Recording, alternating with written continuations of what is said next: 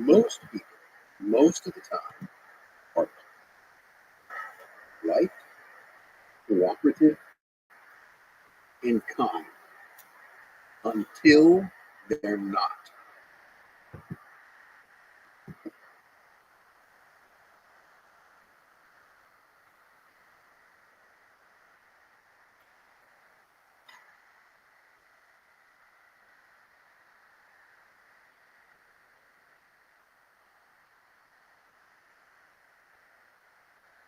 Dude,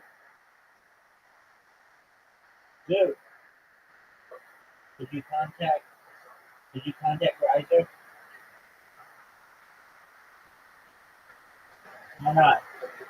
Oh, okay. What did he say?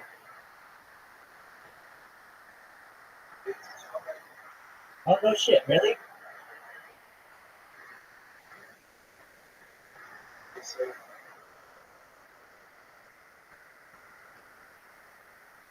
Oh, you're a good man. You always told me that I'm a nice person.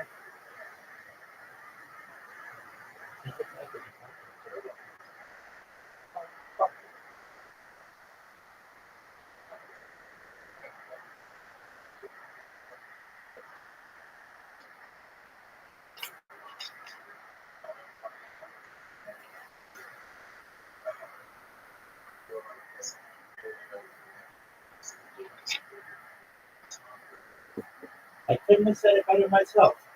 Very well put. Very, very well put.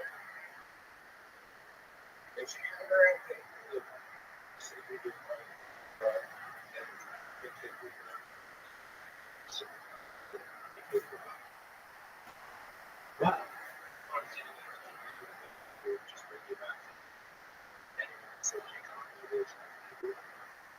Do you want I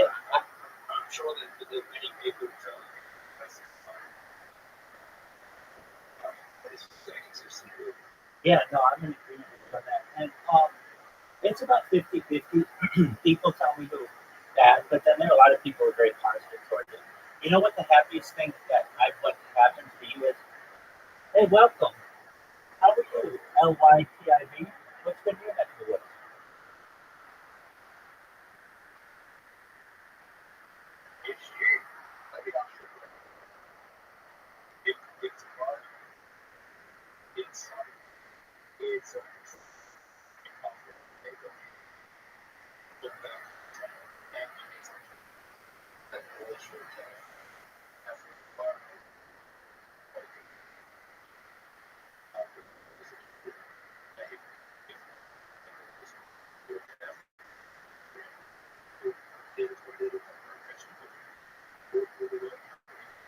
Um, well, I know that it will continue into the future, so perhaps it would just be like an initial people memeing it or whatever. But at least that would get me very famous, and then people would know, oh wow, this is a huge deal that this person has literally been live for years. They would go through it, and they'd find it, and they meme that, and I would become like a martyr. Welcome. How are you, LY? LYPIV? What's been your next of it? I'm Rabbi Rothschild. You know who I am? It's okay if you don't. Just let me know if you want to hear about me, and I'll tell you all about myself. If not, feel free to just chill. We're gonna play a game. Ryder, you said Ryder on his way. Sure.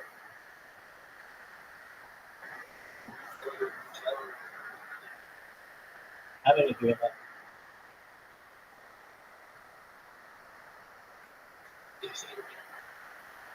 Okay, excellent. All right, then we can get some warm up games.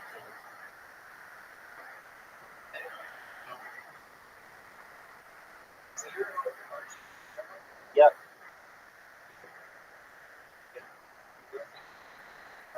Yep. It's about 10 miles. Yeah. I've been to Disneyland on the street a couple times.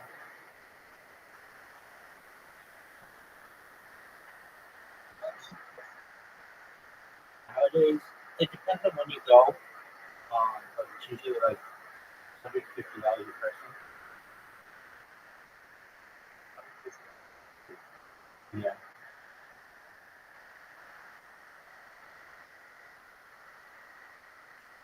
And in my opinion, in my opinion, I get bored. Like last time I went with my family, and I was bored after about 3 hours. I had done all the major rides. It wasn't very. I mean, it was busy, but it wasn't like overwhelmingly busy. And um, you can just do all the rides and everything. It's small. Disney World is you can spend days. Disneyland, unless you're like I also went with my family when I was 3 years old, and when you go at that age, it's like oh fantasy. But I don't know. I was older when I went most recently, and I basically was just kind of bored. So then my family came out again and visited me. There he is. And we went to downtown Disney, which has more stuff to do. Uh, Riser, where's Disney World? Disney World is in Orlando. I've been there with my family.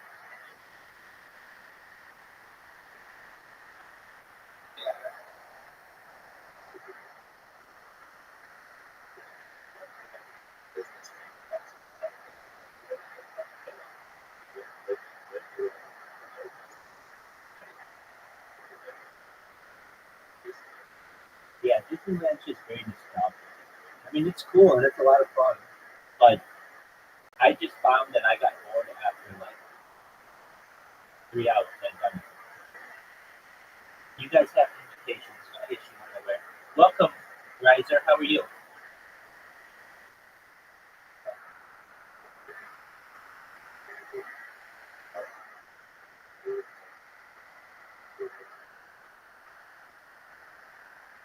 Welcome, Max Munch.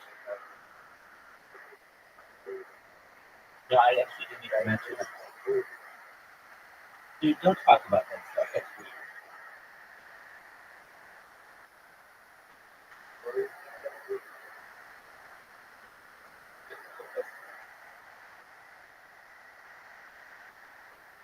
All right, dude. I'm gonna ask you very nicely. As much you're a very smart person, but I don't like talking about having sex with little kids, all that other shit that you talk about. Please.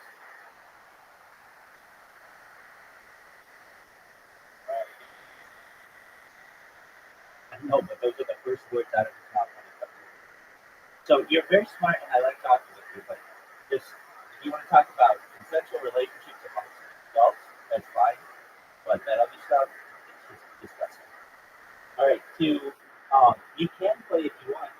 Next month, we have a game. It's known as mini golf. If you want to play it, we can send you an invitation.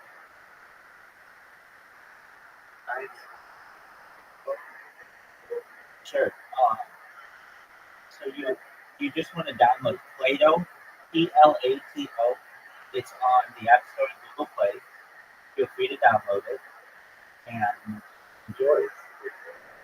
Dude, what the fuck? Who are these people you got? Oh, I don't want to see you. So download PLATO, download PLATO on the App Store and Google Play. Create an account. When you have an account, let me know, and I'll send you an invitation.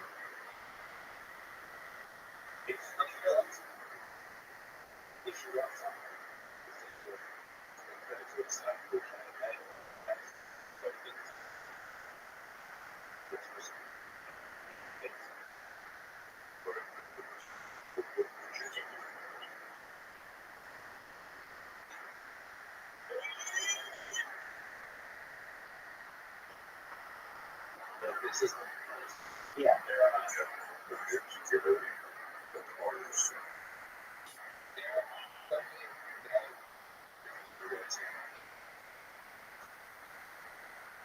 It's exactly right. All right. So Zoot and Riser, you have invitations if you're interested.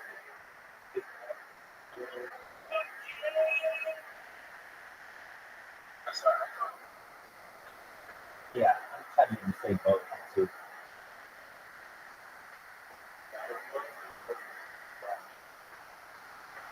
All right. Well, I'll give you the opportunity to volunteer voluntarily leave. Just know we don't want to talk about this shit.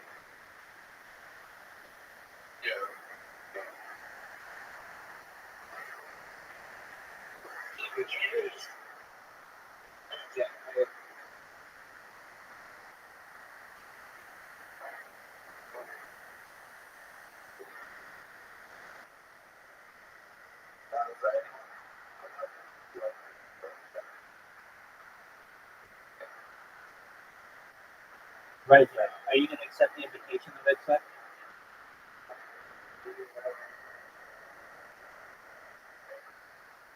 I don't believe so.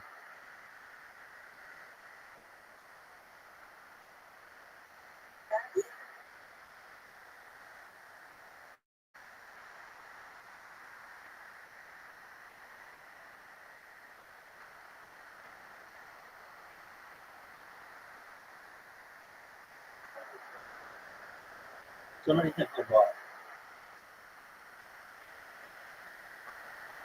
Zoot hits my ball beautifully. Much appreciated.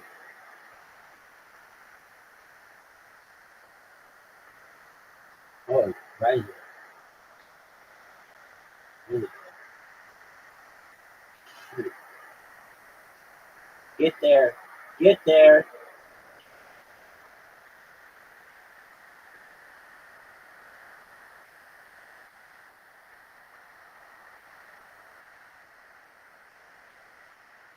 Not enough of an angle. You need more of an angle, Zoot. More of an angle. No, no. Just hit it straighter into the wall. Now, see, you got it. You need more of an angle.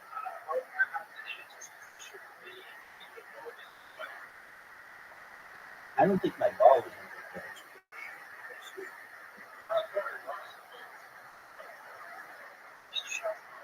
You mean Riser's ball was in your way?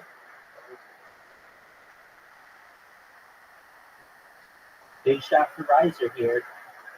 Not an easy shot either because of the arrows. Look at those arrows.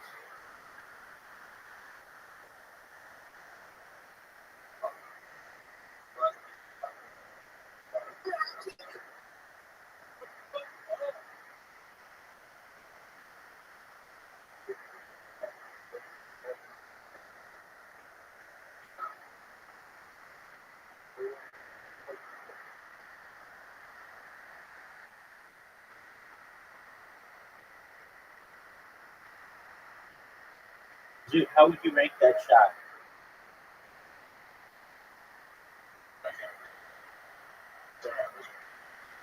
That's okay. But you're right.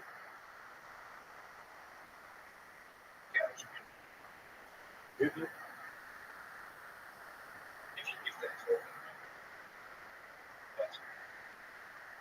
We want to hear what you have to say. Oh, what a great shot. Dude, Dude had a wow, he fucked me. Come on and unfuck us, Riser.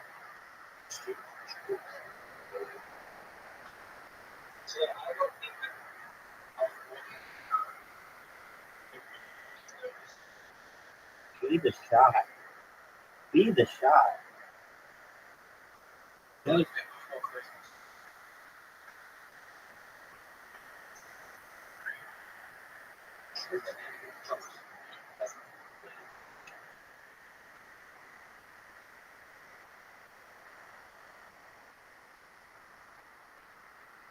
Riser's got a pretty good shot.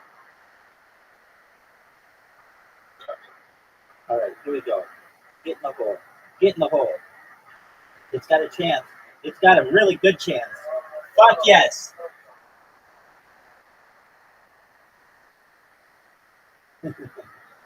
I'm in agreement with Riser.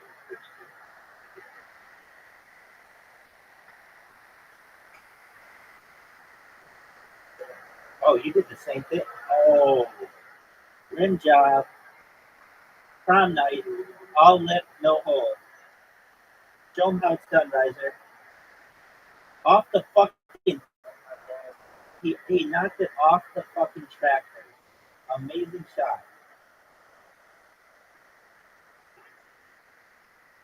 Oh, I hate this guy.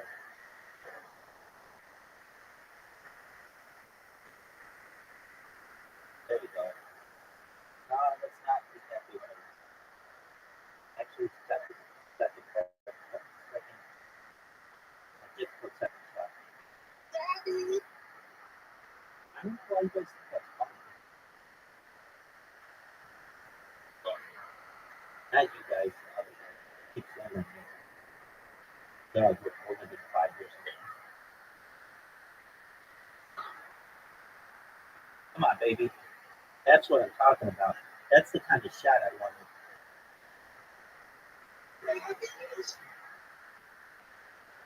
Give the ball.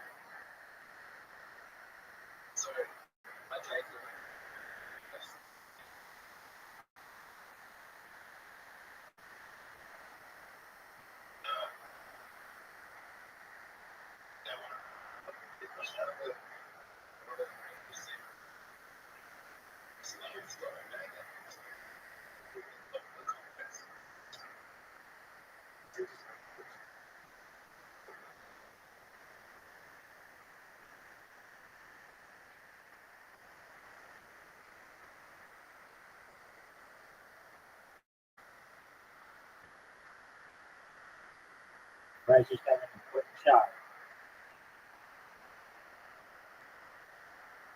Perhaps the most important shot of his career. Wow. Barely a miss.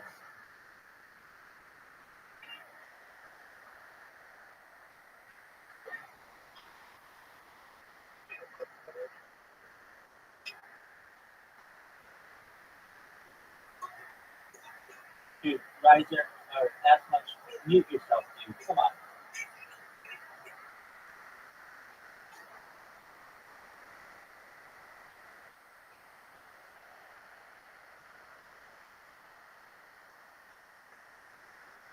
Be the shot. Bounce off the thing. Oh, shit. I just knocked myself in the flag. I fucked myself.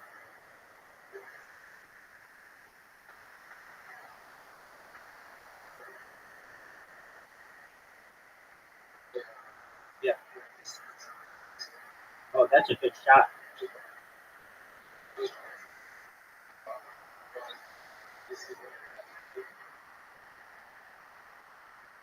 Show me how it's done. Not necessarily.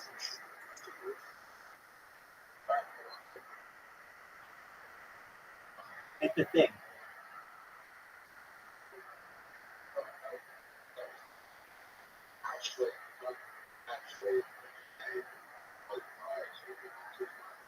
Right. Did you knock me in?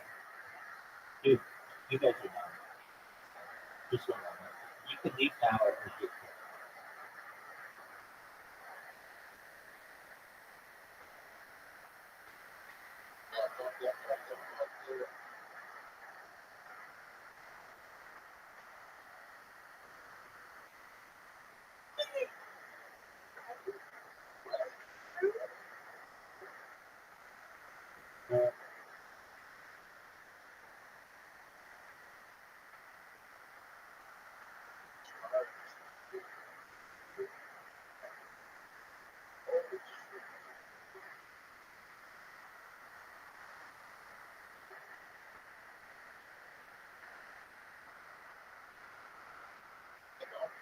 Yeah, I didn't ban him, but I kicked him.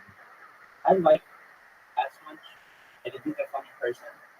I think he has a good personality, but he's just being overly immature. He sexualizes children, and I don't like that. And um, he just can be annoying. I don't need that. I need to focus on this game. Riser, you're up. Oh shit. Oh man. My fucking thing. My thing froze.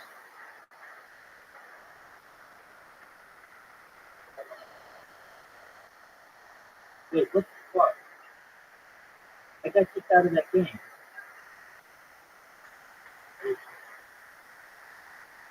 Did you must have played the whole? Yeah. Dude, that was a free win for Raptor.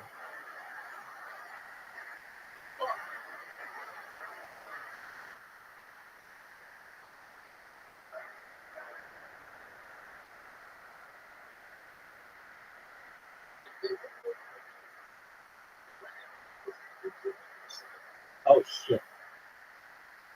That's not a good. Sorry. Do I think the Lord of the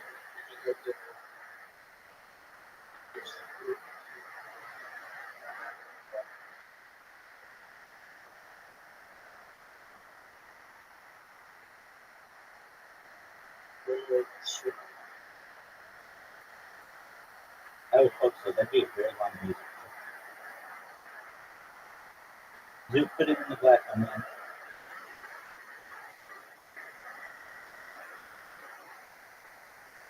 There you go. That's my music.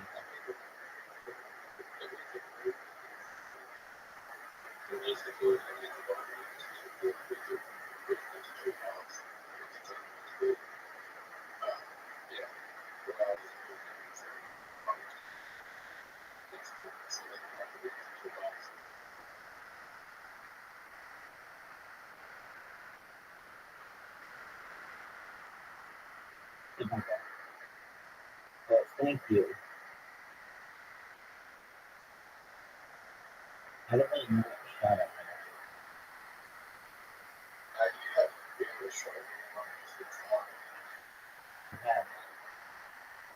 Ah, you're big up.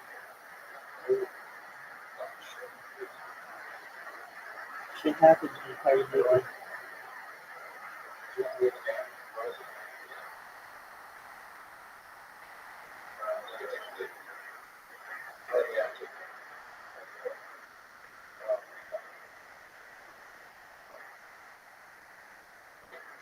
Oh man, I fucked that up.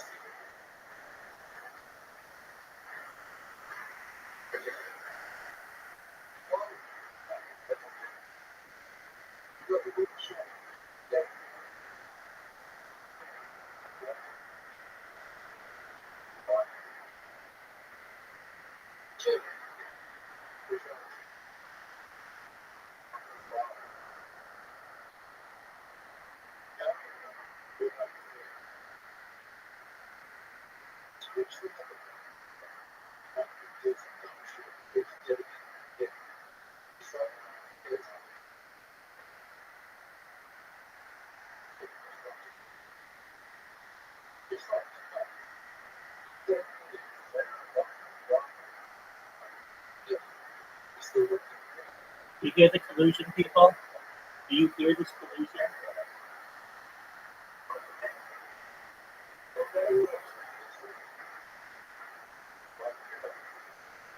Even with the frozen app kits,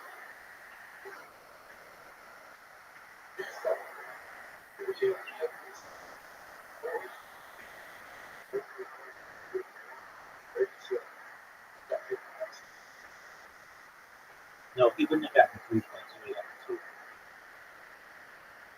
2. You were, I was guaranteed a win. At least a tie. But this time, for number 360, I got the win solo. Solo win. Oh, dude, we never start on this one.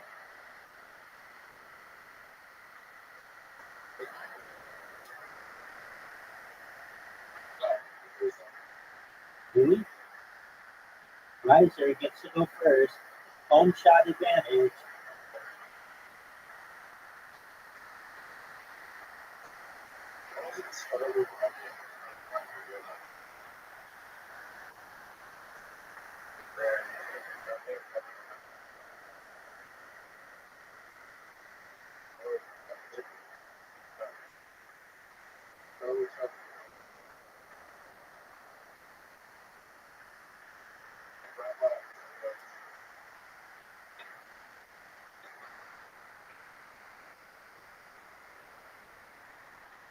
Who did Riser help there? If you didn't help anybody,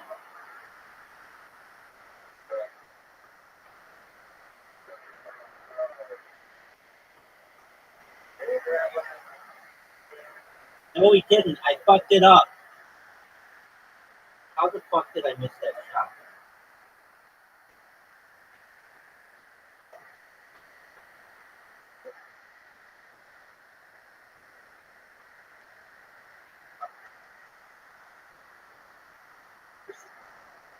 How the fuck did I miss that shot?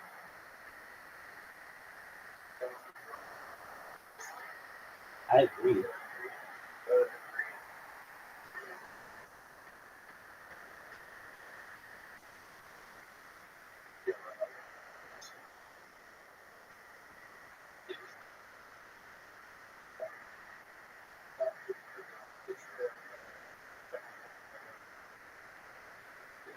Illusion.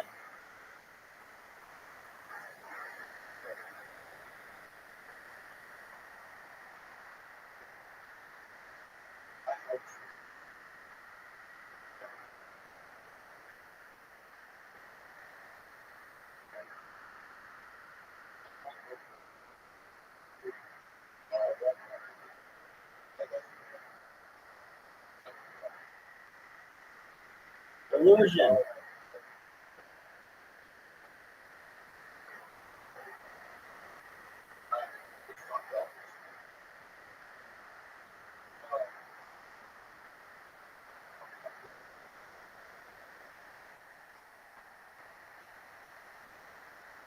I fucked up.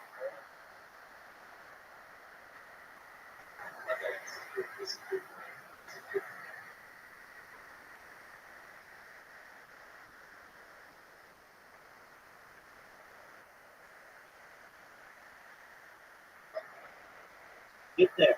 Stop.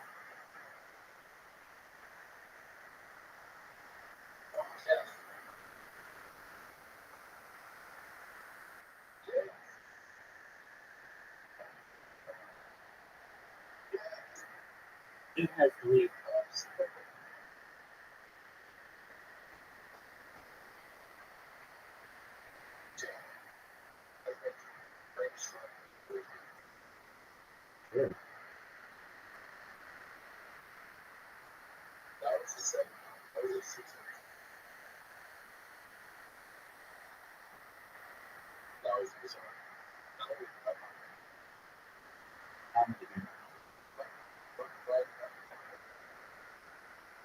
No.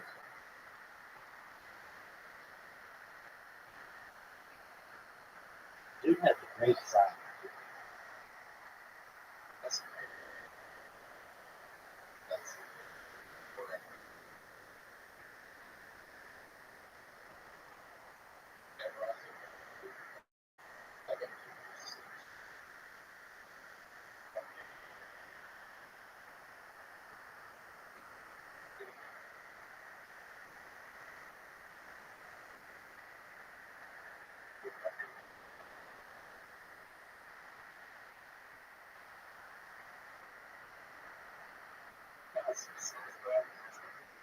A great shot, dude. Dude might be the person to stop my streak. That was a great shot.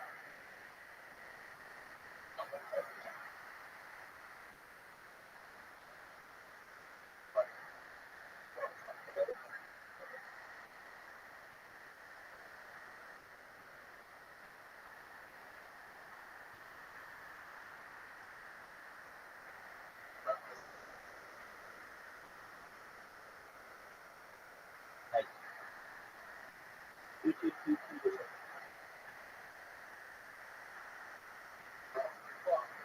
this is a tough hole.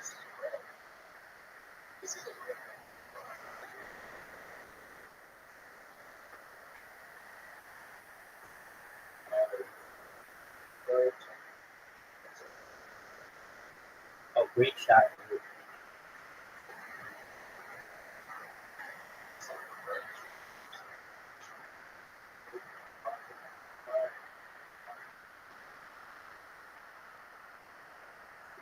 Stop.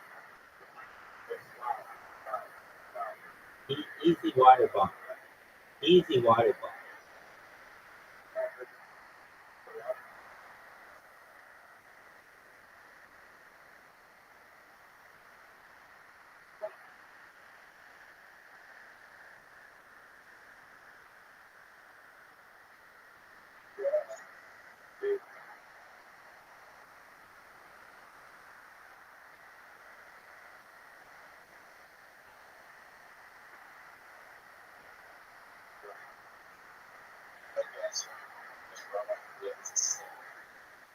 No, I can get it.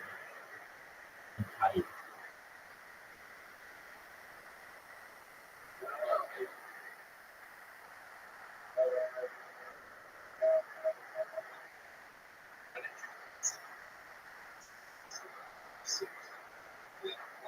I get a 6 anyway. No, I just have one. I can still tie it. It's good. At least it's hot.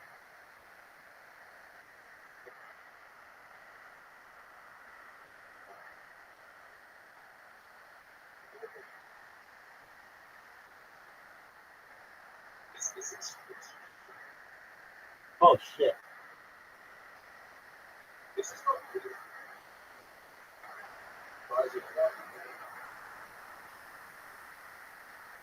He's bouncing about that. Good shot.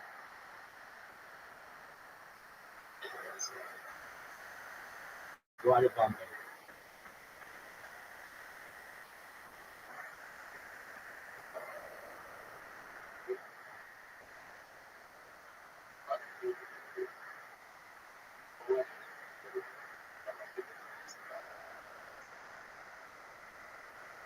He can water bump it pretty easily though. Put me in the hole. Put me in the hole. Put me in the hole. Put me in the hole. I saw that coming.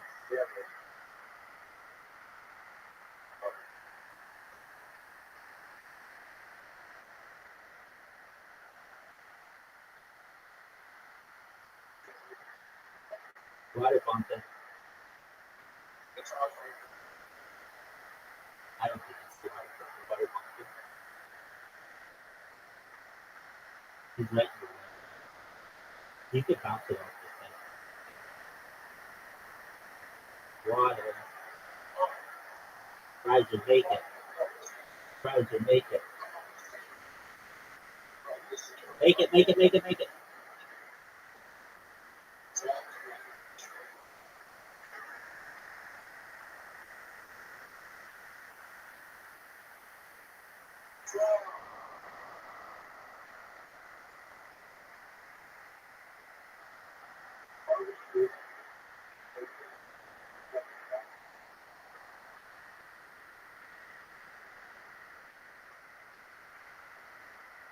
Seven wins in a row for the big dog.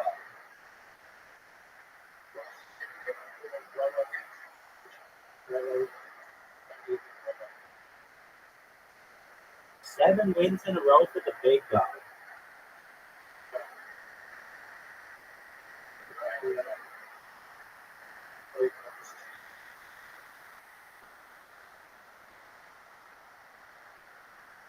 You guys want to go with the trees?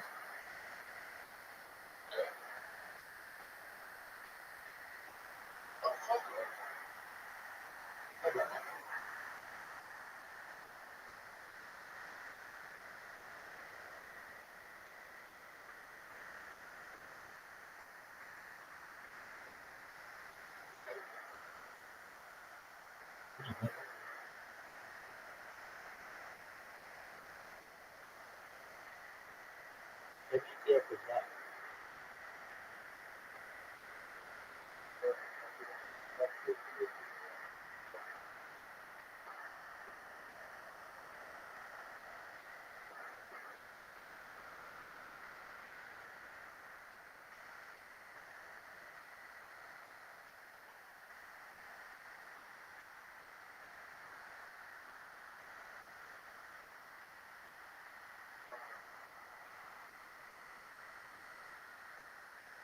Fuck. Terrible.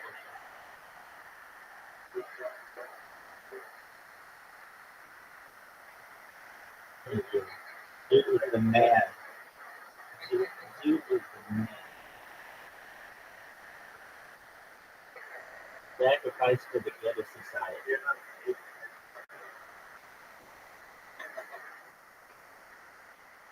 Alright, this one. I'm not very good at this one. Oh, I got fuck.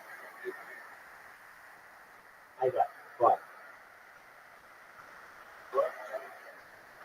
Hit the tree at least.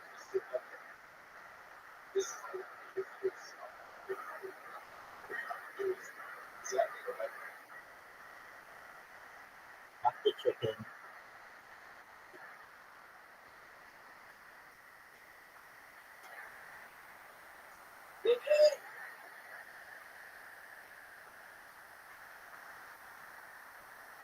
Hit the chicken or the turkey.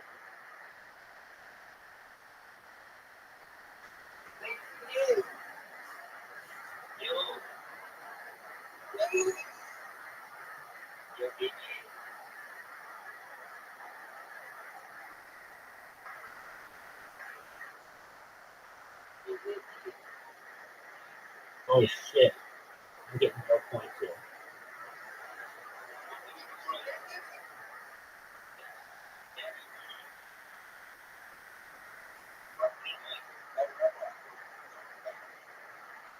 Coming back, you got the riser.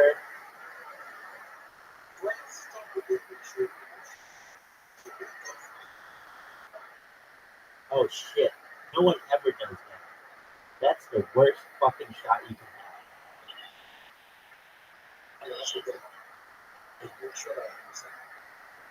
Take out that shit. Take out the cheese.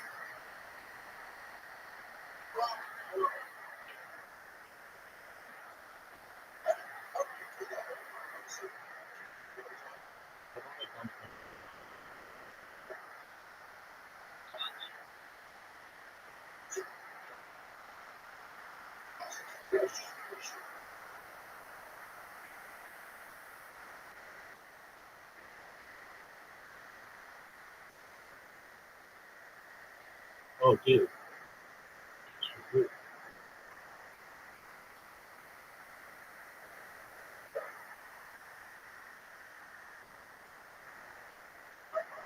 big dog. Look at this shot. Get it. We're ready for it. We've never been ready for anything more than that.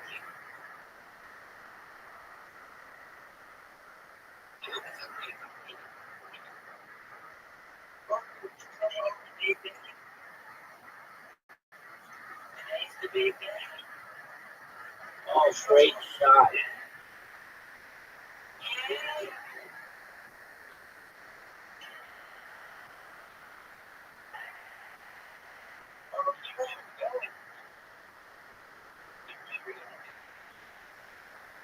Right, the research trade.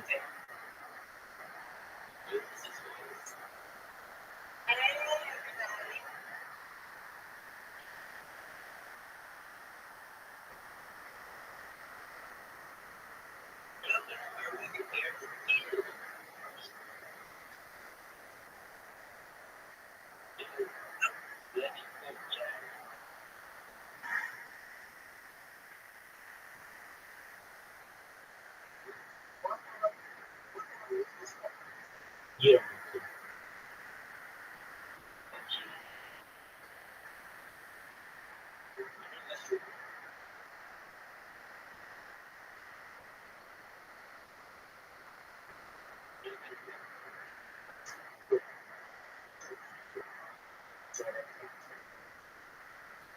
Did I miss my shot? Dude, that's bullshit. I have to fucking do this shit.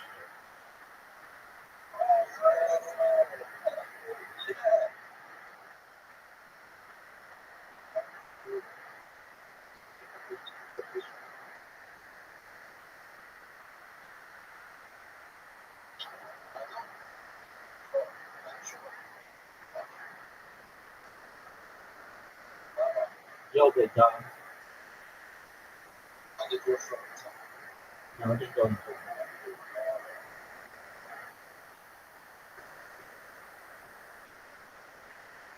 Good shot. Like, through that. That's the shot.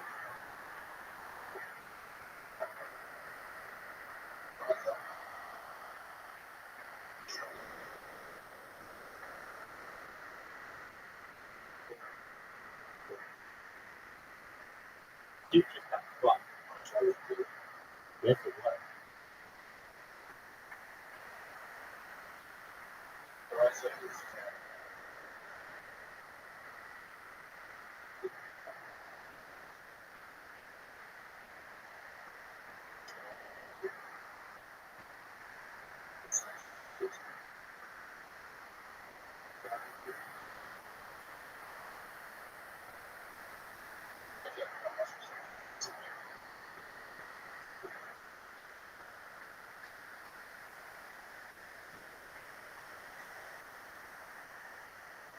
Probably some.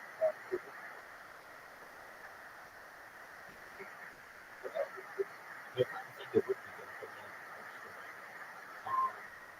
What's a movie that should not be good?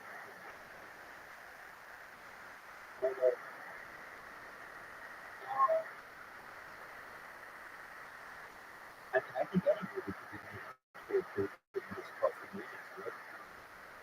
That kind of shit.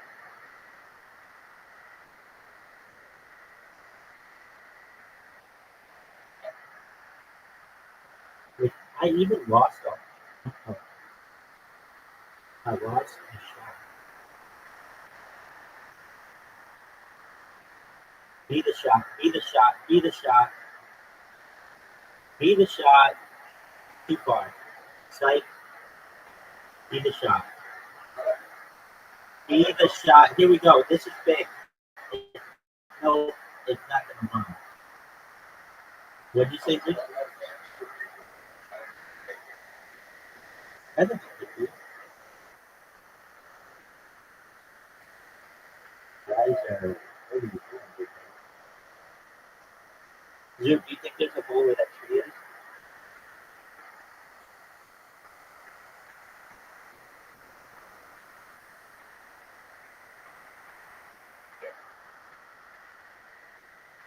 Did my app freeze or something? No. Oh, What's that?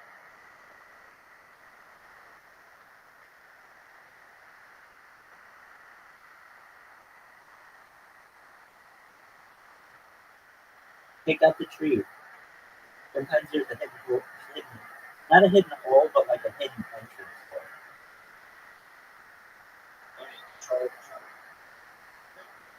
Okay, there you go. But maybe not.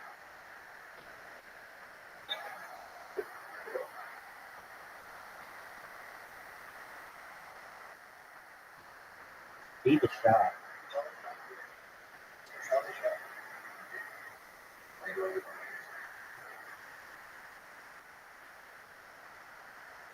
Yeah, but they they still they still have music.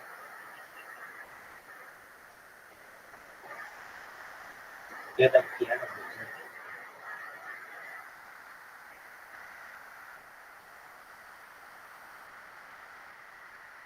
Oh, riser. Go go go go. Go.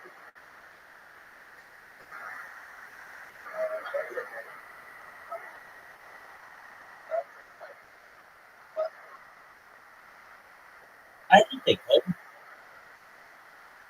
Kind of fun.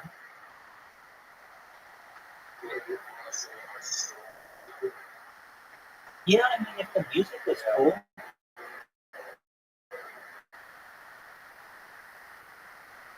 are we talking like a stage play? Yeah, I mean, they like take instead of having blood, they have those like, ribbons that they throw out. That'd be cool.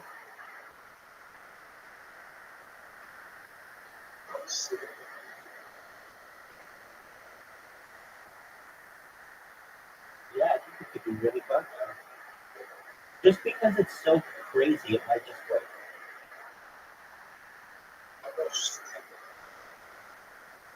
Wow, that's 8 straight wins.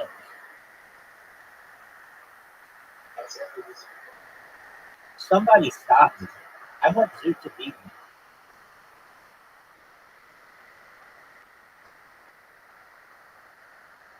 Riser gets to go first. Oh, he's not going the route of the freeze?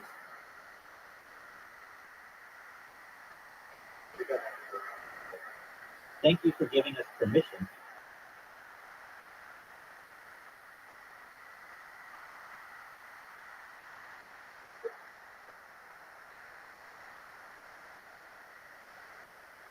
You fucks me.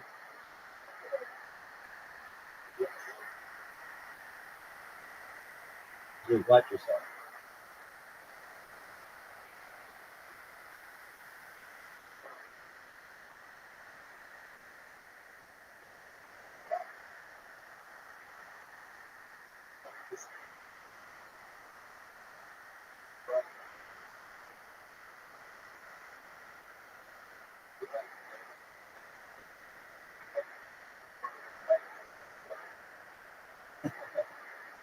This is too hard. This is in the water. Water.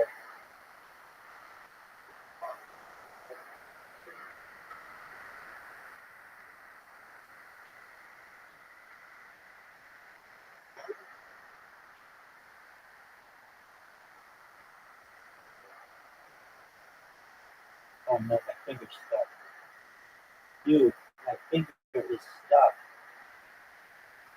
Oh,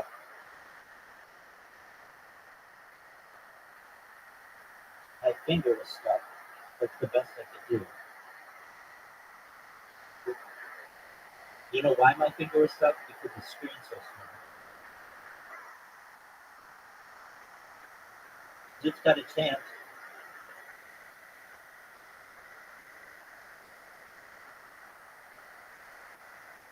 That's that's a perfect shot. I mean, pretty easy second shot.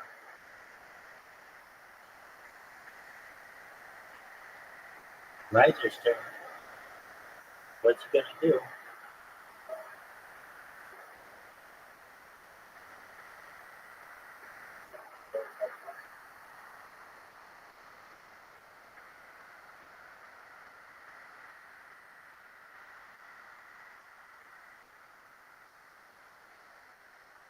Dude, big shot.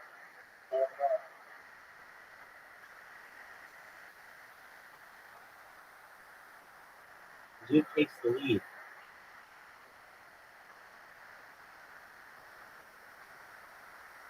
Dude's got a great opportunity to really put himself out there.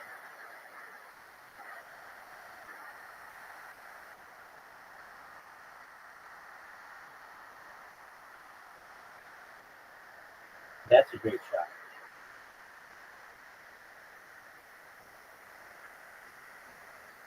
Oh no, big miss.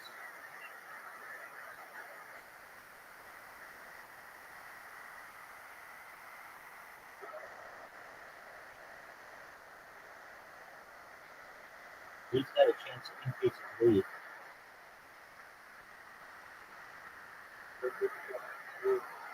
That's the shot, man.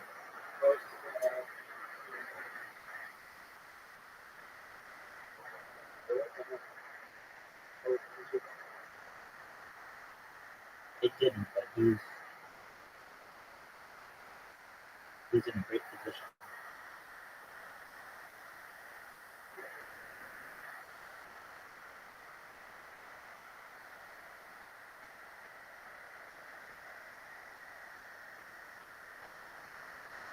That's a good shot. They could have turned that shot into a miracle.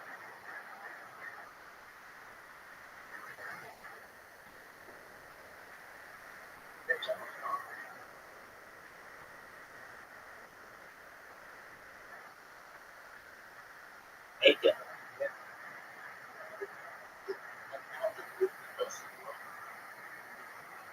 Come on, baby. Oh, what a shot. the wall and in. Stop. Wow, that's a good run. I'll take 8.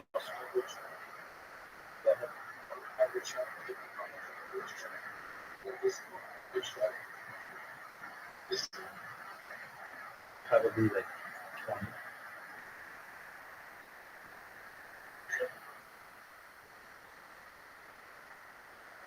0 points. Things are looking good for Zoo.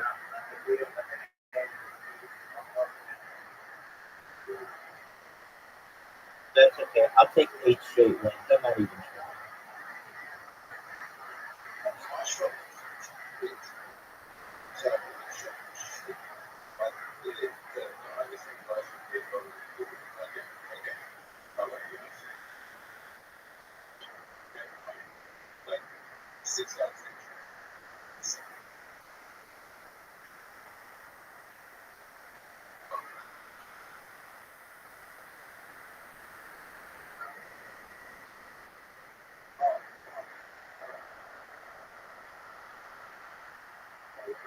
That's the shot we all want. What are you going to do, Zoo? That's a good shot.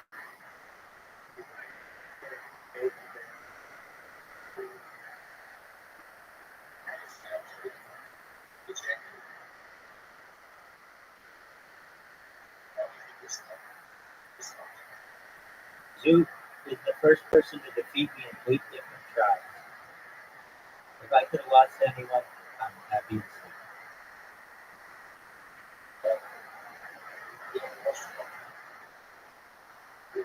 Yeah, I'm out of potential. Oh, maybe.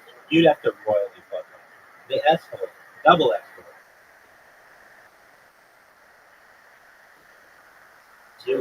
Zoo has a perfect shot.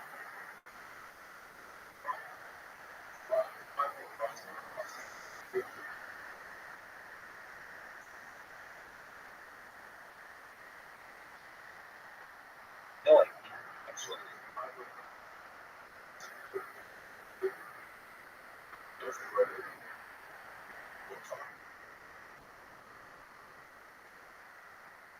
I could get a 7.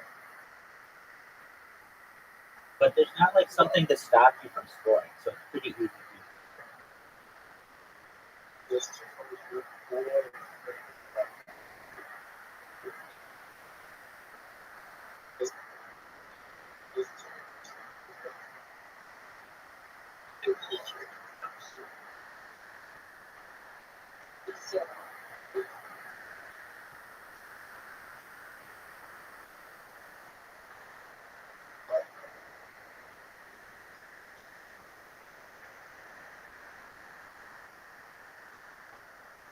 You've had a good shot there.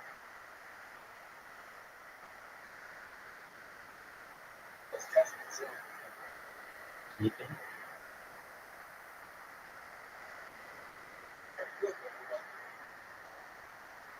I just need.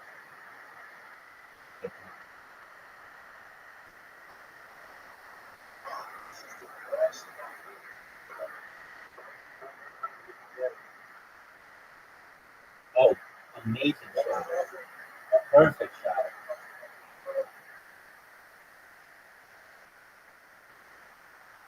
Not the most. Thanks, big dog. No way. Riser just helped me.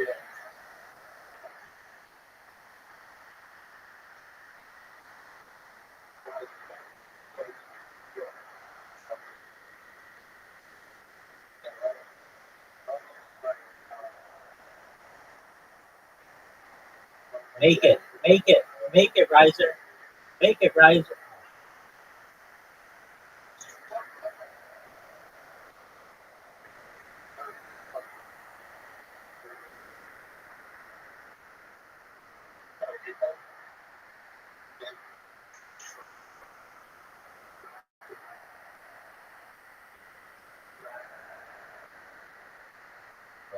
is full.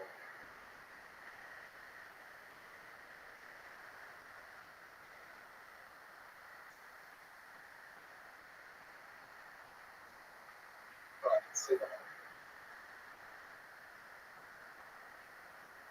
Sit.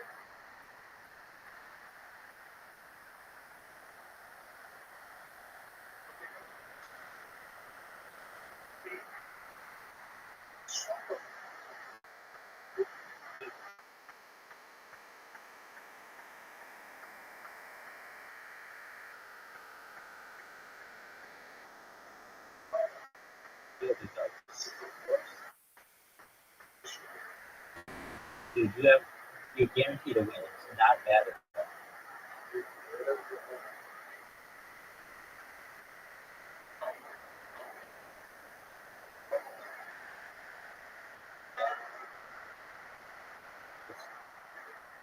The square one? Is it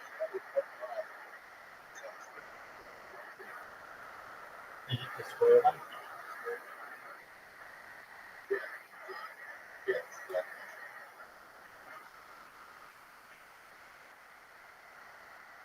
She had this much trouble.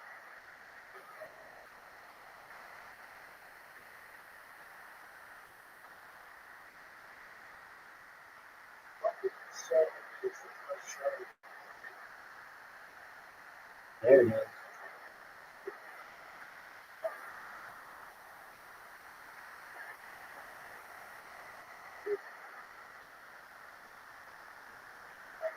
Oh, what a great shot.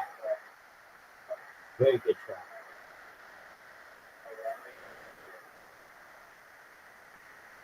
Yeah, those people doing it good.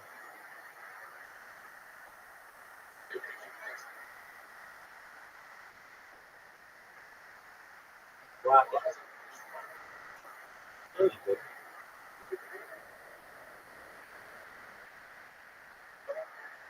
Duke stops the record.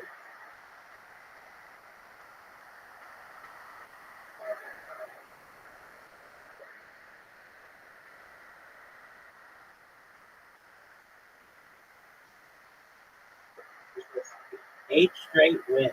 I'll take them.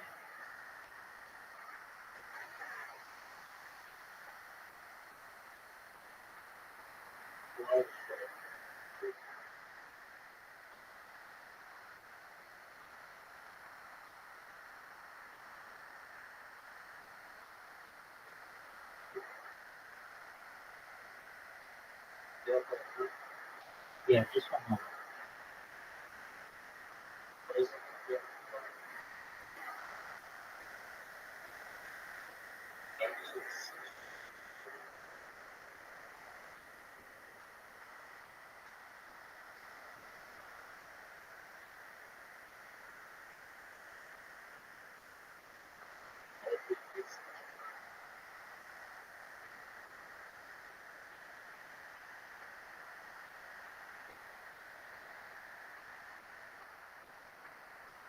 No fear is up 100x.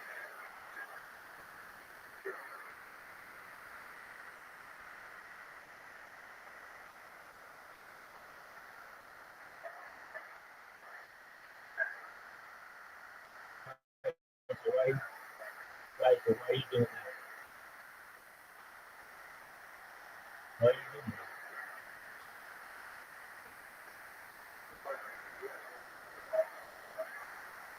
You came to down here.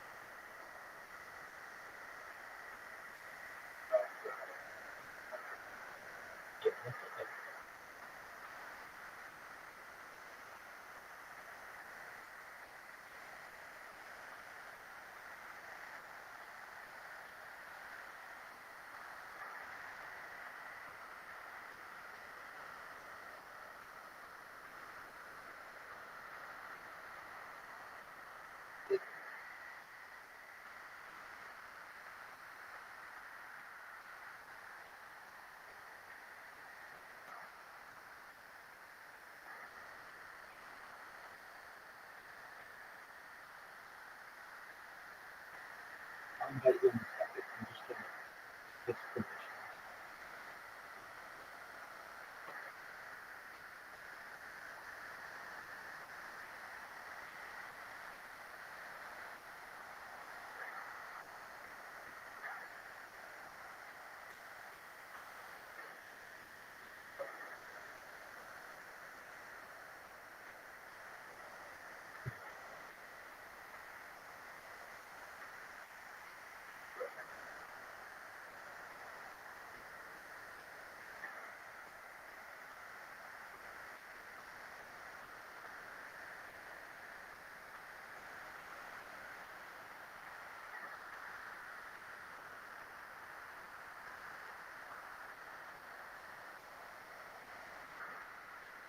There it is. I don't know why I can't.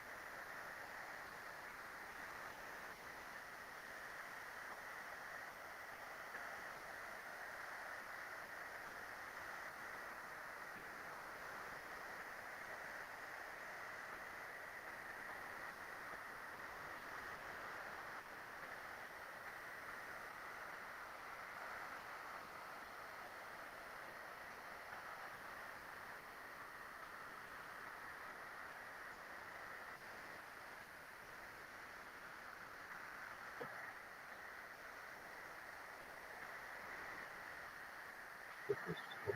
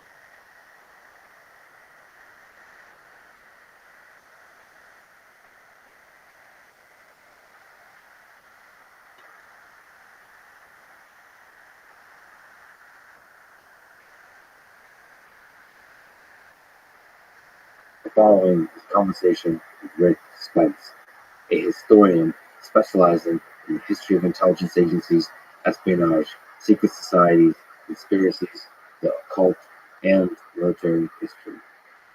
This is a Let's Read podcast. Support it. Please check out our sponsors in the description. And now, dear friends, here's Rick Spence. You have written and lectured about serial killers, secret societies, cults, and intelligence agencies. So we can basically begin at any of these fascinating topics. But let's begin with intelligence agencies. Which has been the most powerful intelligence agency in history? The most powerful intelligence agency in history. Stop. I mean, it's an interesting question. Not. It's really I not think the probably in terms of historical longevity and consistency of performance. But the Russian intelligence services, I wouldn't say the KGB specifically, but the Russian intelligence services, going back to the Tsarist period, are consistently pretty good. Not infallible. None of them are. Of course, there's a common Western way of looking at anything Russian. Very often, I think this is still the case, Russians are viewed in one of two ways. Either they are bumbling idiots, or they are diabolically clever. No sort of middle ground. And you can find both of those examples in this.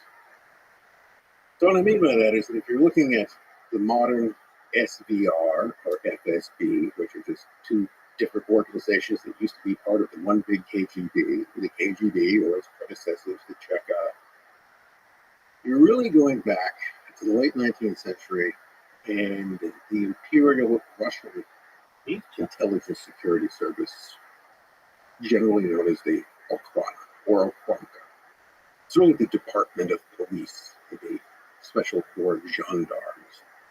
Their primary job is protecting the imperial regime and protecting it against imperial, or rather interior enemies, revolutionaries for the most part. They got very, very good at that. By co-opting people within those movements, infiltrating and recruiting informers, agent provocateurs. In fact, they excel in agent provocateur. Person you place aside an organization to cause trouble, usually maneuver them into a position of leadership, and they provoke actions that can then allow you to crack down on them. That is, may sort of lure or bring the target organization into any legal or open status that it can be more effectively suppressed. They're very good at that. So good that by the early 20th century, the years preceding the Russian Revolution in 1917, they had effectively infiltrated every radical party, Bolsheviks, Mensheviks, SRs, great and small, and placed people in positions of influence and leadership. To the point that arguably, that is, you can debate this, and I think the whole they could largely dictate what those parties did. Nothing was discussed at any central committee meeting of any revolutionary group that the Okhrana was in any way aware of.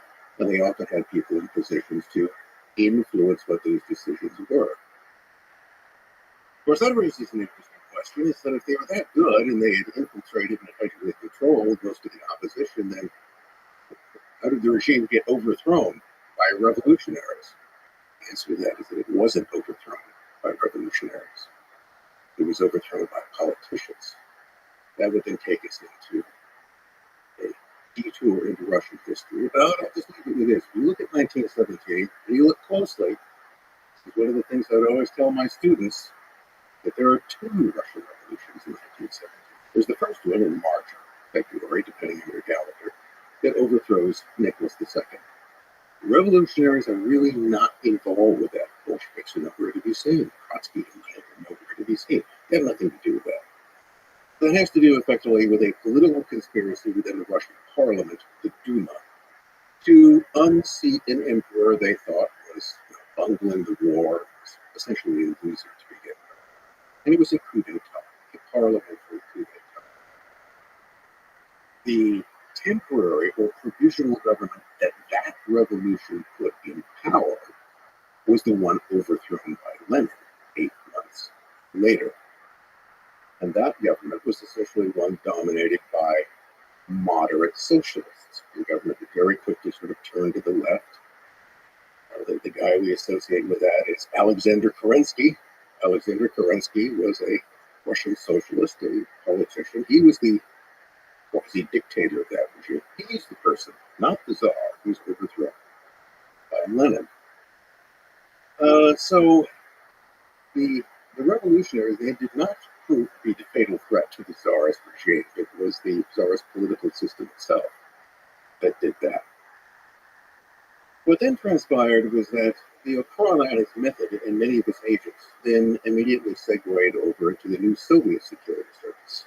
So one of the first things that Lenin did in December of 1917, within a month of seizing power, since hold on power was tenuous at best, was that Vladimir needed some kind of organization to infiltrate, suppress those pesky counter-revolutionaries and foreign imperialists and all of the other enemies that we have. And so the Extraordinary Commission to Combat Counter-Revolution and Sabotage, the Cheka, was formed. You put a veteran Bolshevik, Felix Dzerzhinsky, at the head of that, someone you could politically rely upon, but Dzerzhinsky built his organization essentially out of the old government. There were all these informers sitting around with nothing to do, and they were employed. In the early 20s, the kind of rank and file of the Cheka might have been 80 to 90% former imperial officials. Those are gradually decreased over time. So why were they doing it? Well, they were professionals. They also needed to eat, and things were somewhat precarious. So if your job is to be an agent provocateur, or if your job is to infiltrate targeted organizations and lead them astray, you do that for whoever pays you. That's part of the professionalism which goes in. And under the Soviets, Soviet intelligence services were also very good at that. They were very good at infiltrating people into opposing organizations. And I guess the one example I would give to demonstrate that are the Cambridge Five. The British traitors, Soviets like heroes, who were recruited, most notably Kim Philby, Guy Burgess, Dr. McLean, Anthony Blunt, and there may have been well more than five, but I wasn't bad at just Cambridge. And then placing those people in high positions, the ultimate goal, of course, is to get your people into positions of leadership and influence in the opposing intelligence service. And so they did. Of course, it all fell apart. Philby ended up living the last part of his life in exile in Moscow, but they got their money's worth out of him. And you can also find this in KGB infiltration, the CIA, the FBI, the Aldrich Ames, Hansen cases. Of course, we were infiltrating, by we, the Americans in the West, managed to infiltrate our moles as well. If it came down, someone could dispute this, but I would think if you were going to come down to kind of like a who had the most moles Super Bowl, probably the Soviets would come somewhat out of that. So the scale of the infiltration, the number of people, and the skill of it.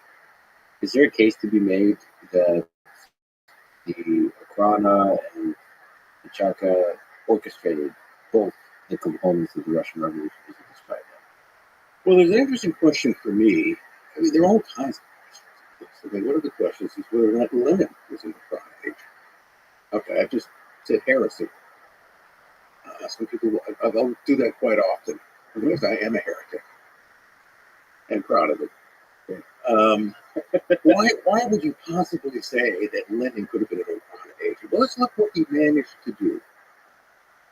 So you had, coming into the 20th century, a single, nominally a single Marxist movement, the Russian Social Democratic Labor Party. And Bolsheviks and Mensheviks, majorityites and minorityyites, are merely factions of that party. And they always agreed that they were all Marxists and they all believe in dialectical materialism. The enterprise. So we're all socialist, comrade. The difference was the tactical means by which one would attain this. And, what Lenin wanted was a militant, small-scale vanguard party. Wanted a revolution. Wanted to seize power, seize control of the state. Once you have the state, then you induce socialism from above. Whereas the majority of the people, the so-called Mensheviks, the minorities, who are, oddly enough, the vast majority of the party, and that's one of the first things. How do you lose that argument? How does the minority get to grab the name majority on it? Lenin did that. So what Lenin wanted was a conspiratorial party of committed revolutionaries that would plot and scheme and undermine and eventually seize control of the state and induce socialism from above. There were other Russian Marxists who thought that sounded vaguely totalitarian, not really democratic, not even terribly socialist. And they opposed that ineffectively from the beginning, outmaneuvered every step of the way. The Mensheviks are a case study in failure of a political organization. That too will be heresy to some people, but look, they lost. Now, so what Lenin managed to do, starting around 1903, is he managed to divide, to take what had been a single Marxist party and split it into angry, contending factions. Because he and his Bolsheviks were on one side, advocating much more militant conspiratorial policy. The discombobulated Mensheviks were on the other. And in between were a lot of people who really didn't know where they stood on this. And sometimes they kind of agreed these things to make sense today. No, I don't think these make sense today. But he managed to completely disunify this organization. Now, who could possibly have seen benefit in that?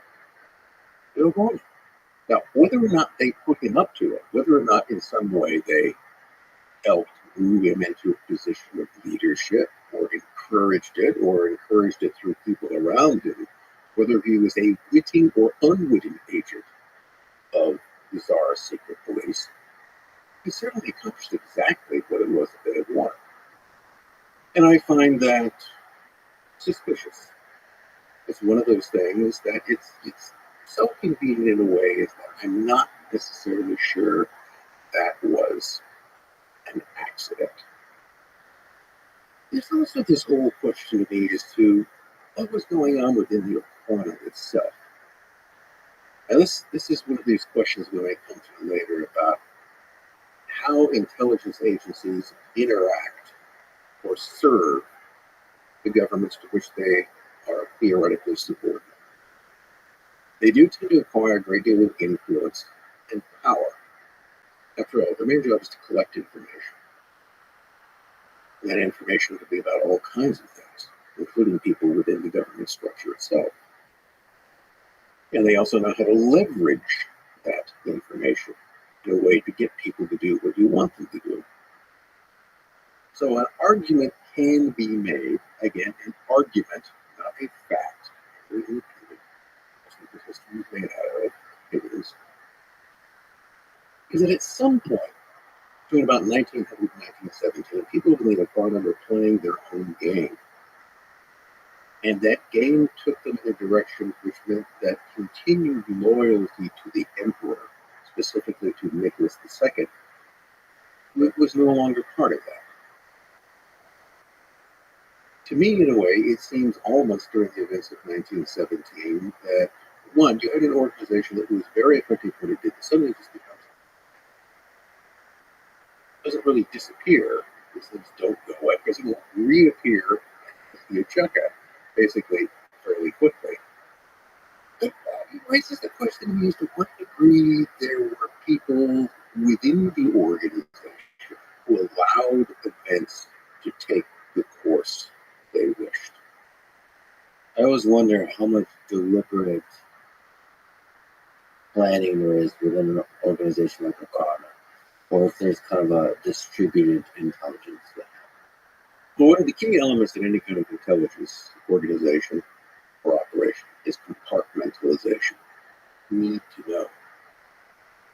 rarely do you have an occasion where everybody in the executive position are all brought into a big corporate meeting and we discuss all of the secret operations that are going on. No, you never do that. Only a very limited number of people know about that. If you have a person who is a case officer who's controlling the issues, he's the only one who should know who these people are. Possibly his immediate peers, but no way do you want it to be common knowledge. So information within the organization itself is compartmentalized.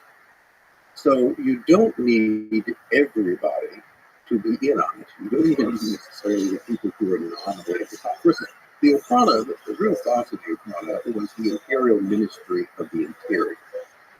Ministry of the Interior. But Ministry of the Interior had really no effective control of this at all. I mean, so the point was that at one point early on, they actually organized the assassination of their own boss. They, at their ages among the revolutionaries, killed the Ministry of the Interior. Thus, he just been replaced by another one. He was an imperial bureaucrat. He's not really part of their organization. You know, it's like a director of intelligence agency appointed by the president. Maybe he's part of the organization. Maybe he isn't. Maybe he is not one of us. So you've got different levels, different compartments within it. And who's actually running the show? Anyone is. I don't know. It's never supposed to be apparent. Well, that's a fascinating question. I mean, you can see this with NKVD. It's obviously an extremely powerful organization that starts to eat itself, where everybody's pointing fingers internally also as a way to gain more power. So the question is, in organizations like that are so compartmentalized, where's the power? Where's the center of power? Because you would think, given that much power, some individual or a group of individuals will start accumulating more power. But it seems like that's not always a trivial thing.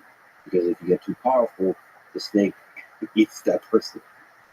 Well, you can go back into the founder of Soviet secret police, Felix Dzerzhinsky. Dzerzhinsky dies in 1926. Keels over after giving a heated speech to a party meeting. Now, the common view, what you usually read, which was given at the time, is that clearly Stalin had him whacked because anytime someone died, it was almost always. I think a lot of times he did, but in some cases, Stalin's probably getting blamed for things that he didn't actually do. Dzerzhinsky wasn't even opposed to Stalin, so it's not clear why he would. But this was Stalin died. Obviously he was poisoned. Something happened. It was an unnatural death. Somebody goes in for an operation. Gets a little too much anesthesia. Stalin killed them. Somebody tips over in a canoe in upstate New York. Stalin killed them. There's actually a case about that. So that itself can be kind of useful, where every time someone dies, they think you killed them. That's kind of an interesting method of intimidation in that regard. But the suspicion is nonetheless there. Dzerzhinsky he was the Grand Inquisitor. He was seemingly firmly in control of the organization. Of course, maybe he wasn't. Maybe he was. My guess would be is that Dzerzhinsky's death was not natural causes, that he was probably eliminated by someone within his own organization. And then you look at the people who take over. His immediate successor is Vyacheslav Nijinsky, who's really not really a secret policeman, more kind of intellectual dilettante. But if you look behind him, there's the fellow who is Henryk Yagoda. And Yagoda will really sort of manage things from behind the scenes until Nijinsky dies in 1934. And then Yagoda will hold on until he's a victim of the purges, I think, in 37 or 38. Yagoda is ambitious, murderous, and if I was going to point the finger to anybody who possibly had Dzerzhinsky whacked, it would be him, and for the purposes simply of advancement. It's the person to look out any kind of corporate organization is your immediate subordinate, the person who could move into your job, because more than likely that's exactly what they're planning to do. It's just one step away from the very top. Somebody there would probably accumulate the most power. You mentioned that the various Russian intelligence agencies were good at creating agent provocateurs, infiltrating the halls of power. What does it take to do that? Well, there's an interesting little acronym called MICE, MICE, and it's generally used. And it's just the way in which you would acquire. How do you get people to work for you? M stands for money. You pay them. People are greedy. They want money. You look at Aldrich Ames. He had a very, very expensive wife with expensive tastes. So he wanted money. I is for ideology. So during, particularly in the 1920s and 1930s, the Soviets were very effective in exploiting communists, people who wanted to serve the great cause. Even though that's initially not really what they wanted to do, because the idea was if you recruit agents from among, let's say, American communists, you compromise the party. Because that's what your enemies are going to say, is that all communists are Soviet spies, or all traitors and stuff like that. So you would really want to keep those two things separate, but ideology was just so convenient. And those people would just work for you so well. Richard, you could get them to do anything. Betray their grandmother. They would go ahead and do that for the greater good. So ideology can be a motivation. And that can be someone who is a devoted Marxist-Leninist. It can also be someone who's a disgruntled communist, because there's no anti-communist like an ex-communist. Those who lose the faith can become very, very useful. For instance, if you look in the case of American intelligence, the people who essentially temporarily destroyed much of the KGB organization in the U.S. post-World War II were people like Whittaker Chambers, Louis Boudin's, Elizabeth Bentley. All of those people had been Communist Party members.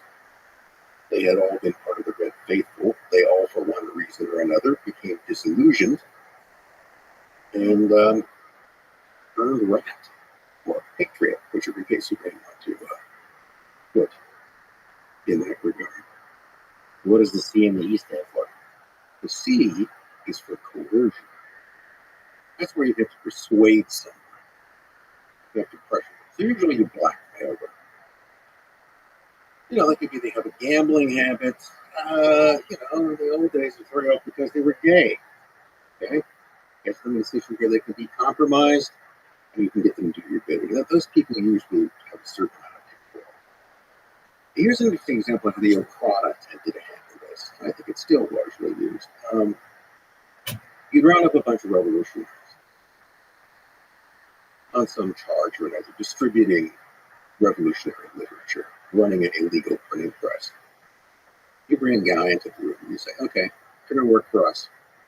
They, of course, would refuse to do so. They go, well, if you refuse, we'll keep the rest of your comrades in jail for a while. Maybe beat them with a rubber truncheon or so, and we're just going to let you go.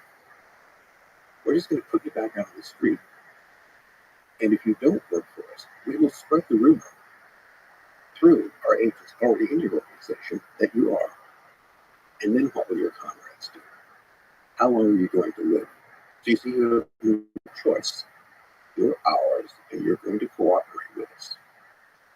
And the way that effectiveness would be ensured is that you have multiple agents within the same organization who don't know who each other are. Very important. So they'll all be filing reports. So let's say you have 3 agents inside the central committee of the SR party, and there's a committee meeting, and you're going to look at the reports they file. They all better agree with each other, right? Most people, most of the time, are polite, cooperative, and kind until They're not. The following is a conversation with Rick Spence, a historian specializing in the history of intelligence agencies, espionage, secret societies, conspiracies, the occult, and military history. This is the Let's Movement podcast. Supported, please check out our sponsors in the description. And now to your friends with Rick Spence. You have written and lectured about serial killers, secret societies, cults, and an intelligence agency. So we can basically begin at any of these fascinating topics. But let's begin with intelligence agencies. Which has been the most powerful intelligence agency in history? The most powerful intelligence agency in history. I mean, it's an interesting question. I'd say probably in terms of historical longevity and consistency of performance. But the Russian intelligence services, I didn't say the KGB specifically, but the Russian intelligence services, going back to the Tsarist years, are consistently pretty good. Not infallible. None of them are. Of course, there's a common Western way of looking at anything Russian. Very often, I think it's still the case, Russians are viewed in one of two ways. Either they are bumbling idiots, or they are diabolically clever. No sort of middle ground. And you can find both of those examples in this. So what I mean by that is if you're looking at the modern SVR or FSB, which are just two different organizations that used to be part of the one big KGB, the KGB or its predecessors, the Cheka, you're really going back to the late 19th century and the Imperial Russian Intelligence Security Service, generally known as the Okhrana or Okhrana. It's really the Department of Police, the Special Corps of Gendarmes. Their primary job was protecting the imperial regime and protecting it against imperial, or rather interior enemies, revolutionaries for the most part. They got very, very good at that.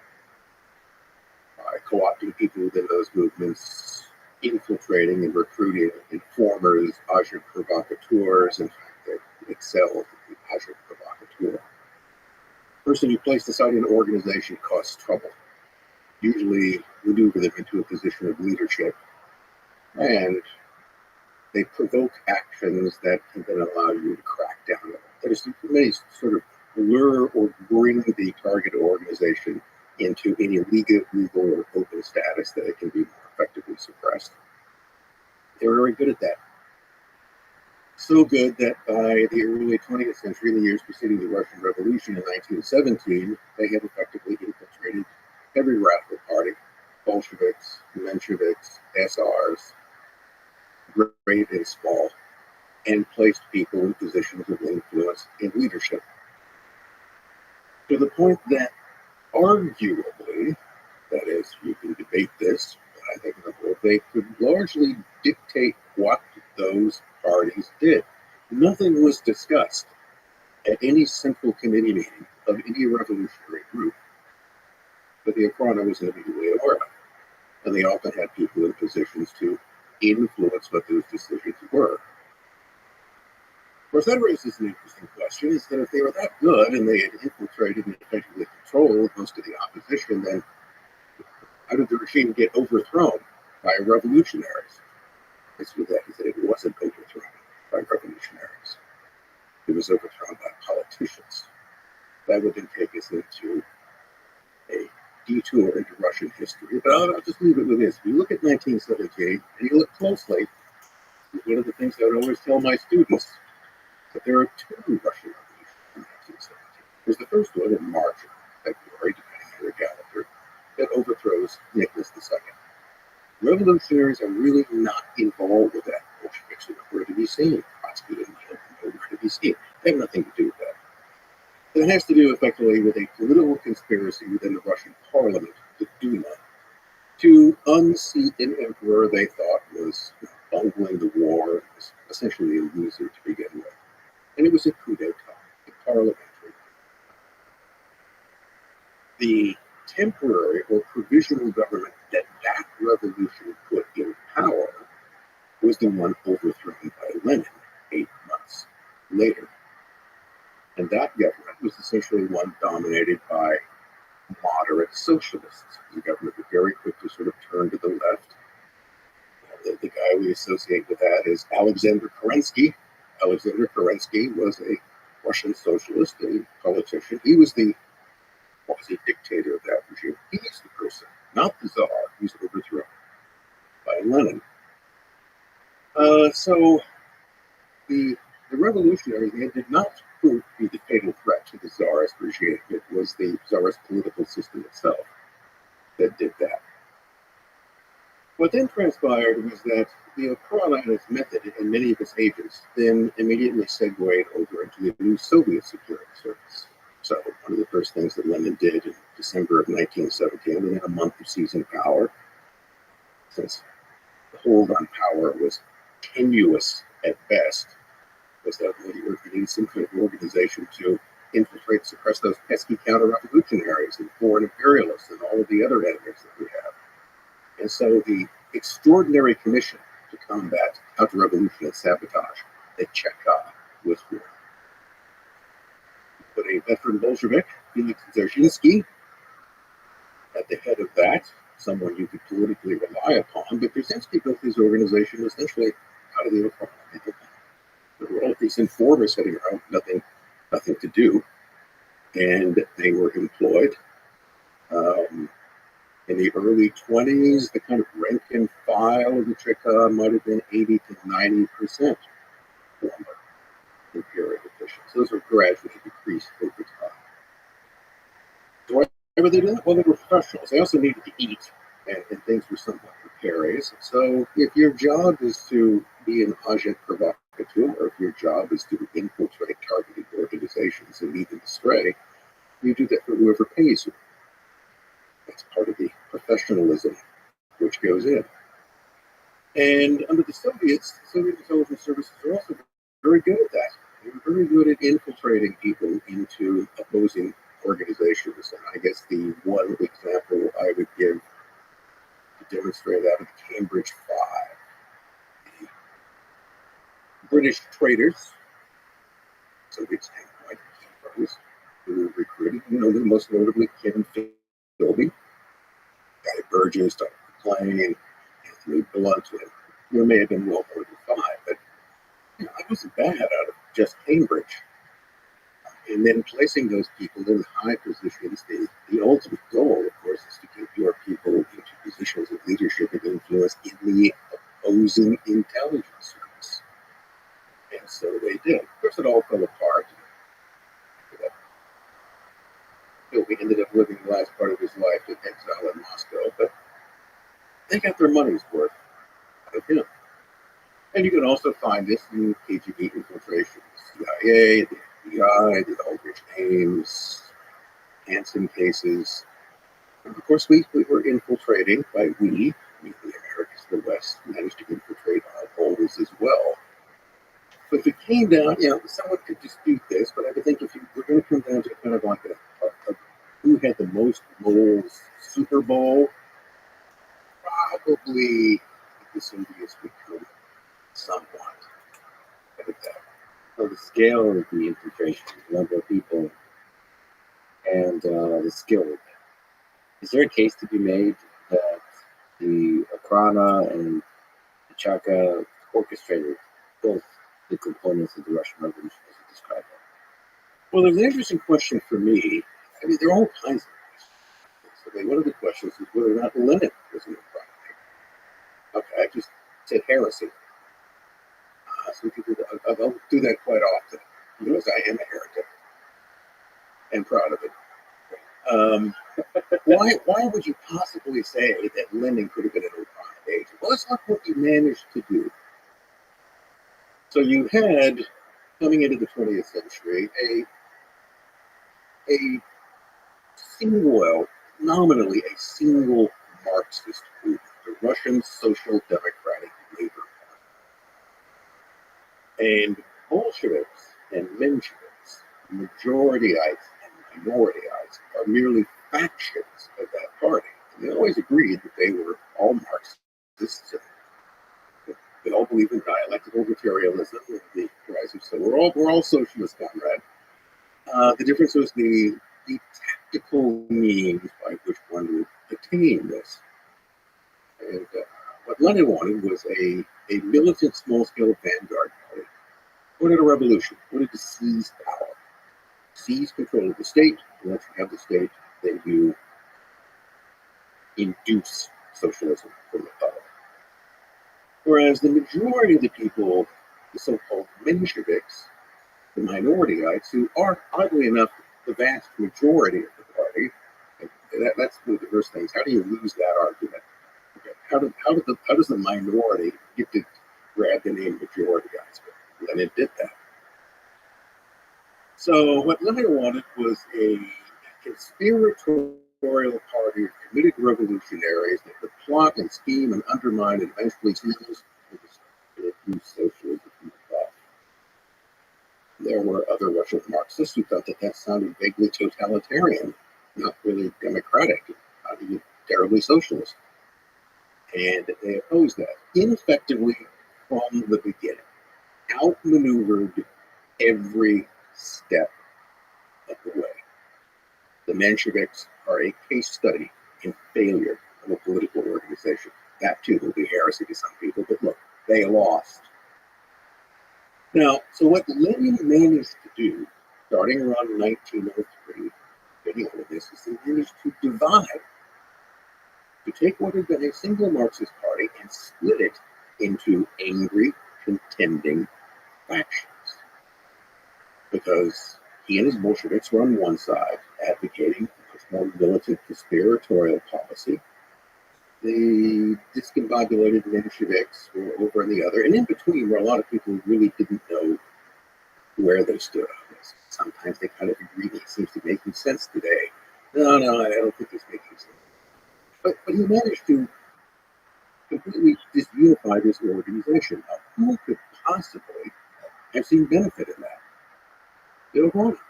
Now, whether or not they put him up to it, whether or not in some way they helped move him into a position of leadership or encouraged it through people around him, whether he was a witting or unwitting agent of the Tsar's secret police, he certainly accomplished exactly what it was that they had wanted.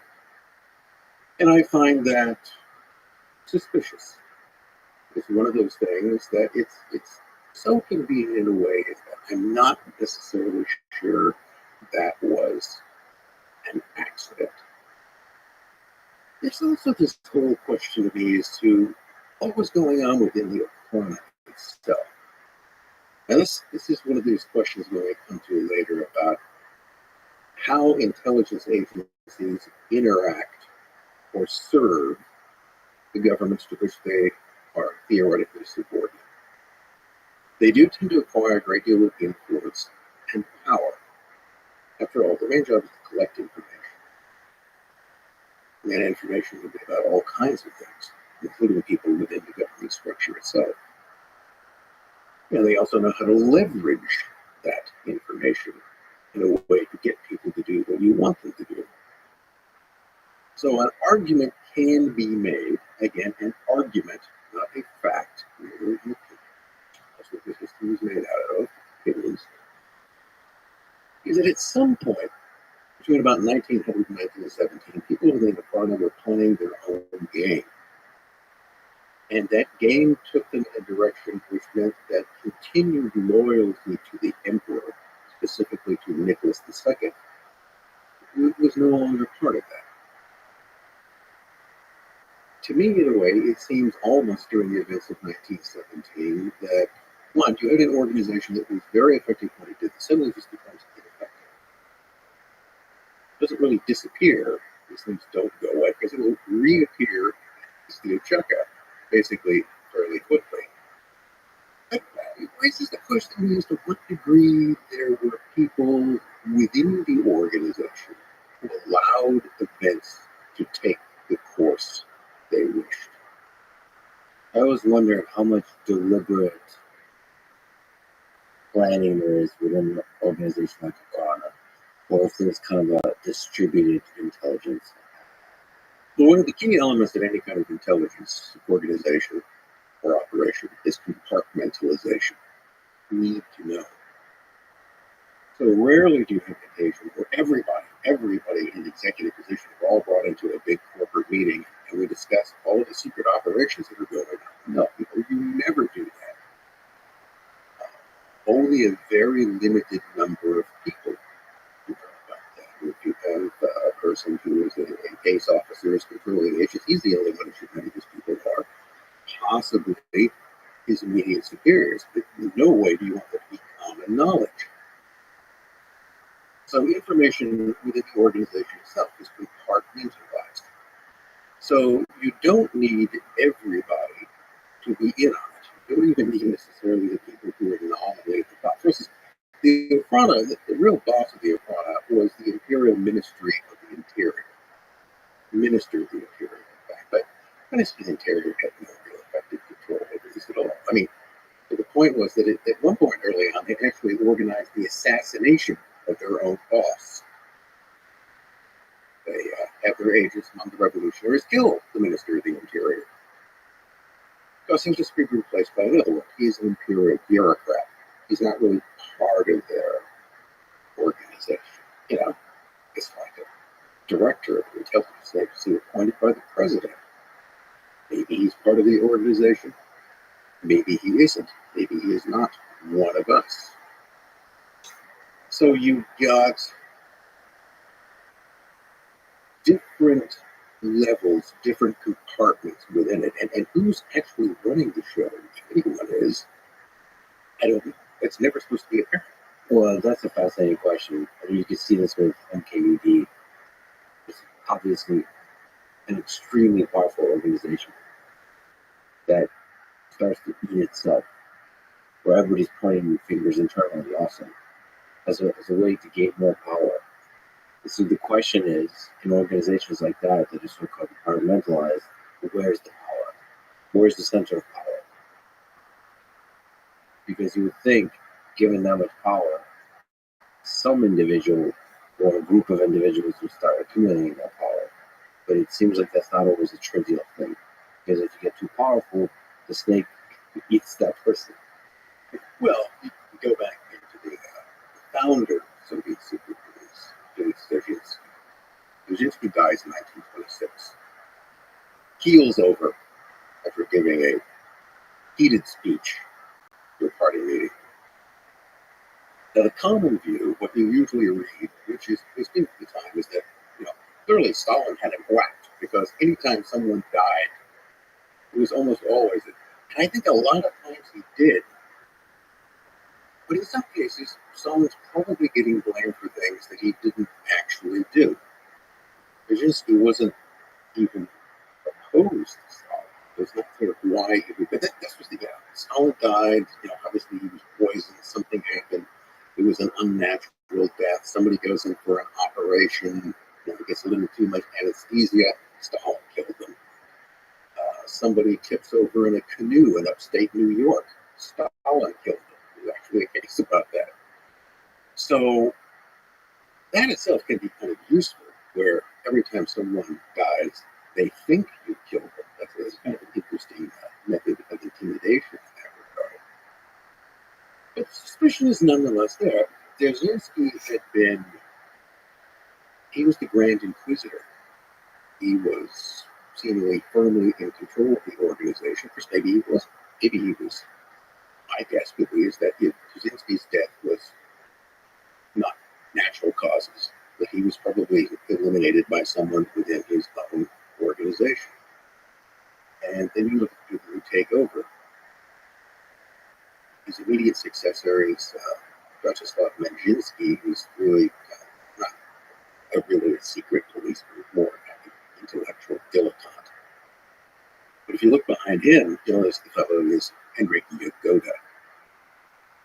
And Yagoda will really sort of manage things from behind the scenes until Menjinsky dies in 1934. And then Yagoda will hold on until he's a victim of the purges, I think it was 37 or 38. Yagoda is ambitious, murderous, And if I was going to point the finger to anybody who possibly had Dzerzhinsky whacked, it would be him, and for the purposes simply of advancement. It's the person to look out at any kind of corporate organization is your immediate subordinate, the person who could move into your job, because more than likely that's exactly what they're planning to do. You're just one step away from the very top. Yeah. Somebody there will probably accumulate the most power. You mentioned that the various Russian intelligence agencies were good at creating agent provocateurs, infiltrating the halls of power. What does it take to do that? Well, there's an interesting little acronym called MICE, M-I-C-E, and it's generally used. And it's just the way in which you would acquire. How do you get people to work for you? M stands for money. You pay them. People are greedy. They want money. If you look at Aldrich Ames, he had a very, very expensive wife with expensive tastes. They wanted money. I is for ideology. So during, particularly in the 1920s and 1930s, the Soviets were very effective in exploiting communists, people who wanted to serve the great cause. Even though that's initially not really what they wanted to do, because the idea was that if you recruit agents from among, let's say, American communists, you compromise the party. Exactly what your enemies are going to say is that all communists are Soviet spies. They're all traitors in some way. So you would really want to keep those two things separate, but ideology was just so convenient. And those people would just work for you so well. You could get them to do anything, betray their grandmother, and do that for the greater good. So ideology could be a motivation. And that can be, someone who is a devoted Marxist-Leninist. It can also be someone who's a disgruntled communist, because there's no anti-communist like an ex-communist. Those who lose the faith can become very, very useful. For instance, if you look in the case of American intelligence, the people who essentially temporarily destroyed much of the KGB organization in the U.S. post-World War II were people like Winter Chambers, Denz, Elizabeth Bentley. All those people had been Communist Party members.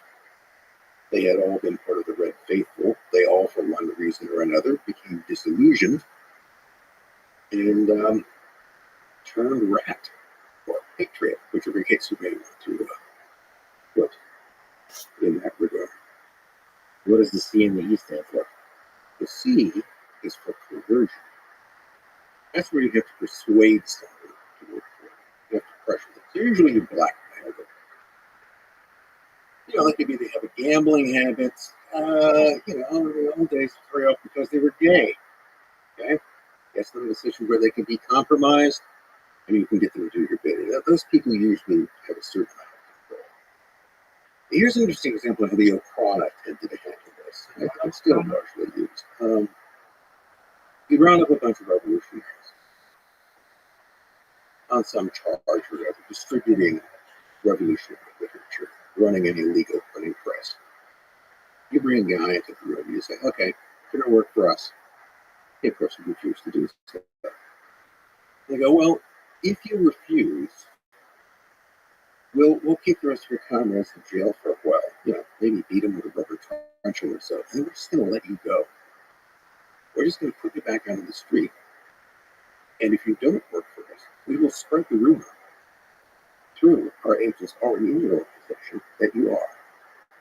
And then what will your comrades do? How long are you going to live? You see, you have no choice. You're ours, and you're going to cooperate with us. And the way that effectiveness will be ensured is that you have multiple agents within the same organization who don't know who each other are. Very important. And they'll all be filing reports. So let's say you have 3 agents inside the central committee of the SR party, and there's a committee meeting, and you're going to look at the reports in the file. They all better agree with each other, right? If one person doesn't report what the other two do, then perhaps they're not entirely doing their job, and they can be liquidated at any time. All you do is drop the dime. And this was done periodically. In fact, in some cases, you would betray your own agents just to completely discombobulate the organization. This happened in one particular case around 1908. The fellow who was the head of the chief revolutionary terrorist organization, it wasn't Bolshevik, but the so-called socialist revolutionaries. Actually, the biggest revolutionary party, the SRs, are actually Marxists, more anarchists. But they went all in for the propaganda would be. They really like blowing people up, carried out quite a campaign of terrorism. The fellow who was the head of that terrorist organization was Yevno Azef. And Yevno Azef was, guess what? No product agent. Everything he did, every assassination that he planned, he did in consultation with his control.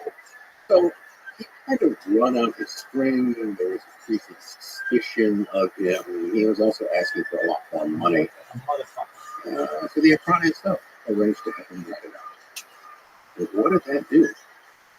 Well, what do you do for your party when you find out the chief of your terrorist brigade is secret police agent? It's consternation and mistrust. Nobody in the party could ever trust him.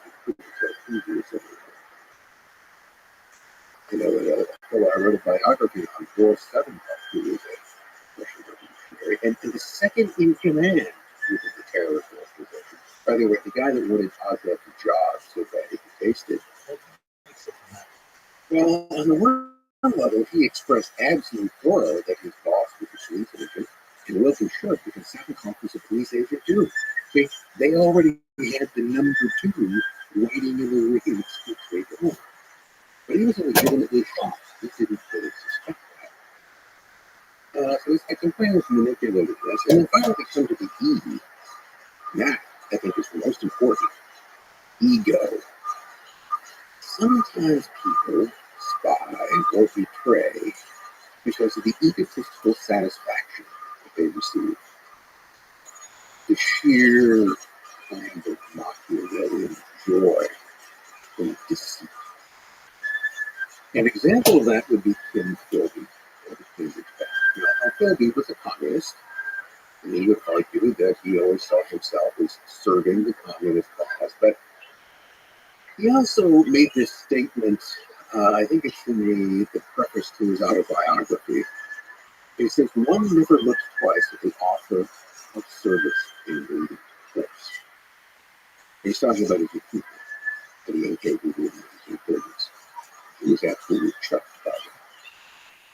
The mere fact that they would want him, what he considered to be a first-rate organization before him, satisfied his ego. And if I was to take a guess as to whether it was ideological motivation, whether it was the romance of communism, or whether it was the appeal of ego that was most important in his career of treason, I'd go with ego. And I think that figures into, people don't, someone doesn't get the promotions that they want. And if you look at something like Aldrich Ames' career in particular, you've got these kind of, his career in the CIA was hit or miss. He didn't get the postings or promotions that he wanted as evaluation. He never felt he got credit for doing that. And that's the kind of thing that has to stick in someone's craw and need for egotistical reasons an added incentive to betray. Yeah, that there is a boost to the ego when you can deceive. Does not play by the rules of the world. Just play with powerful people like they're your pawns. You're the only one that knows this. You're the only one that knows that the person who's sitting across from you, to which you have sworn your loyalty, you are simultaneously betraying. What a rush that must be. I wonder how many people are just yes. I would like to believe that a lot of people have the integrity to at least withstand the MI, the money and the idea. psychology, the pull of that, and the ego. It can also be a combination of the two. I mean, you can create a recipe of these things. A certain amount of money, ego, and a little push of coercion. But if you don't, We'll rat you out. you will be exposed. What are some differences to you as you look at the history of the 20th century between the Russian intelligence and the American intelligence, the CIA? If you look at both the Okhrana and the KGB, one of the things that you find consistent is that a single organization handled foreign intelligence, that is, spying on enemy or hostile governments, and also internal security. That's all part of it. Whereas if you look at the U.S. model that evolves, you eventually have the FBI, who will insist that he's going to be the counterintelligence force. Okay, the commie spies are running around America. It's the FBI who's supposed to ferret them out. The CIA is not supposed to be involved in that. The charter, the basic agreement in 1947, did not give the CIA any. It's often said they were barred from spying on Americans, which isn't right. You can always find a way to do that. But they don't have any police or judicial powers. They can't run around the country carrying guns to use on people. They can't arrest you. They can't interrogate you. They can't jail you. They have no police or judicial power. Now, that means they have to get that from someone else, other agencies, local police officials, or whatever you need, you can eventually acquire. But they can't do that directly. So you've got this division between foreign intelligence and domestic counterintelligence, often split between hostile organizations. The relationship between the FBI and the CIA, I think it's fair to say, is not chummy, never has been. There has been a certain amount of rivalry and contention between the two.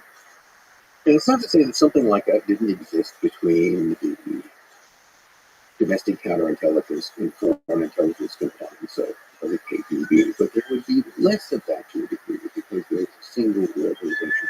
We're all answerable to the same people. So that gives you a greater amount, I think, of leeway and power because you're controlling both of those ends. I remember somebody telling me once that, and he was a retired KGB officer. There you go, he's retired.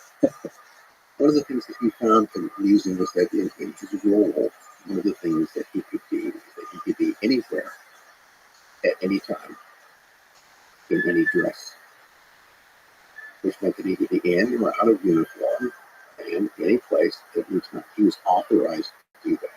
So more freedom, more power. I think one of the things that you would often view is that, well, the Russians are simply naturally meaner. There's less respect for human rights. There's a greater tendency to abuse power. And frankly, they're all people. There probably, it is fair to say there's probably some degree of cultural differences that are not necessarily for institutional reasons, but cultural reasons.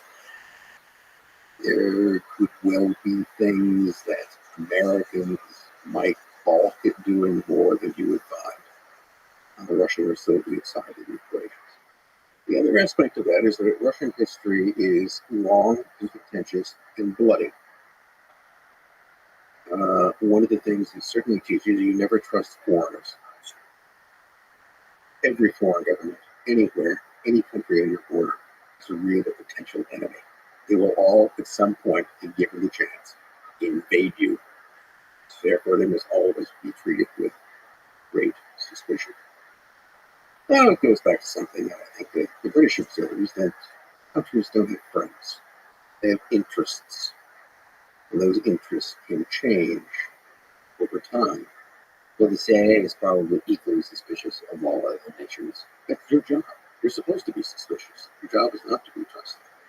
Yeah, the basic job of an intelligence agency is to safeguard those secrets and steal the other guys, and then hide those away. Are there laws, either on intelligence agencies, that they're not willing to break? Is it basically lawless operation where you can break any law as long as it accomplishes the task? But I think John Le Carre was one name, talking about his early recruitment to British intelligence. And one of the things he remembered being told up front was if you do this, you have to be willing to lie and you have to be willing to kill. Now, those are things that in ordinary human interactions are bad things. Generally, we don't like it when people lie to us. We expect that people would act honestly towards us. Whether that's businessmen you're involved with, your employers. We're often disappointed in that because people do lie all the time for a variety of reasons. But honesty is generally considered good. But in a realm where deception is a rule, dishonesty is a virtue. To be good at that, to be able to lie convincingly, is good. It's one of the things you have to do. And killing also is generally frowned upon. Put people in prison for that, or otherwise executed. But in certain circumstances, killing is one of those things that you need to be able to do. So what he felt he was being told in that case is that, once you enter this realm, the same sort of moral rules that apply in general British society do not apply. And if you're squeamish about it, you won't fit in. You have to be able to do those things.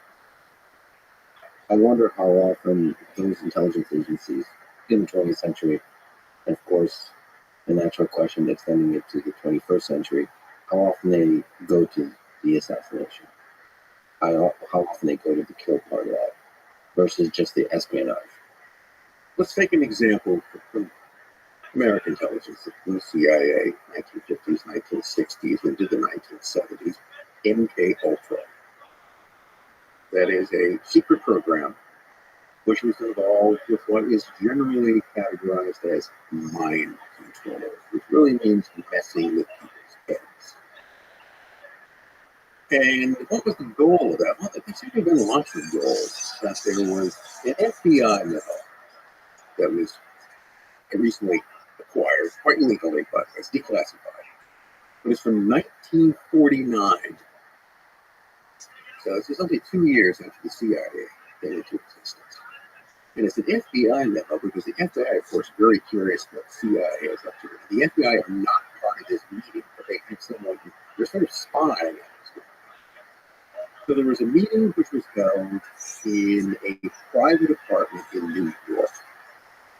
So it's not held in any kind of meeting. It's essentially never really happened because it's in somebody's house. But there are a couple of guys there from the CIA. One of them is Cleve Baxter.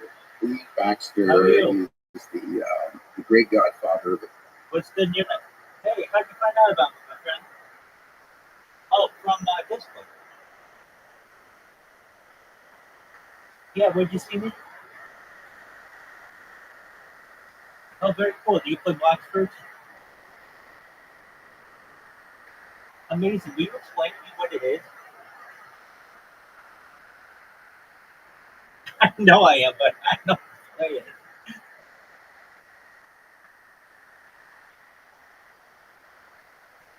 Weird, dog. Yes, that is correct. Well, actually, I have like dozens of accounts, not 8,000. But you can be in multiple servers live on your camera and multiple Discords so long as you have enough devices. Let me tell you about myself. I'm Rabbi Rothschild. I stream at like 24 hours a day, 7 days a week, 365 days a year for 4 years. I've been doing so for more than 3 years. This goes back to the pandemic. We've seen the death of the queen, the birth of AI, essentially, I have created the world's largest time capsule or timeline of activity. Some of the things that we discussed on this stream, in addition to world peace or ending world hunger, through the use of agricultural drones, vertical farming, floating greenhouses, saltwater greenhouses, hydroponics, cloud seeding. These are all ideas that could change the world and end world hunger within a decade or so. Other things we talk about are ending world thirst through digging the wells, use of desalination plants, where you take Earth's salt water and pump it out the land and make it drinkable. In addition to life shots, which are really important as well. I do this not just because I think I'm an interesting person, but I do it because I want the generations to come to know what life was like, and I think that it's important to be able to archive human existence. Have you ever seen the movie The Truman Show? Oh, that's okay. So The Truman Show is a movie from the 1990s starring Jim Carrey, where he is a character whose entire life is on camera, and the whole world watches everything that that person does. And he's one of the most famous person. And essentially, you can do the same in my life. You can go back to the pandemic and see every single moment of every single day of my life. And I think that's an interesting gift for the world. Some other things that we discuss on the stream that aren't normally discussed in society are things like anti-gravity, antimatter, dark energy, dark matter. We talk about de-extinction. I don't know if you're familiar, but the first successful de-extinction, meaning bringing an extinct species back to life, occurred in the year 2003 with the Pyrenean ibex, which is a goat that was located in northern Spain, southern France. And fast forward to the year 2021, a company out of Dallas, Texas, called Colossal Bioscientific, who started, and essentially they made it their goal within the next 3 years, by the year 2028, to reintroduce the woolly mammoth into the Arctic Circle. So within 3 years or so, you may be able to see the woolly mammoth alive. And following that, they want to reintroduce the Tasmanian tiger and then perhaps the dodo. So these are all some really cool things that I think the world knows about, and I do my best to share them. Additionally, things that we talked about on the stream that I feel are important, things like alien exposure, life extension technology, the use of human growth hormone, steroids, perhaps stem cells, the use of nootropics and cryogenics, the use of erosion therapy, basically using pellets of other people to look at older people. All of these things are things that perhaps both may improve your life. And when you previously would have had a life expectancy until about age 80, we can increase that to age 100, age 120 perhaps. But then you can say, Rabbi, what do I do? I'm 120 years old and my body's starting to break down. No worries, that's when the next type of technology comes into effect. And that's a really exciting one. So, has anybody ever told you that they don't think you're going to die? Okay, close it. All right, well, that means it's probably right. Essentially, what we're going to be able to do is utilize whatever technology that's kind of look where we scan the brain in your computer like a CAT scan or an MRI, knowing where every atom is in your central nervous system and your peripheral nervous system for later development. And an android, an avatar, a cyborg, a cybernetic being, a clone of yourself, a robot, an ethereal being, whatever you want to do. The basic thing I'm saying to you is that there's an opportunity for you in the future to perhaps become a digital immortal being if you want, with your consent. And I think that's a very exciting thing about the future, and people aren't discussing it in mainstream conversations, and I want to inject these types of ideas into the mainstream zeitgeist, the mainstream vocabulary. I think these are important topics that we should be discussing. And so I've dedicated my life over more than the last 3.5 years to having daily discussions with people on these topics and doing my best to be positive and optimistic and being like the others. How's that sound? Okay. I do.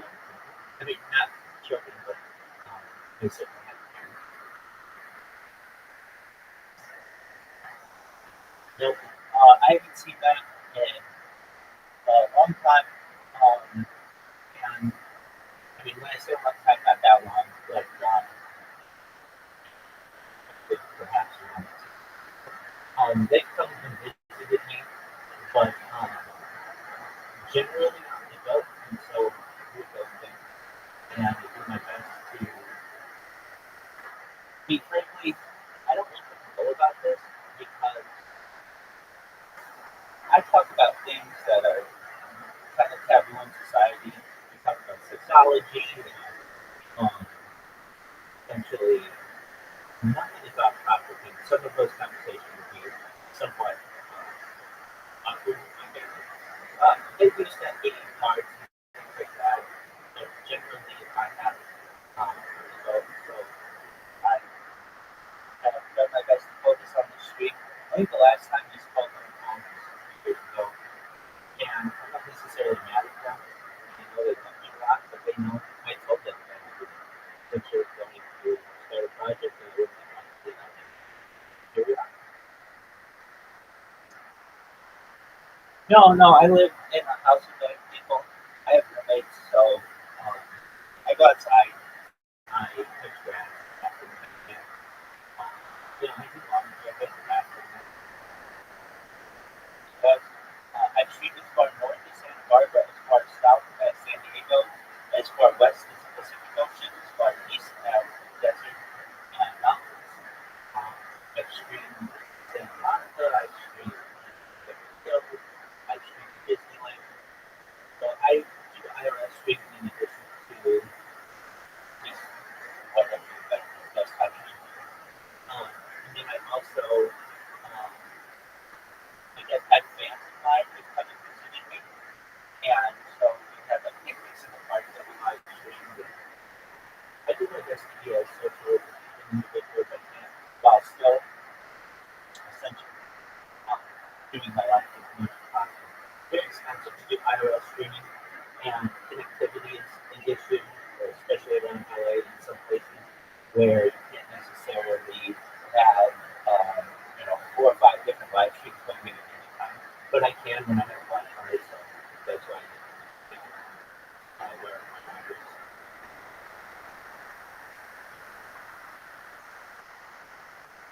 Oh, this if I can, yeah. So basically, I'm the number one streamer. Aiden Ross is Discord of all time. You know who he is? He's a streamer. I'm the number one streamer all time in KSI stream all time. I'm the number one streamer all time in ISO Speeds Discord. I'm live in like 10 different Discords right now. So people get curious. Why is the person already predicting in what's going on? And they click on my profile and they see I have a huge, like I have more social media than I have over 100 YouTube accounts, over 200 Instagram accounts, over 300 Twitch accounts, over 1,000 TikTok accounts, over 2,000 Twitter accounts, over 10,000 TikTok accounts. So anybody who has more social media on the internet, I have. And that allows me to essentially be uncanceled. So if one of my accounts is taken down for copyright infringement or taken down for spam, whatever reason, I have backups and backups and backups. So basically, uncancelable and be on the internet. Additionally, I multi-stream. So wherever you see one of my streams, I have I'm simultaneously streaming to generally to many other different platforms, including YouNow and like Trovo and DLive, a bunch of front pages and no one's heard of. And then of course Twitch and YouTube and Rumble and stuff. And right now I'm live streaming on more than 10 different YouTube channels. So basically you can watch my life in 360 degrees whenever you want. And it's a very exciting for people to do. Great question. I got I have 4 laptops, one for my class, then I have 1, 2, 3, 5 Chromebooks. Got like 8 different devices for that, and then I have like 33 different other devices. Got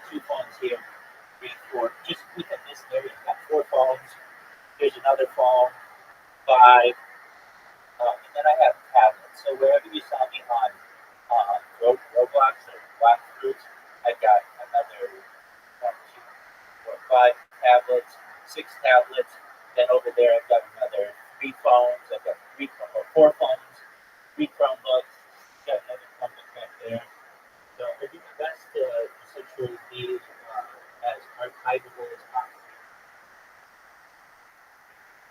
I'm a certified project management professional, so I've launched apps on the App Store and Google Play, and I've had 6-figure contracts with Fortune 500 companies, and so I'm able to live up my savings. And whenever I need to make more money, I the ability to do projects for people.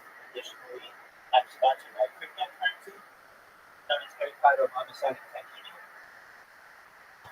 It may sound like a funny name, but it's worth like $300 million or so, which is really exciting. It is essentially a meme coin that has become very successful. And I'm live right now. I've been live in Telegram for more than 2 years, just in one group's Telegram for approximately 2 years. So at any given time, any of the people there can come in and talk to me. I become essentially a flagship of their Discord, of their Telegram. And do you know anything about cryptocurrency? There are a lot of, I'd say, scams or fraudulent cryptocurrency that are out there. This one's not. What makes this one a special cryptocurrency is that it's backed by me. Literally, from that camera, you can see the Telegram 24 hours a day, 7 days a week, 365 days a year. That's in addition to those cameras as well, and these cameras. And what that means is that any discussion that goes on in there, I have archives. So you'll be able to watch the ticker, which is good, right? From when it was worth pennies to being worth $300 million. It'll be very exciting to have what we do. It's called Harry Potter about the second technique. Ticker is Bitcoin. So you can find it on Uniswap, you can find it on any of your major platforms. And if you go to the website, it's just the first letters of each part. So Harry Potter alongside 10 is HPOS, the number 10, and then 9.com. And you can see the website if you want. In the Telegram, it's t.me/HPOS10. And it's a very large community. There are over 15,000 people within the Telegram alone. But really where the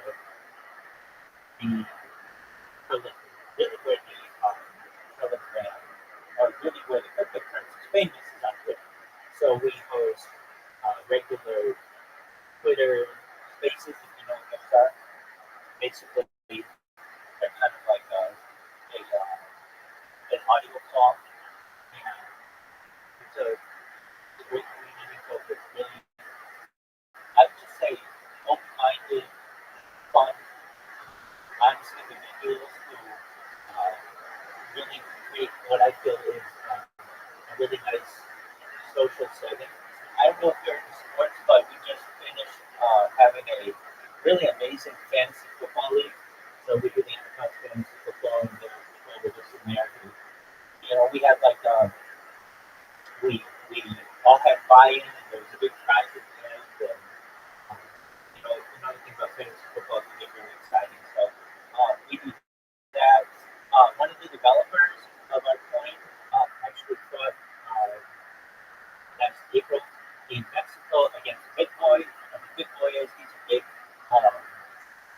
his name's Ben Armstrong. He's a big influencer in the crypto world, probably a top 10 crypto influencer. And so they fought in something known as karate combat, which is like an MMA kind of deal. And we're just really about making money, and at least in that community, and about having good vibes. Now, in this community, I don't care about making money. I know that I'm going to be the richest person in the world once this goes live. Why? Because data is Earth's #1 resource. It's more valuable than food, water, air, coal, petroleum, everything.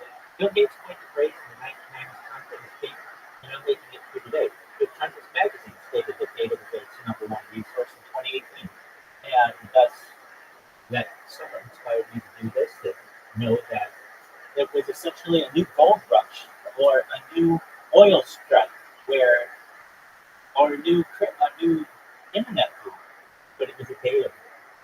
So I've done my best to come to market on the data and to the individual market on the internet.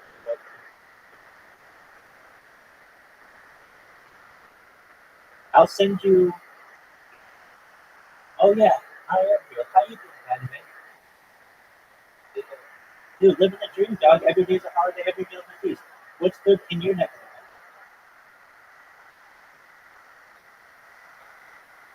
the woods? I did too.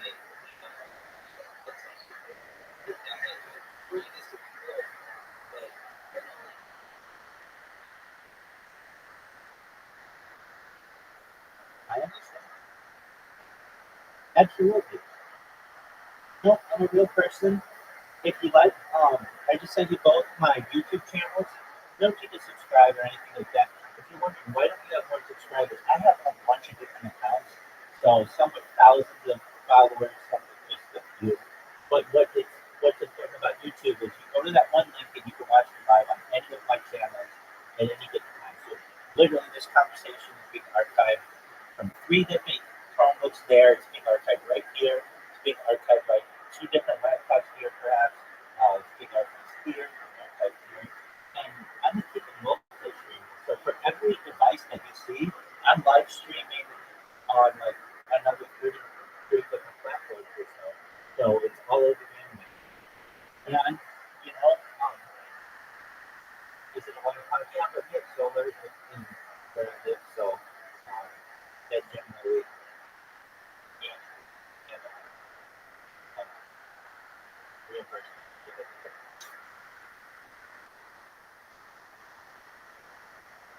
I mean, we have air conditioning, so it's very, very comfortable.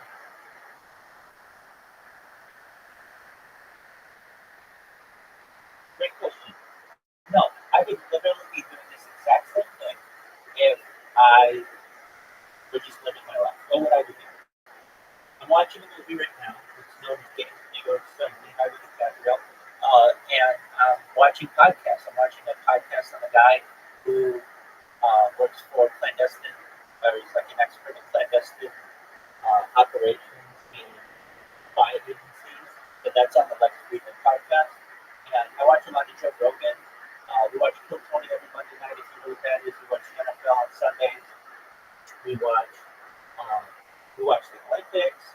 I watched like three different Olympics on this because 2021 was actually should have taken place in 2020.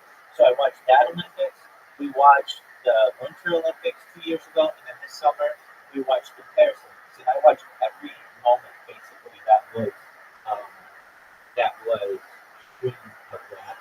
And we watched the World Cup. We watched the Women's World Cup. Um, basically, I mean, we watched the Mike Tyson Jake Paul fight. We've watched every major UFC fight going back to the last 3.5 years or so. Uh, in addition to all of that, I've done my best to make this the world's largest media archive. So that means that we've watched every major motion picture, every Oscar winner, going back to like 1929. Um, we've watched every. When I say we, people like when we watch every major uh, television series. So everything from The Sopranos, Sex and the City, to Game of Thrones, to Stranger Things, Narcos, to um, Seinfeld, and all everything. And I mean, like I love Lucy, all kinds of things. But like basically, in the future, people, especially with AI, they will be able to edit all of this so that there's no dead time, and you'll be able to go from one thing to another, and basically grow up with me. And I think that's a very exciting opportunity for the world.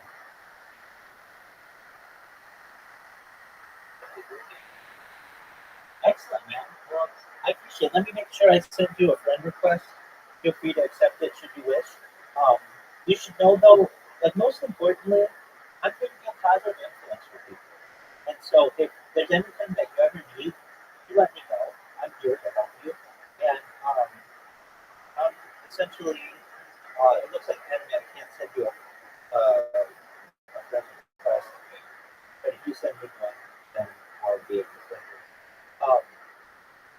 But if you're ever having a bad day, or you need somebody to put a smile on your face, or you just want to talk to someone, I'm always here. And so, I do sleep. But aside from that, if I have the opportunity, I'll sit here and I'll listen to you, to your problems, and the good things that happen in your life. And I'm just all about positivity and positive vibes to the world.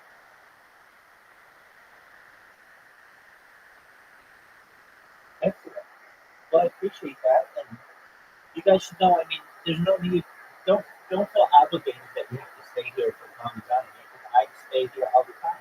But you should know whenever you're bored, hey, I'll see what Rabbi's doing. Check in on him, make sure everything's going well, and be able to tell him about something exciting that happened in my life and see if anything cool has happened in his life. Um, and like you may see, like I have a lot of confidence that this is going to go viral. And the reason why I say that, in addition to all the devices and stuff that I have, I create robots.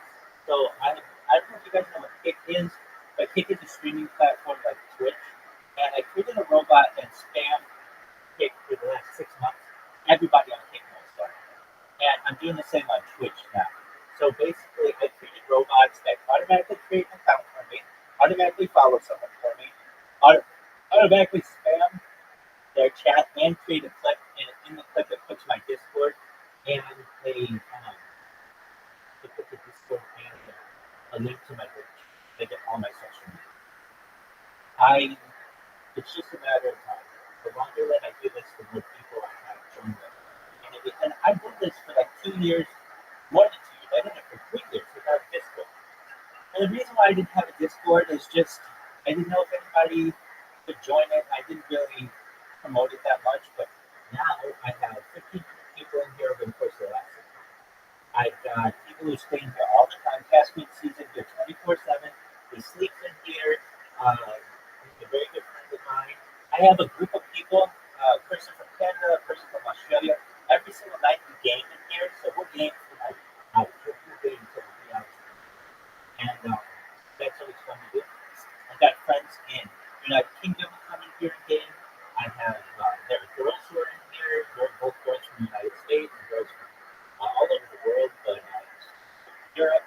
And just generally, people have become very positive to the message that I have. They want to see what piece of well. There are detractors that I get people in here all the time. That are like, well, I don't ever think that World Peace is going to happen.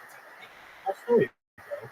But let's talk about this. If we can, with mind uploading technology, scan a brain into a computer to later download it from Avatar to Android, a cyborg, a cybernetic being, a robot, a clone of ourselves, and we will be, and we don't die essentially, then all we have to do is just give the Earth enough time, and eventually we will be able to develop diplomatic relations with all the nations and start doing the cooler aspects of society, like space travel and terraforming other planets like Mars, and perhaps the opportunity to terraform moons from Jupiter, like Europa, and maybe even terraform Venus. And then from there, we start working on interstellar space travel and then intergalactic space travel. The closest star to our star is Alpha Centauri, which is approximately 4 light years away. And with the right type of technology, I'm not saying tomorrow, but maybe by the year, say, 3025, so 1,000 years from now, we will have the technology to be able to travel through the Van Allen radiation belts, which surround Earth, and perhaps be able to avoid any kind of micrometeorites and take people, real humans, and send them to another star system where they would be for, it takes them 4 years to get there, and it would take them 4 years to come back, and they could tell us all about it. And I'm sure we'll send probes there first. But all of these are really exciting opportunities for humanity. And really, they all kind of hinge on mind uploading technology. And if you're not aware, the world's first successful brain computer interface, BCI, has already taken place through Elon Musk's Neuralink company. The man who had the first implant is known as, his name is Nolan Astro, and essentially he plays video games better than any person in the world now. Because he doesn't have to use his hands. He's quadriplegic, so he can't use his legs or exactly. perhaps the best hammer in the world, at least some things, right now, just because of the brain computer interface. The second one has been implanted in someone successfully, and it's just going to continue to grow. So we are simply in the infancy of some of this technology, but given enough time, it can be something really exciting. I know that hopefully, absolutely. Oh, welcome back, my friend. My thanks. Hey, that happens to us all, man. So yeah, just you guys should know that you have a friend in me. If you ever need anything, I'm here to help you. I'm here to help the world. And every single day I grow, and every single day everyone within the community grows. And just know that if you ever need anything, I'm here. I do my best to be as honest a person as I can. I do my best to be as good a role model with you as I can. But in general, like going back to the previous question about, don't you get sick of shaming or isn't it weird? I would be doing the exact same thing that I'm doing. I'd be drinking water. I would be watching podcasts. I'd be watching movies. And I'd be searching it surfing the internet, just like you guys do. I'm sure that's basically what you guys do in your when you have any downtime. You just surf the internet, hang out with your friends, maybe go on a call or something, but and play games. I do all the same stuff that you guys do with your friends, but I just turn the camera on every 12 hours and make it ready to start.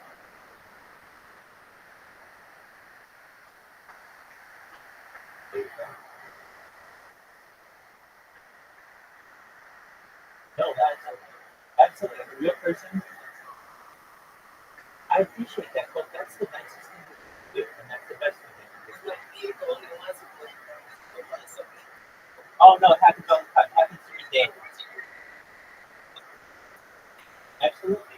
Some people think that it's just like a camera that's just showing pre-recorded video, but no, it's all live. I mean, literally anything that I'm doing here, you can see on those devices there. And when they find out I'm real, it's mind blowing. Like I've been watching you for 6 months, and I didn't know who you were. I didn't know what you did. And the reason why I don't go into those calls and tell people about myself is you're not allowed to self-promote. So I would get banned right away for just being like, hey guys, you know that I live stream, boom, I get a ban. Why? Because I'm self-promoting now. So in order to avoid that, I just go into very large discords and I just chill. And after a while, the community starts to get to know who I am. That's what happened with Aiden Ross's stream or in his Discord, and I'm a very popular person now. And that's what happened in the KSI stream.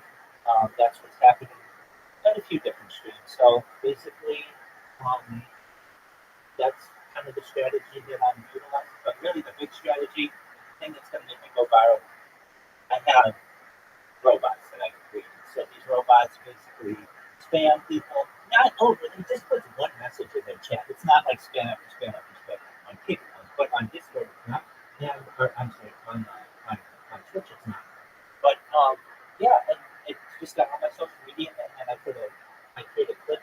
I'm just working on those bots. I should have them done within the next couple hours, and then it's a beautiful thing because I can sleep then, and the bots are always going 24/7. They're creating an account for me. They're following people. They're putting a message in their chat. It creates a clip of them and moves on to the next person. It does that for about 25 different people, and then it creates a new account and does the whole thing all over again. If you want to buy just 25 people, especially on Twitch, if you continue to do that too much, they're just going to ban your account. So I just ensure that I do it enough so I don't get banned, and then I go on to the next person.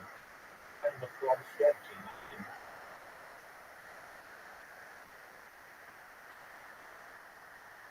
Right. Excellent. Well, guys, I don't want to take up any more time. So just know that you have a friend in me. Yeah, you absolutely will. Come in whenever you're bored, and we'll catch up on life. And if there's anything that you need from me in the meantime, I'm here for you, okay? You too, guys. Take care. Shout out to those guys. Really, really nice individuals.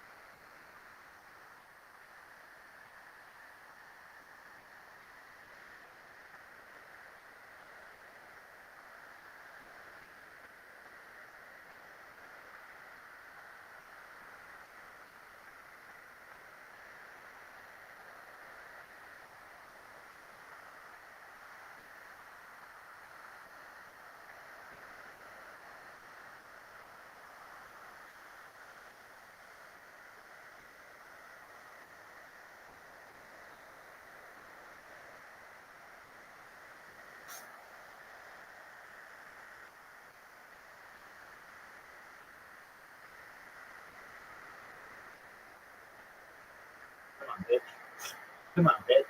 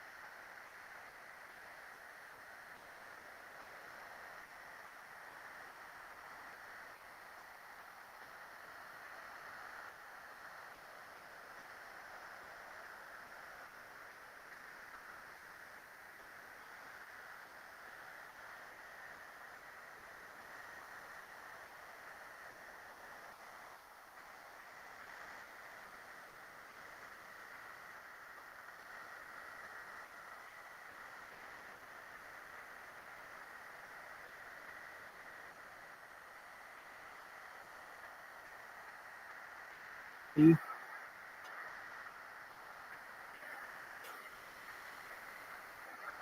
Thank you so much.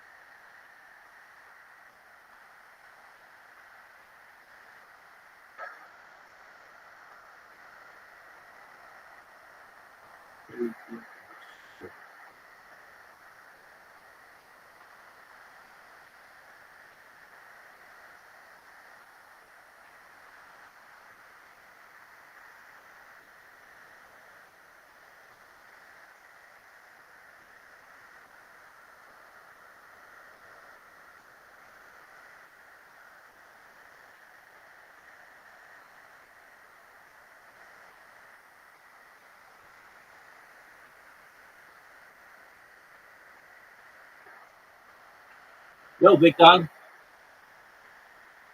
go for it. Go for it. That's fine.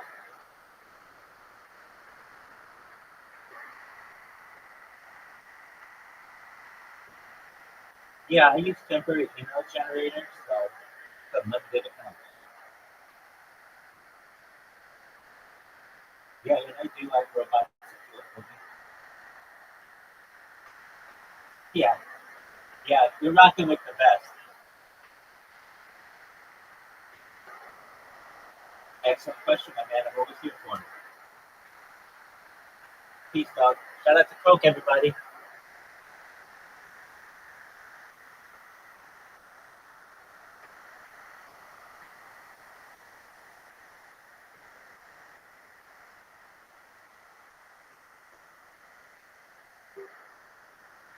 Or the lie detector.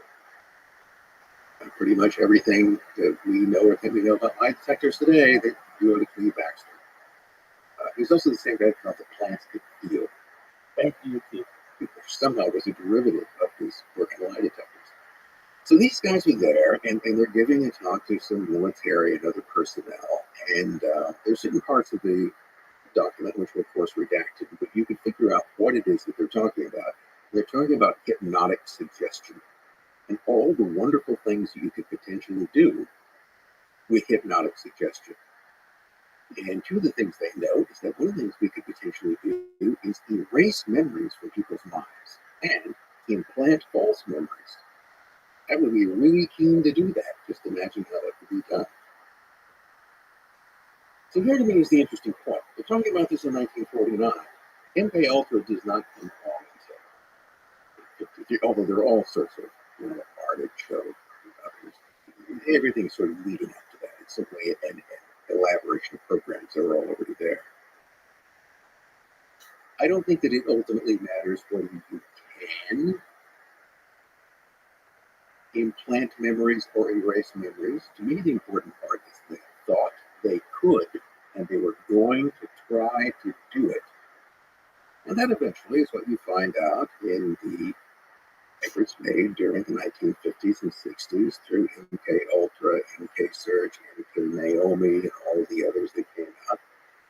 That's one of the things they're working for. And among the few MK Ultra era documents that survive, there's that whole question: is that you get someone to put a gun to someone's head and pull the trigger, and then I remember it later? Yeah,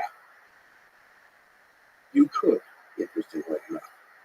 So non-direct violence, controlling people's minds at scale, and experimenting with different kinds of ways of doing that.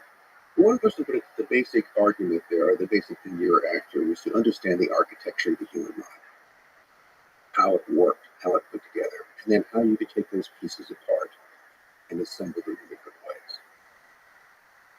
So this is where hypnosis comes in, which is was then still is, a fairly spooky thing. Nobody's ever explained to me exactly what it is. The idea was that could you think of the whole possibilities in this case, could you create an alternate personality and use that alternate personality in an agent role, but then be able to turn it on and off. So subsequently the person, which that personality inhabited, was captured and interrogated, tortured, and their fingernails torn out. They would have no memory of it. They couldn't give any kind of secret away because it was embedded in some part of their brain where there was a completely different person. I mean, you can just imagine the possibilities that you can dream up. And again, it's not, I think, the question as to whether that is possible or whether it was done. Oh, I suspect that both of those are true, but that you would try to do it. Then imagine the mischief that comes out of that. And one of the big complaints from a legal standpoint about the MK Ultra and the rest is that you were having medical experiments, essentially, being carried out on people without their knowledge and against their will, which is, Yeah, the fact that you're willing to do medical experiments says something about what you're willing to do. And I'm sure that same spirit, innovative spirit, persists to this day. And maybe less so, I hope less so in the United States, but probably in other intelligence agencies in the world. well, one thing that was learned, and the reason why most MK Ultra and similar records were destroyed on order of the early 70s, around the time the CIA became under some amount of scrutiny. The mid-70s were not a good time for the agency. The church community with all of these assassins. People were asking lots of questions, and so you need to dump this stuff because there's all kinds of, because you are committing crimes against American citizens. So let's eradicate it. And the important lesson to be learned is that never do this type of thing again, where at least in any way in which the agency's direct fingerprints are placed on it. You can pay people. You can subsidize research. You can set up venture capital firms. You got plenty of money.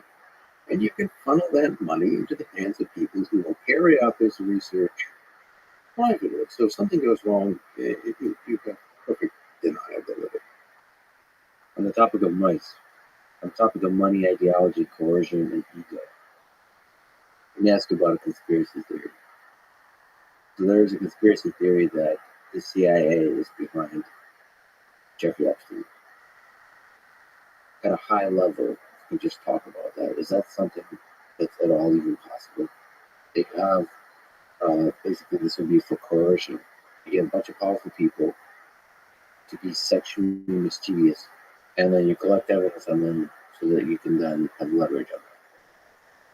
Well, let's look at what Epstein was doing. He was a businessman who then also developed a very lucrative sideline in being a high-level procurer, basically supplying young girls. And he also filmed much of that activity. I think his partner in this, Ghislaine, and I hope I'm pronouncing her name. I think it's Ghislaine. Ghislaine. Well, I've heard it both ways. Ghislaine or Ghislaine, whichever it may be. I think her argument at one point was that, well, we did this to protect ourselves. But this type of thing has been done before. There's nothing new about this. getting influential people in compromising situations and filming. I can give you another historical example of that. In late 1920, actually early 1930s, just pre-Nazi Berlin, there was a very prominent sort of would-be psychic and occultist by the name of Erich Jan Hanneson. He had a private yacht. It was called the Seven Sins, and he hosted parties. He also had a whole club called the Palace of the Occult, which hosted parties where things went on, and there were cameras everywhere. He filmed important people, guys like the brown shirt chief of Berlin in various states of undress and sexual congress. And he did that for the purpose of blackmail. So in Epstein's case, he is a procurer of young girls to wealthy men, largely. And many of those events were recorded. Now, even if it wasn't his intention to use them for blackmail, they'd have want someone else to do it because people know about this. So you can raise a question: is this, Epstein is just kind of a greedy pervert, but through his greedy perversion, he's now collecting information that could be useful. Who would like dirt like Prince Andrew on the Clinton? Think of all the people who were there. I think these, there were important people who, went to Lolita Island. So if it isn't Epstein directly, he might have been I'm not trying to let him off the hook because I haven't even for him. He was either running his own blackmail business or someone was using him. I think we're kidding ourselves if we're trying to pretend that's not what was going on. Do you think even American intelligence agencies would be willing to swoop in and take advantage of a situation like that? Well, just American politicians could ultimately end up in a position to oversee things like intelligence budgets. One of them might even become director. You never know. You can never tell what some crazy president might do. It could be one of the guys who understood the part was J. Edgar Hoover. J. Edgar Hoover spent a long time collecting dossiers of politicians. How do you think he remained director of the FBI as long as he did? Because he systematically collected dirt on people. So there's a history of this type of thing. And again, you could argue that's partly for his protection, to keep his job, to protect the sanctity and security of the Bureau. You can find a million different ways to justify that. It's really dark. Well, there is that side to human nature. Whether it's the CIA or the Crown, maybe that's what the President of the United States sees when they show up to office, is all this stuff they have on him. And say that there's a internal mechanism of power that you don't want to mess with. If you will listen, whether that internal mechanism of power is the military-industrial complex or whatever, the bureaucracy of government, the deep state, the entrenched bureaucratic. Well, it's been said, and I think it's generally true, that bureaucratic creatures are like any other creatures. It basically exists to perpetuate itself and to grow. I mean, nobody wants to go out of business. And of course, you get all these things like Pizzagate, accusations of one thing another. But here's an interesting thing to consider. Okay, and I want to argue that I'm not saying that Pizzagate in any way was real or QAnon, but where do they get these ideas? So let's ask ourselves, do pedophiles exist? Yeah. Do organized pedophile organizations exist? Yeah, they share information, pictures, they're out there on the dark web, they cooperate. So, does child trafficking exist? Yeah, it does. So, in other words, whether or not specific conspiracy theories about this or that group of organized pedophile cultists is real all the ingredients for that community are there. Pedophiles exist. Organized pedophilia exists. Child and human trafficking exists. At some point, at some time, someone will put all of those together. In fact, certainly, they already have. We'll jump around a little bit. Yeah. Your work is so fascinating. Covers so many topics. So let's see if we jump into the present with the Bohemian Grove and the Bilderberg Group. So the elites, I think you could say. So this gathering of the elites. Can you just talk about that? What is this? Well, first thing I have to point out is that Bohemian Grove is a place, not an organization. It's where the Bohemian Club meets. It's that 2,700-acre old-growth redwood near north of San Francisco. The Bohemian Club began in the 1870s. Its initial members were mostly journalists. In fact, I suppose where the name itself comes from is a term for an itinerant journalist who moved paper to paper was called a Bohemian. And although I think there may be other reasons why that particular term was chosen as well, but I think the original 5 members, there were like 3 journalists, there was a merchant, and there was a vintner guy who owned a vineyard in California, how surprising. None of them terribly wealthy, but they formed an exclusive men's club, was and still is. Nothing terribly unusual about that at the time. But it became fashionable. As it became fashionable, more wealthy people wanted to become part of it. And the thing about being rich guys to join your club is what do rich guys have? Money. And of course, it's one of those rich guys that bought Bohemian Grove. And now you build your old boy summer camp, which is what it is. They got cabins with goofy names. They go there. They perform skits. They dress up in costumes. True, some of those skits look like pagan human sacrifices, but it's just a skit.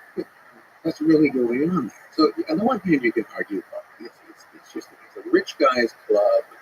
They like to get out there. The whole motto of the place is "Weaving spiders come not here." So whenever we're going to talk about business, we just want to get out into the woods, put on some robes, burn a couple of effigies in front of the owl, have a good time. Probably get drunk a lot. What's with the robes? Why do they do weird, creepy shit? Why do they put on masks and the robe and do the plays and the owl and then sacrificing? I don't know. Why do you have a giant owl? I mean, what's that? Why do you do that? What is that in human nature? Because I don't think rich people are different than not rich people. What is it about wealth and power that brings that out of people? Well, part of it is the ritual aspect of it.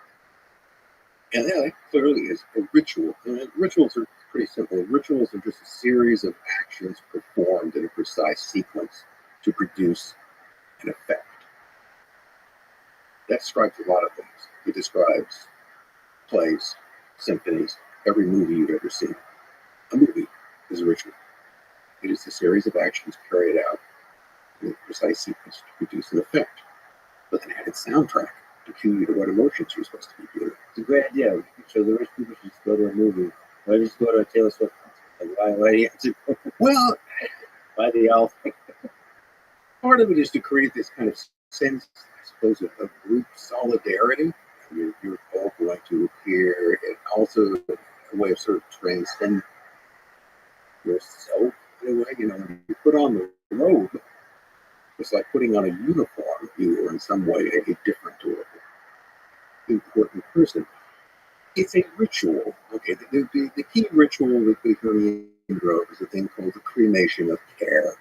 And cremation, and that's what it's supposed to be. We're going to put all of our, the rich, important people. We have to make all of these critical decisions. Life is so hard. So we're going to go out here in the woods and we're going to kick back. And we're all going to gather around the lake and then we're going to carry. It's wicker. It's not a real person. And then and this is the cremation of our care. It's a ritual which is meant to produce a sense of solidarity and relief among those people who are there. How are you? question comes down to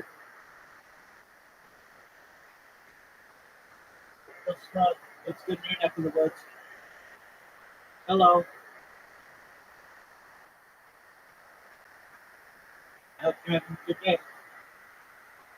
We're just watching Let's Stream the podcast. We're free to join it if you want.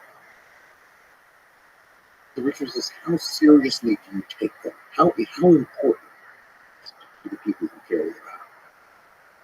And the interesting answer to that is that for some people it's just boring. There are probably people standing around the owl who think this is ridiculous and can't wait for it to get over with. There are other people who are kind of excited about it and get caught up into it. But other people can take it very seriously. It's all a matter of the intention that you have about what the ritual means. And I don't mean to suggest by that that there's anything necessarily sinister about what's going on. But it is clearly a ritual carried out for some kind of group reinforcing purpose. And you're absolutely right. You don't have to do it that way. That's not. I've gone to summer camps, and we never carried out mock sacrifices in front of an owl. Yeah, we did all those other things. We didn't even have any robes either. So it goes beyond merely a rich guy summer camp, although that's an aspect of it. But he also, I think, often obscures and focusing on Bohemian Grove at the getaway of the club, ignores that the club is around all the time. That's what's at the center of this. It is the club and its members. So despite all the talk about no weaving spiders coming around here, one of the other features of the summer meeting are things called lakeside talks. And this often people are invited to go there. And one of the people who was invited, I think around 1968, was Richard Nixon, who was making his political comeback. And he was invited to give a talk where very important people are listening. And Nixon, in his memoirs, realized what was going on. He was being auditioned, whether or not he was fully correct. He recognized that that was really the beginning of his second presidential campaign. He was being vetted.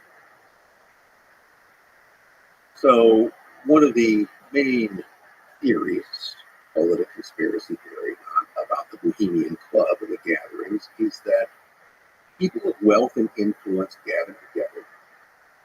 And whether or not it's part of the agenda or not, inevitably you're going to talk about things of interest. But to me, the mere fact that you invite people in, political music, to give lakeside talks means that there are weaving spiders which are going on. And it is a perfect private venue to vet people for political office. I mean, yeah, where else are you going to do it? If you're interested in vetting, if you're interested in causing people selecting. Well, see, here's the question. Are these guys actually picking who's going to be president? Is that the decision which is being made? Or are they just deciding what horses they're going to back? I think the latter is the simple version of it, but it doesn't mean it's the other way around. But these the kinds of, Nixon was, it was the whole 1960 thing. So he's the new Nixon. And this is where the new Nixon apparently made a good impression on the right people, because he did indeed get the Republican nomination, and he did indeed become president. But there could also be a much more innocent explanation of really it's powerful people getting together and having conversations, and through that conversation influencing each other's view of the room, and just having a legitimate discussion of policies. Well, why wouldn't they? I mean, why would you assume that people are not going to do this? The owl with the robes. Like what? Why the owl and why the robes? Which is why it becomes really compelling when guys like Alex Jones, forgive me, but I have not watched his documentary, I probably should at some point, about the Bohemian Grove, where he claims that there is Satanist human sacrifice of, I think, children. And I think that's quite a popular conspiracy theory. Or it has lost popularity. It kind of like transformed itself into the QAnon set of conspiracy theories. But I mean, can you speak to that conspiracy let's put it this way: the general public, rich people are inherently suspicious. But let's put it that way. First of all, they've got all that money, and exactly how did one obtain it? And I do not, of necessity, adhere to the view that behind every great fortune there is a great crime, but there often are. There are ways in which it's a crime. But I think it's one of the things I think that can happen is, particularly when people acquire a huge amount of money,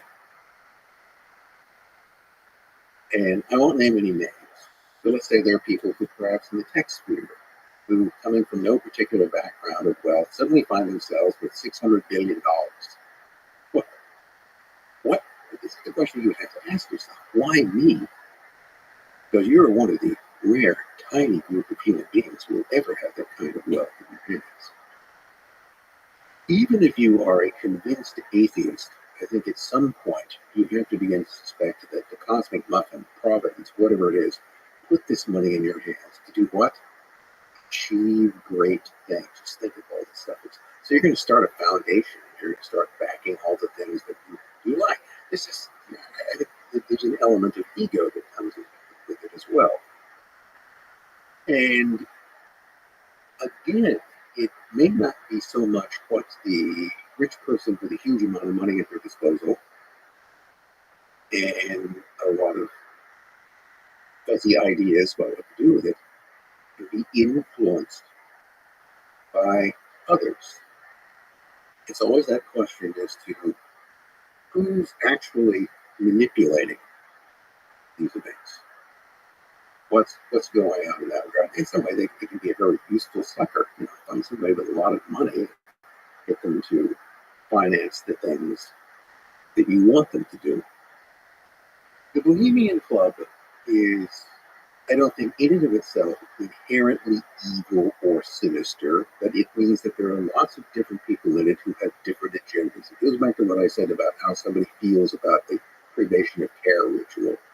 This is either just a waste of time, it's just some sort of silly thing that we're doing, or it is something of great importance, perhaps even mystical or religious importance, because that's ostensibly what it's pretending to be. There's always this question as to what degree you begin to play, and the play becomes serious. That tends to happen a lot. You've studied a lot of cults and occultism. What do you think is the power of that mystical experience? Well, what is broadly referred to, I'm getting to what's occultism, what's the occult? Occult is the hidden. That's what it really means, specifically hidden from sight. And the basis of it is the idea that what is hidden? Well, what is hidden from us is most of the world, most of reality. So the basic concept within occultism, the basic concept within most religions, which are approved forms of occultism, is that the world, the physical world that we are aware of, is only a very small part of a much larger reality. And that what the methods and practices of occultism arguably do is to allow someone to either enter into this larger reality or to access that larger reality for purposes to be exploited here.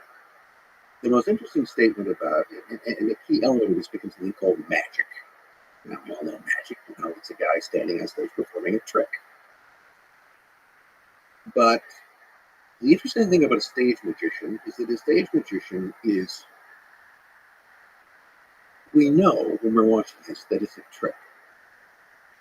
Yet we can't really figure out, if he does it well, how that trick is being accomplished because it seems to defy physical laws. And that's what's fascinating about it. So even though you know it's a trick, if you can't figure it out, it has this kind of power of fascination. But it's mimicking something. Stage magic is mimicking real magic. What's real magic? Well, let's go back to Aleister Crowley. He always has to. We knew he was going to come up earlier. Because he always does. All roads lead to us. All roads lead to Aleister Crowley. Aleister Crowley, and I've said this enough, so I should be able to get it right, but I'm paraphrasing here. He goes, magic, which of course is spelled with a K, or CK, is the art and science of causing change to occur in conformity with will. In a way that's sort of mind over matter, but it's the idea that one can, through will, through intention, bend reality to make something happen. Somebody once put it this way: it's tipping the luck plane. Okay, so now you got some kind of a level plane. Now, what we're trying to do is just tip it. You get some marble rolls over one side or another. Now that presupposes a lot of things. That is there a luck plane? I don't know, but it's a good sort of idea to have. But and here again, don't become overly bothered trying to figure out whether you actually can bend reality. Become bothered by the fact that there are people who believe that they can and will go to great efforts to do so, and will often believe they have succeeded. So it's this effort to make things occur in a particular way, maybe just to sort of nudge reality in one little way or another. And that's where things like rituals come in. Rituals are a way of focusing will and potential. We're all there, we're all thinking about the same thing. And you have to imagine just how the pervasiveness of what could be called that kind of magical thinking is everywhere. So let me give you an example. Have you ever attended a high school football pep rally? Think of what's going on there. Okay, your team is going to battle the other team. You've now assembled everyone in the gymnasium. You've got people who are dancing around in animal totem costumes. And what are you chanting? Everyone is supposed to chant that if the other team dies, okay, that you will be horribly defeated and that our team will be victorious. That is a magic ritual. The idea is, it becomes into this idea, it's very popularly about visualizing things, manifesting things. You need to manifest your success. Well, that's just magic.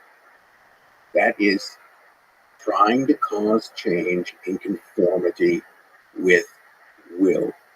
So these things can happen without you being even consciously aware of what's going on. And you don't need to be, because if you're all part of the mob, which is there in the gymnasium, and you get into this and you get worked up,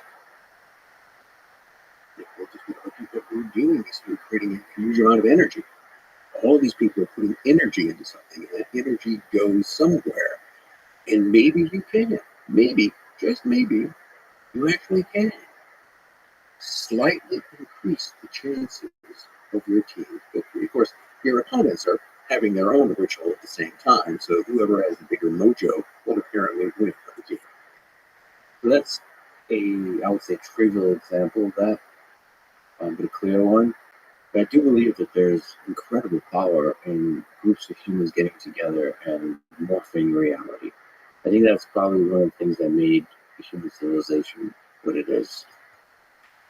Groups of people being able to believe a thing and bring that belief into reality. Yes, you're exactly right. Bring to conceive of something, and then through intention, will, to manifest that into this. And of course, that power of the collective mind can be leveraged by charismatic leaders to do all kinds of stuff, where you get cults that do horrible things, or anything. There might be a cult that does good things. I don't know. Depends. We don't call those cults. Yeah. Exactly. Without endorsing this entirely, and interesting to me, one of the questions: what's the difference between a cult and a religion? And it has been said that in the case of a cult, there's always someone at the top who knows what's going on. generally, who knows it's a scam? In a religion, that person is dead. So, okay, I just managed to insult every single woman. It's an interesting way of thinking about it, because I think there is some degree of accuracy in the statement. Do you think, actually, the interesting psychological questions in cults, do you think the person at the top always knows that it's a scam? Do you think there's something about the human mind where you gradually begin to believe your own bullshit? Yeah. Yes, that seems to be that again is part of magic. I think, is believing your own bullshit. It doesn't necessarily mean that the head of the cult is right, but there's someone. Maybe the second, I was sort of looking at the lieutenant. Someone probably has an idea about what's going on. The other thing that seems to be a kind of dig to the right for what we would call a cult is what's called excessive reverence for the leader. People just believe everything these people say. I'll give you an example. The first time I ever encountered anything like that was in Santa Barbara, California, in the 1970s. I was going to grad school, and there was a particular cult locally. I think it was Brotherhood of the Sun. And it's the same guy. Among the other things, followers were convinced to hand over all their money and personal belongings to him. He used part of that money to buy a yacht with. Anyway, a lot of it went to him. And then, of course, working for free upon different cult-owned business enterprises, of which there were several. And there was a person I knew who became a devoted follower of this, and it was all I could think of at one point was ask them, what the hell is the matter with you? I mean, have you lost your mind? Why is it that this person can possibly be providing that you essentially are going to become a slave to them, which is what they were doing? And I actually give that credit in a way of sort of sparking my own interest in things like secret societies. And here again is a disclaimer: I am not now, nor have I ever been a member of any fraternal organization, secret society, or cult that I know of. And that's what interests me about them, because I just always trying to figure out why people do these things. Even like I said, why the robes and the owl? Why? Yeah. Why do you do that? And it's trying to figure it out. I mean, I couldn't even hack the Boy Scouts. Okay, that was too much of it. Because to me, you join an organization, and the first thing that comes along is there are rules, and someone is telling you what to do. Okay, I don't like people telling me what to do. Spent much of my life trying to avoid that as much as possible. And join a cult, there's going to be someone telling you what to do. Join the Bohemian Club, and there's going to be someone telling you what to do. And obviously, a lot of people really get something out of that. It becomes, in some ways, it's sort of necessary for them to function. But I do not understand it, and my study of it is a personal error to try to understand how people do that. And there's so many reasons. Primary of which I would say is the desire in the human heart to belong. Yes. And the dark forms that takes throughout human history, recent history, is something I'd love to talk to you a bit about. If we can go back to the beginning of the 20th century, on the German side, you've described how secret societies like the Thule Society laid the foundation for Nazi ideology. Can you, through that lens, from that perspective, describe the rise of the... Well, I guess we could start with what on earth is the Thule Society? So the Thule Society was a small German occult society. That is, they studied metaphysics. That appeared in Munich around 1917, 1918.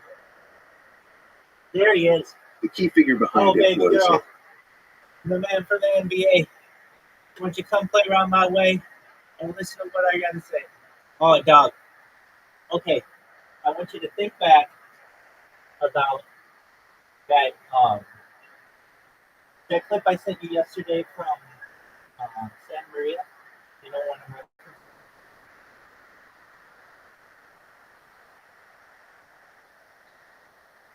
You downloaded it? Okay. Okay. Yeah. Okay. Notice, if you can recall, why that guy knew about me so much. Do you remember? It's okay if you don't.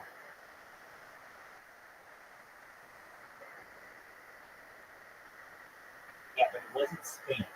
It was about creating clips. Do you remember that? Yeah, which is totally fine. So here I am, little old innocent rabbi, and I'm like, um, frankly, I love the world. I don't get bothered as much, and I can fucking work my box and stuff.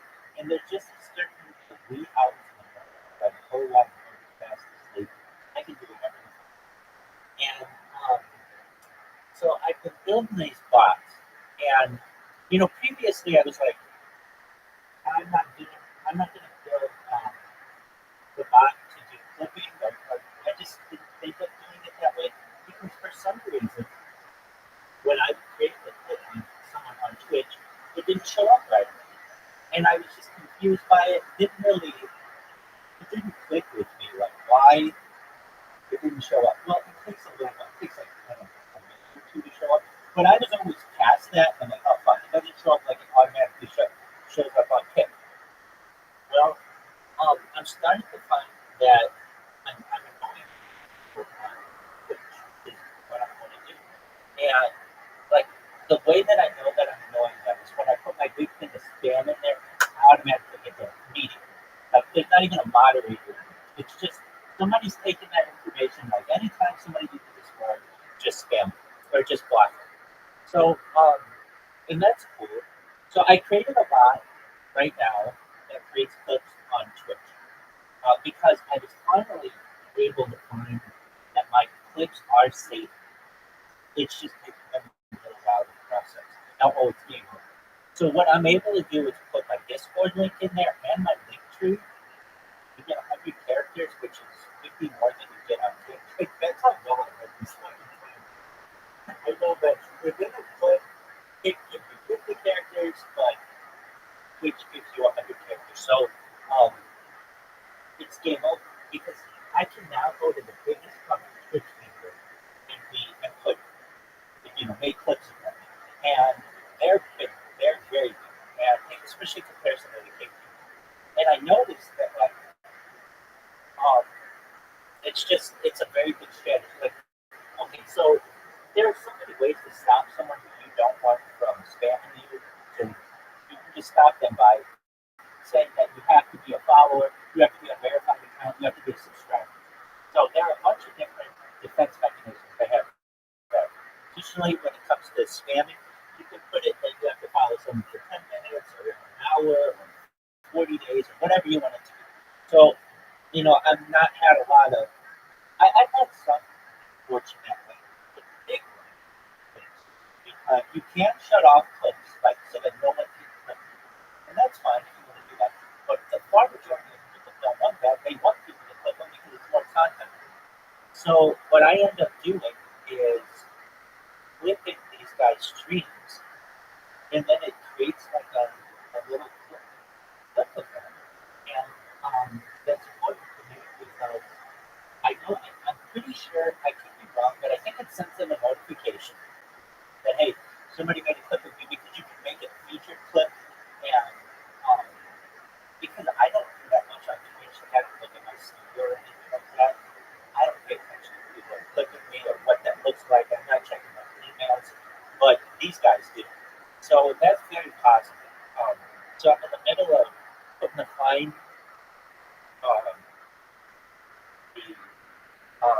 fine tuning this bot so that not only is it following someone, it's spamming them and it's clipping them. I know this for a fact. I'm about to get sure. No one is used to clipping like where you're getting, like exactly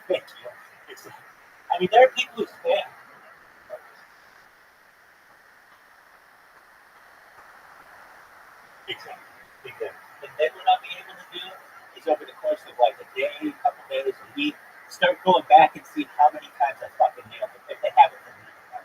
And then it'll kind of be a meme. Like, who the fuck is this guy? Same shit happened on Kick. It's just a bigger platform to be able to do this. And I got this. I mean, I'll show it to you. It's good. I mean, it's not. I want this thing to be fucking perfect so that I can fall asleep. I never have to touch it. Everything works really well.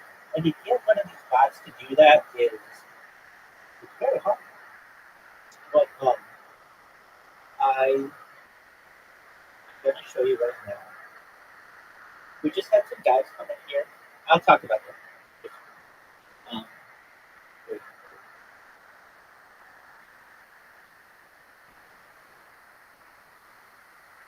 one thing that I don't like is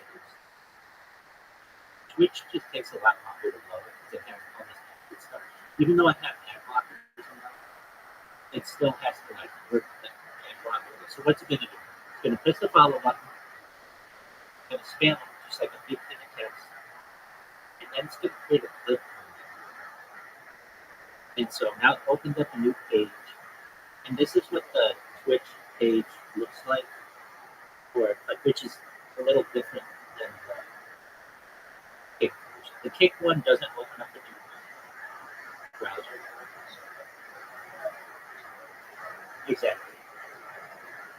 Exactly. But this one is a new tab. But watch how quickly it types, and then it just created the clip. Now it said unable to render. The reason why is like within the last minute or something, they have some kind of rule or something that you can't click more than like one click per minute or something. But that's fine. I mean, I don't care. It's just going to move on to the next person. If you notice, it's not opening three at once like I did because I need all the RAM as I can get, and I don't need that shit rendering in the background. Yeah. So, what's it do? It's gonna. It's everybody's. We're at such a point now where these computers should be so fast. RAM hasn't improved that much in the last 10 years. Okay, so it's gonna span this motherfucker.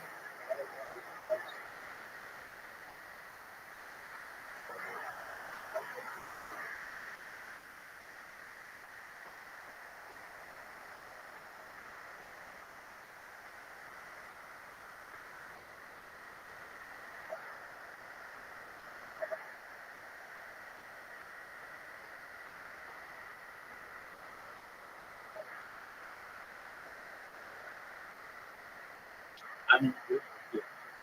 I'm 100% agreeing with you. Okay, so right now I'm only spamming.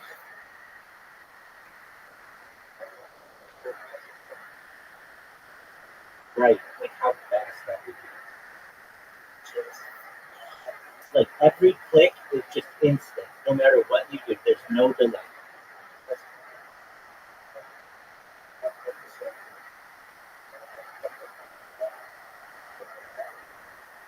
Right, exactly. It's kind of a I don't know how to say it. Like with more RAM, then you want to upload more data. So then with more data, you want to upload more RAM and vice versa. And they kind of say they're connected. Okay, so it's going to create a clip of this person, or it should. Watch how fast it is. Like way faster than just from sometimes it's got to load. Sometimes it doesn't load perfectly. But I got it so that if it doesn't do it correctly, it'll just still move on to the next person. Watch how fast this switches. There it is. Right. And then it just created a clip of them. Close it, move on to the next person. And now I thought to myself, what if I just make these things clip? Like, create an account and it just all it does is do clips of people. Which I haven't necessarily ruled out. But as of right now, I think it's still okay for me to spam because I can spam 500 characters and that's beneficial. So like right here, this for some reason it didn't work exactly the way I wanted. And that's all right. I mean, it will. Right, exactly. It's up there, but it's just like the timing is off a little bit on it, and those are the little things that I have to work through. But the key is that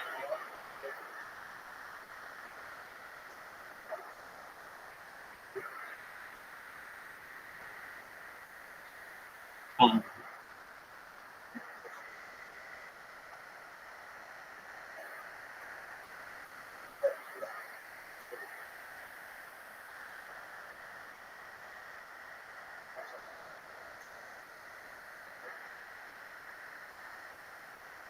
right, these three computers that I have currently, I bought them this summer, and so I haven't. And all they do is spam. I mean, it's not like they have games on it. I don't do that.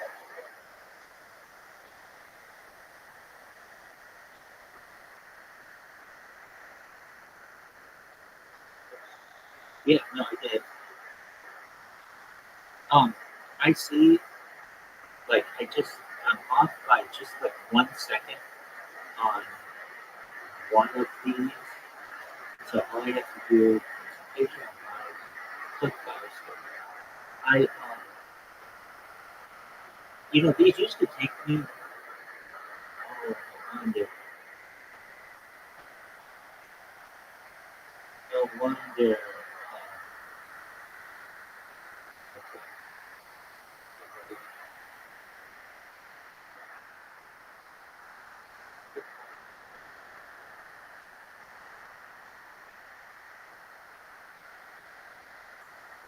I was wondering why this was working.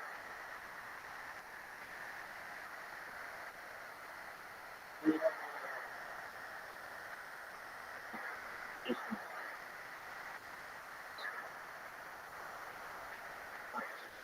these,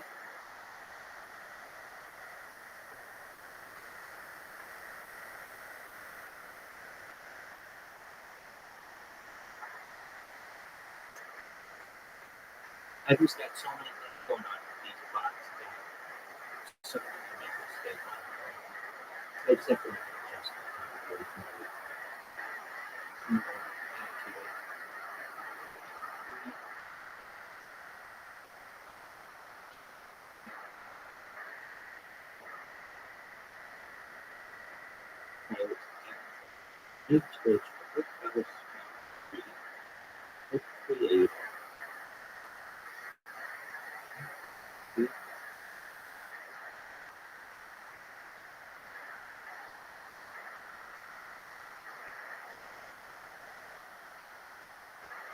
Okay, in answer to your question, at least these I haven't taken out or anything like that. But on my other computer that no longer works, it basically just it was an excellent computer. It just got old. That one I would have to do like every 3 months or so because it would just get filled up with cache. Like its cache was just, and I don't. I really think it's a problem with how Windows is saving data. And I read this different people who have said this. That basically, it will just save cache just like in an infinite loop, and then the computer will become basically unusable until you really do some deep dives in it and clear it out. Then it works fine. But then it will continue to develop cache, and it's called like a runaway cache issue. But it isn't just specific to me. It's specific to like Windows 10. Um, on one of my computers, it's a newer computer. It's got Windows 11, but it's I wouldn't have bought it. If I had the chance to buy it again, I wouldn't have. I bought it on Amazon, and I bought it on Amazon, and it didn't have any reviews on it. And I was like, well, I'll just try it. It's cheap. It's a gaming laptop. It's really good. It's this one right here, and it just turned out to be e-waste. I mean, it works, but it's just it's slow, and I will never do that. But it's whatever. It wasn't very. It was cheap, so. Okay. Let's try this. Let's see if this pitch works.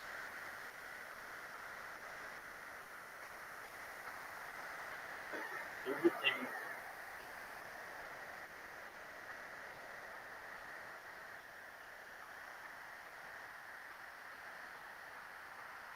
Don't move the left. Oh, it just didn't make the save. That's excellent to see. Excellent to see. So I love when I catch it not doing what it's supposed to do because that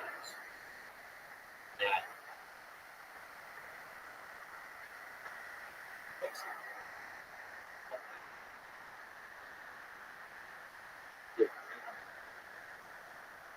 Okay.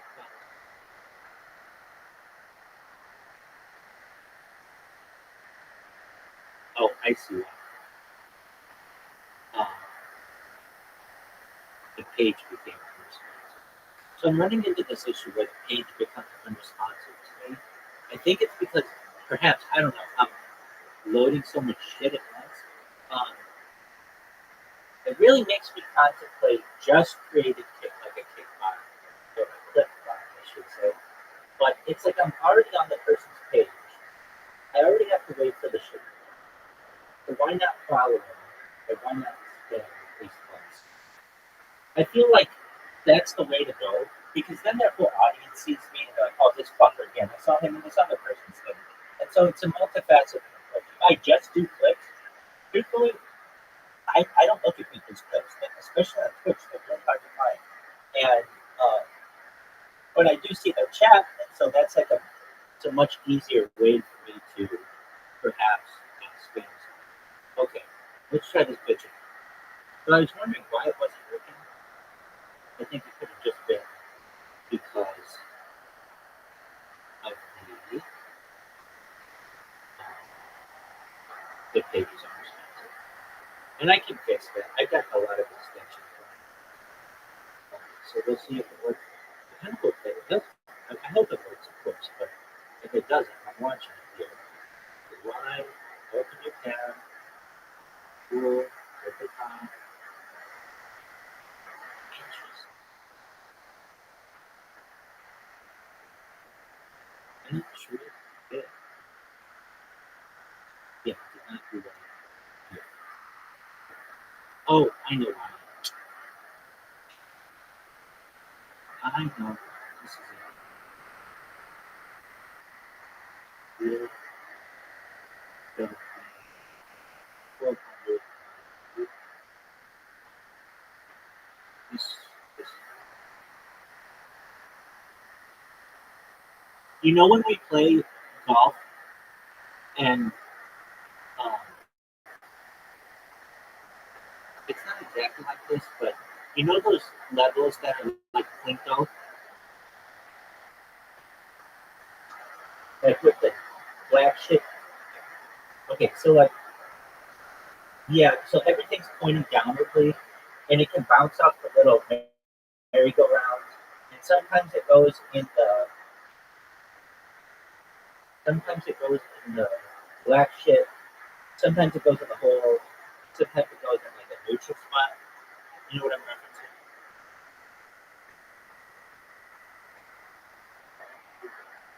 Okay, like well, it's a better description of this is. Do you remember the video, the game Mousetrap?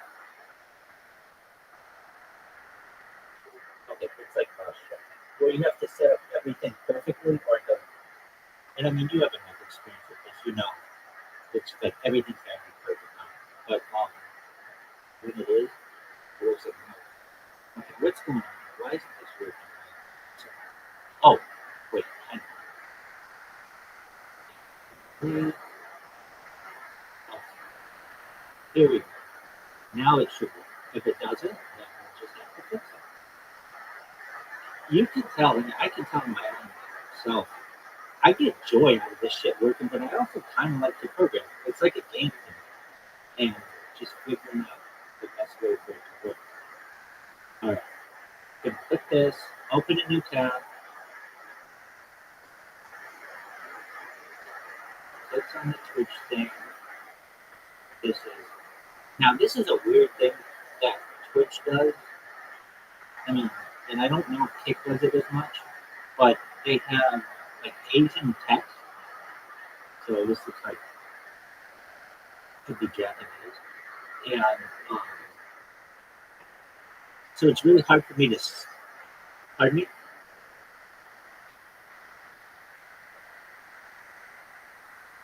Is that you said it's something that the user's using?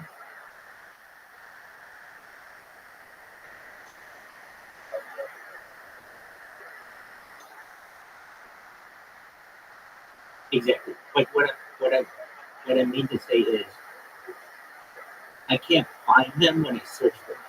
Like I don't have a Japanese uh, keyboard that I'm using. Okay, it works now. It works really, really well. Okay. Um, so like basically, if I want to find this guy, I can find them because it does put their English name in parentheses, but it's just an added level of difficulty to find, which is fine. I mean, I don't expect them to use English characters. Okay, but it's just sometimes I'll be looking for a guy and it'll just be Chinese or Japanese or something. You won't know how to search for them. All right, so this is a person blocking the ads,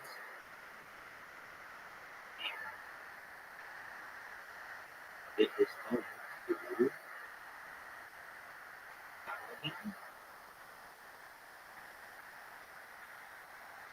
and I have to let it know a little bit about it in Spanish.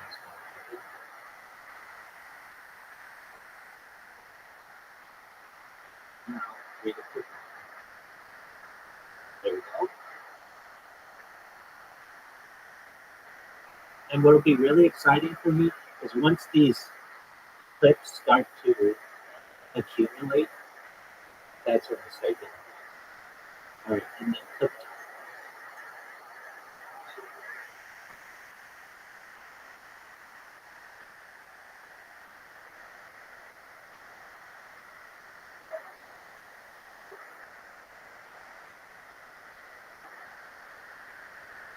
I see that.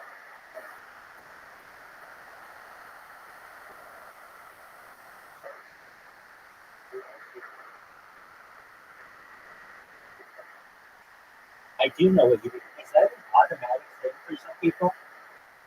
That's an automatic thing for some people?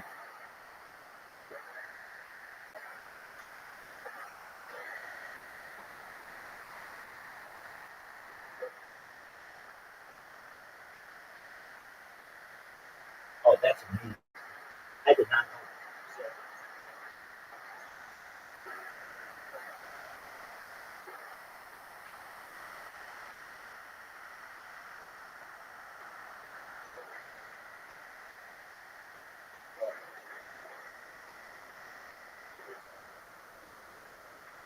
yeah, definitely.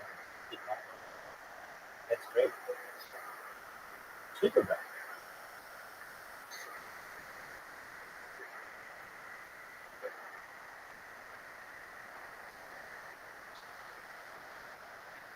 Yeah, I don't know if it's that. Yeah,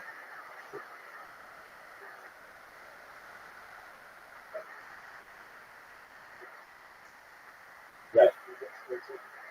Right. I could maybe use a hashtag instead. Exactly. I might use a hashtag. That might help. Yeah. Yeah, that's a very good one. I was just thinking. Um, so I say join Rabbi's Discord, and then I put the Discord link. If I just change it to join Rabbi, and then put the Discord link. Like basically the word Discord if you get two characters that I might use. Okay, so this bitch is gone. Oh, no. There is click post and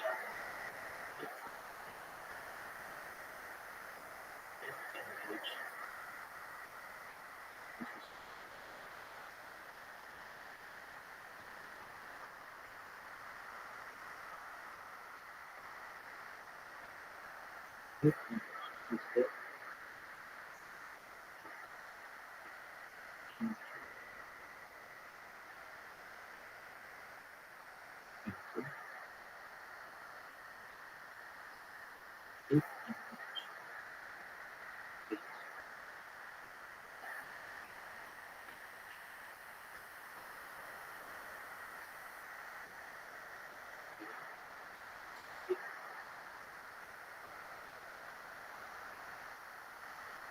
Yeah, you know what? I'm gonna do that now. I'm gonna change. It'll just take me a second to change that text. And let's see here.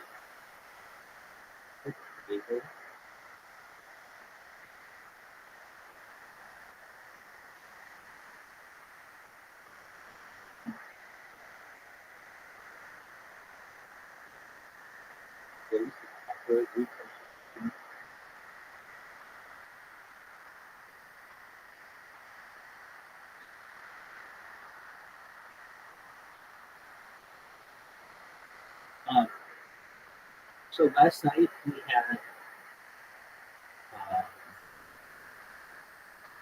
my streak ended at 80, but we would have much rather had it. Zoot is the person who beat me. Well, he didn't beat me when it was it was Riser. But here we were playing.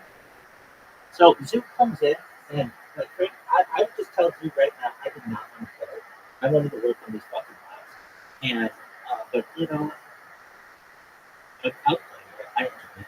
So we go to play and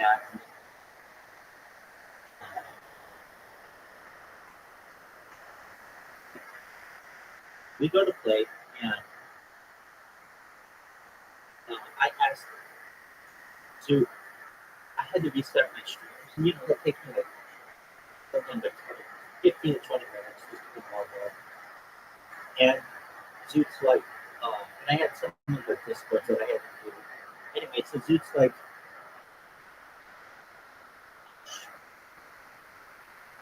the word, but it was too. I asked Zoot, hey, would you please ask Riser if he wants to play, and just would you message him? And he's like, yeah, I'll message him. So I messaged him, and it was like midnight or like 1 o'clock. It was pretty late, and uh, the Zoot was like, he's not going to want to play. I'm like, oh, you never know, just try it. So he's like, okay. And I had the feeling, I didn't ask him, but he was he was talking to Ass Match because they're friends. So Riser comes in. Riser tells you, yeah. Well, so Riser comes in and he was like, Riser comes in and was like, hey, or he messaged Zoot, yeah, I'll be in the event. So when he came in, that was cool, and we were like gonna play. Well, Asperge comes in with some other people, and I told Asperge this previously. I mean, this is just how this is how any normal person. I don't want to talk about my community. I don't think it's cool. I don't think it's nice. And the first words out of his mouth are diaper sniper. And I'm just like, dude, I'm telling you right now that that's not cool. And Zoot's like, I don't want to talk to this guy. So Zoot doesn't know. He's like, I don't want to talk to this guy. All he does is talk about sex, show me your cock, and playing like Marvin games. Like, dude, when I asked him, I said, Asmish, I like you. I think you're a funny guy. And when we talk about normal things, I think you're very intelligent. He is very intelligent. He was valedictorian of his high school. I mean, he's a sharp individual. But when you get into sexual discussions with minors, I don't think that's cool. And I'm just letting you know right now that I don't want you to do that. And Zoot's like, I'm gonna just mute these guys. There were other people who came in from that server, and Zoot's like, I'm just gonna mute these guys. They're annoying. And I'm like, no, I know. And I'm kind of stuck in the middle. I don't necessarily want to kick as much of his friends out, but really they're just like, this is a synopsis of what they said. Show me your dick. Like all this just stupid shit. Um, so even Riser is muting them. I'm like, look, I'm telling you right now, you continue to like leave yourself occupied and just idea just moaning in the background or playing this kind of music. I don't want that. That's we're playing games, guys. And I got to the point where Asma kept doing it, and I was like, dude. So I kicked him for a week, and I didn't want to do that. I liked him, and I told him like straight up, very nice, hey, do not do this. And I mean, you're making the other people in here feel awkward. It's not the kind of discussion that I want to have. If you will talk about anything but sex, I'm fine with that. But what happens to you is, and I think I don't know, he's just obsessed with it. That's fine, that's your thing. But you start to talk about children, and I don't think that's and and I don't think it's funny. And then um, I explained to him in as nice a way as I could. I gave him enough money.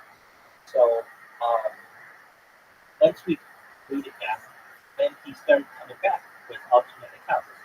Now, if this happened to me with anybody I know, I would say, look, Rabbi, I took it too far. Don't ban my account, or don't keep me. I just know that like I'll be good, you know. But it wasn't like that. They would just be like, oh, grandma, and it's like, dog, this is immature. Like even that's what you kept saying. You guys are just being so immature. We're just literally trying to play a game right now, and you're just promoting and doing all these other things. No, it's not. And I had it with him recently, like within the last 4 days or so, because he came in here and he would be like, um, he was using this phrase, diaper snake. And I'm like, what is, I didn't even say that. He would just say it. And he said, yeah, but you know what a diaper sniper is? And I'm like, no, I don't know what that is. And he's like, it's a pedophile. Something like that. Exactly. Zoot's here. Zoot. Zoot, can you hear me?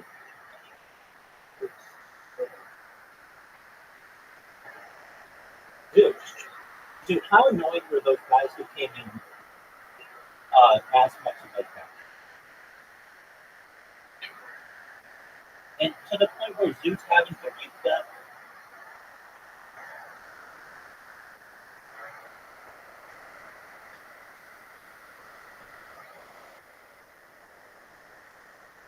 that's right. He's too sexual. I hate to say it, but yeah, exactly. And the sad thing is, he's a very intelligent individual. He's very talented, and but he just can't get his mind up. And then he brought in the other people in here who were annoying as fuck. And Zoot, I was just telling him, telling Justin Zoot that you were saying, like, I'm just going to mute these guys. They're so annoying. And you were having to. And eventually, he was getting in the way of the game, where I'd have to leave the game, ban them, or kick them. Because I didn't want to ban them forever, but just kick them, and then come back and the game would freeze, and I'd have to close it, reopen it, lose a shot, and all this other shit. It's like, that's not how it is. But yeah, Zoot and Mouse, they were annoying as fuck. They were over the top. So, so coming back and holding all accounts. Right. And as I said, if this happened to me, exactly.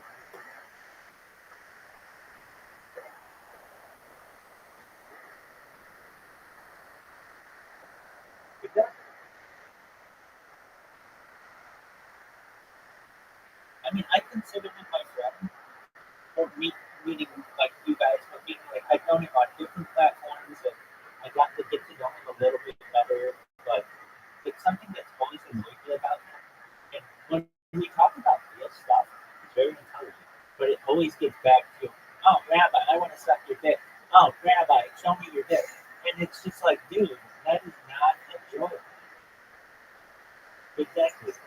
And the ultimate, the alt accounts that he used were Rabbi, um, Rothschild, and like shit like that. It's just like, okay, now you want to mock me. I mean, that's fine if you want to do that. I can see why you think it's funny. But if you're my friend, the first thing once I kick you, because you know that I have a lot of, I give people a long leash, is, hey, I apologize. I was out of hand. Or will you please let me back into my other account? I didn't mean that.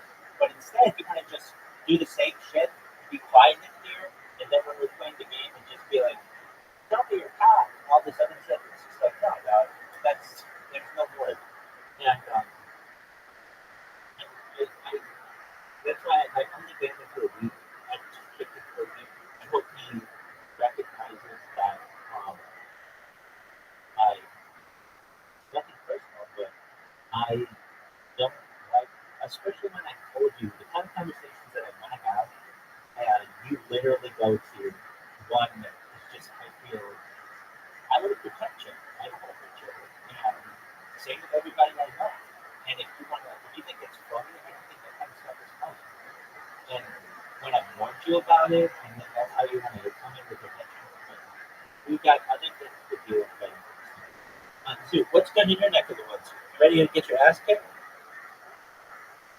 I am trying to. Okay. The best way to do that, I would tell you, is on YouTube they have videos of how to learn that.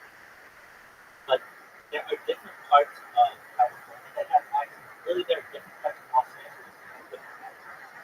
So you have Valley Girl accent, you have Sulphur Dude accent, and you can even get into like California Asian accents. Um, but the best way to do that is to go on YouTube and listen to the different accents that are specifically in Los Angeles.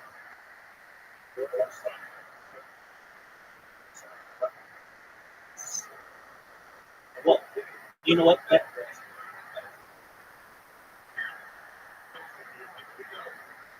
Yeah, but we don't necessarily have too much of an accent in comparison to stress.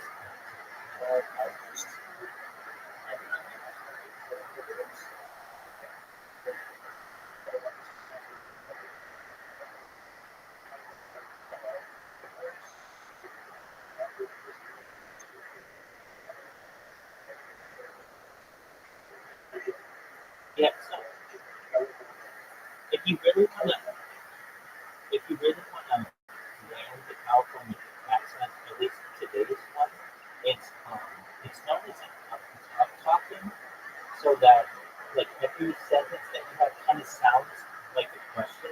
Like so, it'd be something like, "Do you want to talk like someone from California? Is that something that is of interest to you?" And but that is that's the more modern one. Um, there are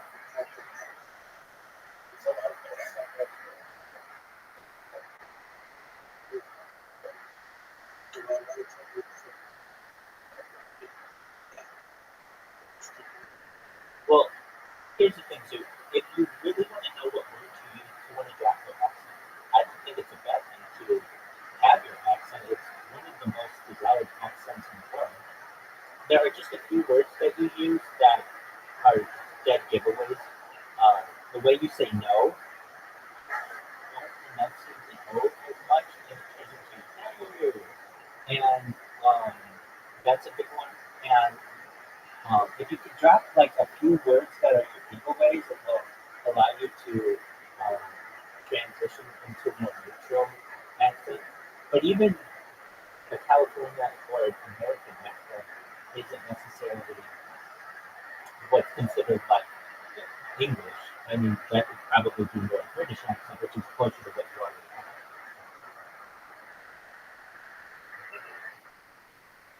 But in my opinion, the best if you and Caspian Sea mentioned this, there's also a rural Californian accent that is like you'll find in like more central and northern California. That's like a prospector, a gold miner, and that's very similar to the Nevada accent that you said. It's really almost southern.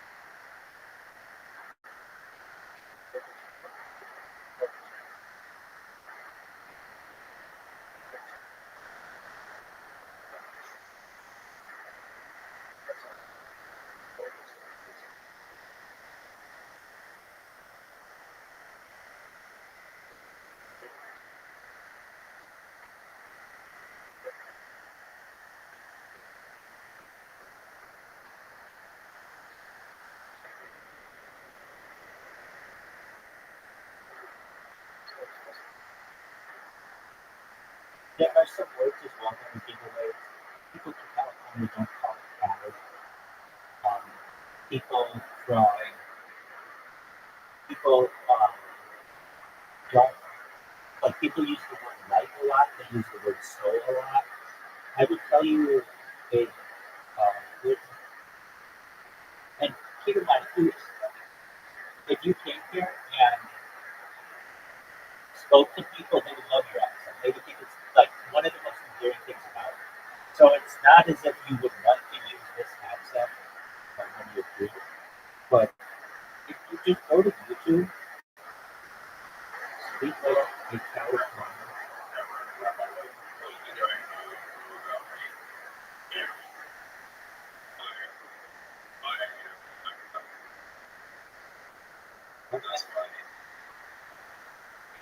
All right, so then literally just type into YouTube, speak like a Californian, and watch every video that they have, and then practice it. The Californian, but yeah, it's very similar to a lot of different discussions that people will have, and also what like how people describe things, just the roads.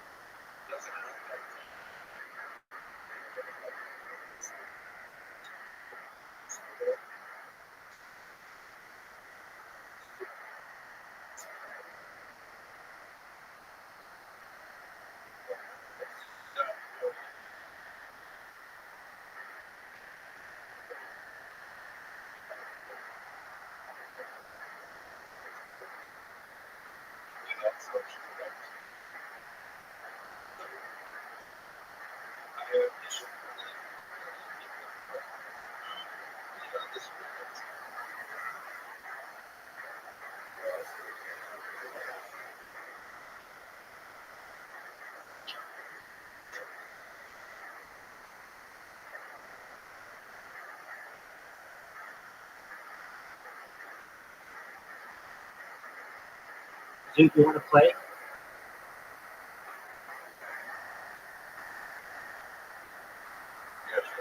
Okay, just give me.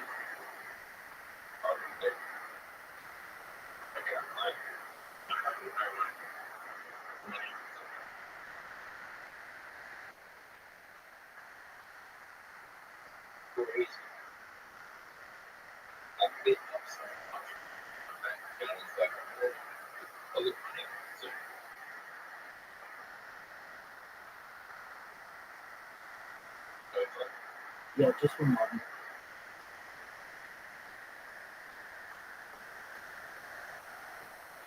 Zoo, you're young enough. Like, you're gonna have some investment in crypto.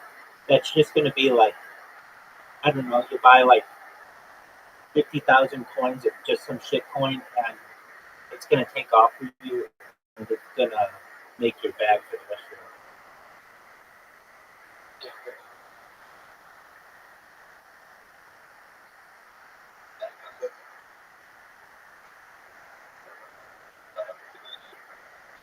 All right, Caspian, see you in.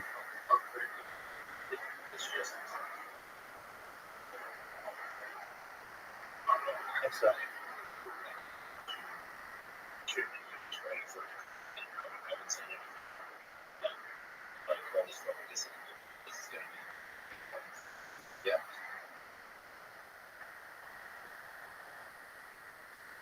Dogecoin.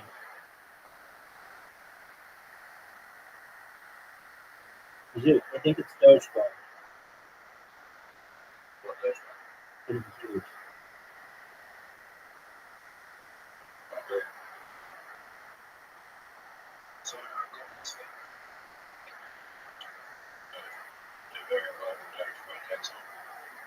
That's your coin. Oh no, yours was kangaroo coin.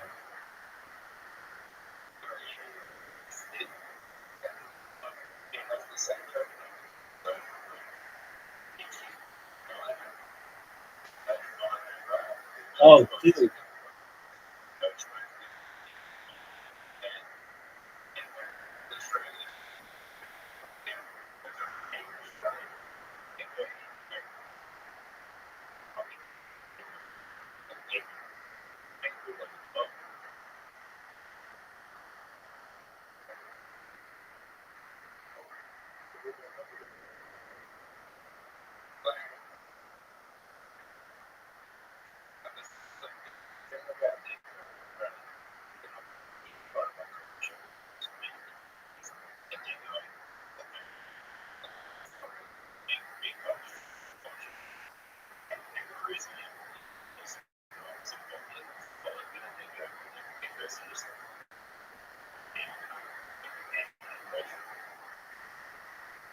Koalas. Like koalas and kangaroos are the two biggest things outside of that an outsider thinks of when they think Australia.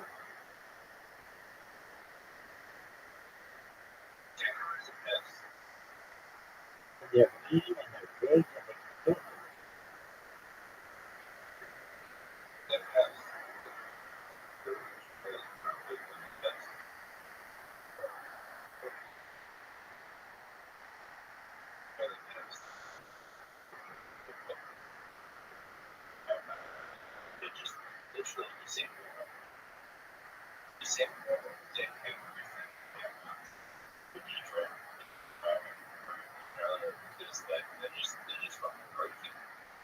Dog, what about rabbits?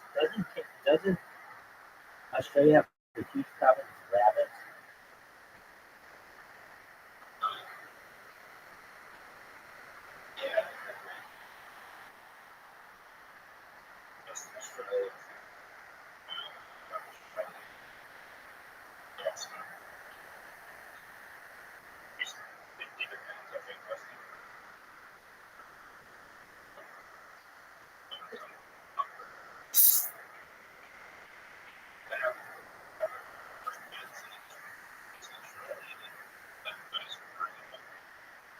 Right, exactly.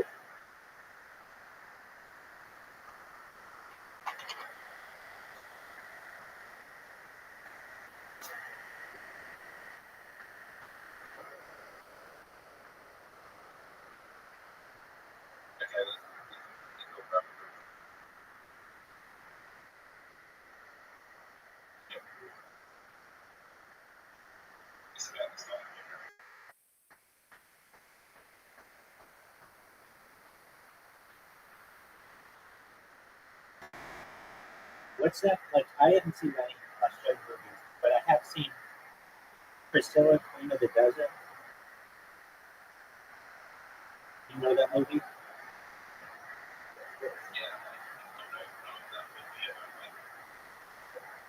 It, it's like a, no, I understand. I had to watch it for a class. I had to watch it for a class. No, I know it isn't, but I had to watch it for a class, and it was like a gay cultural icon.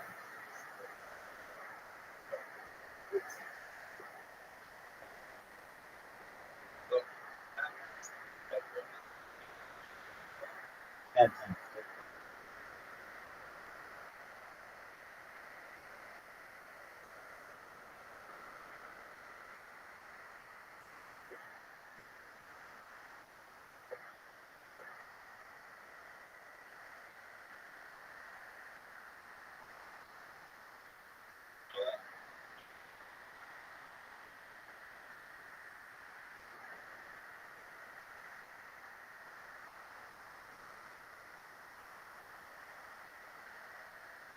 it was nominated for an Oscar.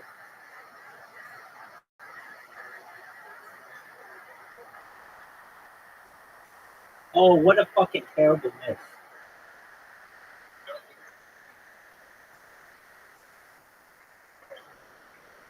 What are you talking about? That's what I'm saying, Casey. But what are you talking about, too, that Mel Gibson was in Australia?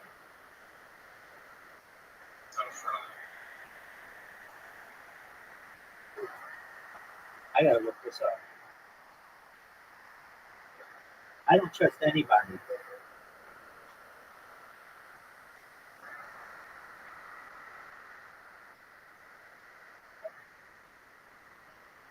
There you go. He was born in Peekskill, New York. Damn, you learn something new every day. Good job, Sue.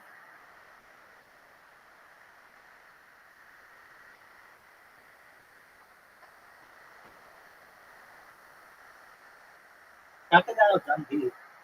That's basically what people think of when you think of Australia.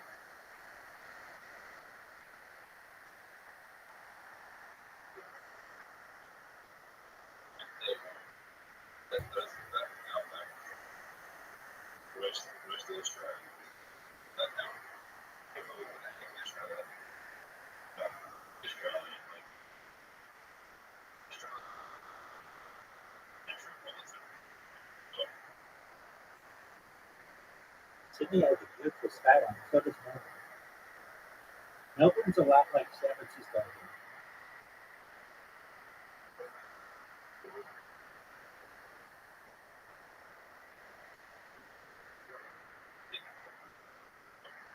No, nobody thinks of that. They all think of the Sydney Opera.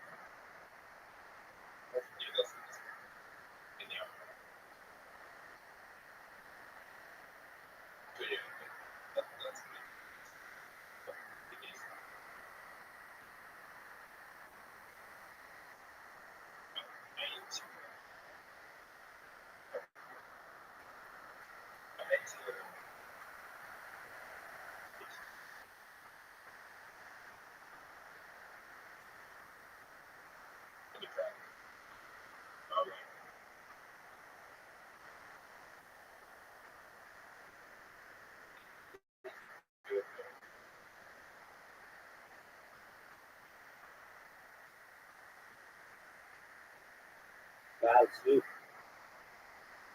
Dude's been playing out of his mind the past few games.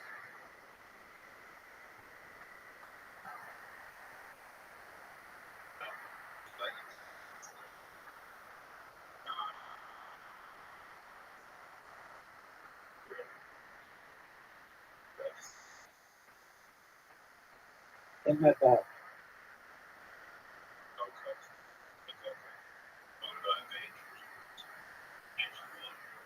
I disagree with you. I'll agree with you on that. I would say South Beach is pretty famous. And Venice Beach. What a fucking miss. Venice. Then there's Huntington, Newport. You get into a bunch of them. Right. South Beach, I'm saying. It's in Miami.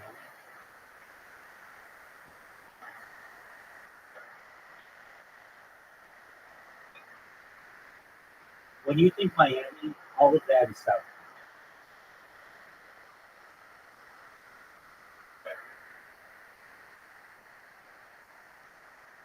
Did you ever play Grand Theft Auto, Vice City? You didn't? Okay. Well, that's like South. I'm trying to think. I guess Long Beach is pretty famous too, but it's not really the same. Right. I'll hit my ball.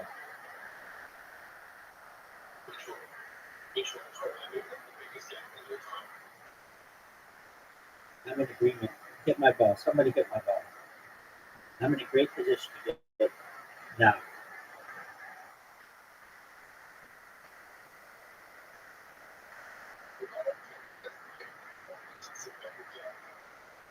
Agreed.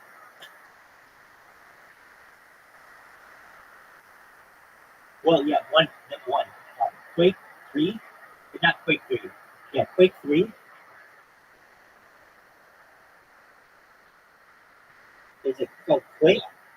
Quake with Half-Life. Half-Life 3. That's it. Hit that fucking tree. That sucks. That shot is terrible.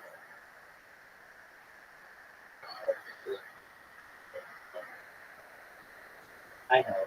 I'm just trying to make an argument. It's really. Dude.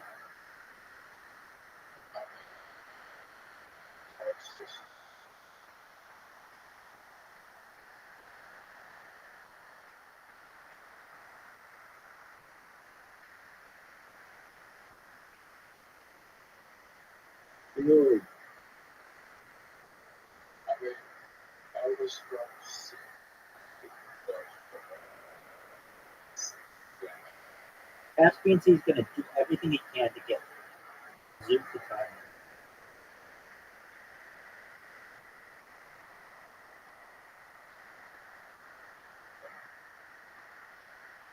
Oh, shit. Dude, big shot here for the win. No surprise. It's a lot of pink, baby. Caspian is going to shove his ball. Oh, no way. Great shot.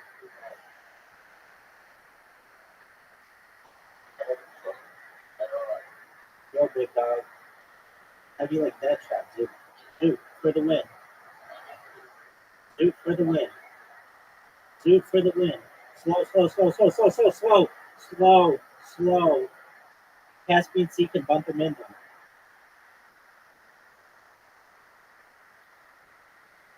Caspian C's going for the win himself.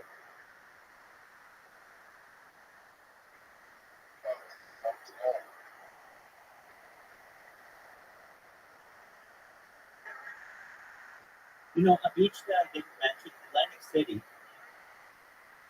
That's pretty big. Like the Jersey Shore.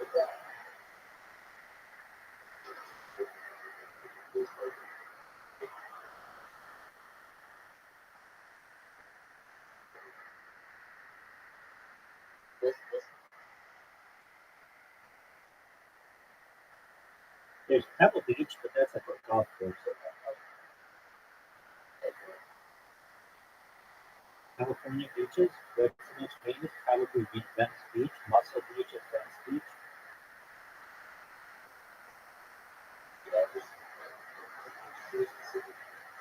I don't think it's a small beach. Even if you get through there, the benefit isn't overwhelming in my opinion. Oh fuck. Real big dog.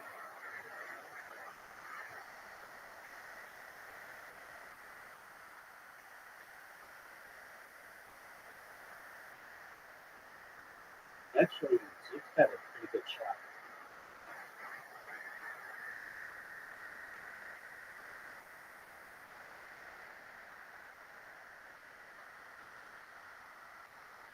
A very good shot.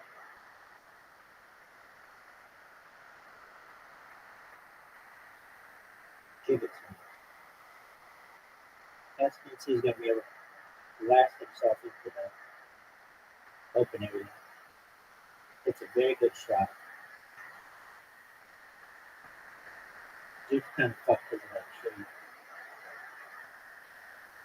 Gonna hit the tree. No, he's not. That's the shot.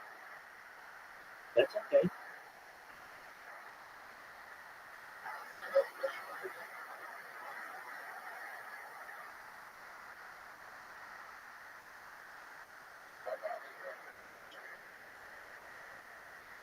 I definitely.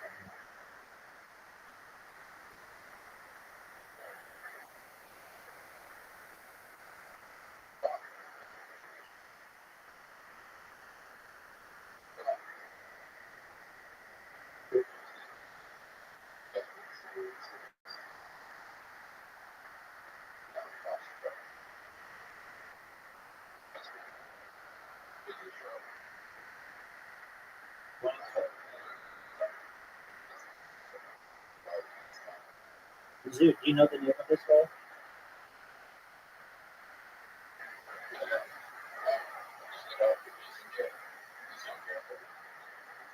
What's the name of this hole, Zoo?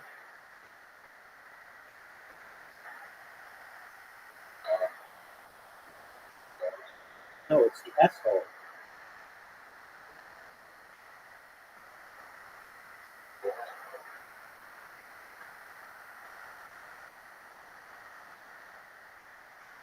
Thank you.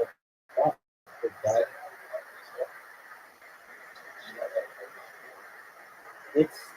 It can be difficult. The hole is hard.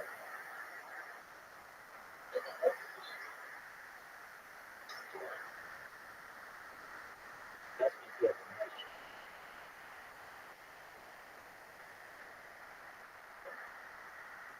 They're hard.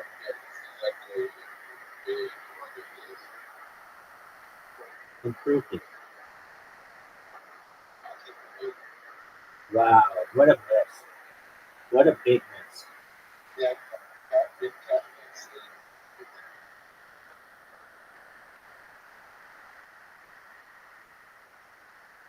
There goes the lead.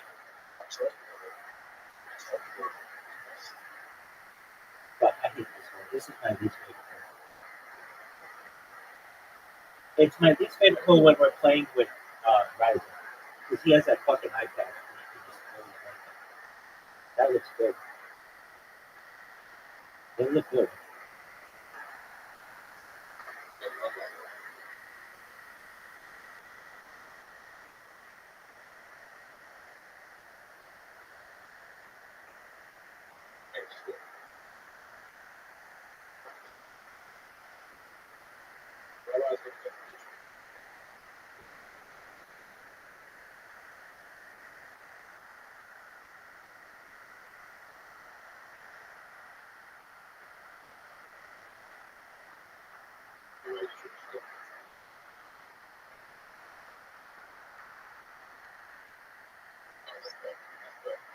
No.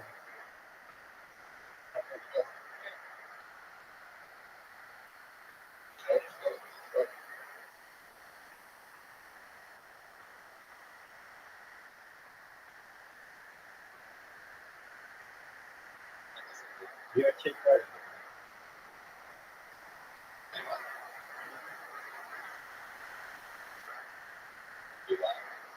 I love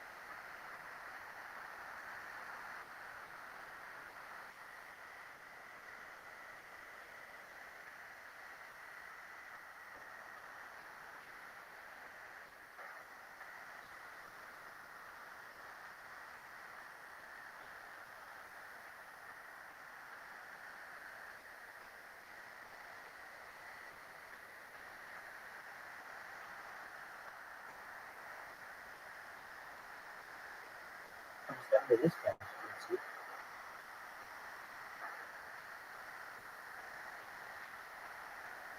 He's got a tough shot. Oh,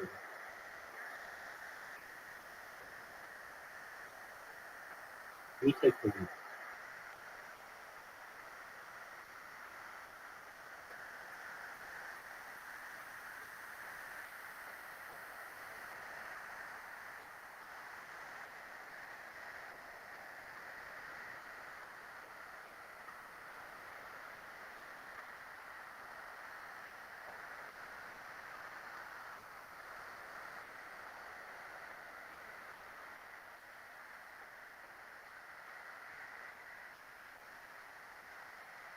Tough shot. I'm not good.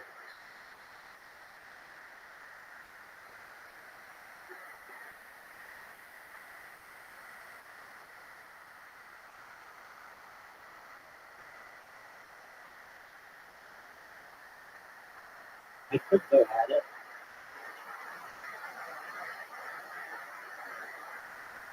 Ah.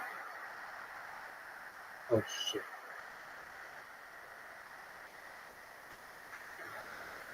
Easy water back to SBC. Oh, what a beautiful shot. Bravo. Bravo.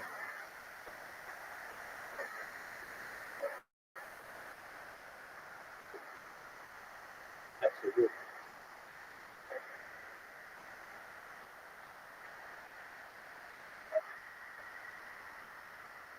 That deep.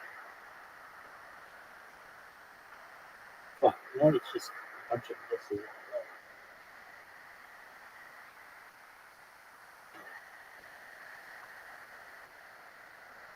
Oh, look at Zoo.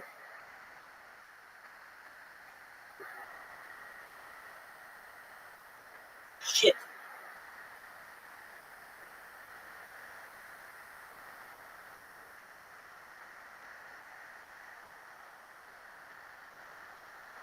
I have to make this shot. Done. SBC takes the lead. I am so bad at this work. I am so bad at this.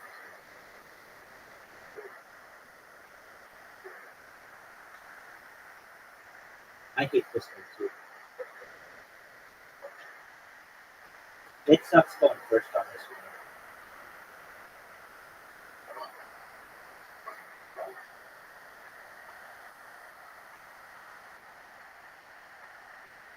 Just about.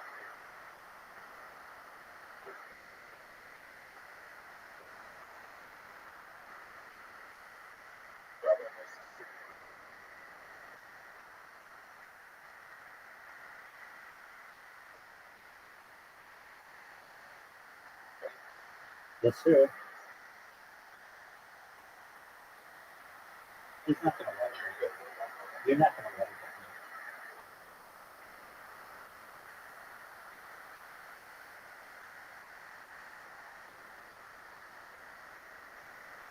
it. SBC.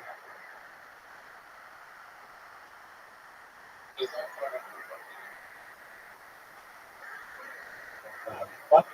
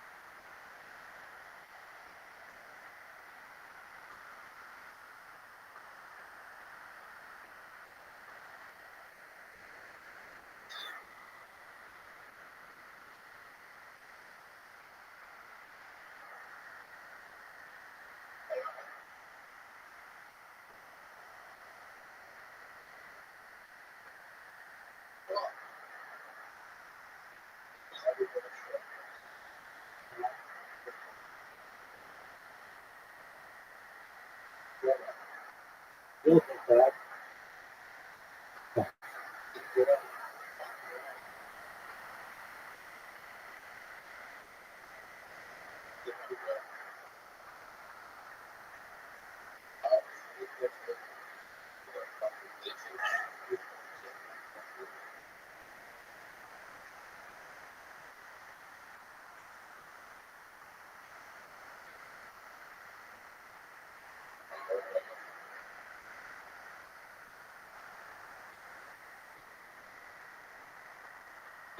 it a water pump? No.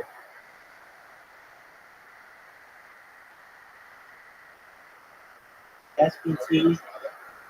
No, I'm going to straight up blue.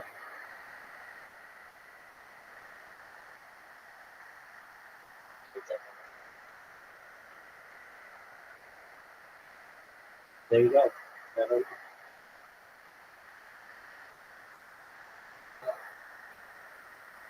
SPC went from doing really well to not.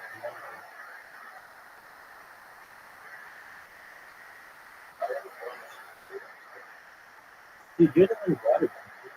Wait, I water bumped you.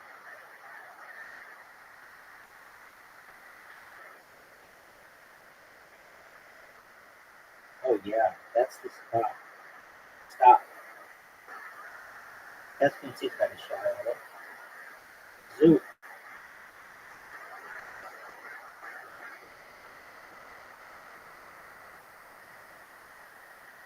Be the shot.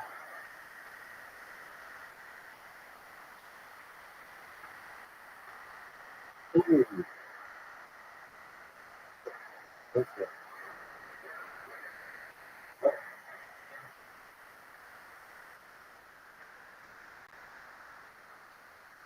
great shot, dude.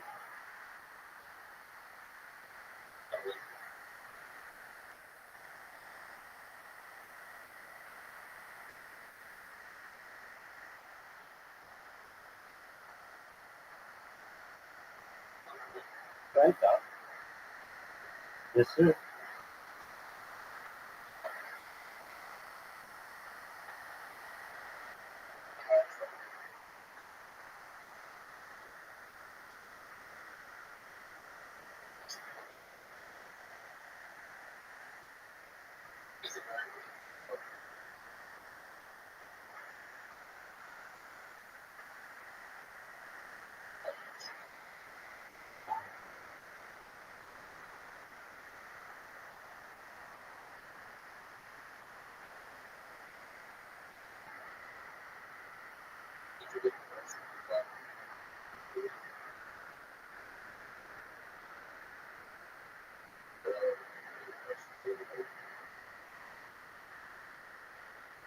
Grade my shot, dude. Yeah, I agree with you.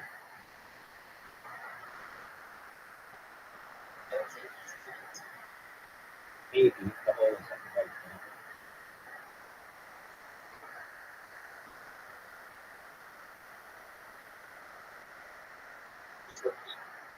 yeah, 100%.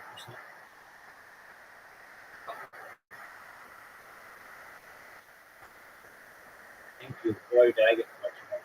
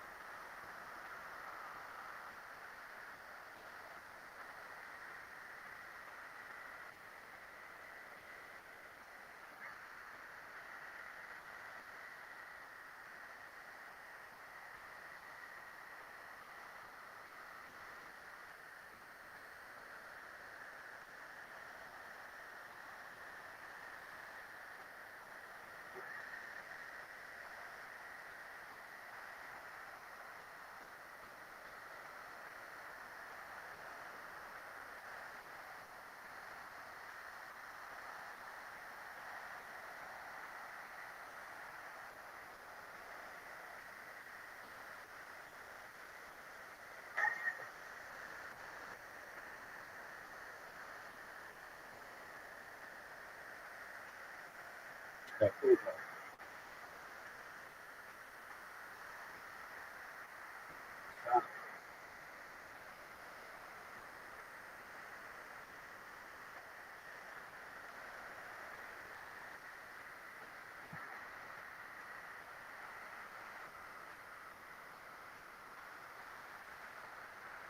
Wow, that is fun.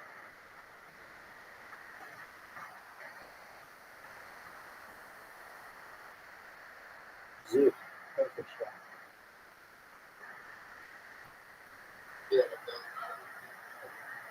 Oh, I fucked myself. I fucked myself so badly.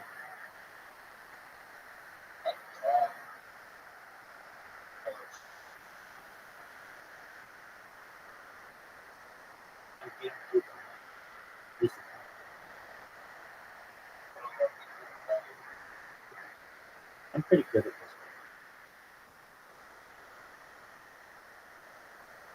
one. I'll let you block my shot.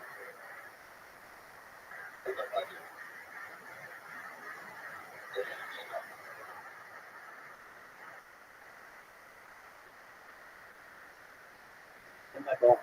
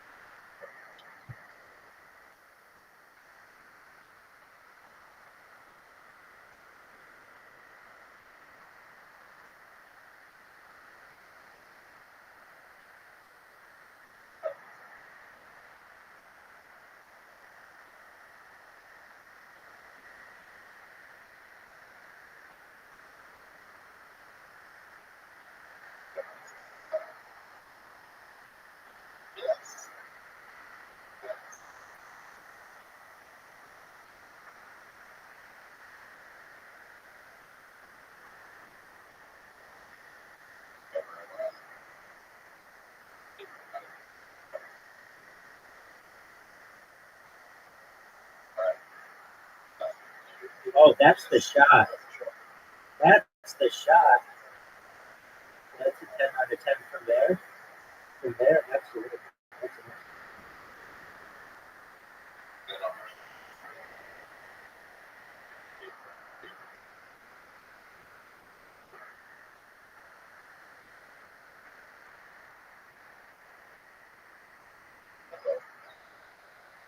I would have done it.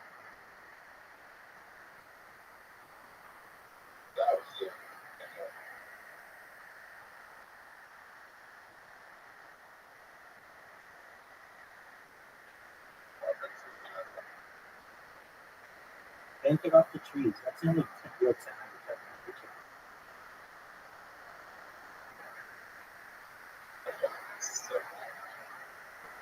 This tree is kind of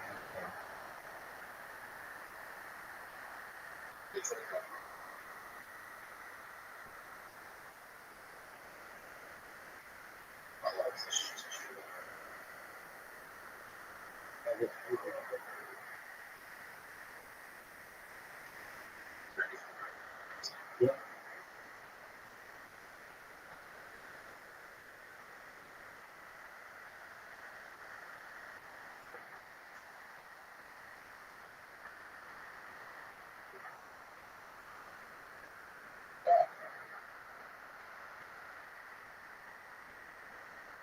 Champion again. 365 wins. Oh, tight. Caspian Sea, exactly. Caspian Sea's got another one in them. I definitely do. All right, Zoo, Caspian Sea. I got a hole in one on this hole. I will always say that because it's so fluky. Dude, almost.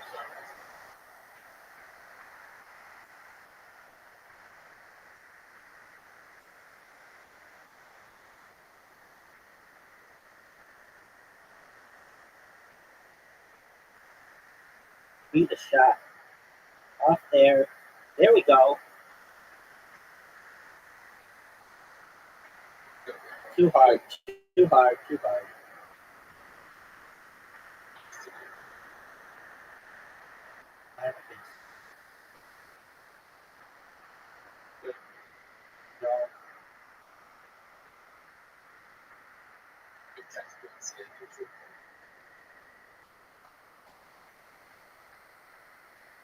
But look at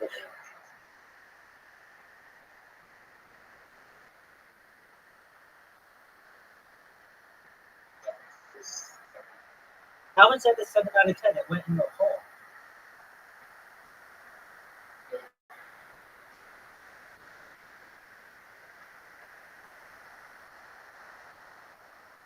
Caspian Sea. Brown knife. All lip, no hole. Yep. There you go. You book that up there.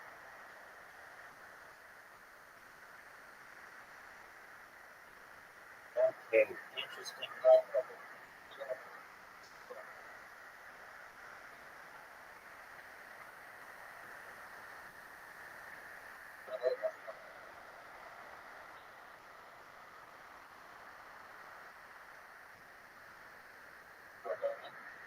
Yep. Or terrible water. I got that little wood piece that's going to protect me. Yeah, sure.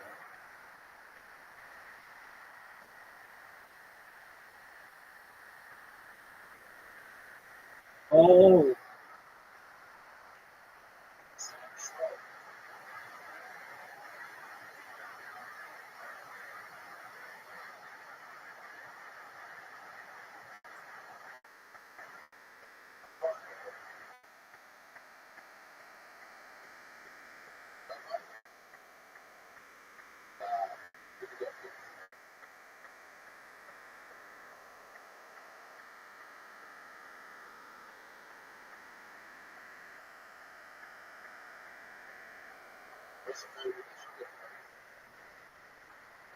The Godfather. Mad Max would be type 2.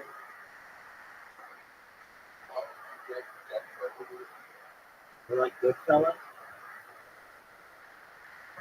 Either one. Because I don't make music pissed off.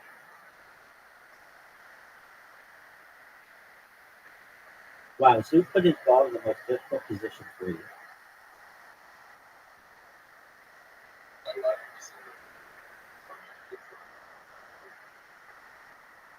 Because the Godfather has 3 of them. So maybe there's a little more content.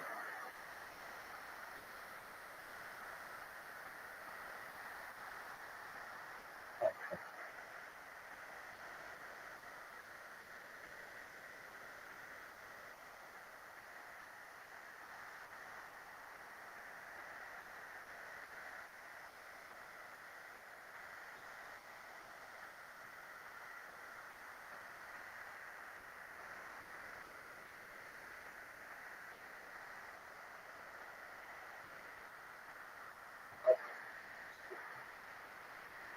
What's that?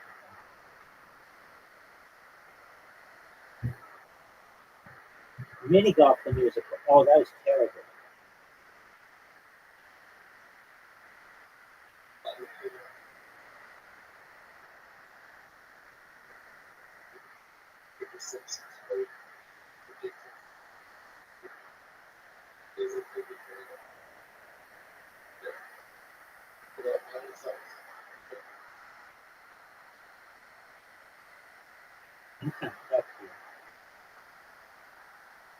Hit there.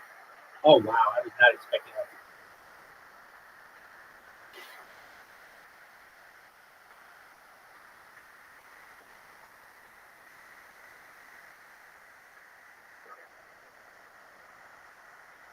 Oh, great shot. Too. Okay, great shot. Great shot. Word. Safe place.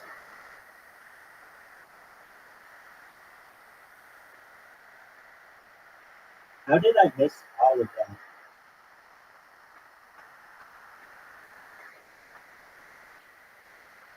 Somebody can fuck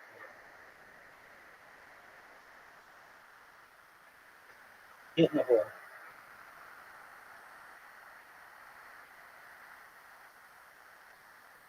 could make it go for it. That's what he said. That's what he said. Oh, not now, but he's going to fucking end that plan. Get in the hole. Stop. Man, those gnomes were just perfectly positioned for me. Zoot has the ability. Am I your best friend? You need to be, baby. I don't know who you talk to, probably outside your family more than they're your love. When advisors. No way. It happens.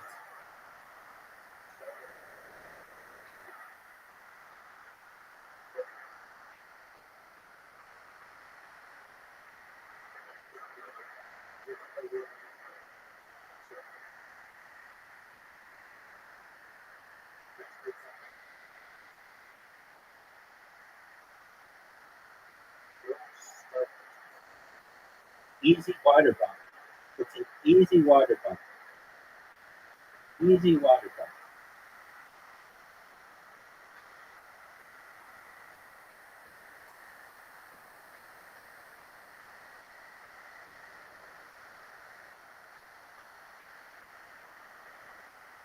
Oh, he water bumped it. Oh, baby. He did.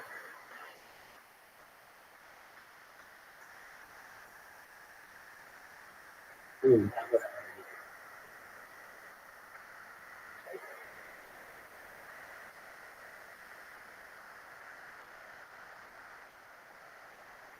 do?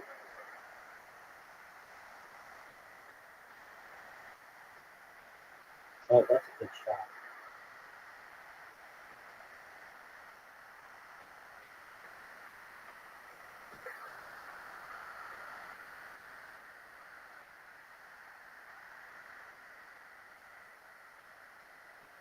I feel like the hole, the actual hole, moves around, but on some holes it does not. Like this.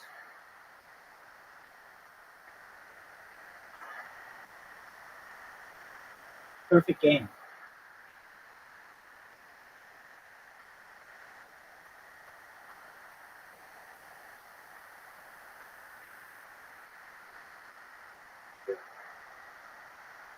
All right, boys.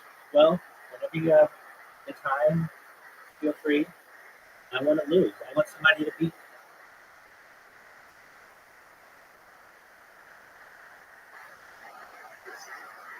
I push that. I wake up and push that.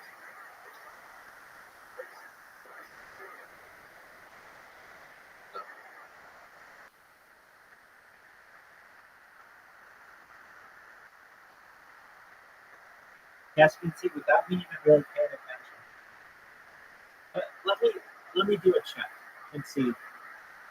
Dude, I'm gonna go viral from.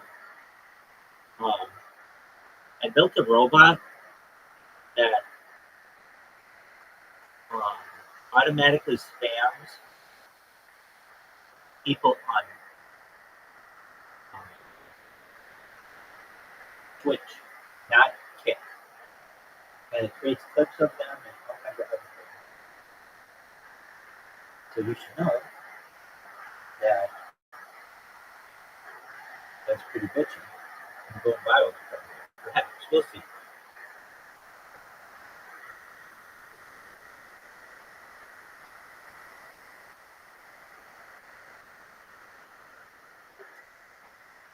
Anyway, it's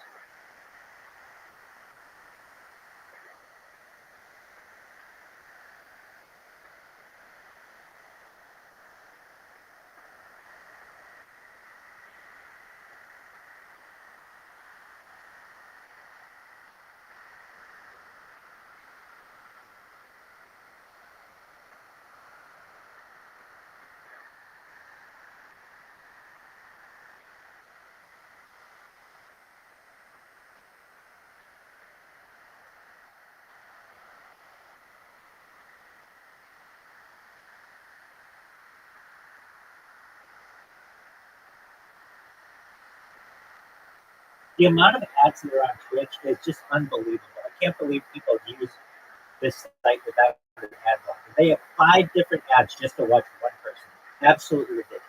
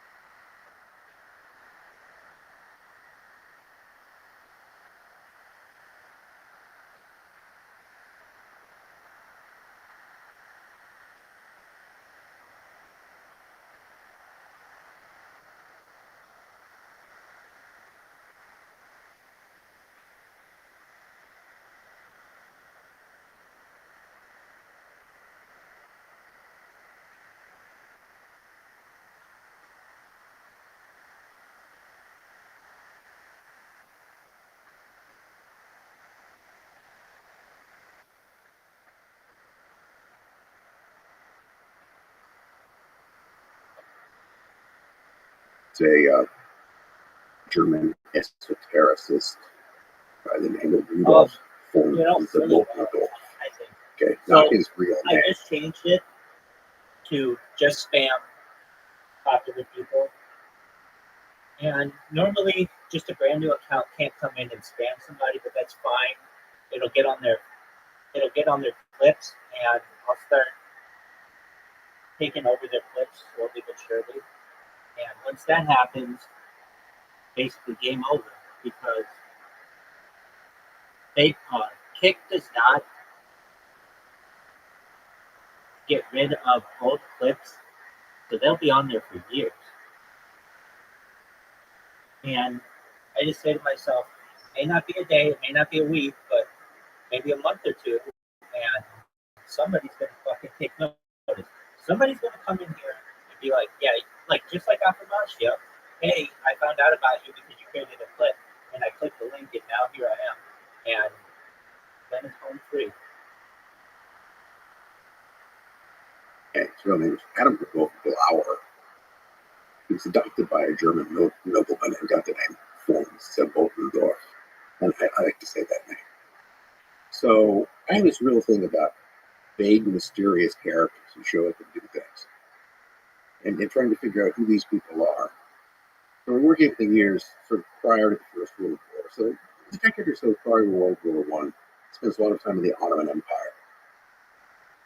Turkey, originally in the Ottoman Empire, which was a fairly tumultuous place because in 1908 and 1909 there was the Young Turk Revolution, and a kind of military coup which effectively overthrew the Ottoman Sultan and installed a military junta, which would go on during the First World War to make its greatest achievement, the Armenian genocide.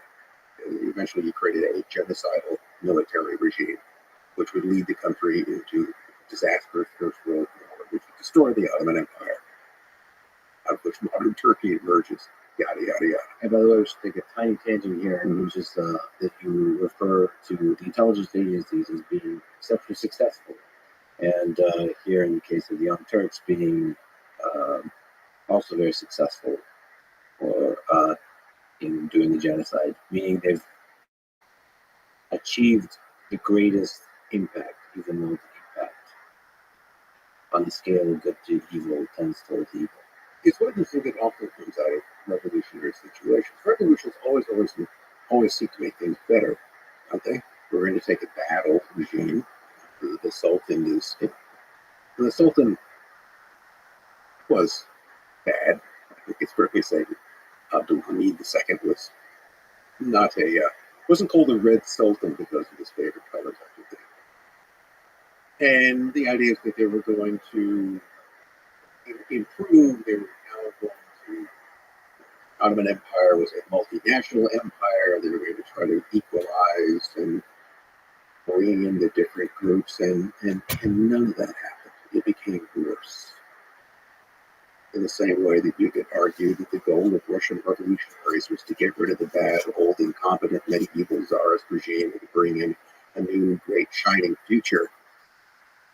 And it became even more authoritarian. The crimes of the Imperial Russian regime pale in significance of different in the same way the crimes of Abdul Hamid pale to but that wasn't necessarily the intention. But von Ottendorf is a German businessman who's working in this period. And the whole point here is that the Ottoman Empire in this period is a hotbed of political intrigue. There are all kinds of interesting things about it. The Young Turk Revolution is essentially a military coup, but it is plotted in Masonic lodges. I know, technically, Masonic lodges are never supposed to be involved in politics, but they are. Or, the lodge meeting breaks up, and then you plot the revolution. So, same group of people, but it's not technically. But yes, there's the Macedonia Resourceful Lodge in Thessaloniki was ground zero for plotting this military coup that was supposed to include the empire. Ottendorf is in one way or another mixed up in all of this, or at least he's an observer of it. Plus, he's initiated into the Masonic lodges. And interestingly enough, the fellow who initiates him into one of these Eastern lodges is a Jewish merchant by the name of Termudi. And he's also a Kabbalist. And it's also, Ottendorf is very, very interested in the occult. He was initiated into Eastern Masonic lodges in a period when those same lodges are being used as a center for political intrigue. He also apparently is involved in gun running, which in revolutionary periods is, there's a lot of the money to be made off of that. So he's connected to various dark businesses in a tumultuous time, with connections to politicized Freemasonry and the occult. Now, in the course of the First World War, he returns to Germany. He just shows up. And it would be my operative suspicion or theory that Ottendorf was working for someone. I don't think he just pops up in Munich on his own accord. Why does he leave the Ottoman Empire and return to the Who's behind him? Well, maybe you don't. But maybe someone, because he doesn't have money at his disposal.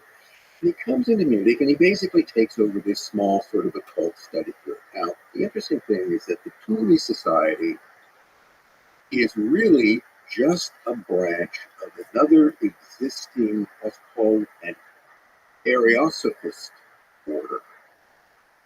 A thing called the German Order or the Germanen Orden, which is centered in Berlin. But for some reason, he doesn't want his group to be connected by name with the Germanic order.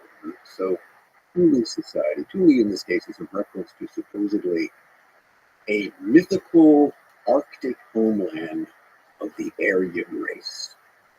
They're all snow people who wander out of the snow at some point. It's kind of like a frozen Atlantis. So I mentioned these people, the Ariosophists, which is practice saying that. So what are they? Well, they're a kind of racist Germanic offshoot of Theosophy. And I know I'm explaining one thing to explain something, but there's no other way to do this. So theosophy was 19th century, very popular and widely modeled occult belief that was founded by a Russian woman by the name of Helena Blavatsky. She was a medium, psychic, who was supposed to have channelings from the ascended masters. The basic story there, they're all the ascended masters, which are mystical beings that may or may not have once been human.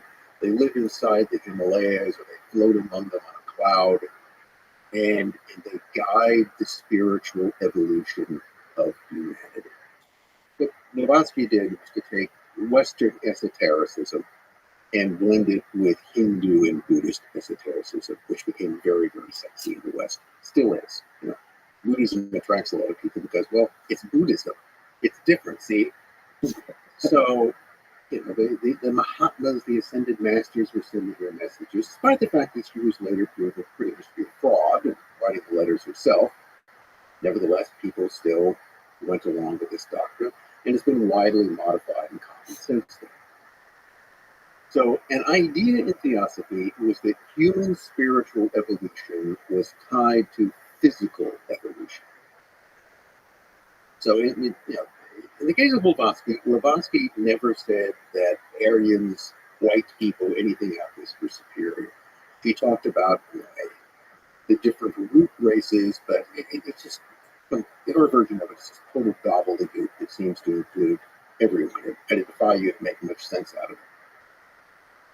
But in the early 20th century, there were different sort of, one of the things that became fashionable, not terribly popular. These are small movements with the idea that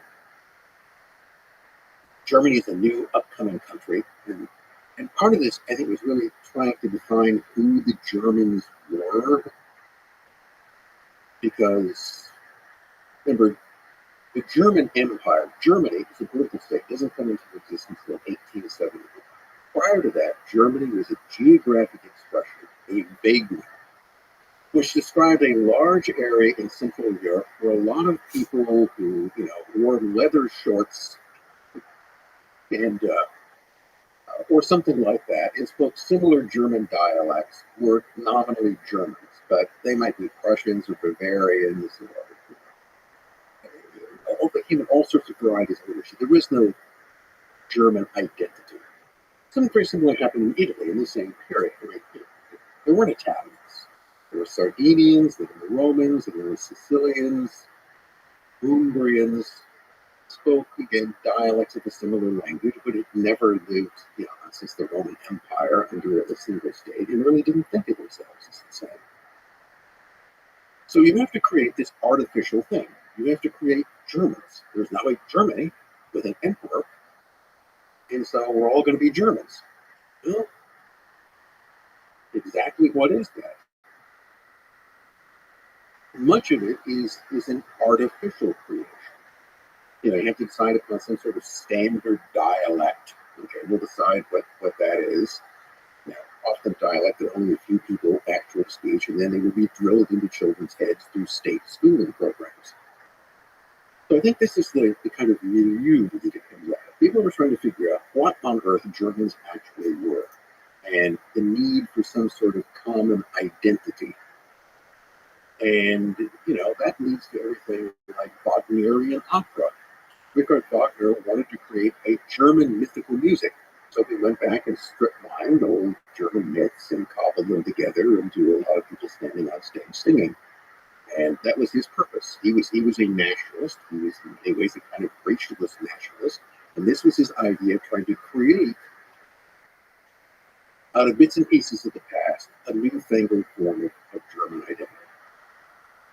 So, on the more mystical end of this, you had the ideas that, well, Germany must have been created for some special purpose, because Germans must be very special people, and we must have some sort of particular destiny. And then out of this, the direction this is heading, well, we're all part of some sort of master race, with some sort of ties to some sort of great civilization in the past, call it Thule, or call it whatever you want it to be.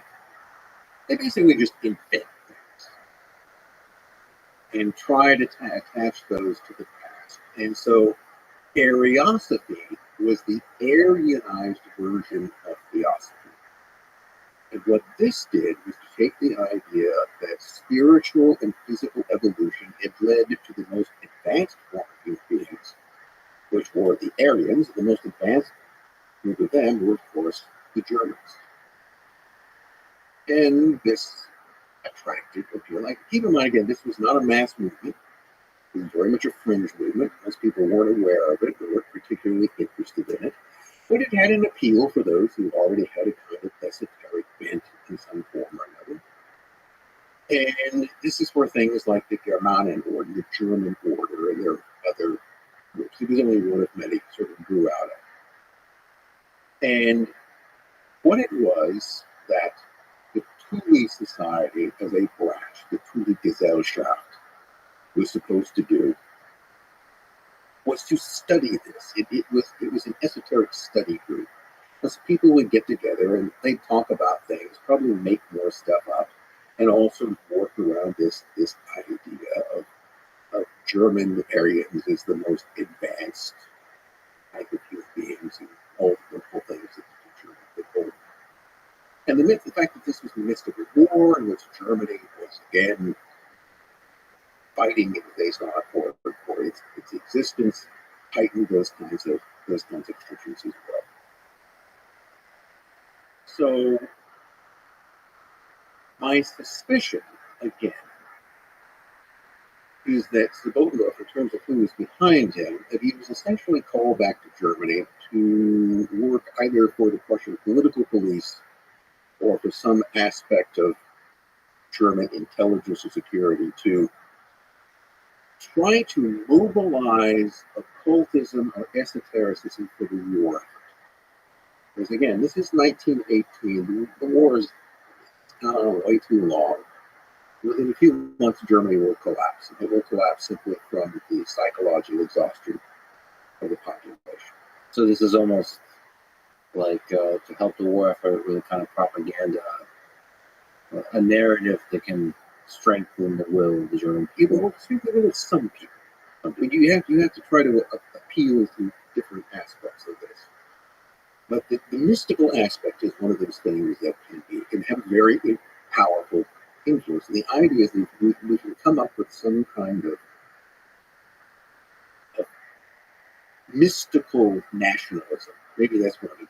That kind of mystical nationalism that can be exploited for the because at this point you're kind of grasping at straws. And this is a whole period when the Germans are marshaling the last of their forces to launch a series of offensives on the Western Front, the peace offensive, which will initially be successful but will ultimately fail and lead to a collapse in morale. But among the leadership of Germany, it was a recognition, it was that national morale was flat. And one of the other things that was kind of raising its head was what had happened nearby a year ago, the Russian Revolution, which had now brought the idea, which brought another solution to all of this, the idea of revolutionary Marxism. We need to remind ourselves is where Marxism comes from, not Russia, Germany. Where was the largest Marxist party? In Germany. And Marx probably expected the revolution to begin in Germany. Where else? The Soviet Union is not very industrialized. Germany is, and so that's why we probably. Russia, 5% of the population is industrial workers. In Germany, 40% of the population is. So, if any place was like made for Marxism, it was Germany. I think that's why it caught on in East Germany so well, because it didn't have to come home.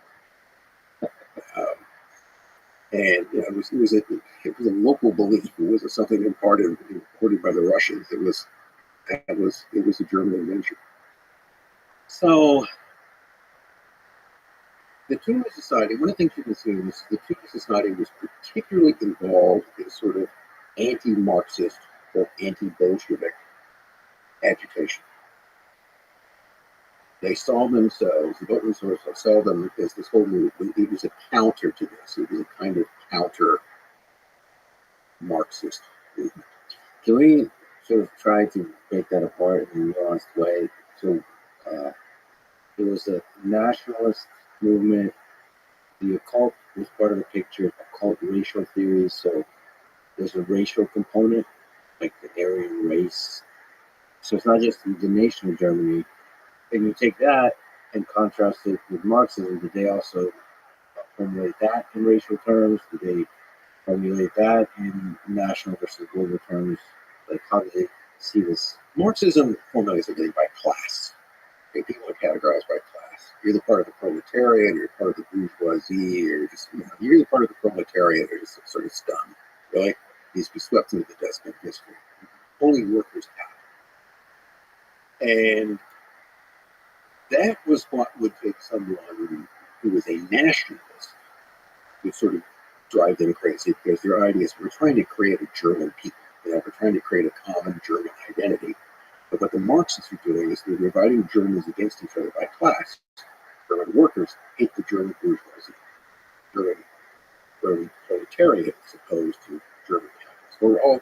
We're all trying to fight this war together. So that was why Marxism, particularly the form of Bolshevism, was seen as unpatriotic, and of course it was opposed to the war as a whole. The idea that parroting Lenin was that the war was an imperialist war, and the only thing that was good that was going to come out of it is that the imperialist war, through all of the crises it was creating, would eventually lead to a class war, and that would be good because that reconciled these things. But think of this: the two very different versions of this. The Bolshevist version, what was just called the Marxist version of Germany, was going to be a class society in which we're going to have some kind of civil upheaval, which will have Germans fighting Germans. Whereas the kind of mystical nationalism, the almost kind of religious nationalism, the Subbotendorf and the Thule Society of Hitchcock's writing to, held that Germans are all part of a single racial family, and that's what must be the most important thing. And that these can be different ways of trying to influence people. It comes down to a matter of political influence. So in a sense, I think that what Subbotendorf and the Thule Society was trying to do, it was within Munich, was to use this idea of mystical nationalism as a potential rallying point for some part of the population to oppose these other forces that keep people fighting. The war is lost, though, in November. The Kaiser abdicates, and essentially, socialists do take over Germany. Things come very, very close to following the Russian model. And you even get the Russian version or take on the Bolsheviks, which are the Spartacists, who try and fail to seize power early on. But you do essentially end up with a socialist Germany. And that then leaves, in the aftermath of the war, the Thule Society is sort of the odd man out, although they're still very closely connected to the army. And here's one of the things that I find interesting. When you get into 1919, who is it that's paying Subbotendorf's bill? The army. One thing the German army is absolutely determined to do is to preserve its social position and power. And they're perfectly willing to dump the Kaiser to do that. It's sort of this deal which is made. In November of 1918, Kaiser's abdication, the proclamation of the German Republic, which, you just had this guy declare it. It wasn't really planned. There's the Ebert-Groener Pact. Groener is the chief of staff, general staff at this point. Friedrich Ebert is the chief socialist politician. Basically, and they make an agreement. And the agreement basically is that the army will support Ebert's government if Ebert supports the army. And particularly that means the continuation of the officer corps and the general staff in one form or another. So a deal is made. And that, of course, is what will eventually help defeat the Spartacist uprising. Now, was the army doing similar kinds of things that we've talked about with the intelligence agencies? This kind of same kind of trying to control the direction Well, of the power? The German intelligence landscape in the First World War is obscure in many ways. There are lots of things that are going on. You've got Germany has a military intelligence service called Abteilung or Section 3B.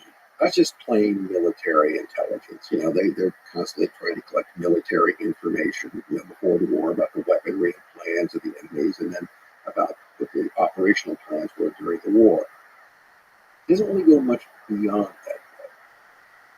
The German Foreign Office runs a kind of political intelligence service. And that's the one which is much more involved in things like subsidizing subversion in Russia, which is one of the things that the Germans sign on to fairly early. Little diversion here, in 1915, there's a Russian revolutionary who's lived much of his life in Germany. He goes by the code name of Parvis, and he essentially comes to the Germans in Constantinople, in Turkey. He's hanging around at the same time as both of them, which I find curious. So Parvis, or Alexander Hellhand, to get these, then somebody goes, look, there's a lot of revolutionaries in Russia, and there's a lot of mistrust with the regime. We think that the war will increase the contradictions in Russian society, and if you give me a lot of marks, I can finance this revolutionary activity, and through subversion, I can take Russia out of the war. The Germans are facing a two-front war. That sounds great. We'll use money in order to, but notice what they're doing. The German General Staff, a very conservative organization, not a bunch of revolutionaries, are going to finance the revolution in an opposing country. They are going to finance revolutionary subversion to take Russia out of the war, which basically works. So that gives you another idea as to what the German military is going to do. They're not revolutionaries, but they'll pay revolutionaries to subvert another regime. Now you've got the problem is that the revolutionary regime that your money helped bring to power is now threatening to extend into your country. So the whole question for the army and for others.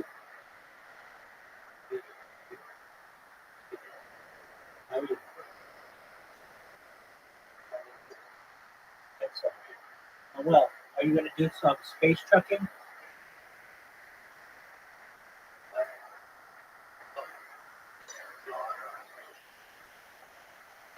All right. Let's see you play COD. We're done. Show it to me. We were getting there. I created a robot that automatically spams Twitch for me, and it also creates clips and follows people automatically. Pretty good, you bet.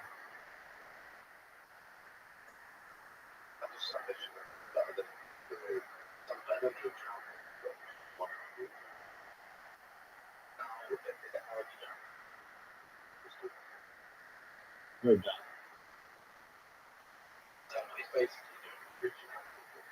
Yeah, it creates clips of them and sends them a notification, all kinds of shit.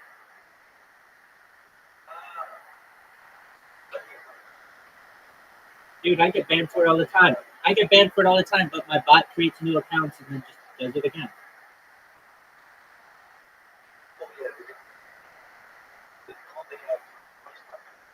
They don't have that, or if they do, I haven't run into it because they IP ban you, but they don't device ban you.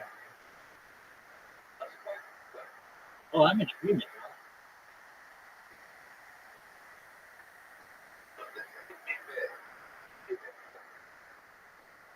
Yeah, I mean, then I wouldn't try this way. Then I would do something else.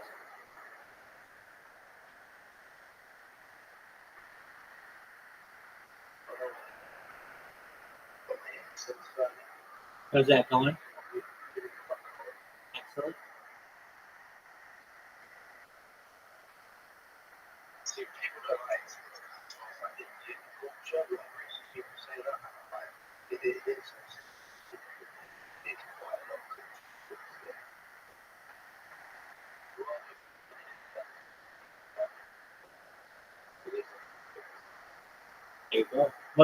flavor is it?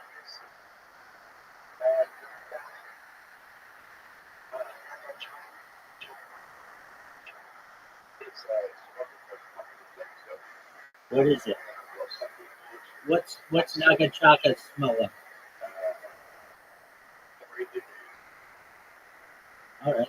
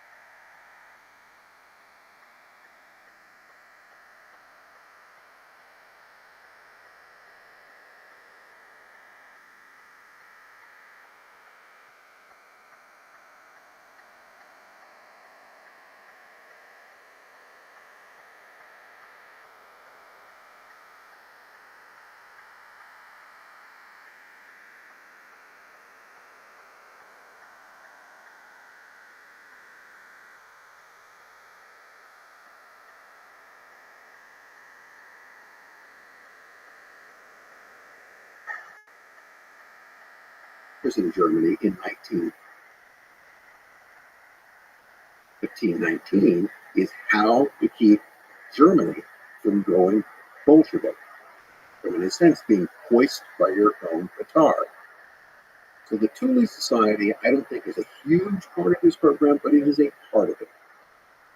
It's all an effort to try to keep control, and that's why the army is financed. That's even why the army at some point then supplies them with its own propagandists. So the Thule Society begins to create, under Sabotendorf's leadership, what he called the Rings of Thule. And these are satellite organizations that aren't the society itself, but they're kind of controlled and inspired by it. And one of those is a thing called the German Workers' Party. The German Workers' Party, again, is local, it's not large, it's not terribly influential, but what does it aspire to be? It aspires to be a party that will bring German workers away from the seductive influence of the Bolsheviks and into a more patriotic, a patriot. And the way that I describe this is that it's not an anti-communist organization, it's a counter-communist organization. So you don't create something which completely opposes it, you create something which mimics it, which is ultimately what the German Workers' Party will become, is the National Socialist German Workers' Party. Notice that term, socialist. And that is, in my view, what Nazism is from the beginning. It is a counter-communist movement. And by the way, for people who don't know, the National Socialist German Workers' Party is also known as the Nazi Party. So how did this evolution happen from those that the complicated little interplay? We should also say that a guy named Adolf Hitler was in the army at this time. Yes. Well, it's going to come into this because remember that the army was going to supply its own propagandists to help the German Workers' Party and the Thule Society do their work. And the propagandist they supply them with is a man who the army trains, sends to classes to learn the art of public speaking and propaganda. And that fellow is Corporal Adolf Hitler. So how does Adolf Hitler connect with the German Workers? Well, he'd been in the army during the war, really a regular job that he'd ever had. Kind of liked it. So you often get the views that, well, at the end of the war, he joined millions of other German soldiers who didn't have jobs. No, he stays in the army. He stays in the army until 1921. He's on the army payroll at the very time at which he is helping to set this up. What appears to have happened is this. Sabotendorf had organized the Thule Society. That didn't have, that had tried to oppose. There was actually a brief period of time in which the communists actually take over Munich, the Bavarian Soviet Republic, which doesn't last very long. And eventually the army and volunteers put this down. While that's going on, by the way, Hitler is actually sitting in the barracks in Munich wearing a red armband because he is technically part of the soldiers who have gone over to the Bavarian Soviet Republic. He seems to have had flexible interests in this case. So once order is restored, so to speak, the army comes in and decide that, well, one of the things we need to have people who can lecture soldiers on patriotic topics. And so there is a particular captain by the name of Karl Meyer who sort of spots Hitler. He later describes him as like a stray dog looking for a master. Hitler has a knack for public speaking. Other soldiers will listen to it. Now, some people can do that, some people can't. Meyer decides that he's a good candidate for further training. So yes, they bring him in, they turn him into what's called an Wehmann, a liaison man. He's an army propagandist. And then you've got this little outfit called the German Workers' Party. And essentially what happens is that Hitler is sent in to take over leadership of that. He shows up, he attends a meeting, There are like 50 people there. By the way, the topic of the first meeting he's at is how and why capitalism should be abolished, which is not what you might really expect. And because remember, the German Workers' Party is trying to cast itself as a counter Bolshevism. So it's not saying that capitalism is great, which is important. No, capitalism is evil. We agree with that. We just agree it has to be destroyed from a nationalist point of view, as opposed from some sort of strange internationalist point of view. So Hitler is essentially, as I see it, sent in by the army as their trained man to assume leadership within this small party and to use it for the army's patriotic propaganda campaign. And he succeeds in doing so, even to the name change to the National Socialist or German Workers' Party. I mean, really, what sounds more red than that? So the interesting thing here is, from where did anti-Semitism seep into this whole thing? It seems like the way they try to formulate counter Marxism is by saying the problem with capitalism and the problem with Marxism is that it's really Judeo-capitalism and or Judeo-Bolshevism. So where did that ideology seep in? Well, that's a huge. Where does anti-Semitism come? And let's start with that term itself.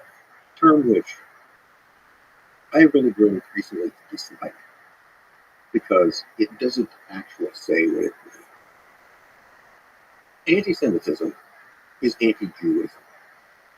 That's all it is. I'm not sure whether there has ever existed a person who hated Jews, Arabs, and Maltese equally.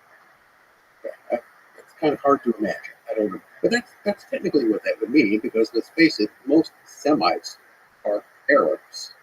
So if you're an anti-Semite, then you don't seem to distinguish Jews from Arabs. Makes no sense.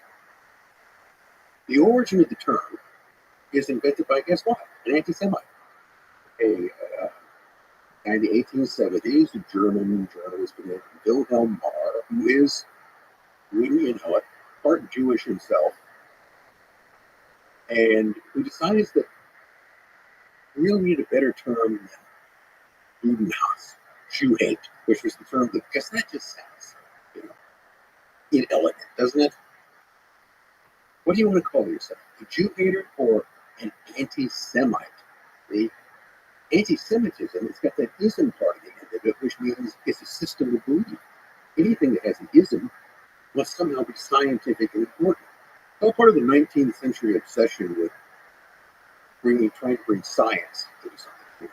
So we're going to get rid of Jew hate and we're going to turn it into anti-Semitism. And we're only going to be talking about Jews, but we'll never actually say that. And somehow, the invention of a Jew hater to disguise the fact that he's a Jew hater, even though he's partly Jewish, by inventing the term anti-Semitism worked because everybody has bought it repeatedly.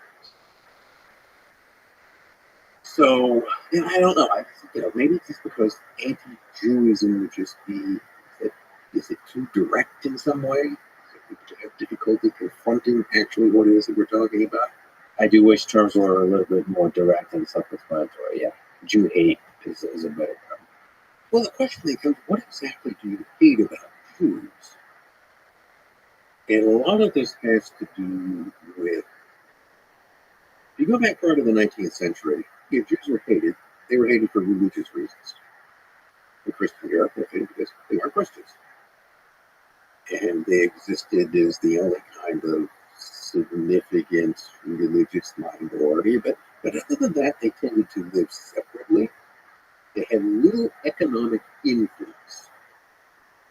Jews tended to live in shtetls in the east, ghettos elsewhere. They were involved in banking and business, but they sort of remained segregated from the society. That changes when you get to the 19th century and with what's called Jewish emancipation. And that means that between about 1800 and 1850, most European countries dropped various legal or social restrictions against Jews. They are assimilated into the German society. So ideally, you stop being a German Jew and you become a Jewish German. Those are two very different important concepts. And what that does, of course, is that it opens up the professions, business world, elsewhere. So Jews moved, who had been largely within those realms to begin with. They hardly had a good deal of experience, in banking business. And they move into those areas of professions and become quite visible. And that's what then creates anti-Semitism. Because in some way that is seen as part of the changes that have taken place. And there are a lot of things going on here. Part of it has to do with the kind of wrenching social and economic changes that took place with industrialization. So one of the things to keep in mind is that in the process of industrialization, just like today, whole classes of people were made extinct economically. Craftsmen, for instance. So when factories came along and began to produce things with machines, all the craftspeople who had made those things previously are now unemployed or go to work as wage labor in factories. So there are winners and losers in industrialization. And what people saw in Germany and elsewhere is that among this new sort of rising capitalist elite, among these new professions, among the bureaucrats that are coming out of these burgeoning states, there were visibly fair number of Jews. So in some way, the rise of Jews and the rise of many people were connected to all of the other bad things that were going on. The world was changing in a way we don't like. And seemingly, the Jews are prospering, while I am not. And that was true in Germany. That's where Jews became highly visible in the professions. They became very visible in banking. They became visible in legal profession. They became visible in the medical profession. And those are people that a lot of people would come in contact with. Bankers, lawyers, and doctors. They were not the majority there, but vastly overrepresented in terms of the general population. And especially within the cities. So in that sense, the roots of anti-Semitism to me is that Jews in Germany and elsewhere, and not just in Germany by any means, we can identify with the bad changes that were taking place. But you also found that Jews were not only prominent among capitalists, they were also prominent among in the socialist movement as well.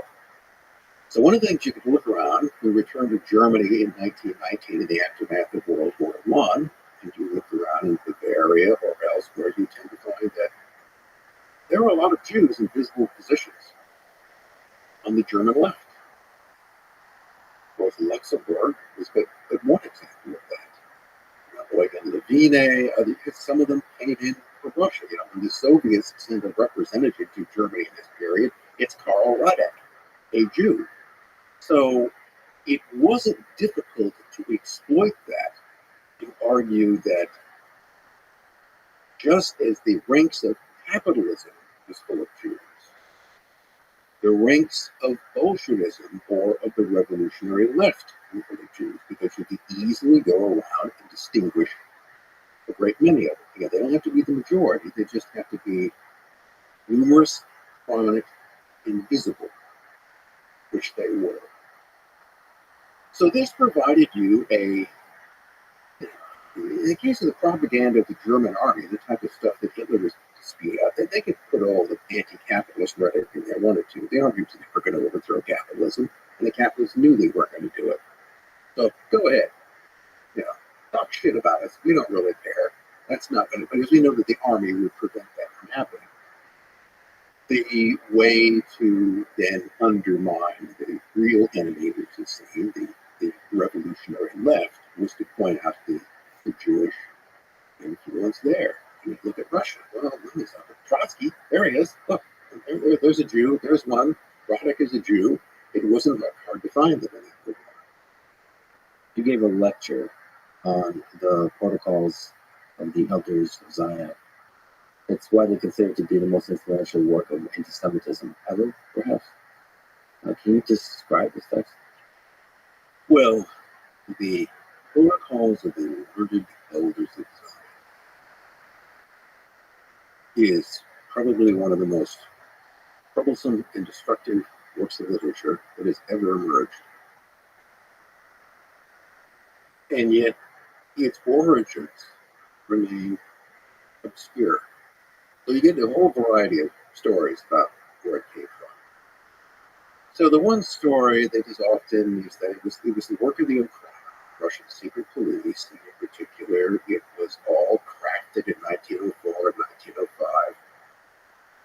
1905 in Paris. The whole description of Fyodor Rothschild, who was supposedly the chief of the Okran at the time, was the man behind it. Another fellow by the name of Matvey Golovinsky was the drafter of it, and that they had this document written by a French political writer from some decades back called Dialogue in Hell between Machiavelli and Montesquieu, which they were then adapting. Usually it's argued that they plagiarized it into the protocols. And none of that is really true.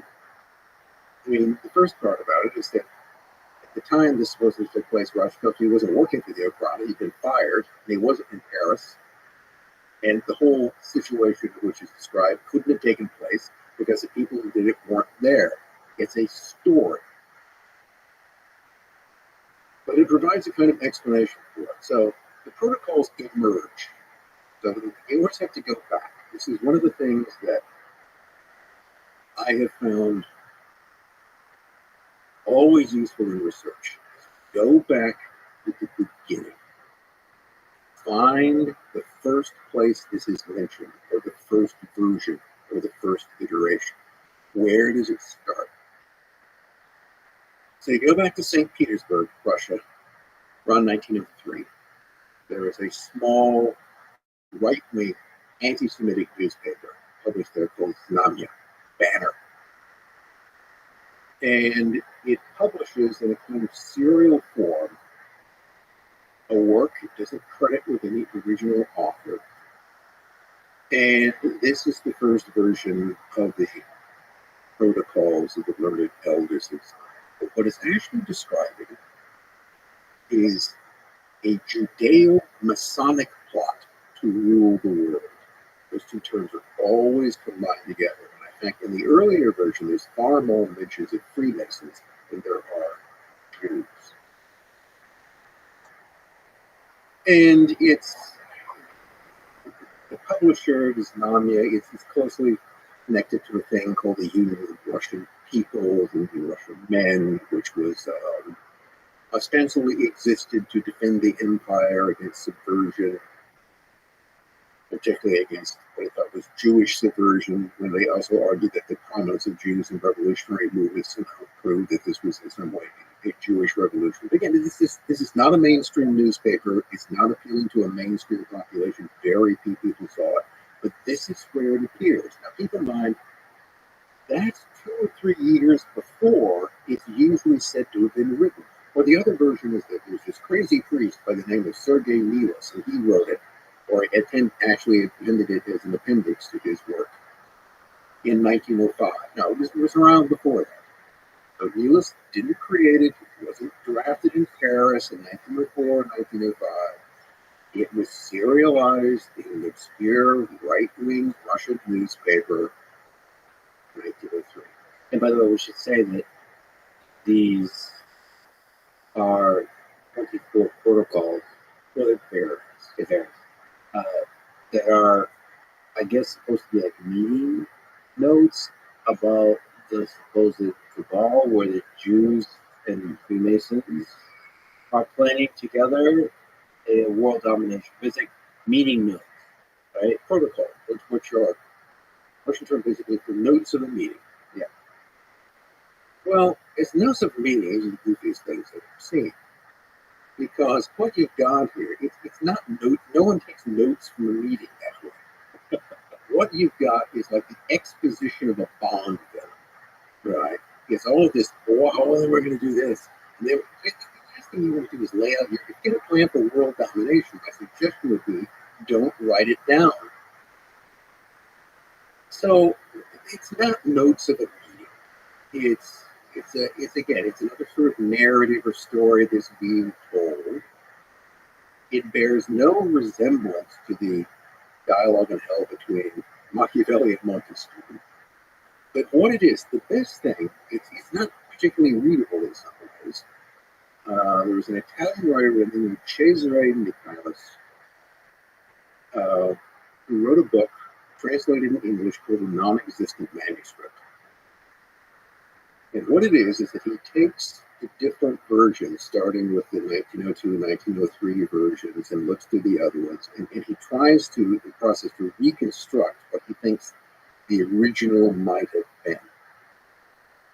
But the other thing he does, which was fascinating to me, is that he takes this whole sort of initial text, and in bold type, he indicates the paragraphs, but more often sentences or phrases that appear to be identical from the Joly work. And they're just scattered throughout. There's no particular rhyme or reason to it. You don't plagiarize that way. I mean, who does that? It's a sentence here, a sentence there, which is led to a peculiar theory of mine, which of course I will have to expound upon, which is that I think that the original author of the protocols is the same Maurice Joly. I think what someone stumbled across was a work which he wrote and never published, and which he just drew. It's exactly what someone would do, working from your own kind of material. Because I've written things and then taken what I've written and then sort of repackaged that into something else. Sentence here, sentence Yeah, there. and the same sort of thing comes out. Only sort of bits and pieces of it were made. So why would Joly have done that? Joly was, we're talking about a man whose career basically spanned the 1850s to 1870s. He's an obscure figure. I'm not even totally sure he existed. I mean, but it's one of those things you go looking for it. I love that you're a scholar of the people that's kind of Memoria, like the darkness. They just come from nowhere. And there's the economy there. We should also say this was, I guess, the original would be, I mean, what's the language of the original? Russian. But my hunch is that that's adopted from French. First of all, they're constantly harping on Freemasons, which wasn't nearly as a big idea as there. You go back to France in the 1800s, there's some big scandals. Well, there's the Dreyfus scandal, where we got that, all right, where you've got a Jewish officer on trial for being a traitor. All right, so that was part. So you bring in the whole Jewish element, Jews is disloyal, Dreyfus case, 1894. Earlier, you had the Panama scandal, which was this huge investment scandal when the Panama Canal Company in Paris collapsed. And again, the major players in that were Jewish financiers. And then you've got the Taxel hoax. So the Taxel hoax was the work of this guy. His real name was, I think, Jovan Paget. He was kind of a French journalist. He started out writing porn.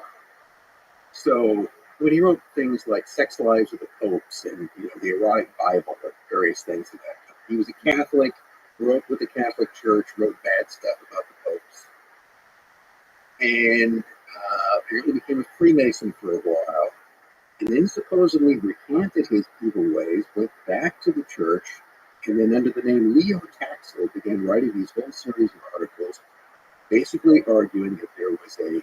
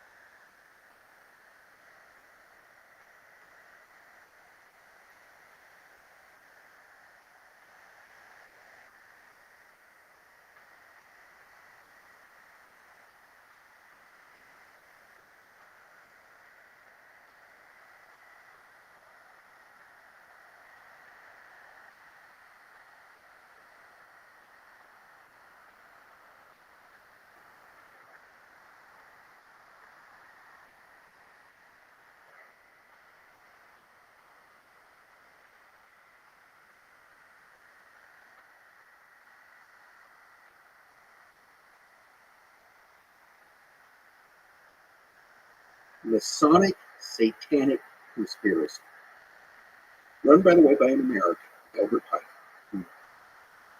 And this also included child sacrifice. It's got Pizzagate, as well, by a high priestess, Diana Vaughn.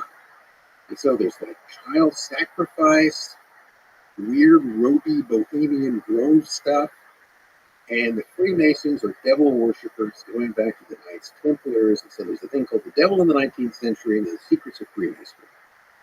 And this became a bestseller in France. So France is just obsessed with all of these kinds of conspiracies. So evil satanic Freemasons, evil Jewish financiers, Dreyfus.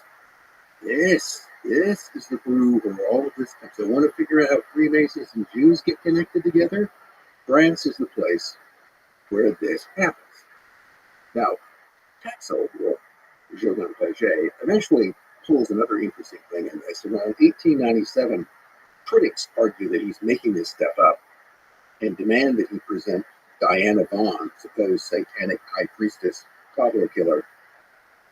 And he says, oh, we're going to have a press conference. She'll appear and say all of this stuff as she returns to the church and possibly becomes a nun. And so people show up, high figures in the Catholic Church shows up, but he does no Diana Vaughn. And Dogon Paget goes, it's all a hoax. I made it up. You're all a bunch of idiots for believing it. Okay, you members of the church especially, just sort of gullible morons you are. And that's it. He confesses it. To this day, however, you will find people who will insist that it's actually true because they desperately want it to be true. But this is, I think, the milieu that this comes out of. This is this whole kind of unhealthy mix. So France, to me, is the only place in the decade preceding it that something like this would be concocted. So it was either created by some sort of unknown person there, but I still think that even though he dies in like 1879, that in Maurice Joly's troubled career, he went from being an opponent of French Emperor Napoleon III, which is what the whole dialogues was written against. And then he was, for a time, a close political ally of a French politician by the name of Adolphe Cremieux. So Adolphe Cremieux, what's he got going for him? Well, he was kind of a radical politician. He was an opponent of Napoleon III. He was a Freemason. Oh, and he was Jewish. In fact, at one point, I think he was actually the head both of the Scottish Rite in France and the important figure of the Alliance Israeli, the Jewish organization in France. So he was publicly very prominently Jewish. So someone else would have worked at the Joly, as he did with basically everyone. This was a guy whose life largely consisted of dual threats and fistfights. So he gets angry at Cremieux. And it's exactly the type of thing that he might write to vent his spleen about it. But he died, probably a suicide. It's kind of difficult to tell. In obscurity, his son seems to have inherited most of his literary works. And his son then became a journalist, worked for newspapers in France in the 1890s, but was also associated with some people on the fringes of the Urbana or the Russian press in France. So one of the little things that had happened by this time is that France and Russia became allies, even though their political systems were completely incompatible. And so the Russians were using money to subsidize French newspapers that were championing the alliance between the two. Russia were just paying to have the right kind of newspapers come out. So there's this whole connection between the kind of Russian journalistic world, French journalistic world, and all of these scandals which are going on, Jolie's son, and then, 10 years down the road, this thing pops up in the newspaper in St. Petersburg. That's where I think the origins lay. Why do you think it took off? Why do you think it grabbed a large number of people's imaginations? And even after it was shown to be not actually what it's supposed to be, people still believe it's real. Well, it doesn't take off immediately. It never receives any wide.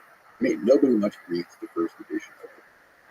When it's and it keeps getting, there are something like 18 or 19 different versions it goes through. It gets, people leave this protocol out or leave another one. As time goes on, there's more and more emphasis on Jews and less on Freemasons. So it's sort of, and the whole thing could have begun as an anti-Masonic plot. But you could leave Jews out entirely and just turn it into a Masonic plot. So let's just throw them in as well, since the two things were already being combined elsewhere. It doesn't become a big deal until really after the First World War, because the initial versions of it are all in Russian. And, let's face it, well, that's widely read in Russia. It's not much read anywhere else. It's a different alphabet. Nobody can even see what it means. So it has no particular influence outside Russia. But then you get to 1919, and you get all these different versions of it. So then you get two English versions in the U.S., another English version in Britain, a German version, a French edition, a Dutch edition. Everybody is coming out. So it's not until in the immediate aftermath of the First World War that this metastasizes, and it begins to show up in all of these different foreign editions. And I think that just has to do with the changes that have taken place during the war. One of the things that people began looking for was that, why was there a war? We just had this whole disastrous war, and the world has been turned upside down. So there has to be some kind of explanation for that. I don't know. And one of the things is, there's this evil plan. There's this evil plan that has been put into motion. And this could possibly explain what's taking place. The reason why the protocols were, I think, widely thought then, and where they still are in many ways, is the same reason that the Taxol hoax I was talking about was, because it told a story that people wanted to believe. So in France in the 1890s, there was widespread suspicion of Freemasons. It was seen as a somewhat sinister, secretive organization, certainly secretive. And there was also, the same sort of generalized prejudices about Jews. Clannish, distinct, too much influence, all of the things that were. So it was sort of easy to combine those two things together. And even though Taxol admits it was a hoax, there were those who argued that this is just it's too accurate. It describes things too completely to be a hoax. And then you get the same arguments. In fact, I've heard the same arguments with the protocol. I don't even buy this as an example of plagiarism, because you can't actually prove what's being plagiarized in these things. To me, the protocols are a prime example of what I call a turd on a plate. These things crop up. I have to explain that. I have to do that. I have to. What is a turd on a plate? Well, a turd on a plate is a turd on a plate. Suppose you come in and there's a plate sitting on the table and there's a turd on it. Yeah. Now, the first thing you're going to look is that a turd? Is it a turd? Where did it come from? Why would someone poop on a plate? There are all these questions that come to mind. It makes no sense. But that's what you come. It's just there. I don't know where it came from. I don't know why, but there's a turd on a plate, and that's what the protocol is. They're just there. But the reality is, just like with a turd on a plate, you take a picture of that in modern day, it becomes a meme, becomes viral, it becomes a joke on all social media, and now it's viewed by tens of millions of people or whatever. It becomes popular. So wherever the turd came from, it did captivate the imagination. Yeah, It did speak to something. because it seemed to provide an explanation. Did you just speak to uh, Jew hatred? Is it just an accident of history? Why was it the Jews versus the Freemasons? Is it uh, the collective mind searching for a small group to blame for the pains of civilization? And then Jews just happened to be the thing that was selected at that moment in history? It goes all the way back to the Greeks. Let's blame them. So one of the first occasions you find the idea that Jews are a distinct, mean-spirited, nasty people goes back to a Greco-Egyptian historian named Manetho. This is around, I think, 300 BC, early, and even wrote the Romans into this. So Manetho is trying to write a history of the dynasties of Egypt. I think his history of dynasties of Egypt still is one of the basic works in this, but he tells this whole story, which essentially describes the kind of first bloodliners of the Jews to celebrate their various religious holidays would capture Greeks and fatten them up in the basement and then slip out of them and eat them or drain their blood or do something. Yeah, it's just the sort of earlier version of that kind. Also, I think it repeats the sort of Egyptian version of the Exodus out of Egypt, which is quite different than the biblical version. In this case, the Egyptian, they weren't, they stole all the stuff out of the Egyptians' houses and ran off into the desert. The Jews stole all the stuff from them. Yeah, Hebrews robbed the Egyptians. They were taken in, we took them in and sheltered them, gave them jobs, and then they stole all the jewelry and ran away. We didn't even chase them. We were glad to see them go. So it's a different narrative on that story. But it essentially portrays the Jews as being hostile. They don't like other people. They're contemptuous of other people's religions, the rest of it. And see, the Greeks tend to think of themselves as being extremely cosmopolitan.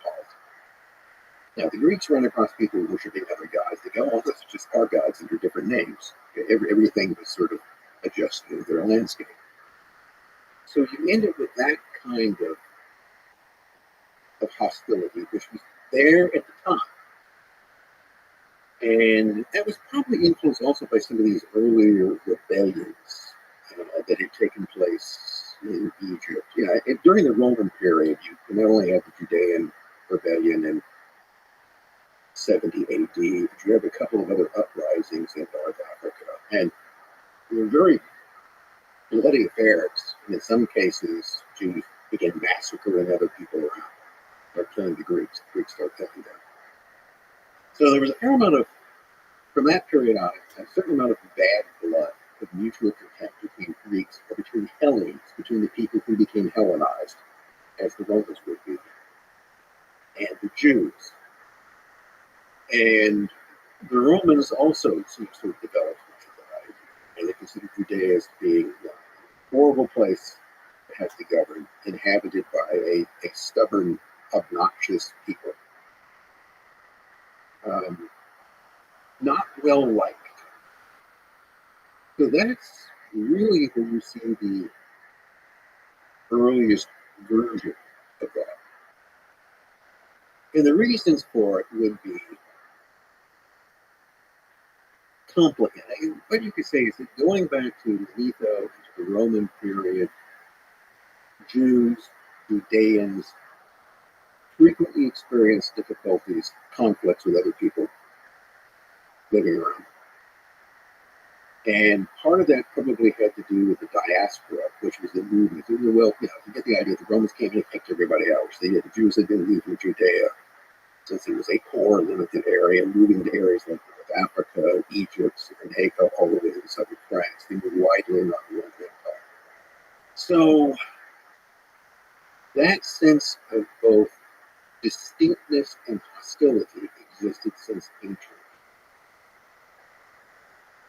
So it wasn't just the attitude of the church towards Jews was mixed by, well, one of the ideas, of course, is that at the end of time, just before the second coming, one of the signs, how we can only know that Jesus is going to return is when we have, well, the Jews will all convert.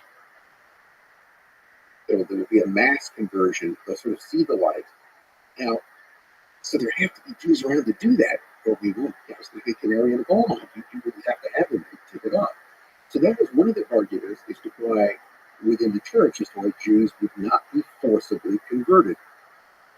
Beyond the fact that it's just kind of bad policy to forcibly convert people because you don't know whether it's sincere. But they need to be preserved as a kind of artifact, which will then redeem itself at the end of time. It's not something which is encouraged, it predates Christianity. And then Christianity, of course, in its own way, just sort of plagiarizes the whole Jewish thing, doesn't it? I hesitate to use that term, but that's what you do. It's like, well, we're the Jews now, okay? You just have a unique relationship with God, but now it's been passed over to us. And so, thanks for the Bible. I can remember that. On my mom's side, I was periodically exposed to Sunday school. And pretty much the Old Testament was always presented as if somehow it was the history of, like, for lack of a better term, Europeans in some way. It was sort of a Christian history. It was all the prequel to that. And there'd be some sort of knowledge. First, the term Hebrew was always used, never Jews.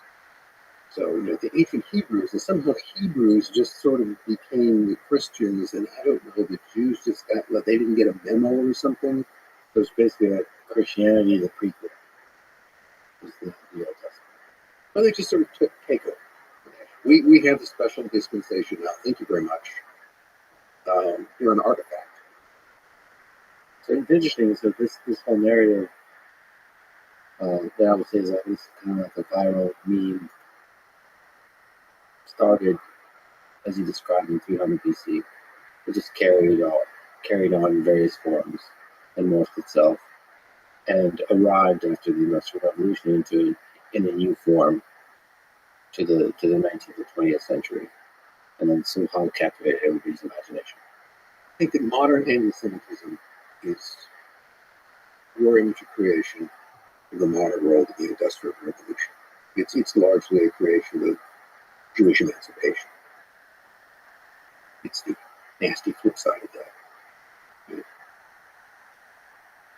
All the restrictions are thrown off, but now also you become the focus of much more attention than what we had before. Prior to that, you had the kind of ghettoization, which worked both ways. I mean, there were rabbis who praised the ghetto as a protection of Jews against the outside world, because inside we can live our life as we wish, and we're unmolested. Whereas if we were, the great fear is that if we were sort of absorbed into this larger world, we'll lose our identity. That sort of question comes up in the 18th century and things like the Haskalah movement in Germany. Because the German Jews were always at the sort of cutting edge of assimilation, and Moses Mendel's example. They argued that, we just need to become Germans. So, as much as possible, synagogues should look like Lutheran churches. Everything should be given in good German, and that's the way we need to become Jewish Germans. We don't have to become a kind of group of people who are apart in that way, and that has created great tensions ever since. One of the essential points, it seems to me, in anti-Semitism, anti-Judaism, is that all the Jews are in this together. Is there anything? Okay, they're always talking about as if they're collective. Use this, use that. As if it's a single, undifferentiated mass of people who all move and speak in the same way. From my personal experience, being Jewish, it's incredibly diverse in many ways, really. One of the things that anti-Semitism proposes is a continuity or singularity of Jewish identity that never existed. Just like you said, on one hand, there's a good story, on the other hand, it's the truth, and oftentimes the good story wins out. And there's something about the idea that there's a cabal of people, whatever they are, in this case, our discussion is Jews, seeking world domination, controlling everybody. Somehow a compelling story. It gives us a direction of a people to fight or peoples to hate, on which we project our pain. Because life is difficult. Life, for most, is full of suffering. And so we channel that suffering into hatred towards the other. Maybe if you can just zoom out, what do you, from this particular discussion, learn about human nature that we pick the other in this kind of way? And we divide each other up in groups and then construct stories and like constructing those stories, and they become really viral and sexy to us. And then we channel the hatred. We use those stories to channel our hatred towards the other. Well, yeah, Jews aren't the only recipient of that. I mean, anytime we hear people talking about Jews this or that, white people this or that, black people this or that, Asians this or that, they're an undifferentiated mass who apparently all share something in common. Well, then nobody's really thinking. The other thing you'll find is that people who express those views when pressed will argue that, oh, well, this, if they actually know anybody, those are okay. It's like Nazis. Oh, they go, oh, this is an okay Jew. They're all right. They will always be constantly the exceptions in one form. What they actually meant in actual human being, and they seem to be fairly normal, well, they were okay. So what it was that they hated weren't actual people for the most part. It was just this kind of gollywog vision that they had. They're not even talking about real people. I don't know. What does that tell you about human nature? Well, okay, in 70 odd years, one, I don't actually understand them any better than I ever did, right? Less so. Okay. I would say this. When I was 17, I thought I had the world much more figured out than I do now. But, it seemed to make much more sense than I could categorize things. Basic take on human beings, most people, most of the time, are polite, cooperative, and kind until they're not. And the exact tipping point and moment in which they go from one to the other is unpredictable. That's beautifully put. Speaking of the tipping point, you gave a series of lectures on murderers, crimes in the 20th century. One of the crimes you described is the Manson family murders. And that combines a lot of the elements of what we've been talking about and a lot of the elements of the human nature that you just described. So can you just tell this story at a high level as you understand it? Manson. Well, you begin with Charles Manson, who's the key element of this. And Charles Manson, for most of his life, up until the time he was around 33, is an unexceptional petty criminal. In and out of prison, reform school from an early age, not really associated with violent crimes. He did stuff like steal cars, write bad checks, became an unsuccessful pimp and drug dealer.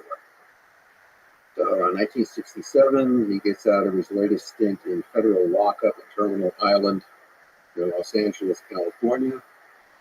By that time, he's learned how to play the guitar, has ambitions to become a musician, and also proclaimed himself a Scientologist. Not that he ever seems to be frank, but that's what he would claim that he was.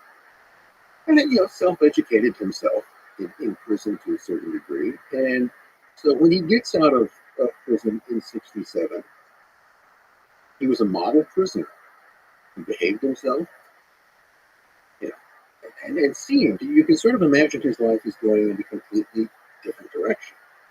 And here again, I'm going to say something kind of good about Charles Manson, which is that he actually was a decent singer. If you really sort of listen to some of the stuff he did, he's not a great singer, but he could have, other people got recording contracts with less talent than he had, and he could play guitar. The Beach Boys actually do record one of his songs without him. How would you evaluate his painting compared to Charles Manson? Well, you're supposed to say it's terrible. Okay. Okay. It looks average to me. Yeah, that's good. I mean, if you didn't know it was Hitler, Yeah. would you? I don't know what people would say about it. I'm sorry to get this right. It's just, he's an average painter. That's what it was. Something like crazy genocidal maniac. You don't have really have this. So Manson, he could have done that. He probably could have, he made certain inroads into the music industry, and if he hadn't been such a weirdo, he might have gotten further with it. But his life could have taken a different turn. So this is one of the questions I have. Where did a guy who's an unexceptional career petty criminal, suddenly emerge into some sort of criminal mastermind, Svengali, who can bend all these people to his will and get them to go out and commit murder? That's a real shift. So the first thing that kind of could tell you that something odd is going on is he gets out of prison in LA County, and he's on parole. Parolees are supposed to have a job, not supposed to leave the jurisdiction of the parole. He heads straight for the Bay Area, violates parole right off the bat. 2 weeks later, he drifts into the parole office in the Bay Area, whereupon he should have been arrested and sent back to Terminal Island. But instead, they just assign him a parole. I don't know, maybe things were easier than this. So he gets assigned to parole officer Michael Smith. Michael Smith is initially handling a number of parolees, but after a while, once he takes on Manson, he only has one parolee he's supervising, Charlie Manson, which is odd. And you also find out that Michael Smith, in addition to being a parole officer, is a graduate student at the University of California, studying group dynamics, especially the influence of drugs on gangs and groups.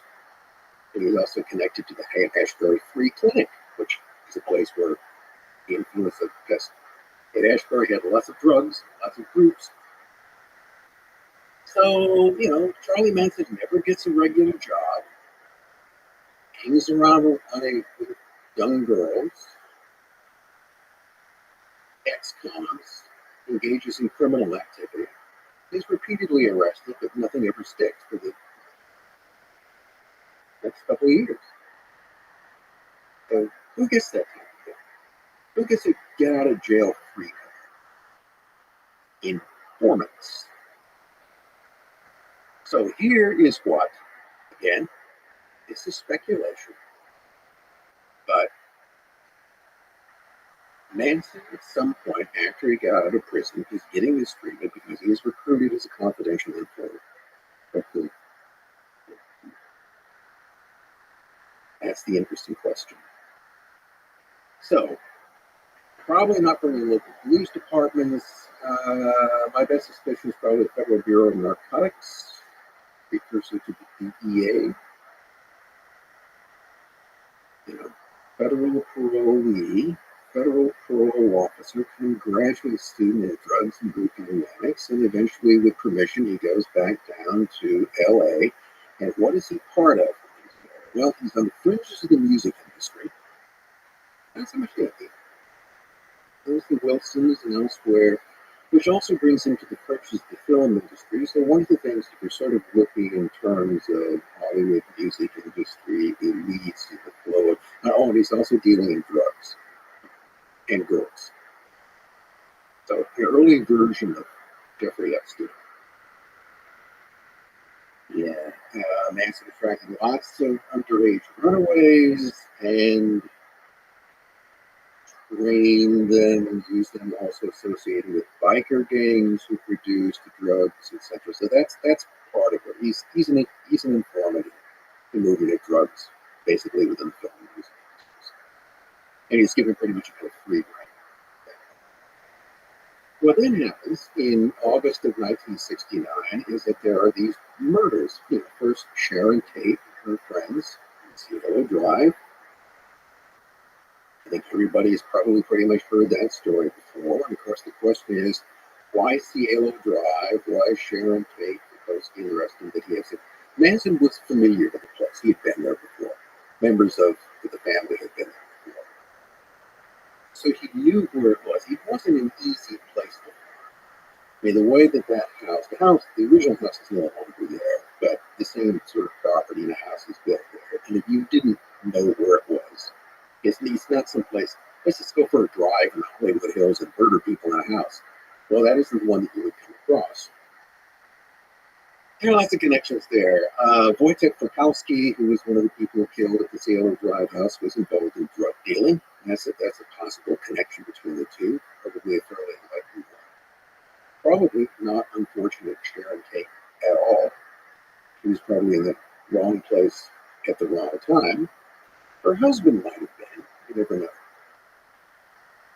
And then the next night, after the slaughter there, which, by the way, Manson is not at. This is one of the interesting things about it. Charles Manson doesn't kill any of these people. His crime supposedly ordering killings to be done. He supposedly thought that the killings at the Tate House were sloppy, and he was going to give everybody a crash course on how to apparently commit really random murders. So the next night, he takes a group of people over to the La Bianca's house in a different section of LA. And you got Nino and Rosemary La Bianca. Yeah, he's a grocer, wife runs a dress shop, upper middle class. And, they're bound, gagged, and hacked to death. And as at the Tate residence, various things like piggy are written, various messages in blood, things that are supposed to look like cat's paws, because one of the groups trying to be framed for this with the idea was the black man. So the general story that comes out in the steps of the trial is that this was all a part of something called Helter Skelter, which Manson supposedly was an idea that sounds like a Beatles song. That's where he got it from. He thought the Beatles were talking to him through their music, and that there was going to be an apocalyptic race war. And this was all part of a plan to set this off. So this is why the Black Panthers were trying to be implicated in this. Although how it was supposed to do that is never really explained. Here is what really happened, I think it fits together. Before Sharon Tate and her friends with the La Biancas were killed, there was a murder by members of the family, some of the same people involved with later killings, of a musician, drug manufacturer by the name of Gary Hinman. So Manson again was involved in drug trading. And Hinman made them. He was a cook, basically. And he brewed them up in his basement, sold the drugs to Manson, who sold them to biker gangs like the Straight Satanists, which was one of the groups that he used, and they distributed them elsewhere. Well, one day, the Straight Satanists show up and complain that the last batch of meth, or whatever it was that they got from Manson, had made some of their brothers very, very ill. They were quite unhappy about that. They wanted their $2,000 back. Manson had gotten those drugs from Gary Hinman. So he is unhappy. He sends Bobby Buzzard and a couple of the girls over to Hinman's place to get the money from him. As the stories that have been related, I think, by Susan Atkins, Hinman denied that there was anything wrong with his drugs and refused to pay up, which led to a interrogation torture session in which he was killed. And the idea was there, what are we going to do with that? Well, one of the other groups that Hinman had sold drugs to were, guess what? People associated with the Black Panthers. So we'll leave these things up and we'll make them look like they were doing. There's Bobby Beausoleil, who then takes Hinman's car and decides to drive it up the coast. By the way, with a bloody knife with Hinman's blood and hair on it, and blood on the seats of the car, and then he pulls it off the road and he decides to sleep it off, and he gets busted. So, find Hinman's body, find Beausoleil in Hinman's car with a bloody knife, arrested. So, Beausoleil is very popular with some of the girls. There's consternation in the family that Bobby has been arrested. So how can we possibly get Bobby out of jail? Copycat killings. So if we can kill more people and we make it look the same, then see, Bobby couldn't possibly have done it. No, see, he just borrowed the car. Yeah, okay, he stole the car, but the knife was already, he didn't have anything to do with it. So that, to me, makes the most sense out of what followed. How often do people talk about that theory? That's an interesting theory. Well, it's there. It's just not the one that nobody else wanted to go with Helter Skelter because it was, again, it was a story that people could understand. Yeah. And it was sensational. It would catch on. Also, another probable issue in that was that his star witness was Linda Kasabian. Linda Kasabian, she was present at both the Tate and LaBianca murders. She didn't participate in the killings, according to her. She sort of drives the car, but everybody else talked about what had happened. Well, okay, she turns state's evidence and gets total immunity, and it's largely in her testimony that all the rest of the case is based. Now, if you start throwing into the equation that she proclaimed her love for Bobby Beausoleil, and that she, according to others, was the chief proponent of the copycat killings, well, then that would get missed. Now, there's one guy that's doing this. It's Charles Manson. He ordered all of this done to ignite a race war, even though, how would any of that do it? Okay. So that doesn't make sense. But he is nevertheless at the center of this because he's the glue of the family, right? He exerts a tremendous amount of psychological control. How was he able to do that? Like what? Because he said he was a petty criminal. It does seem he was pretty prolific in his petty crimes. Like he did a lot of them. He had a lot of access to LSD.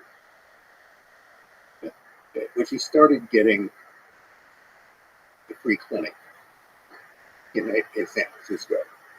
So lots and lots of it floating around. Some descriptions of the family has gone around that people were basically taking acid on a daily basis, which, by the way, was also a potential problem with Linda Kasabian's testimony, since she also admitted to being high most of the time and also thinking she was a witch. All right, so you want to put her, okay. Where do you want to go with that? See, if Manson wasn't Manson, if he hadn't acted like such a complete, if he hadn't actually acted like the crazed, hippie, psycho goofball that Bugliosi painted him as being, then Kasabian's testimony wouldn't have been as strong because the first thing against her is you've got an immunity for telling the story the prosecution wants. That's a little hippie. And they wanted to bring in the witch and the drugs and being in love with Bobby Beausoleil. So if Manson had, been dressed like you, sitting there in a suit and tie, and he behaved himself and spoken normally, things might have. This isn't to say that he wasn't guilty as hell. So what he supposedly did was to inspire all of these killings. And I think that's probably, sort of beginning with him. He told them to go over there and get the money, one way or the other. I don't know if it was clear he told them if they don't get the money, kill him, but Hinman's dead. And then you might also see the value in terms of having copycat killings as a way of throwing off any other kind of black. The other story you get is that one of the people who had lived at the Cielo house where Sharon Tate was before was a record producer by the name of Terry Melcher. Melcher supposedly, as the journal story goes, had welched on a deal with Manson in terms of a record contract. He screw over Manson in some sort of record deal, and Manson wanted to get revenge and something to kill everybody in the house. Which again doesn't make much sense. One, Manson knew that Melcher wasn't living there anymore. He probably knew where Melcher was living. If he wanted to get Melcher, he could have found him. It wasn't that difficult to do. And so it's not revenge on Terry Melcher that drew it there. He was familiar with the house, so the idea was to simply commit random killings that would grow, would muddy the whole waters with the Hinman killing. You might pick some place you knew of. You knew the place was running out. There would be someone there who really didn't care. In the same way that the La Biancas seem to have been. Manson was familiar with that because it supposedly had been the scene of creepy crawling. This is a little interesting thing that Cameron would be taught to do. Creepy crawling is when you sneak into somebody's house at night while they're there asleep or when they're not there, and you move things around. So when they get up in the morning or they come home, they'll suddenly notice that someone has been in their house, which will freak them out, which is the whole point of that. But it doesn't seem like the murder or the creepy crawling is the creepy crawling maybe. It doesn't seem like the murder, like some of the other people you cover, like the Zodiac Killer, the murder is the goal. Maybe there's some psychopathic kind of artistry to the murder that the Zodiac Killer had and the messaging behind that. Yeah. It seems like with at least the way you're describing with Charles Manson family, the murder was just they just had a basic disregard for human life, and the murder was as a consequence of just operating in the drug underworld. The Mansons set up the kind of base of the whole Spawn movie ranch, which is an old movie ranch on the northwest edge of LA. And they just kind of camped out there. He used the girls, in particular Squeaky Chrome, to get the owner or operator, George Spahn, to let them hang out there. And basically, she slept with him, and he was perfectly happy to let them hang out. They also had a place out in the desert that they had. They dealt in credit card fraud, stolen cars. It was kind of a chop shop. What they were doing. So you get a fairly good little criminal gig going, which with the protection he had, probably would. One thing they couldn't cover up. Do you think there was, if he was an informant, you think there was still a connection between DEA, FBI, CIA, whatever, with him throughout this? Well, until he come together? the real question is, there was a book written on this by Tom O'Neill, with Chaos. And that sort of thing is the easiest thing to get through. There's a lot of material there. I don't think O'Neill necessarily knows what to make of some of the stuff he came up with, but he does a very good job of sort of demolishing the whole scenario. And one of the people he mentions is a name that I have run into elsewhere, which I really paid attention to when I saw it again. And the name is Reeve Whitson. Reeve Whitson shows up on the fringes even though he has no judicial function. He sort of hangs around Bugliosi in the prosecution with some sort of advice. He's just kind of there. In the same way that he was one of these guys, he threw his hair kind of long and wore bell bottoms, hung around the music community and elsewhere in Hollywood, but no one could tell you exactly what he did. I know what he did later. Like a decade later, he shows up as a CIA officer in Central America. So, Reeve Whitson, later in his career, is CIA. What was he in 1969? What is he doing in this? The other thing about it is he appears to have been the person who called, the whole question of when the bodies at Cielo Drive are discovered. So the general story is that Sharon Tate's housekeeper shows up around 8:30 in the morning, dies at the scene, and goes screaming next door. But there was another fellow who knew the owner of the house is a photographer. Last name would be Tommy. He gets a call earlier in the morning saying that there'd been murders. there. And the person who was calling was. So someone had been at the house before the bodies were discovered, and they had not called the police. So I don't know what's going on there, but it's a curious kind of situation. And Manson, in a lot of ways, just kind of self-immolates himself. I mean, his behavior at the trial is bizarre, it's threatening, it's disruptive. He's got his girls out on the street, carving X's in their forehead, carrying knives. One of the attorneys, initially his attorney, Ron Hughes, becomes Van Houten's attorney. He figures out that the three girls, supposedly on Charlie's insistence, are going to confess. And they confess that it was all their idea and Charlie had nothing to do with it. Hughes doesn't like this because his defense for her is that she was under his influence and therefore not responsible for her own actions. He was having psychic control, so he refuses to go along with it. There's a break in the trial. He goes camping up in the mountains with some friends, disappears during a rainstorm, and then some months later his decomposed remains. Rumors, always the rumors. What would history be without rumors? That members of the family they were pissed off at Ron Hughes because he messed up Charlie's idea to get him off, and so they killed him. Well, maybe they did. Maybe he drowned. That's absolutely impossible to say. You got that kind of story. There's a guy named Juan Flynn. He was an employee at the Spawn Ranch. Didn't like Manson.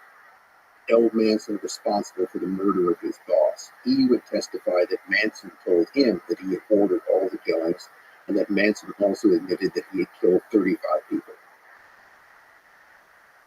Maybe he did. On the other hand, Juan Flynn didn't like it. And he had other than his word, had no real proof of what he was saying. So please understand me in this case is that, unlike some people who argue that Charles Manson got a raw deal, I don't think that's the case. I think that he influenced tremendous influence over the people there through drugs, through sex was another frequent component in it. He had a real whammy over a lot of these people's minds. I'm not sure how. That still kind of puzzles me. He was a scrawny guy, and he wasn't physically intimidating. I mean, even a lot of women wouldn't be physically intimidated by it. But he nevertheless had this real psychological power, and there were, if you look around the male. How'd you find out about me? How'd you find out about me? What language do you speak? Spanish. Excellent. You speak European Spanish or American Spanish? Do you speak Spain Spanish or Mexico Spanish? Spain castellano. Un momento, por favor.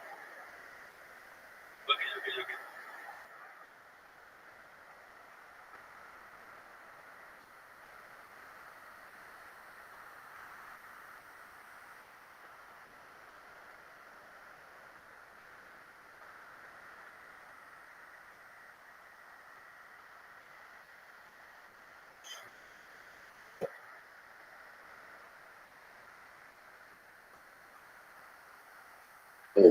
Followers he had, they were fairly big guys. So he could get people to do what he wanted. And to me, the simplest explanation for this is that it began with the Hinman killing, and probably on Manson's instigation, the others were copycat killings to throw off what was going on. That would, if I was a cop, that's what I would focus on, because that seems to make the most sense. It still is fascinating that he's able to have that much psychological control of those people without having a very clear ideology. So it's a cult. Yes, the great focus on trying to lead. Yeah, the excessive devotion. but there's not like a maybe there's not an ideology behind that, like something like Scientology or some kind of religious or some kind of I don't know utopian ideology, nothing like this. No, I think that menacing again was essentially a criminal in a sociopathic mindset, and he hit upon a pretty good deal. Yeah, but like, how do people do this in bit of anything? With a cult, usually you have either an ideology or you have maybe personal interest in sex and drugs. But underneath that, can you really keep people with sex and drugs? You have to kind of convince them that you love them in some deep sense. Like there's like a commune of love. You have a lot of people there that they have some sort of dysfunctional families. A lot of the females in particular seem to have come from, more or less middle class families, but those are full of dysfunction. The parents didn't love them. They're semi runaways, and now they had this whole family. A lot of them didn't really have children. Some of them by Manson, some of them by the others. They sort of bonded together. And again, we return to that pull towards belonging that gets us humans into trouble. So it does seem that there was a few crimes around this time. So the Zodiac Killer. Well, California. Okay, I'm from. Right? So I remember this period vividly. So, by the way, the Eagle Out the Hunky killings occurred on my birthday, the year I graduated from high school. So, remember this. Happy birthday. A term which has been used for that. There's a writer by the name of Todd Wood who's toyed, I wish I'd come up with this, California. And it was just this sort of a chronicle of these serial killers and disappearances in the late 60s and 70s. So you've got the Zodiac, you've got other ones. I mean, I hate to say it, I'm not trying to be flippant about it, but I mean, young female hitchhikers were disappearing at an alarming rate in Northern California. There are bodies that have never been attributed. Some think that the Zodiac's victims, but it was a dangerous time. Edmund Kemper, Oleg killer, was another one. There were a lot of creepy psychopaths running around. I don't know if it was something in the water or what was going on, but it was a menacing in some cases. Hitchhiking, especially if you were alone and female, was not something you wanted to do in much of the Golden State, certainly out around the Bay Area. So there are a lot of these strange sort of killings that were going on. The Zodiac it's one of those things where you have these people who have theories about it. And if you don't share their theory, then, you're part of the problem. So I'm not sure, for instance, that the Zodiac killings were all committed by the same person. I think there might have been multiple people involved. And, the first killings are all of couples. Very sort of clear that I remember in my examination, one of the things I was looking at specifically, what else is there to say about the Zodiac?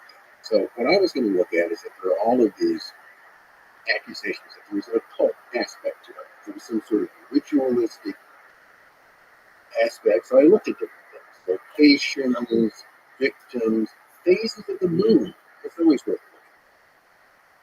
And I didn't find much correspondence to those. In one of the killings, I think the one in Lake Berryessa, he does appear in this kind of weird hooded costume. He's got this symbol, sort of compass or aiming reticle, circle with a cross through it. He used a variety of things. He used guns and he used knives, but he certainly had a thing for couples. Except in the last of the killings, which is with a cab driver in downtown San Francisco, where he shoots in full view of witnesses, which is completely atypical. And also, when he was stabbing victims, it doesn't seem like he was very good at it. Or if the goal was to kill them, he wasn't very good at it to survive. Yeah, he doesn't not particularly thorough about it. It seems to have much more of the violence seems to be directed to females than males. So, I mean, there's a couple questions to ask here. First of all, did people see his face? There's a composite drawing of his face, which I think is based upon the Stein killing, the cat driving killing, where there were people who saw him, or who claimed that they saw him. The others were all when it was fairly dark. I'm not sure if anyone else got a look at his face. The one that occurred in the daylight, it barely yes, he was wearing a mask.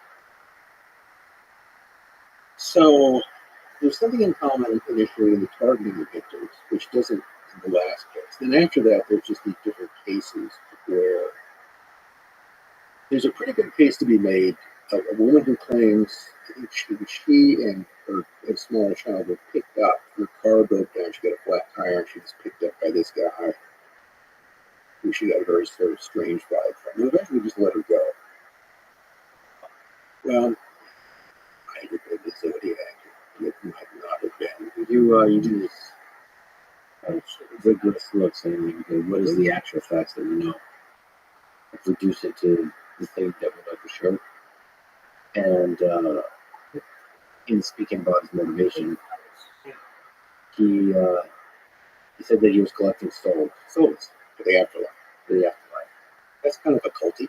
Yeah, I mean that's what I believe. Is it the Vikings, the Romans? They believe this in battle. You're essentially making sacrificial victims, and they will be your ghostly servants. And they Do you think he actually believed that? Who knows?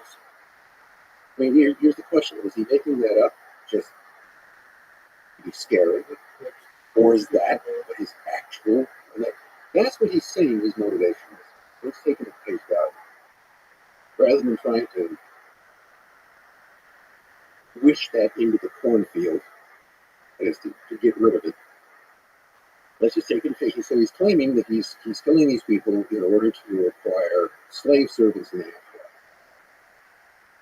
He will subsequently go on to claim many more victims. I'm sure 44. Eventually, he will have 40. Just kind of vanishes. One of the really interesting clues to me when I was looking at the case, which I didn't find anybody else that didn't make much of, is that it all has to do with this kind of Halloween card that he sends to the press of San Francisco. And it's talking about sort of rope by gun, by fire, and there's this whole sort of wheel, the Zodiacs. But what was this drawn from? Where he got this from is from the Tim Holt Western comic book, published in 1951. And you see the same thing in the cover. It's Wheel of Fortune, but with different forms of grizzly death. And all of the things that he mentioned are shown on the cover of this. So whoever put together that card saw that comic. Well, that's kind of an interesting clue. So does that mean he's a comic book collector? When would his? I mean, that is, and also before he got the idea from, he was incorporating these things for me.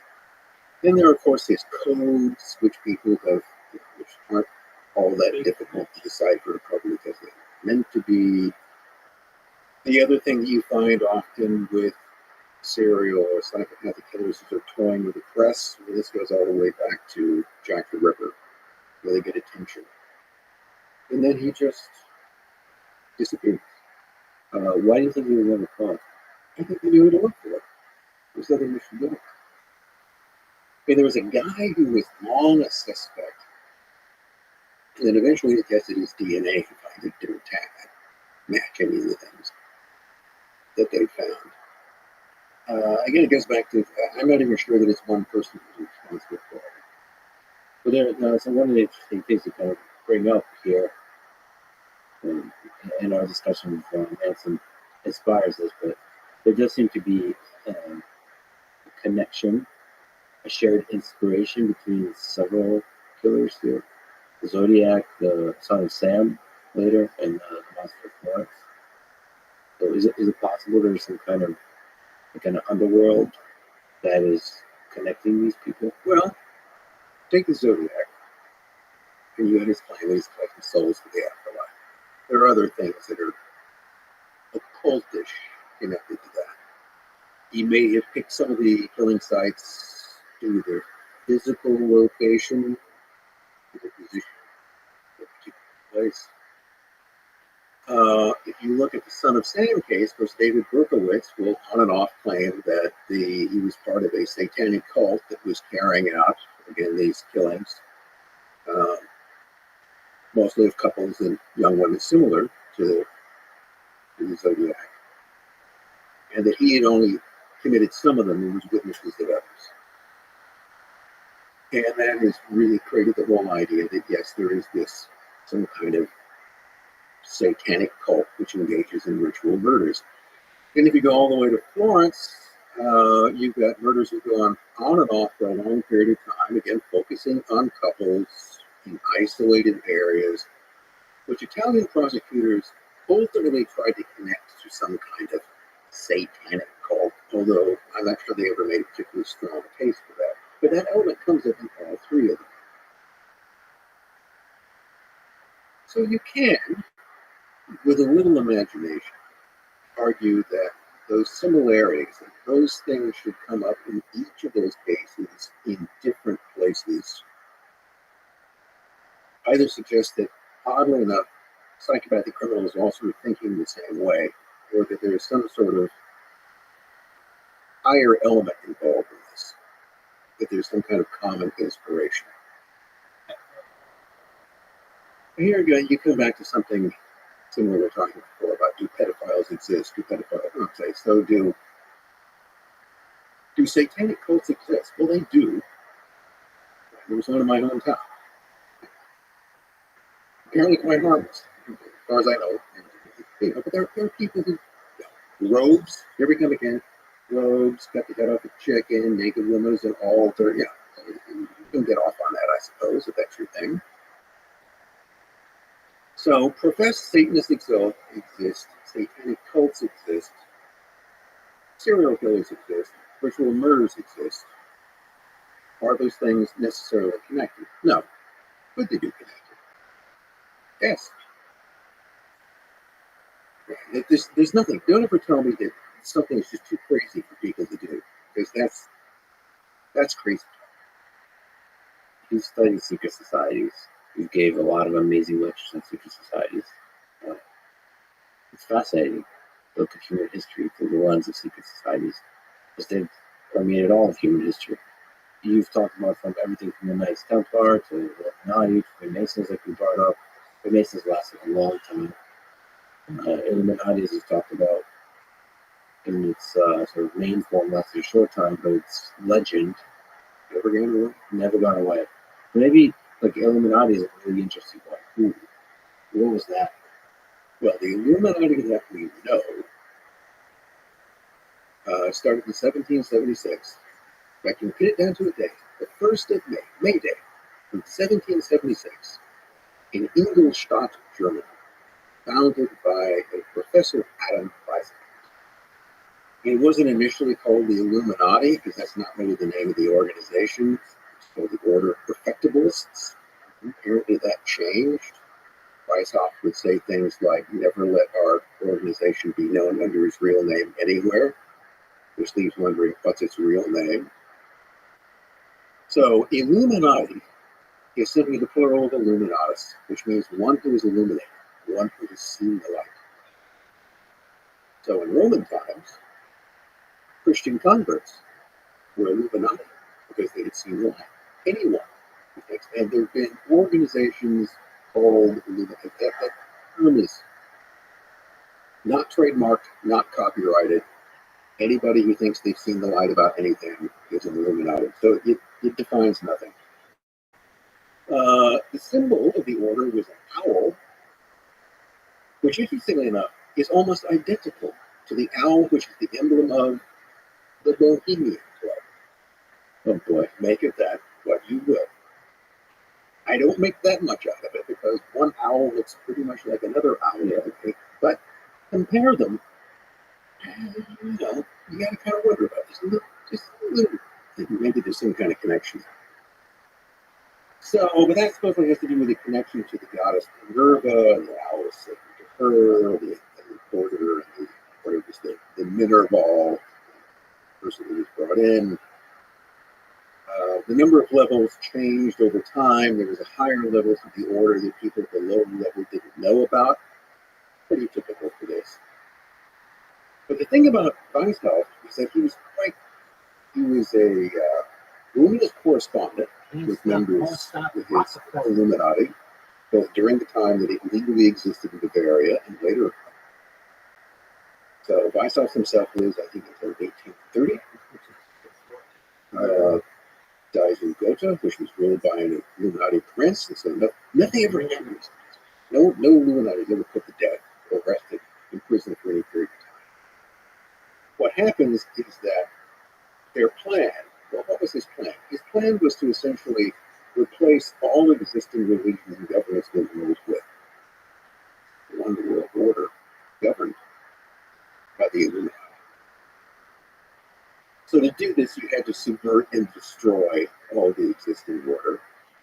And he argued the purpose of this is to, we wish to make men happy and free, but first we must make them good.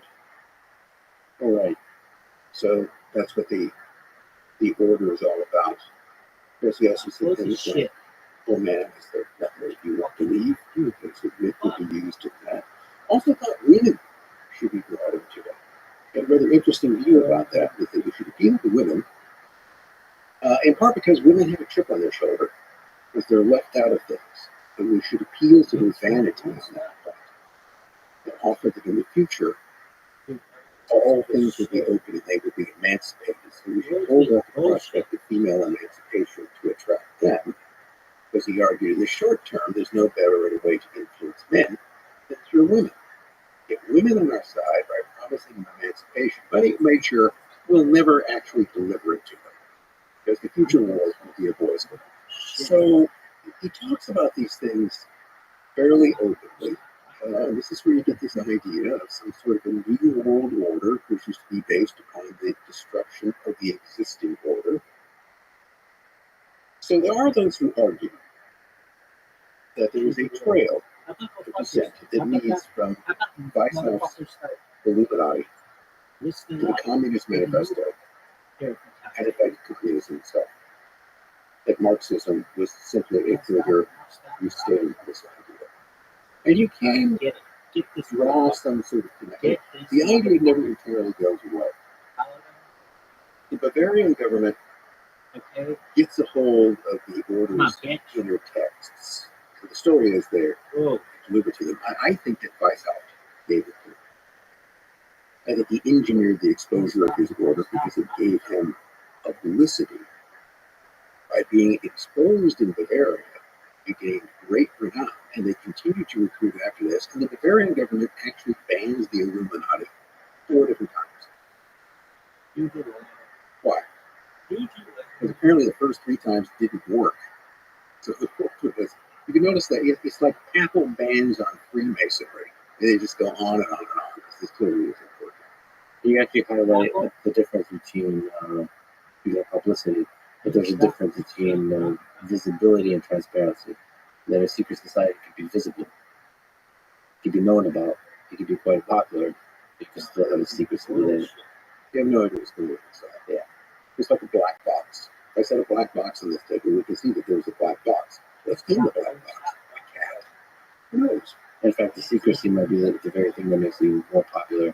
Adam Weishaupt again, there's no more thing convincing than a concealed mystery. Give people a concealed mystery in the past. So we need to make the order mysterious for that exact reason. Always hold out the possibility that knowledge, special knowledge that no mere mortals have other than you, will have.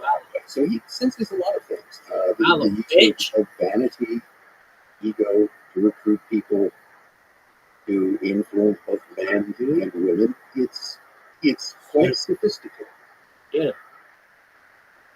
And as you might expect from a professor of canon law trained by Jesuits.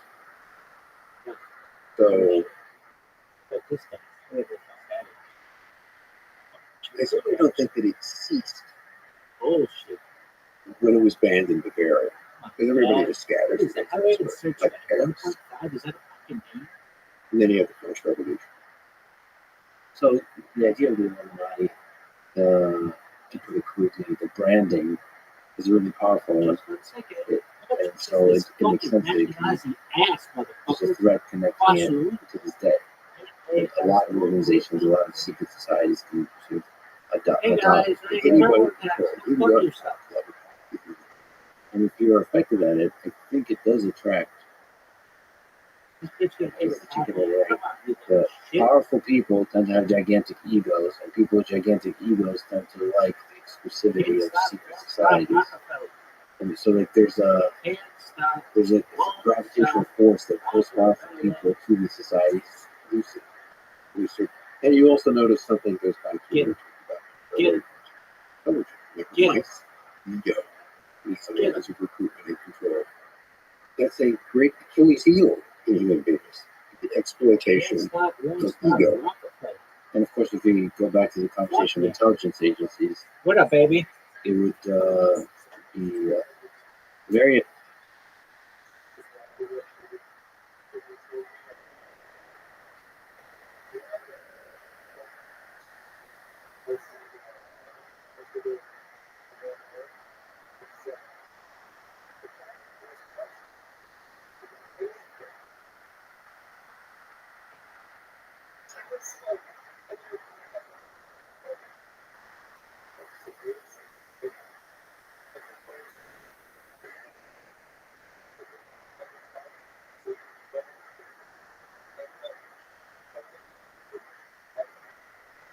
Yeah, exactly.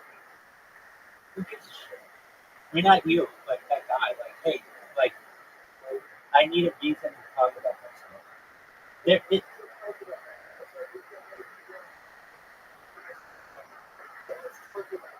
Yeah, exactly. Yeah, it's basically the paradoxical. It's like an infinite loop.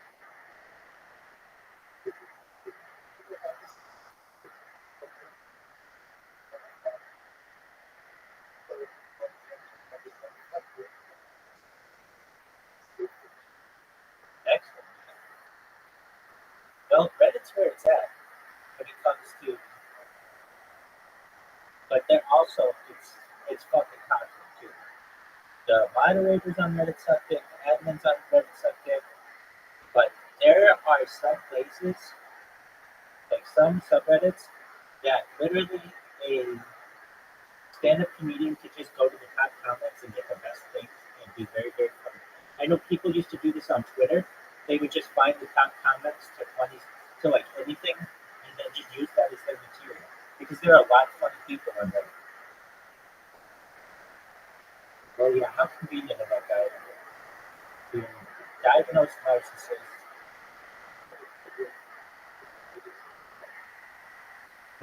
Like, not right, right. And you basically, I don't know, it's an issue that I have with this psychological community. In order to continue, they need to keep diagnosing people with shit. And so now you like empower someone with reinforcing their thoughts, and now they think that that's like an excuse to act badly, or I mean, I don't know. I think that uh, like I could feel some sorrow for someone who said, "Look, I've been a diagnosed narcissist, and I'm trying to improve." As an okay, that's a little bit better because it shows that you're not just like leaning into this fucking diagnosis. But no, instead it's like I'm a narcissist. Let's talk about myself.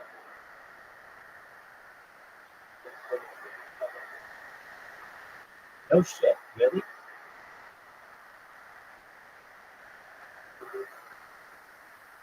Do you know how to find it?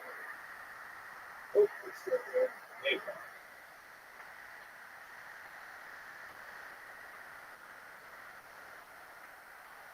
No, no major updates for me. Um, well, actually, no. I had to change my robot.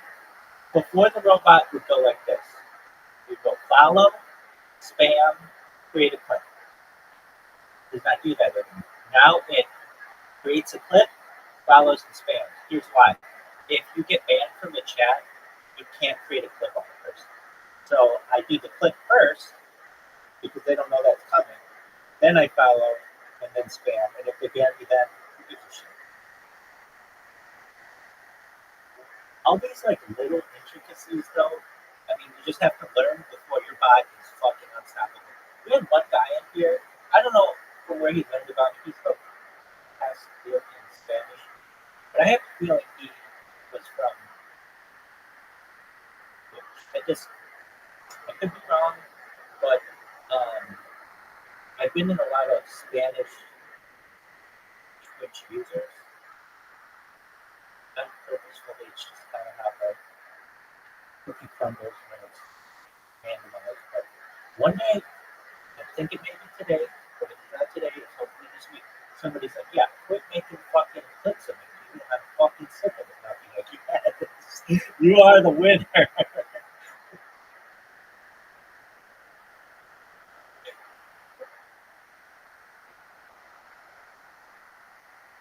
Well, I did see this. I saw my bot spam, and somebody was like, "What again? What is this guy's problem?" And I'm like, "Oh, kids, you ain't seen nothing yet." So, like, the fact that they're like, "Hey, this guy again," means like I'm starting to work into the zeitgeist, the neural network of the Twitch universe.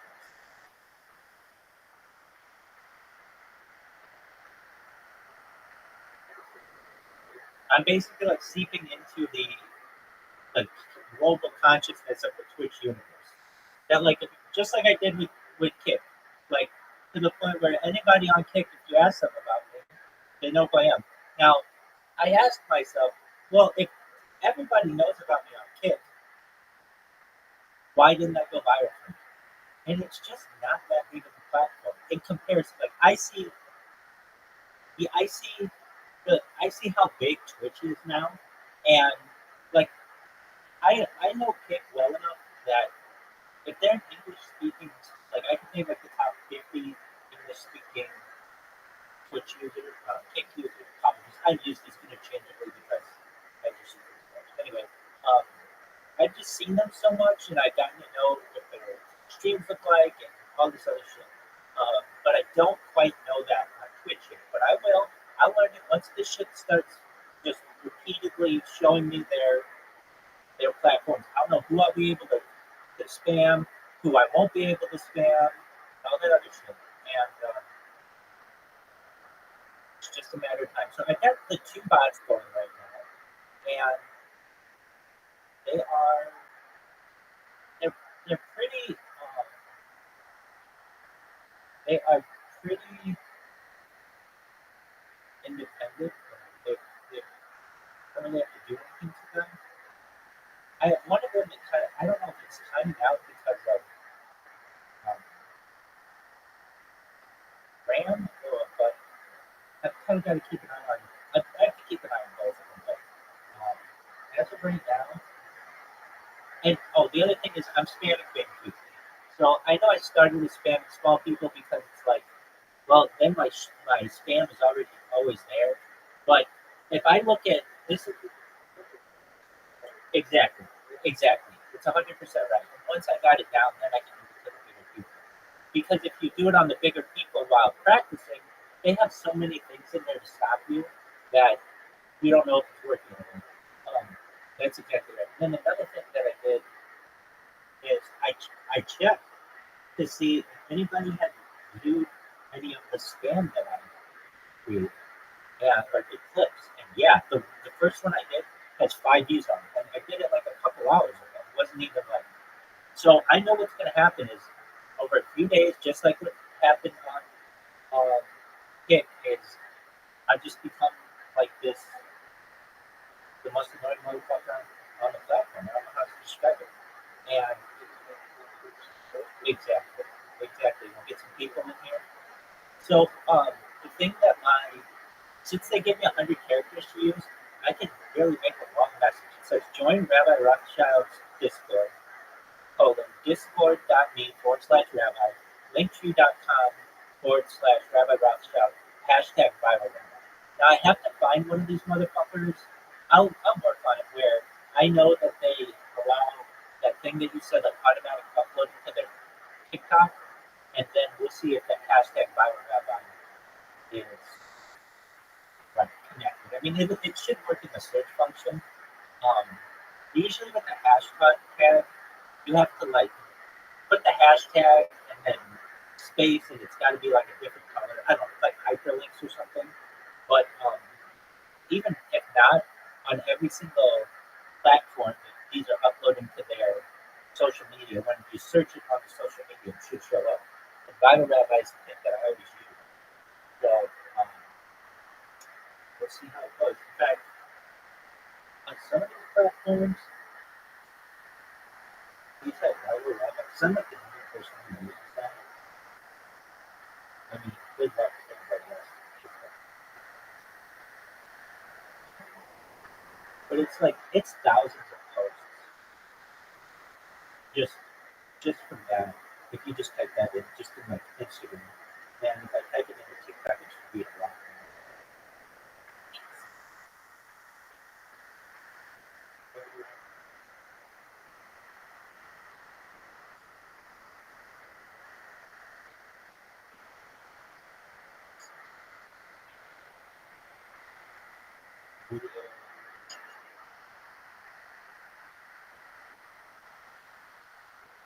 User hashtag. So, on TikTok alone, if you type viral rabbi, it has 13.4 thousand posts. So that's that's a lot. And that doesn't even count like the thing where I have the most amount of content is Instagram. Because I created a robot years ago that just uploads my life. So my Instagram posts are like an hour long, which is a lot of content in itself, and there are just tens of thousands. I just don't tag them all because it just would have meant that the bot would have to do more things, and I don't think it be as efficient as possible. When you add more shit to it, it's more things that can get fucked up or crashed.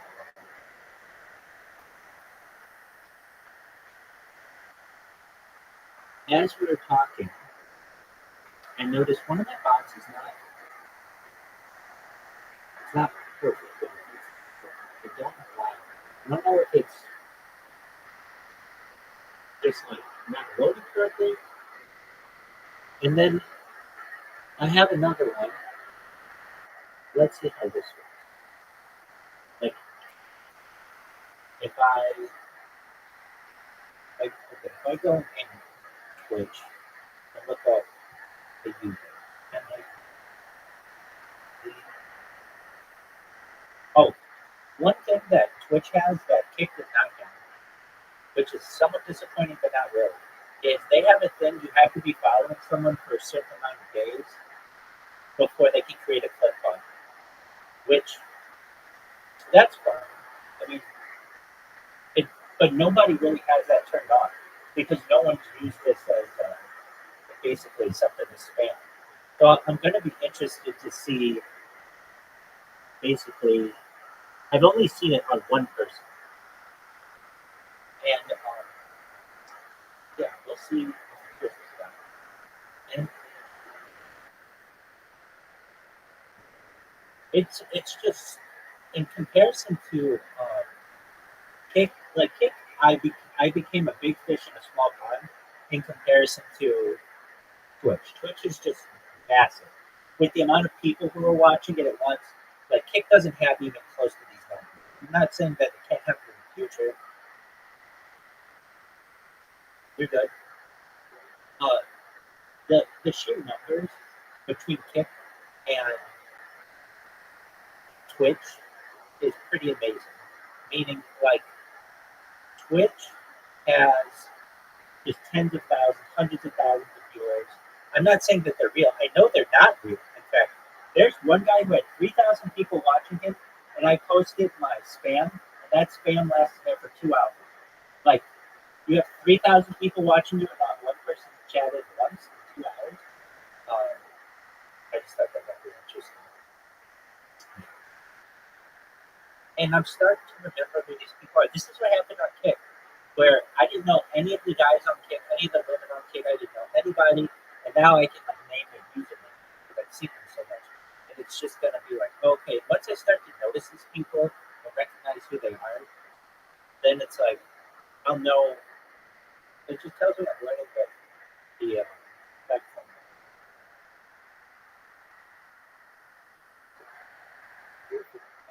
Yeah, I think so. Let's see. Welcome, welcome. How are you? Hey. Okay. What are you guys talking about? Oh, okay. All right. Well, the game. I'm going right now, big dog. I'll see you there, dog.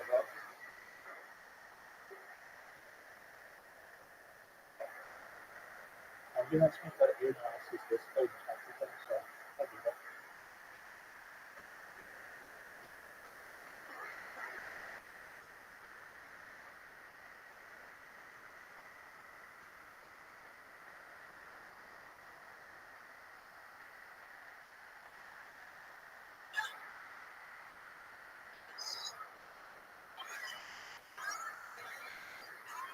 What's up, Pams? How you living, babies?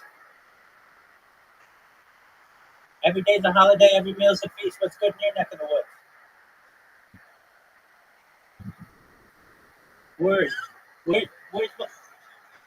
All right, well, enjoy that. Hey, where's my man, Biggest Loser on the internet? All right, we need to get his ass in the game. He's fun. Gee, I like him. All right, friends. So I was asked to come here. Do you guys know anything about me? But I met him in real life now. He's been in my stream. Word. Yeah. Do you mind? Do you mind if I tell you about myself? Excellent. I'm Rabbi Rothschild, a streamer like 24/7, 365 for world peace. I don't want war anymore.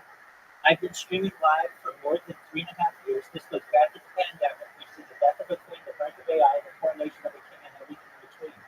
We talk about some things on the stream that aren't normally discussed, things like anti-gravity, anti-matter, alien disclosure, things like faster than light travel, life extension technology, mind-recording technology, really interesting things. Essentially, it's a time capsule for the world.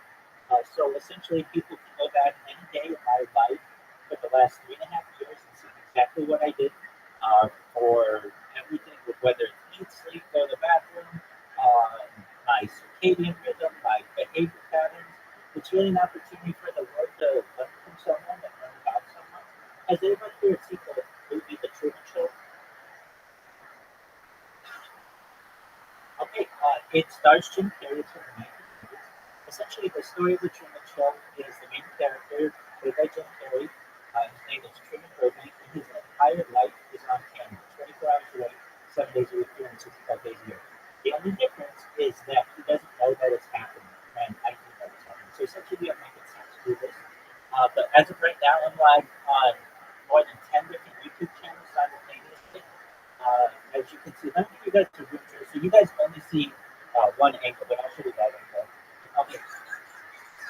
Well, I have 33 different platforms, so 33 different devices. So we have a ceiling cam. So the ceiling cam.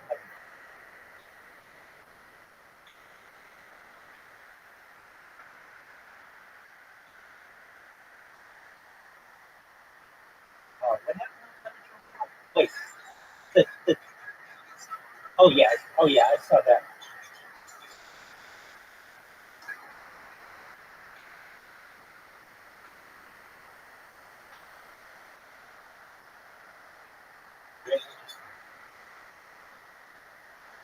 Interesting. I did see that he charged his Cybertruck and had some kind of weapon with him, perhaps. Not exactly sure what happened there. You said Trump Tower, but I was thinking that might happen. So I believe that's the one in Las Vegas, the Trump Hotel. Excellent. So what we have here, I'm live on 33 different platforms with remote session. Over here, you can see I've got a bunch of devices up there and down there. So up here, there is a Telegram that I'm in. I've been live in that Telegram for more than a year and a half, and they're a community that has supported me. It's a cryptocurrency. It's known as Harry Potter Obama Sonic 10 Eagle. It essentially is like $300 million. When I started, it was with pennies, but it's excellent. Uh, Cryptocurrency. It's a cryptocurrency, so essentially, oh no, and,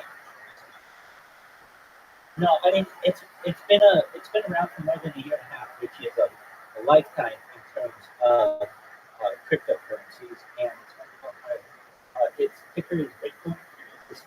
But what I think is special about it is it's backed by data. Literally, it's been in my conversations 24/7 since the beginning. Pardon me. Let me show you these other devices I've got. Actually, let me show you the camera you guys know. So over here we have too much to count. Um, so so this is the device you usually see me on an Aiden Ross's stream. Here we're in KSI's stream. Here this is live on Instagram. These are YouTube and Rumble, YouTube and Rumble, YouTube and Rumble, and also Twitch and all these others. This is live in the socialized Discord. I have ceiling cam. So if you can see, there's a ceiling cam up there. Okay, yeah, there's a ceiling cam up there. And then over here, you see all those devices. I made a bot recently. So kids and ladies and gentlemen, whoever's watching this, if you didn't know, I'm going viral soon. And why do I have so much confidence in it? I created a robot for Twitch just recently. I've done this on Kick. What's up? How are you living?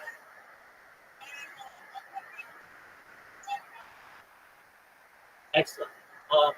So essentially what we've got going on, I'll show you my bot that I created. It automatically spams people on Twitch. I did this on Kick for 6 months, and everybody knows about me.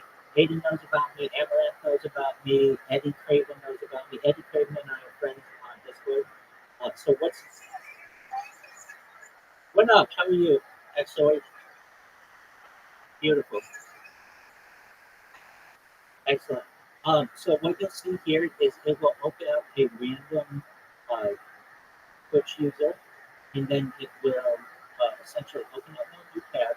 And as you see, like this is all hands-free. So it opens a new tab, and what it's going to do is it's going to create a clip on that of them, and then in the clip it puts my Discord, it puts my link tree, and then what it does is it follows them and it spams them, and then it moves on to the next person. And it does this so well that once it does it enough times, then it will create a brand new account and just do it over and over. So it's essentially a constant loop. And I've got a bunch of these accounts with which I'm doing this. So yeah, it's just a matter of time till we go viral. Now, for you guys, why is this important to you guys? Well, I mean, anybody who has supported me along the way is going to be rewarded. And I can tell you that data is Earth's #1 resource. That's not Rabbi saying that. That's the Economist magazine saying that. In 2018, the Economist magazine stated that data had overtaken petroleum as Earth's #1 resource. And I have more data on my archive than any person ever. And we've lived in 10 different streets going back for 3.5 years. So what does that mean? I'm going to be able to monetize this. And I'm going to make all your dreams come true. I mean that. I'm saying this live on camera. So what does that mean? That means that I'm going to give you money in the future. I don't want anything from you guys, just your support. But I'm going to give you money, and I want you to give it to your friends and families, and then I want you to start charities with it and help people who are less fortunate. That's what I'm about. I'm about positivity and spreading love to the world. So just know that you're part of a very cool project, and just by your mere presence in Aiden Ross's server, you guys are going to be rich. That's pretty cool.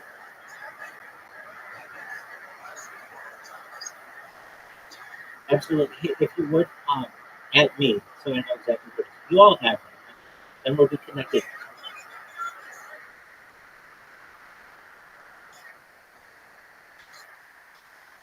How long have I been in this server? I've been Well, at the at the very beginning, it was difficult for me to stream a server consistently because people kept kicking me out. So I created a robot that whenever anybody kicked me out, it just let me back in. And eventually, my robot basically wore down the moderators and kept kicking me out. And then I started to become kind of like a old reliable in Eden server. And so, in answer to your question, I've been live for 6 months. I am the number one streamer in the history of the Eden Rock server. I'm the number one streamer in the history of the High Show Speed server. I'm the number one streamer in the history of KSI stream server, and quite a few other major. It does make me wonder.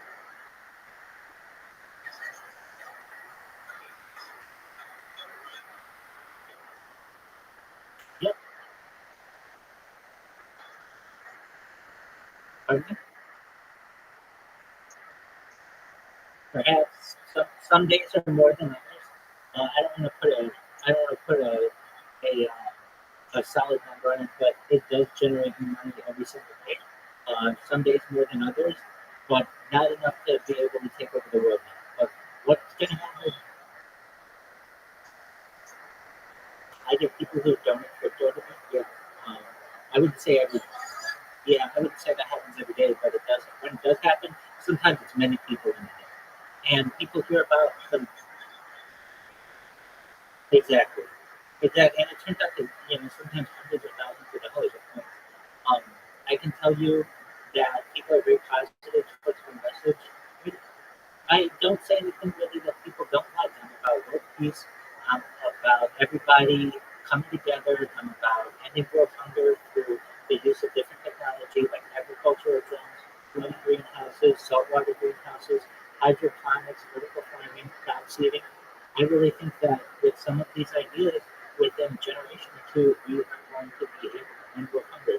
Now, one of the things that I mentioned that is really one of the most exciting things about this is the idea of mind-blowing technology. So before I get to that, I'm a major um, promoter of life extension technology. So things like human growth hormone, stem cells, steroids, things like perhaps conversion therapy, we just need to play those in younger people for the benefit of older people. Things like cryonics, cryogenics, nootropics, things that make you last your body lasts. And basically, everybody in here had a life expectancy of about 80 years old. And through the use of life extension technology, we'll be able to get you age 100, 120. But then at 120 or whenever, your body's going to start to break down. You're going to say, Rabbi, what can you do for me? And that's when the next type of technology comes into play. It's very exciting. It's known as mind uploading technology. What is mind uploading technology, man? This is essentially the type of technology that allows us as humanity to scan someone's brain like an MRI or a CAT scan into a computer, essentially knowing where every atom is in their central nervous system and the peripheral nervous system for later download. As an android, an avatar, a cyborg, a cybernetic being, a clone, a robot, an ethereal being, whatever you want to be. But what I'm making you all aware of, and I truthfully mean this, I don't think you all will die. And there's an opportunity for digital immortality. So it's a very exciting future. You got it. Absolutely. Well, I don't want to take up all your guys' time, but if you have the opportunity, send me a friend request and I will be sure to accept it. And if you guys ever need me, I'm here for you. I'm here to support you. And just appreciate the opportunity to talk to you. Absolutely. Peace, babies. That's how it's done, son.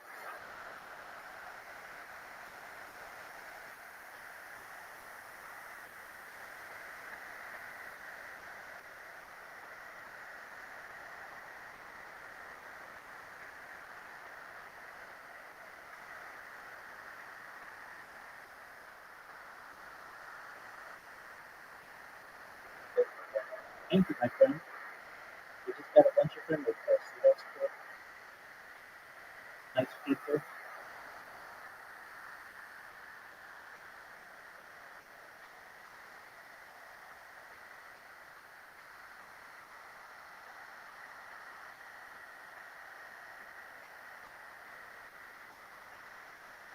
I go by the George Costanza philosophy: leave on a high note, get out. Do not overstay your welcome. Keep them wanting more. Exactly. Um, this robot, I can't believe I didn't fucking do this really. Like, I'm kicking myself that, wow, I was on um, Kick for so long and I didn't do this on Twitch, but I mean, you live and learn. I recognize that it's a lot more difficult to create a spam bot on chat on Twitch, but now that it's working, it's it's pretty solid. I mean, like with any spam.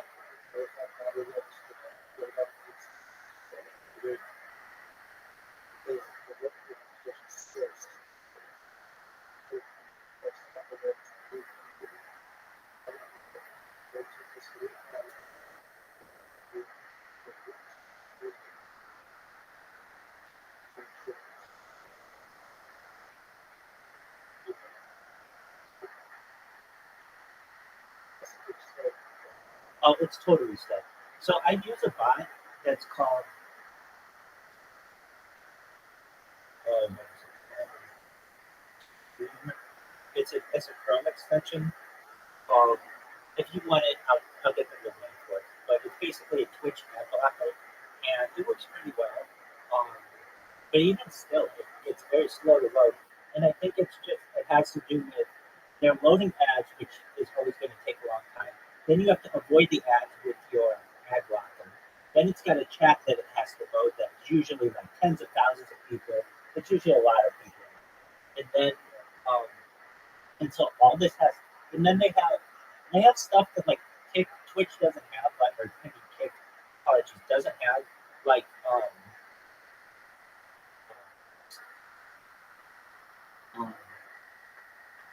they have things like you can donate to certain like charities, so then that shit has to load, and if you want to subscribe, that shit has to load. That's just so much more running that it can just cause issues. But I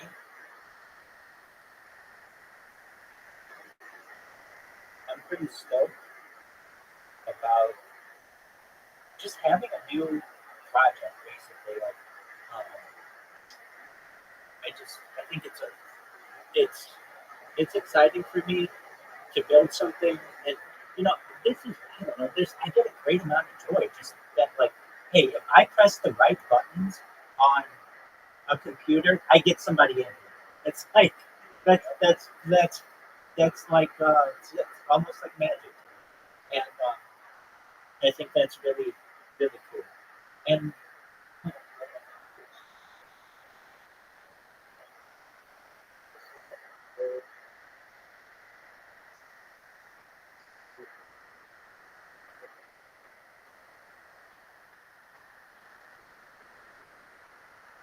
how, how'd you get a computer yourself?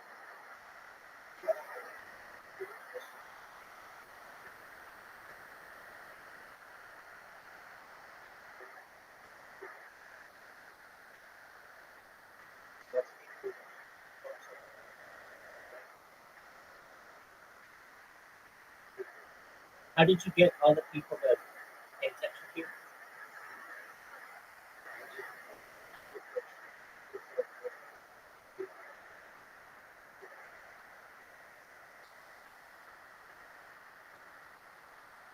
Yeah,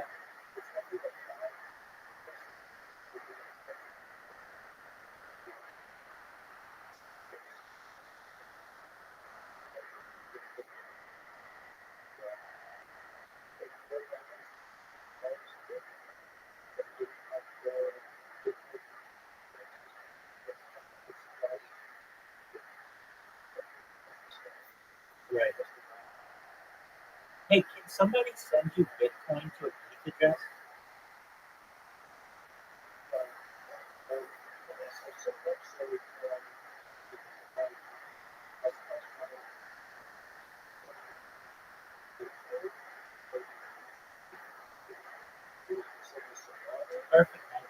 really cool.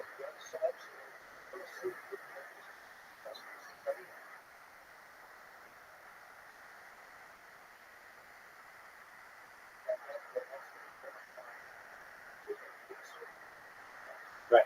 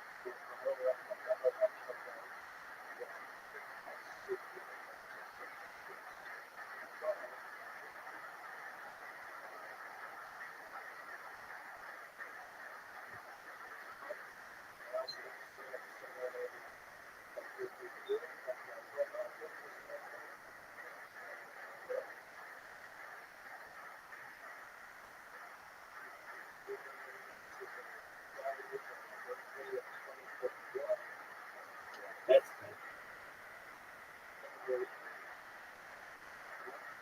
right. That's cool.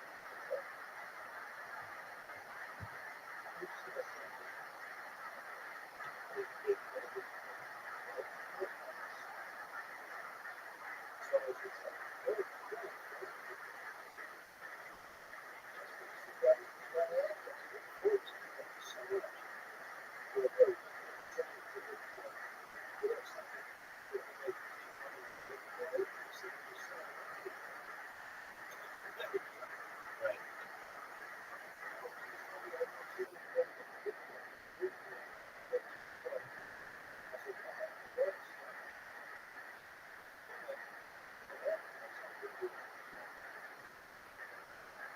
That's not cool.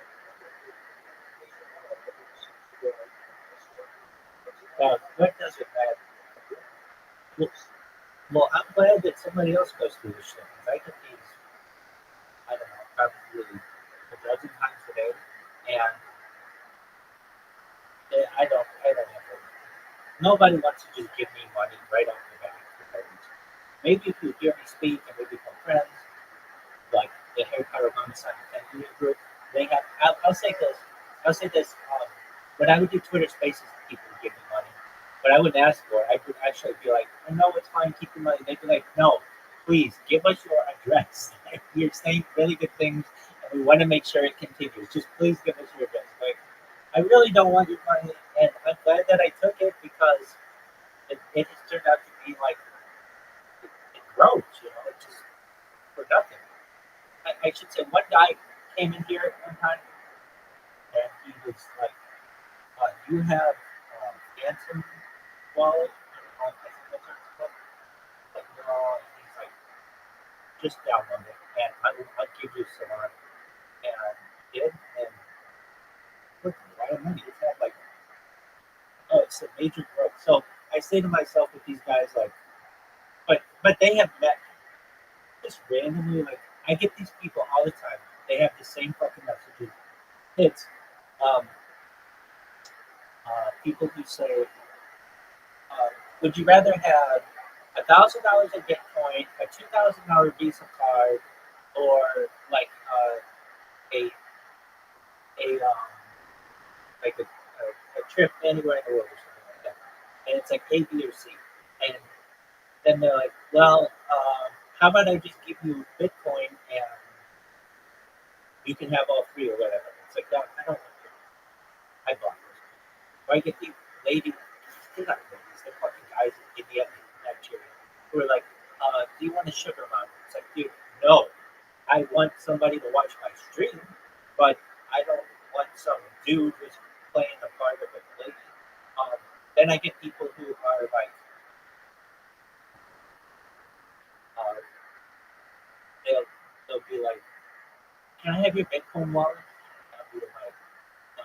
They'll be like, "Please, I really want to help. I want to. What did they say? I want to bless people, or I want to send send blessings." And there's this word that they use that when you give something to someone, and it's like almost like the same message. The big way, at least on Discord, that I can tell if they're a bot is if they've made their account within the last 99% of anybody who messages me as an account, 99% of anybody who messages me within the last month is it's almost 100%.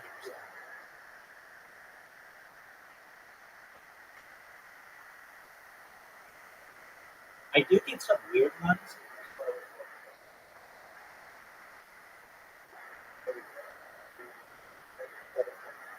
Doug, that would have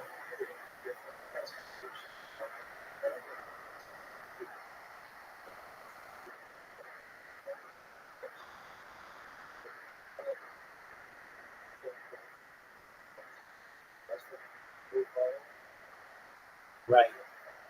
Less than 12K followers against Instagram, which was like 1.8 million. And um, yeah, and then his message was a little like, I don't know. I've heard like stories of this happening. Like there's this famous story. I don't know if it's true or not, where it's like it was just like a tweet that I saw one time that went viral. It was even just like a copy of a tweet, but it was like this one day I was at a Wendy's eating value meal, whatever they call it, Wendy's, and all of a sudden, out of nowhere, Bill Murray walks up to my table, takes a French fry off of my plate, dips it in ketchup, eats it, and says, "No one will ever put it on." And okay, so you know that. And that's kind of when that kind of shit happens, like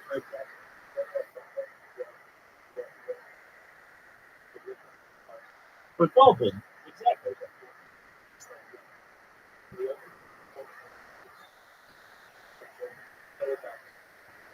There you go. Well, okay, so you know that story too. And whether it's yeah, and definitely right. I get it, and I get it. I get it. It's I don't think if anybody, if any celebrity is like if somebody playing it up like a celebrity, uh, I don't think so. I've had people. I got. I don't want to say. Oh yeah, the closest I want to say I got fucked to getting fucked, but I fortunately did not. Was I told you about some guy was like, "Hey, I want you to be in my podcast," and he sent me the link, and the link was a virus or something to drain my wallet. But that was the closest I've ever. I get a lot of people who um, they'll be like a lot of people who are just selling like OnlyFans shit, and so I sometimes entertain these ones just because I'm bored. So if somebody will be like, um, "Hey, are you lonely?" or something like that, I'll be like, "Do you have a menu?" I just get straight to the fucking point. Do you have a menu? And I actually like to see how they price themselves and price whatever it is. And so somebody will send me their menu I don't know, but pictures $5, I don't know, like topless pictures $10 or whatever. And then I'll be like, um, do you want to meet for real? And they'll be like, yeah, where are you located? Like, I'm like near LA. They'll be like, yeah. I'll be like, okay, how much for an hour? They'll be like $30. I'll be like, no chick in LA is gonna spend an hour with you for $30. Get the fuck out of here. And so I like it that these guys. I mean, generally, I think it's dudes who are just what do they call it? Picture.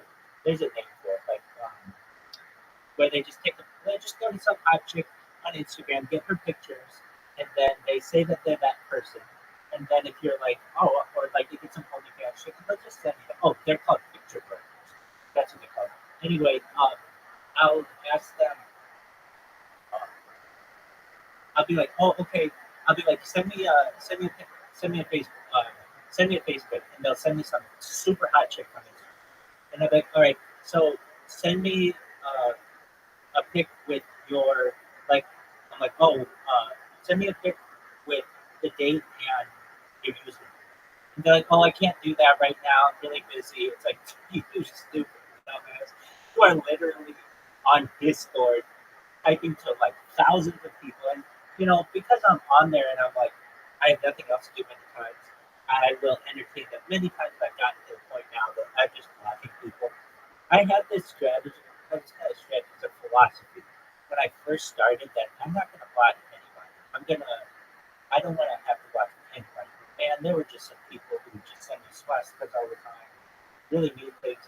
And I would entertain it. I'd be like, oh, cool story, bro. But, when you're getting that shit all the time, it's like, and then what happens is I'll show my phone, like on camera, and then people be like, why the fuck do you have a bunch of swastikas?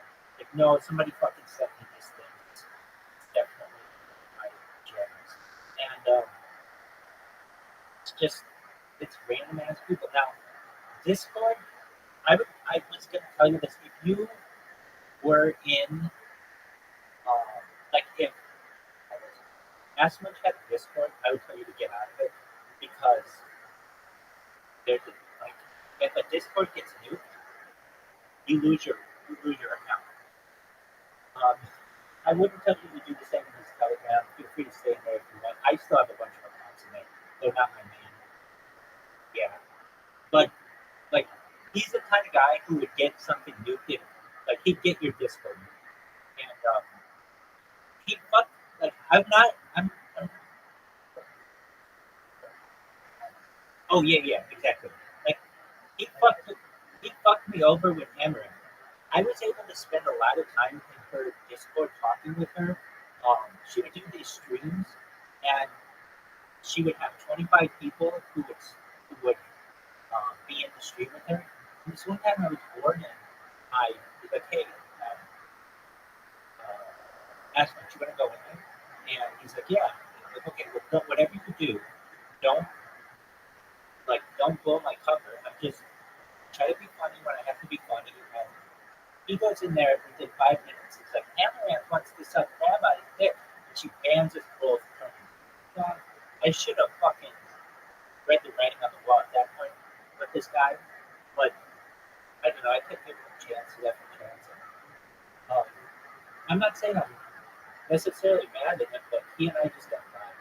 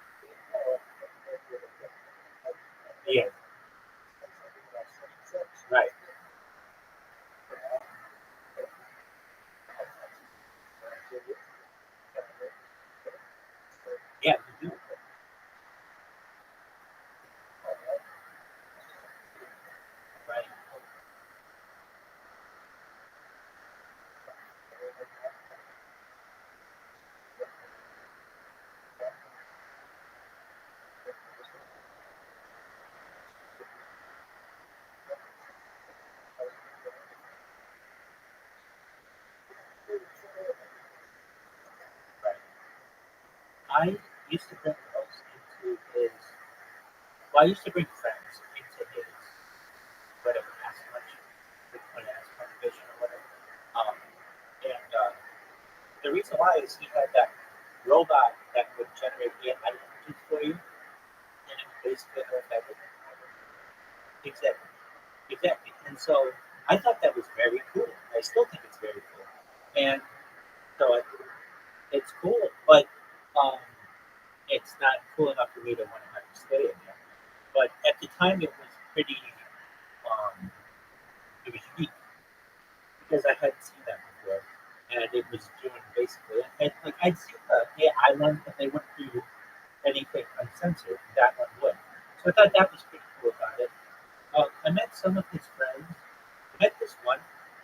This is a weird, not a weird story, but kind of. I met. He introduced me to this. There was this one girl who was in his chat or something. I don't remember her name, but this was the weirdest story. Okay, so this is her. This is her group. She's in crypto, and she's a mom, and which there's nothing wrong with that. I think that's pretty cool that she's a mom. But I say that because I feel like she was looking for someone to basically start a new family. Not a new family necessarily, but like, complete her family. And if I recall, she was so. Anyway, she met this guy, and he was he was kind of actually like a huge loser. And he's like one of these guys who like doesn't pay attention to the girl, and the girl's like all gaga over him. And so I got to asking her like, um, how'd you guys meet? And she's like, actually, that's the funny thing is we haven't met. I'm like, what? You haven't met, and you're like head over heels for this guy?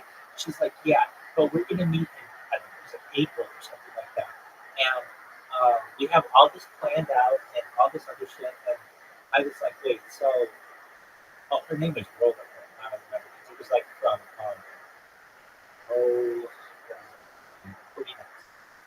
Anyway, um, and she just had this. She was so head over heels on this guy that I figured, like, oh man, this guy must be pushing the right button. But instead, it was like, oh, you haven't even met yet?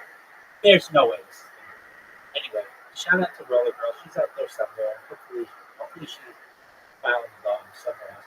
Because this guy was just mean to her. Well, that's what. So I was live streaming. Oh, I remember that. Okay, so she was gonna have me on a podcast, and this is when I was like actively looking for podcasts and stuff. Well, I shouldn't say I ever really actively looked for it. Because usually the podcast game has turned into you pay the podcast to be on their podcast. Podcasts rarely accept people for free nowadays, unless like Joe Rogan or something like that. Or basically, if you want to be on a podcast, you have to pay them money. I know I have had to pay money to be on podcasts before, and it's not a lot, but it's like $20 or something like that. And I understand. Anyway, but she wanted me to be on her podcast, and or this podcast with which she was helping, and she told me that she had a Telegram and invited me to stream it. And so I did, and I streamed in it. And this one day, this loser dude is in there with her, and he's just being so mean to her, and just like very, very mean. And when he left, or at another point, I want to say I said to her something like, you can do so much better. Like you can get a guy who would treat you so much better than that. I don't know where he is, but it's not that guy. That guy is mean. And she's like, no, he's just having a bad day or something like that. I'm like, I heard he was just very verbally mean. And that's when I was like, how did you guys meet? She's like, oh, well, yeah. Like, you tolerate that? That's incredible. Anyway, I met them. What I'm trying to say is everybody I met at Ask Lunch, Bitcoin Ask Lunch or whatever, Vision, um, basically, I don't want to say something was wrong with all of it. It's by no means true, but something, you got to be kind of fucked up to be in that or that California colleges, and I can see why if you're as much his friend. Now, I've had long talks with as much before, and if I can keep him, I shouldn't even say I can keep him focused, but we can talk about things like he's a welder, and we've talked about like social media and things like that. But whenever we start talking about it, he'll be like, "Yeah, Daddy," and I'll be like, "Dude, it's just two dudes here." And I'll ask him like, "Are you gay?" And he'll be like, "No, but for the right price." I'm like, "Dude, I don't. That's not my thing, dog. Like, if it is, if that's your thing, that's cool." But he's like, "No, I'm actually like kind of married," and he is. Um, and so it's like that's much. So yeah, exactly. Um, so how did this work?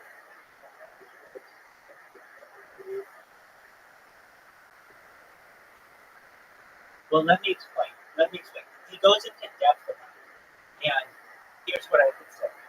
Um, he, we would be in a conversation, and we'd be talking about welding. I remember he's a welder, and he would be like, "Yeah, Daddy," and I'd be like, "Dude, are you gay?" And he's like, "No, actually, I've been in a relationship for like many years. In fact, I have an ex-wife," and I'd be like, "Oh, you've been married before?" He's like, "Yeah." Now he could be just pulling my leg.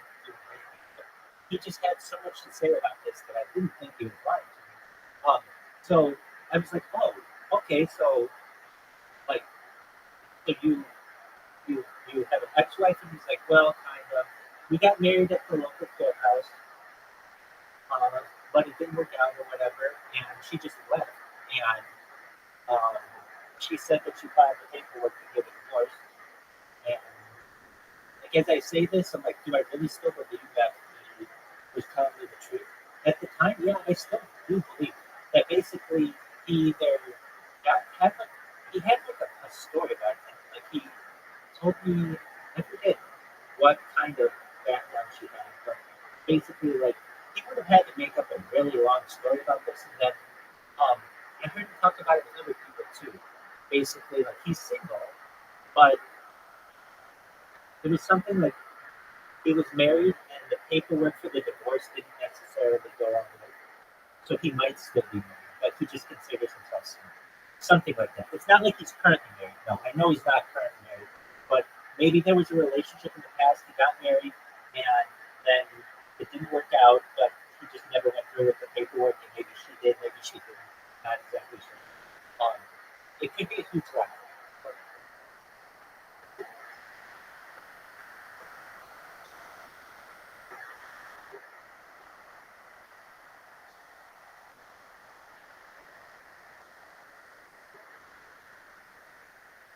Yeah,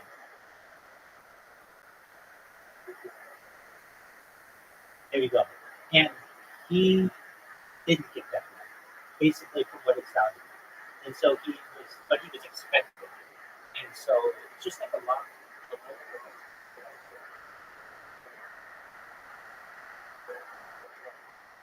Yeah, exactly.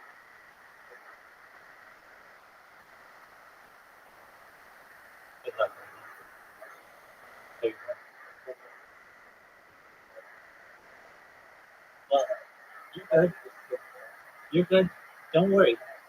As Frank Sinatra said, as Frank Sinatra said, the best revenge is massive success, and you're going to experience it. So I wouldn't sweat it too much at all. Um, at least in the, I mean, I don't know if this is. I say that what's his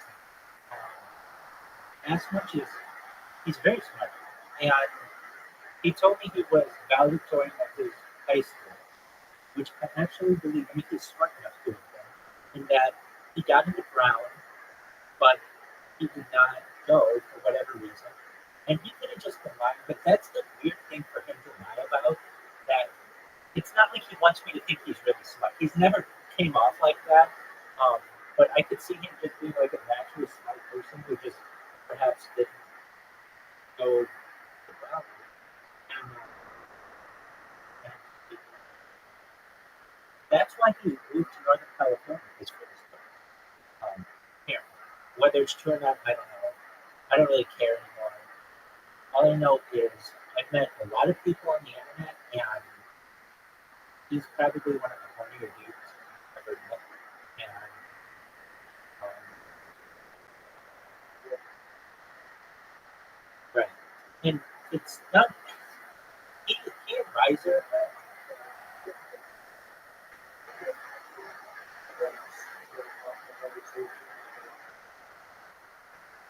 Right, exactly.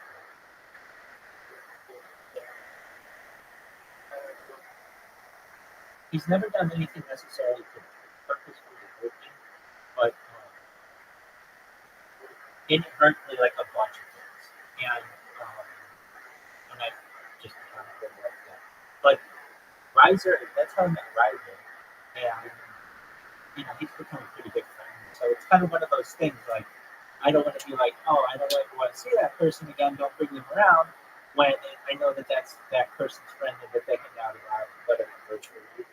And yeah, I know that band from Harry Potter Bible Song Academia, and that's a very easy thing to happen. Though, if you send any link in there, it's an automatic ban. I've tried to talk to these guys and tried to tell them, can you put like an appeal server on there or something? And they're like, look, if you're in this Discord, you're gonna know, or if you're in this Telegram, you're gonna know somebody, and you'll be able to get back in. If not, we don't want you in here. And it is one of those things. Okay, well, I understand that. And at least the people in the Telegram were the people in Harry Potter Bible Song thinking, I think they let him back in, but no one had possibly been in. I'm not exactly sure. But yeah, I don't know how I think I met him in I met him in the in Harry Potter Bible Song Academia. That's how I met a lot of these people. There was one guy, his name's Apollo, he comes with grades and everything. And he now he is a really good guy. He is a very good type. Of any person, I mean, he came and yeah, exactly. He is. He's a very good churchman. He's been driving 7 years. Dude, you don't want that job. You do not want that job in the middle of the winter, and you're in Boise, Idaho, and there isn't somebody around for 100 miles, and your tires are down, and you're on the side of the road. Those guys are like the cowboys of today, where it's super dangerous, and at any given point, the cops are trying to get them because that's a big ticket. And I know I could have to, but yeah. So he was in here 2 days ago, and he was in here for like 3 hours. What are you talking about? Well, it's really interesting. He was, this was like a year ago. He would always complain to me about being tired and being thirsty. And I said to him, you should really get your blood sugar checked because that's under therapy. And he's only like in his late 20s, so that would be early. But nevertheless, we talk about his diet. It's like when you're a truck driver, you can't get fresh food. Everything's at the truck stop, and his life is so stressful. Like he would be, like he's got to get to the place by a certain time, and he's like fighting GPS. Like there's no way you can gain time on GPS basically if you lose a few minutes here or there, and it was just extremely stressful. So he tells me he was in North Carolina and he had this dog with him. His dog's name's Romeo. Well, I didn't get a chance to meet Romeo when I met him. Romeo he's always with him. That was like his partner. So he was gone for a couple of days and or weeks really, and he comes into the Telegram one day and he's like, "You're never gonna believe it. Look," he said, I went to a diabetic shop in North Carolina, and fortunately there was another truck driver who could take over his route or whatever and dog sit for him. It was like this very fortunate situation, but he was hospitalized hospitalized with diabetes, and um, it was just this weird thing. On this, I haven't told anybody any medical advice, really anybody. If you have an issue, I just said go see a doctor. But with him, he was just, I remember him saying he was so thirsty and tired all the time, and I told him to get that checked out. Anyway, it turned out it's true, and he's on insulin and all kinds of stuff now. So he's dealing with that. Yeah, that's when I fucking failed. And I did not expect to be that correct. And I just figured maybe, I don't know, those are just two symptoms of diabetes. And so he was in here playing some game, I forget what, and just, chilling as we were listening to a podcast together. But he, truthfully, he's a very good person. And I can just tell you, he's very sweet. And this one day, I was in bed, and look, here's the thing. People would come into the Telegram all the time and talk to me, and I wouldn't really put two and two together with who they are or whatever. And especially if they change their name, their username, it's like, then they're a branded person to me, and I have to get that whole backstory from them. But Apollo would come in and just talk to me about his life and his, just like what was going on, and I could listen to him talking. It would always be like really late at night, and we would talk for a long time, but it wasn't ever at a point where I genuinely, I cared about him, but not genuinely cared about him, where I, check in on him and things like that. And then this one day, he was like, Rabbi, I'm going to drive 8 hours today, and I'm going to come see you. And I was like, yeah, right. There's no way this fucker's going to come see me. I'm like, okay, if you want to come see me, here's my address. And he's like, okay. And he came. He gave him a tour. We went to the local park, and we had a picnic, and we live streamed it, and it was just like, he was just a really, really genuine, nice person. And I told him, he even met the guy who owns the house, or the manager. And I just remember being like, this guy, he has a heart attack. And I didn't get the same offer. They're different. And I helped him. Well, so there are dreamers in this world, and there are doers. And Apollo is a doer in a lot of ways, but he's a dreamer when it comes to his token. He's got a token. I gave him a really good rate at what I would read social media at, and because he was a friend of mine, I told him I would do it for free. He's like, no, I want to pay you. Like, I want to at least give you something. I know it's going to take you time. So he came to I gave him a really discounted rate, and and I got everything ready for his token. So it's like all over Google and YouTube, and all over Instagram. It's ready to go, but he hasn't launched it. And when he was going to launch it was when he got diagnosed with diabetes or whatever, and he still hasn't launched it. So if he ever talks to you about his coin, don't hold your breath on it. I hope he launches it someday. Oh, and that's what we talked about. He's going to change it from maybe Ethereum to Solana. I told him, because I see people, like at least on TikTok, who are very popular by doing their truck driving streams. So basically, it's just a truck driver who's driving the open road, and they take a camera and they just point it at the road, and they get a ton of people watching because it's entertaining, it's soothing, and you're not putting yourself in danger, but you can see the whole United States. And I told him, if you're interested, if he was interested in doing social media, so I'm like, that's what you should do because that's really interesting to people.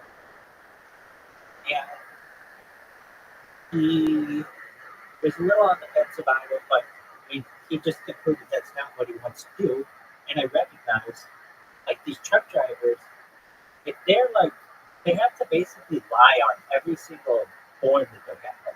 Not saying he does, but I watched a documentary this summer about truck driving, and not that I didn't know what they do, but it was like really in depth. basically they were like, yeah, I'm a new truck driver. I've been doing this for you know a year or two or whatever, and not once have I ever put the truth down in this book. And the guys under whom I was trained, they told me that's just a policy. So basically, like, let's say you have to make it from, I don't know, Albuquerque to Santa Fe, and I don't know, maybe that's X amount of miles. Well, you have to make sure to do all these checks on your vehicle, and they're supposed to take X amount of time. And it's basically like you don't have that much time to be able to do that and still get to the destination on time. So you have to kind of, you know, falsify some of these things.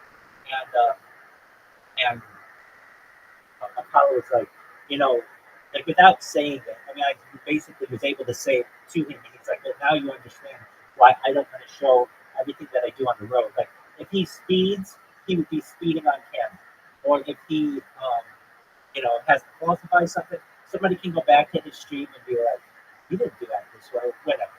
And maybe appreciate what those guys do. It is. I'm glad that he didn't do it. I'm glad, but it was very nice that he offered you a position. But he lives a dangerous life, a very dangerous life. You got to think that like at any time he could be attacked at like some parking lot, and he's got to sleep. But he has shown me his rig though.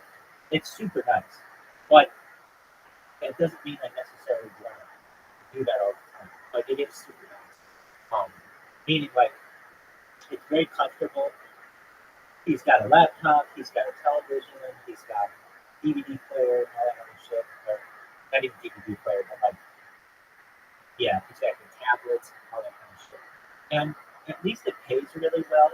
So like that makes me feel good that you know he's at least not doing all these sacrifices for nothing. Um, but he would tell me that I would say to him, we would talk about food, and I would be like, he would be like, I'm just so thirsty, I'm so tired all the time.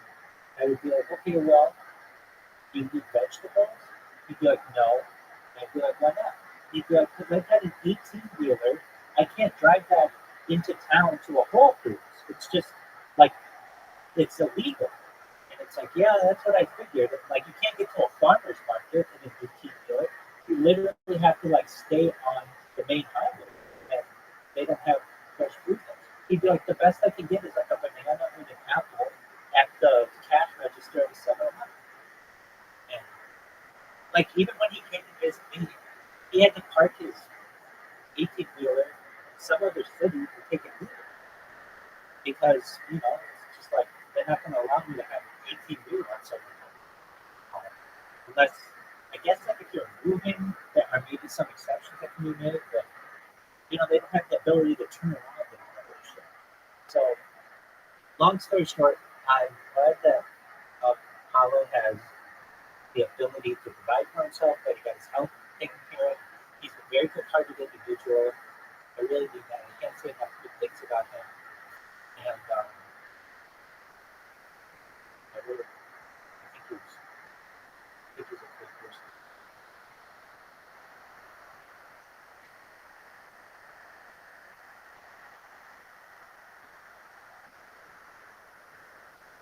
Thank you.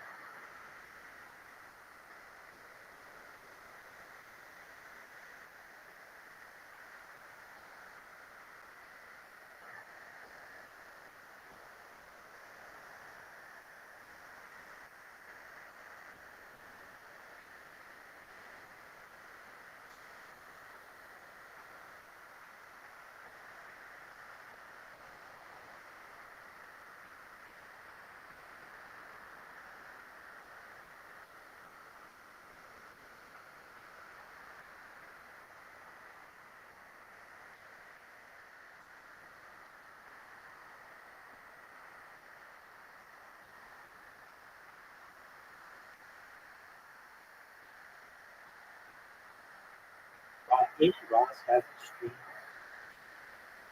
in a few months on Kick. He still hasn't streamed on Kick. Did I tell you what happened with Drake? Yeah, I did. Where Drake called Kick a Ponzi scheme.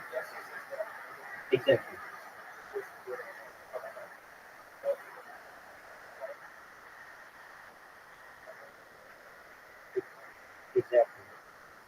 Do you know who Martin Shkreli is? To give you an idea of who this guy is, he's the guy who was the head of a pharmaceutical company, and he raised the price on AIDS medicine like 10,000%. Yeah. So I've spoken with him at least. I've spoken to him um, on Twitter Spaces, and he was very nice to me. And like basically, if you really get down to what happened, it was his fault, but not necessarily. Like he was being pushed to raise the prices on these things, and he just basically became the scapegoat. Oh, one thing, um, Elon Musk, maybe within the last week, posted a bunch of times about this guy named Adrian Dittman. You know who this person is? If you don't, that's fine. Yeah. So this guy's all over Twitter Spaces. The reason why he's famous is because he sounds exactly like Elon Musk. I mean, exactly. To the point where people think that it's an alt account of Elon Musk. It is not an alt account of Elon Musk. I can basically guarantee you that because I've heard them talk to each other and they sound exactly the same like they're talking to each other. But it's not like Elon Musk would be able to pull that off, even like on some random person's Twitter space. Um, anyway, so uh, Elon Musk posted recently because there were all these theories that they're the same person, and they are not the same person. When I started my Best Rabbi Ever account, I had 3,000 followers. Adrian Dittman had 3,000 followers. Now Adrian Dittman has 170,000 followers, and we used to get in the same Twitter spaces all the time because they were crypto, but we're into the same shit. We're into like crypto, nootropics, and advanced technology. Um, this one guy I know, I think his name is Chris Turner. I say I know. I mean, I knew him on Twitter Spaces. He used to do these nightly crypto calls, and this is actually how I met the people from Harry Potter about us. In one of those calls, and basically, um, one day, like I would go and I would talk about the future of technology and all these other things. That's how Harry Potter found myself. And even found out about me. That's how I got in that community. But this one day, they were like, "Hey, Adrian Dittman's in here. Rabbi, will you debate Adrian Dittman?" And I'm like, "Sure. You name the topic, I'll debate it. I'll take both sides on any topic, and I'll be able to argue it successfully." So they're like, "All right, well, I was talking about the hydrogen car and how it's superior to the electric car, and so Adrian Dittman gets in there, and they're like, Adrian, everybody says that you're Elon Musk because he's an Elon Musk fan as well, and they talk about, like he basically backs Elon on everything. And while I think the electric car in some ways is superior to some gas-powered vehicles, I think both are inferior to the hydrogen. Uh, the reason why the hydrogen cars are more popular is because there's nowhere to fuel them. I know, like 20 years ago, Arnold Schwarzenegger, when he was governor, had a hydrogen Hummer, but there was only like one hydrogen station in Southern California that you could use. So it's like if you don't have the stations, it's basically pointless. My next door neighbor had a hydrogen Honda or Clarity, something like that, and you have to drive to like Custom to be able to refill it. It's like you want to be like if they had hydrogen where all the gas stations were, it would be no big deal. If they had hydrogen with electricity chargers on it, would be no big deal. Everybody would be on it. And the reason why is, well, I'll explain my argument. So they get this Adrian Dittman guy who sounds just like Elon Musk, and they're like, okay, and they kind of pit us against each other, which I was fine with. And I give my opening argument basically that the hydrogen car is superior to the electric car. Why? The electric car does not. Well, hydrogen is the most abundant element in the universe. So there's more hydrogen in the universe than there is anything else. You don't need lithium batteries. You don't need to mine these things. You don't need poor people in Africa to, sacrifice themselves for lithium and cobalt and all this other shit. it's perfectly clean. It gives off water vapor, which isn't dangerous at all. Um, it, it has it goes farther, it lasts longer, and it works in the cold. I don't know if you're aware, if you've seen, but like electric cars don't work in the cold. So if you're in like Canada or something, it's like not a realistic vehicle to have. Anyway, exactly. And so I name all these things, and this Adrian Dickman was like, "Well, I'm busy right now. I'm making dinner. It's like 2 o'clock in the morning." And he's like, "Yeah, I he just I did not like how he debated me because he really couldn't debate the idea of a hydrogen vehicle. He just would be like, there's nowhere to charge you." I'm like, well, 20 years ago there were no places to charge the electric car either. You have to understand that you need to exactly. That's all you need is water. And so we ended up having this debate. Well, it's very easy to get that.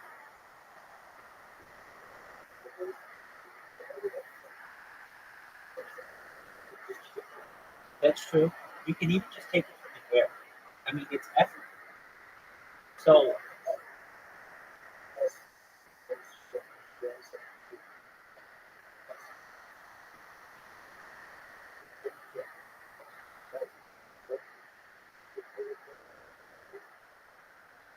so I, so, and he's like, way to think the argument because people think, oh, hydrogen, you're going to need like a huge tank in your car. It's not true at all. But he'd be like, oh, and then when they get into an accident, they explode. Well, like any car will explode at high enough speeds.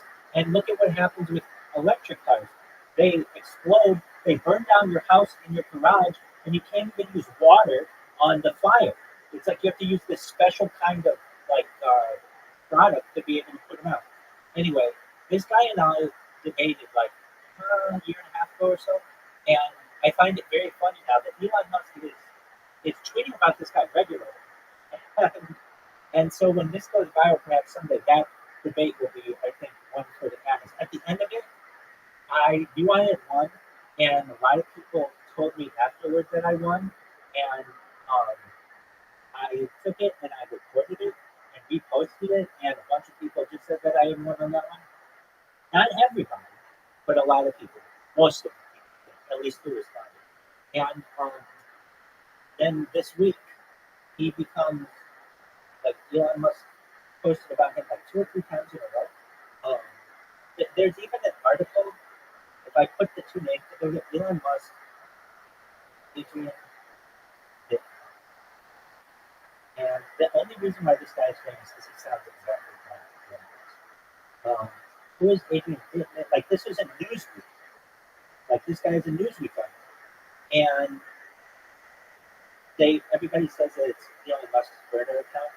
Look, I've heard Elon Musk. Like I knew this guy wasn't Elon Musk um, because, well, I don't think I would have debated Elon Musk. I mean, that was like my proof. Like he sounded like a real person. I remember he was making dinner at the time, and he kept talking about his walk, and I just kept mocking him, like, you know, just why don't you debate me and stop paying attention to your walk or whatever I said. Anyway, he he had had an interview. Well, there was a he finally got the chance to speak to Elon Musk, and even Elon Musk was taken aback, like, "Wow, you sound like me exactly." And but now, if you type in that guy's name, it's all over Google at least. Like, uh, oh, I remember. So at a I looked at a I looked at a what was it? I looked at an interview with Elon Musk, and they asked Elon Musk, and he okay, so they were talking about pushing updates to Twitter, and Elon said something like, I have multiple accounts. He said, I only have one multiple account. That's to asked things on Twitter, and everybody kind of wondered, oh, is Adrian Dickman his alternate account? Well, I came to learn that his alternate account, I believe, was at E, just at E, um, and I think he has a child named Little E, something like that. He has X, but then there's like either another child or something, Little E, and or perhaps it was just maybe Elon Musk one day wants to go by E. Just mark my words. The shorter your name is, the more um, perhaps influential you could be. So he's got X for his kid. And then remember I was telling you that his ex-wife or whatever, ex-girlfriend, Grimes, was going by C. She was going by C. And so he went by T. And somebody had already had the username E, but they never posted anything. And Elon Musk just took it away one day. And this person complained because they were like, hey, I had that for a long time. I was just at E, and then it got taken away. And basically, it's Elon owns the site. He can do whatever he wants with it.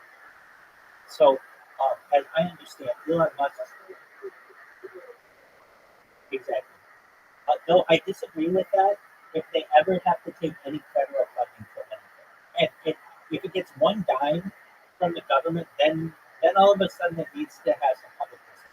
But if it's perfectly private, then you do with it what you want. And he did. He took the username E, and he says that he uses it to test the site right before they ever do any kind of major upgrade with anything. He uses that. Um, I think it's that account to test it. Anyway, if you've ever seen, I'm just gonna go to Elon Musk's Twitter right now, and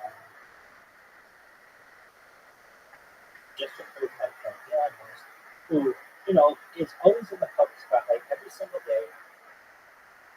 Um, okay, the last things that he wrote were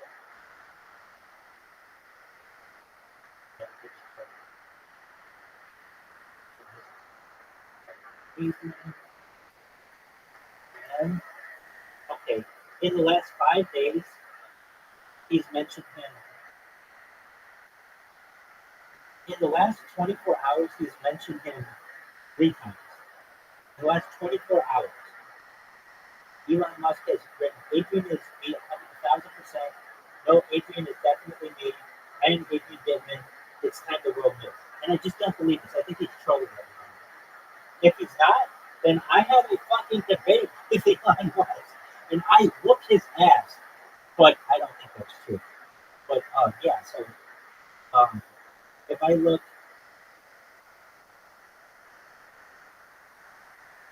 I don't believe it.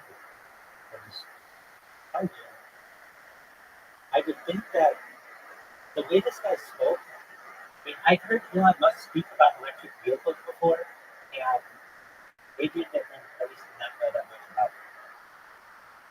And I don't know, I'm very suspicious of it. But for Elon Musk to have, he's a busy person, and he has tweeted about this person 3 times in the last 24 hours, and I didn't even know that. I just know that he tweeted about him like twice within the last week, and not including these most recent ones.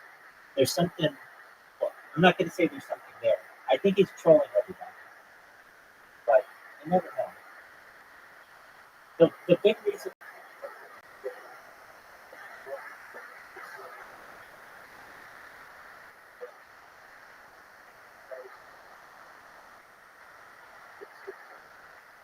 is it just 650.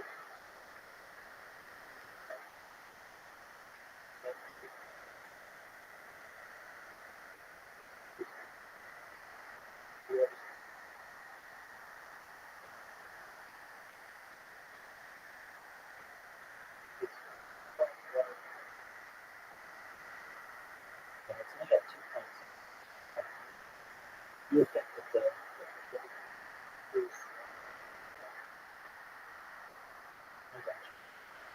well, I mean, until these things can be verified, I think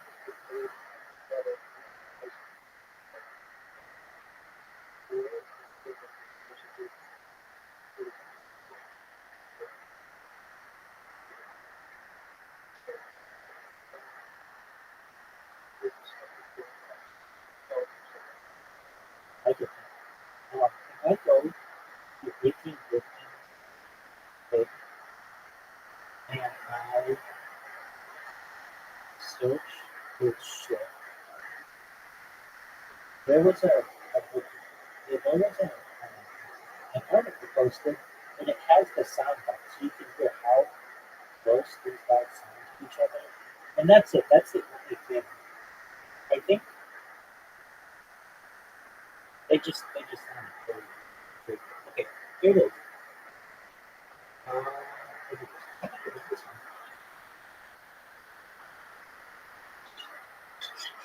Okay, can you hear this?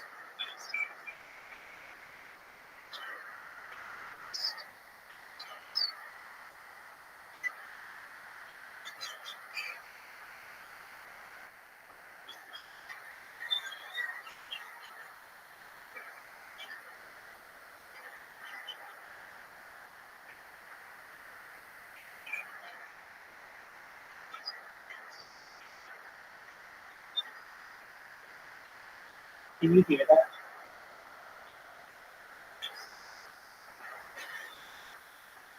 Can you hear that? Can you hear that? Catherine, see, are you in here?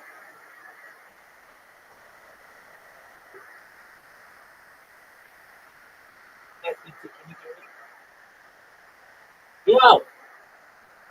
Maybe it's my device. Just a moment. I'll leave it for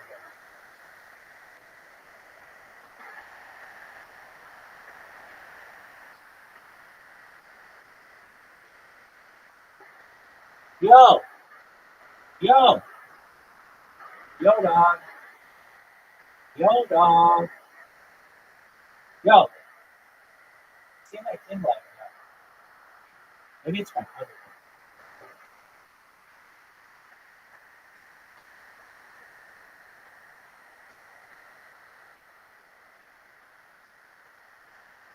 Yo! There we go. Can you hear me, Caspian C? Caspian C?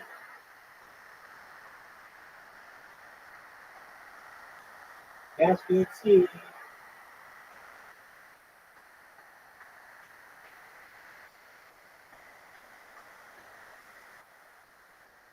Caspian C?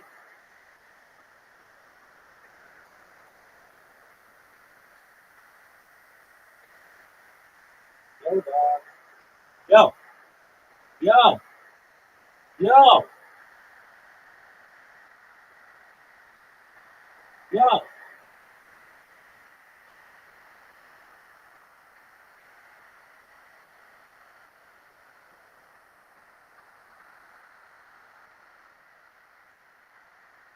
Yo, dog!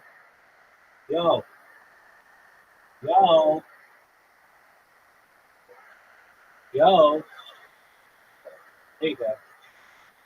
Was something happening with your computer?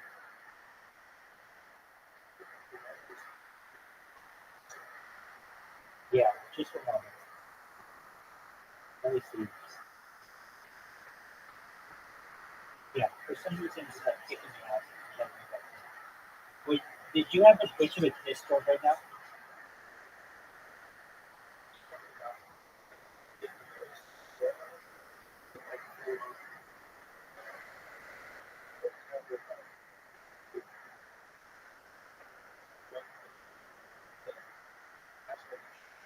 Yeah, mine.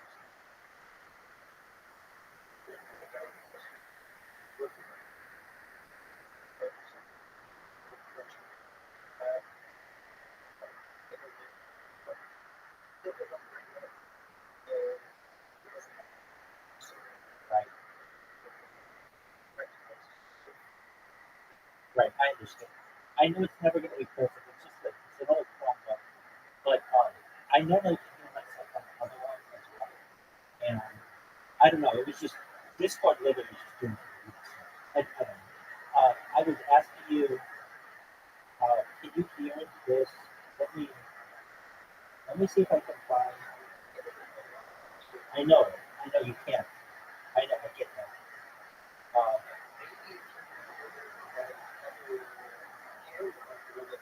yeah, try that. Okay, good. All right, so here they are um, talking to each other, Adrian and Elon.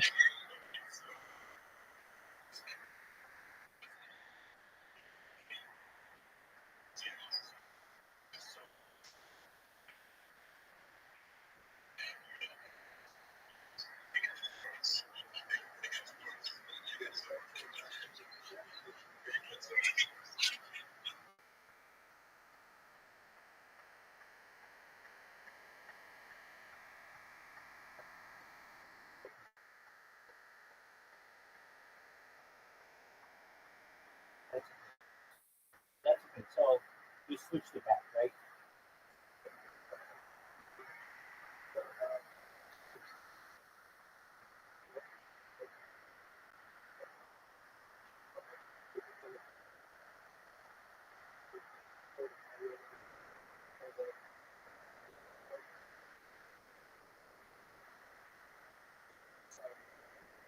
Yep, I got you. Wait, just one moment. Yeah. All right, you there? So,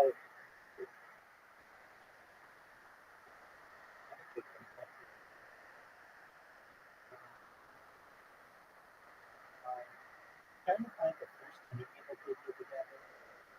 Yeah, I found it. You were during this time. Today's the day I met Elon Musk. What do you think? Yeah,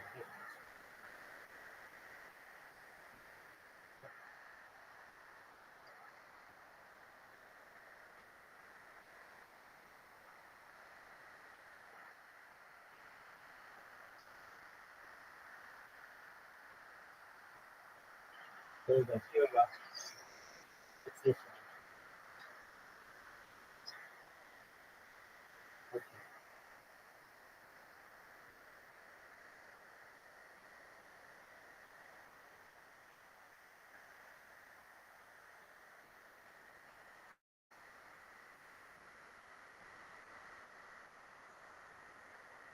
All right. If you go to that link that I just sent you, you'll be able to hear them talk to each other. And it just would be too hard to throw your voice on two different accounts. They're two different people. They don't even sound exactly the same, but they sound very similar.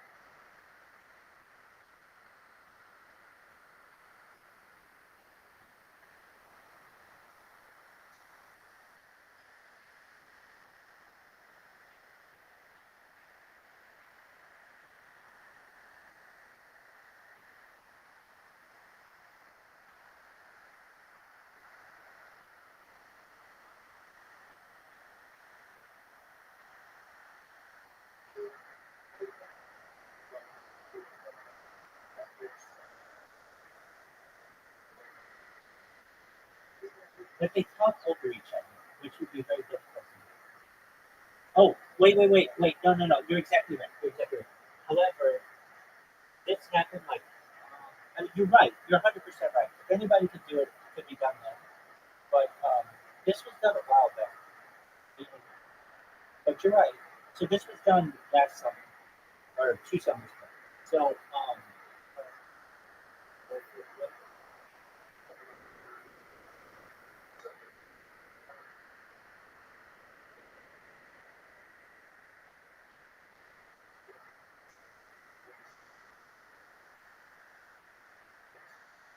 right. I get that. I get that. No, how are you? How are you? No, 100%. How are you? What up, Wikipedia? What up, Mr. Person? How are you? You're thinking you're not gonna win.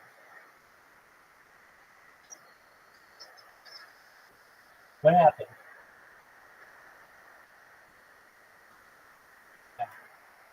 Anyway, um, you're right. If anybody had that, Joe Rogan talked about this years ago, that he has so much content on that. Exactly.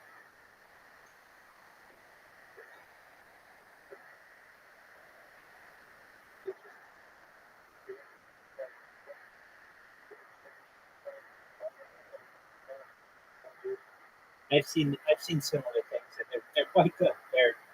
They're yeah. If you told me that was real 10 years ago, I would have believed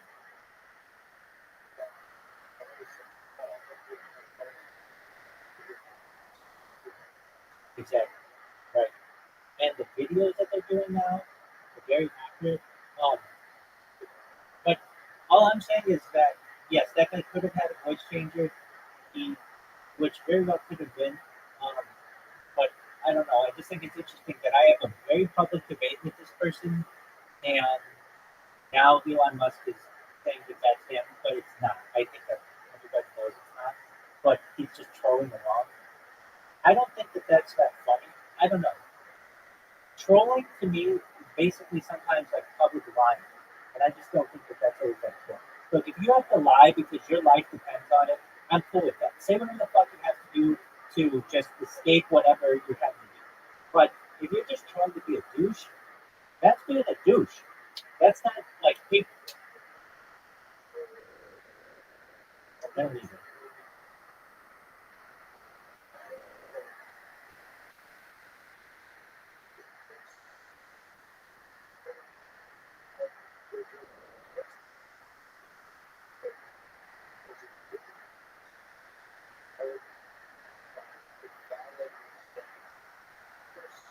Right.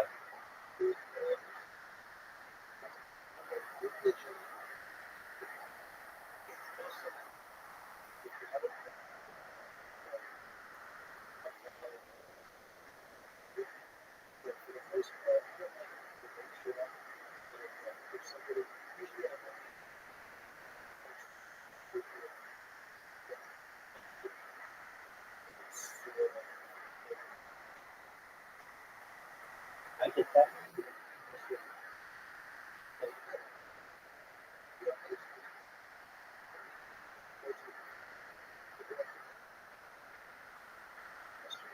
Yeah.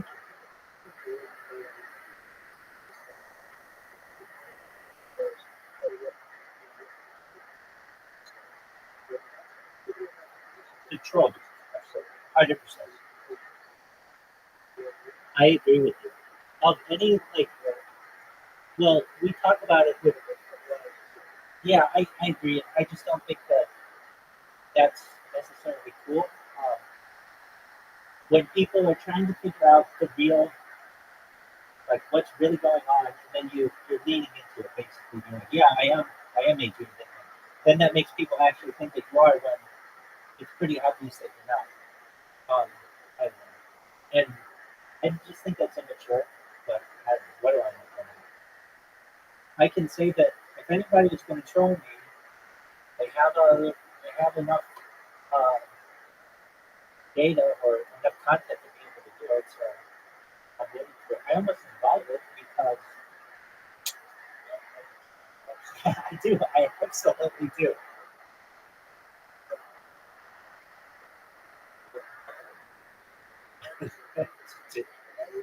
Yeah, that's true.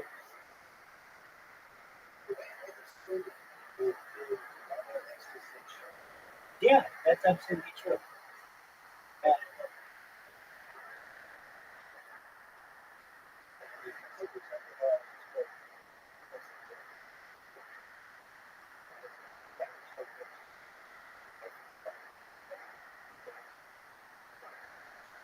I agree.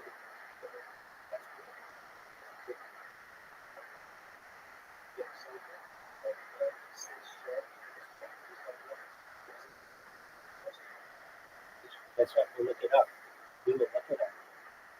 That's, I don't take eccentricity as a negative.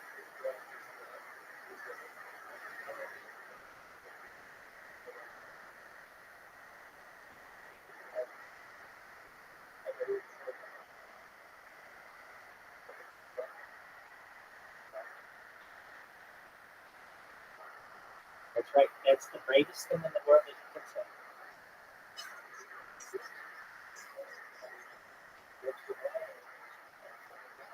Right.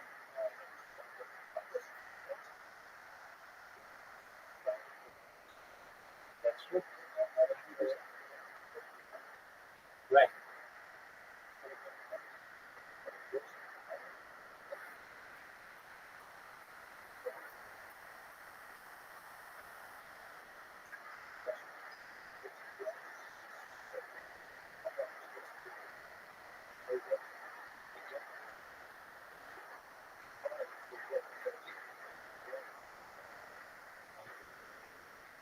Well, I think you can have an opinion on it, just like you can have an opinion on anything, but that doesn't mean that that opinion is valid because you don't have the experience. Exactly. Exactly. We have some friends. What's going on, friends in Harry Potter, Mama San Canino? How you living, Pips? Hope you're having a wonderful day. Okay, well, do everything that you can in your life to improve it. Pardon me? Can't speak to what you said. Who is that? I don't remember who that is. Oh, yeah. No, I know who that is. Yeah, Laura. She, I haven't seen her in a long time. And I think that's unfortunate. She's a really nice person. And she's the reason why I couldn't publicly, at least even under the covers, do things. And she's not the reason why. She's the one who requested that I do things under the covers. And yeah, I think that people in the they kind of on the side they got either jealous or they didn't like it or whatever. But that was December 18th of last year. So I can tell you, or of like 2 years. So I can tell you that that's approximately been as long. I mean, maybe I've seen it once or twice in a year, but you know, especially with girls on the internet, once they get a boyfriend, they don't need this shit anymore. But she's a very nice person. I didn't know who you were referencing. Yeah, Laura. She's very nice, and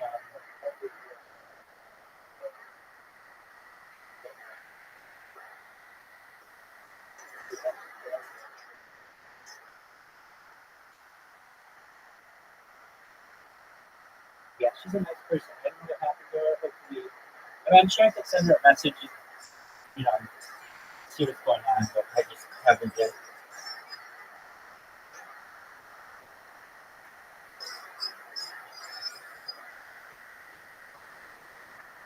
How you living here?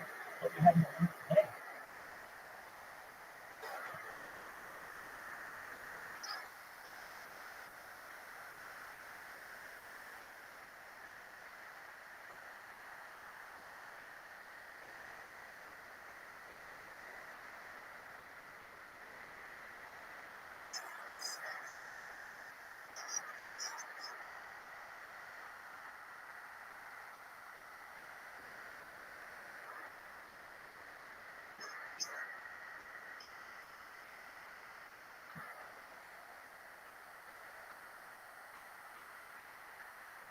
Very efficient and beneficial for intelligence agencies to infiltrate the secret societies, right? Like, because that's where the powerful people walk up and like, there's a secret society to infiltrate the intelligence agency.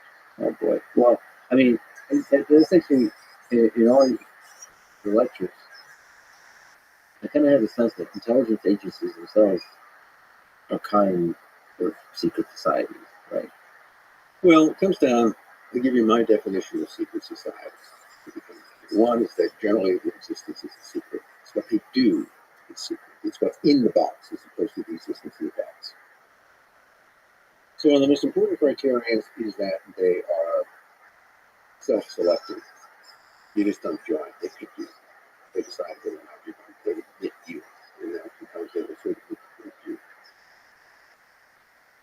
Once you've been recruited, you have to pass tests and initiations. And you also have to swear oaths of loyalty. Those are always very, very critical. So, broadly speaking, what interesting to an intelligence organization does. They decide whether you get in. You just don't automatically get job. You have to pass tests. One, the lie detector test, for instance. Your training tests, a whole variety of tests. And then you're sworn to secrecy. You never talk about what you do. Ever. Or what you die or consequences.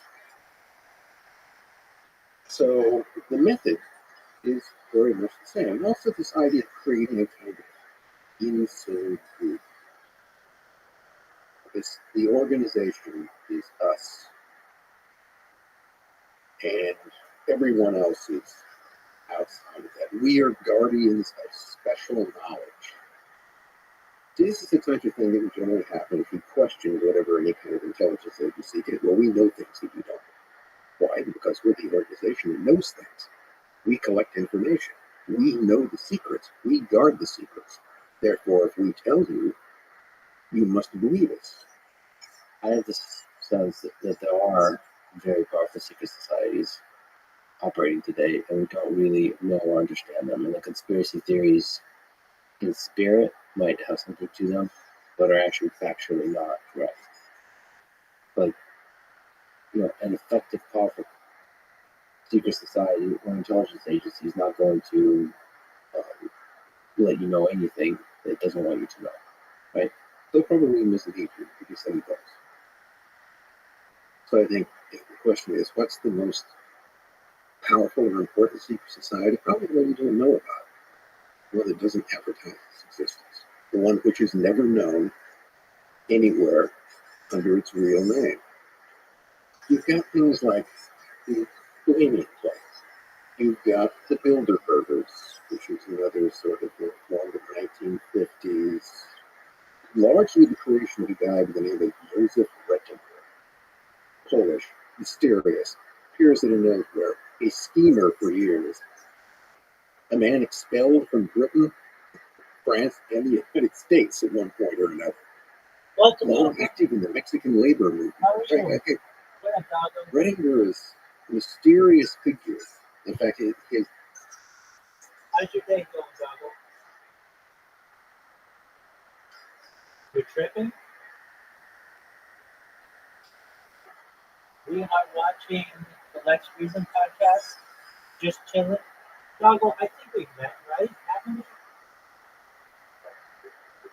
Oh, that's right. Okay, excellent. So you know all about me. Yeah, we're just watching the Lex Friedman podcast. That's a good time. How about you?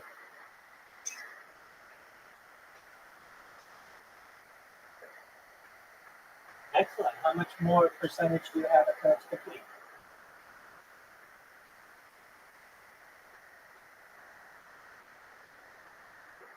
All right, so 10 uphill battle. That's all right.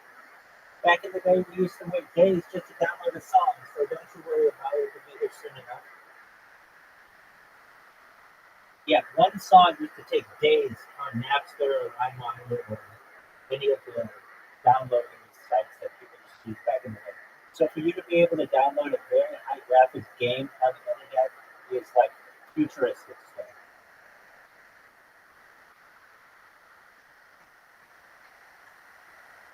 Are you excited to play your game?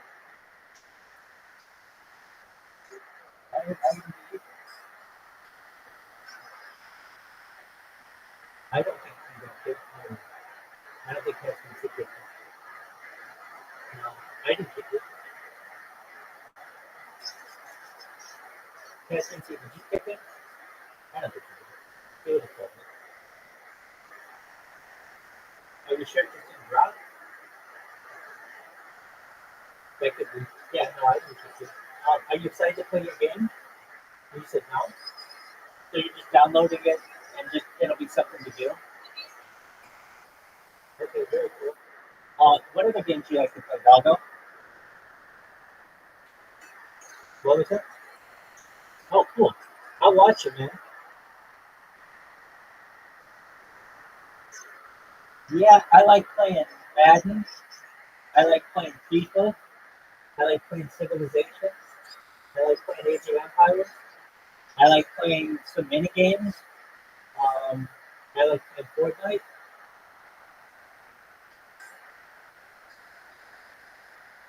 Oh, excellent. Are you good? Okay.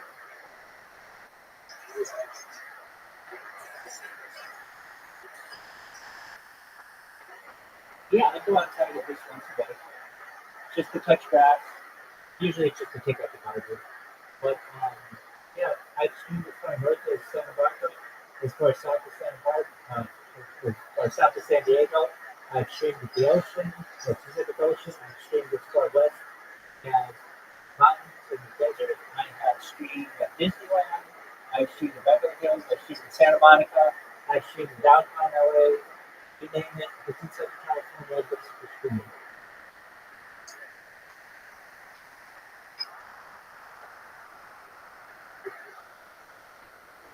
Uh, I used to.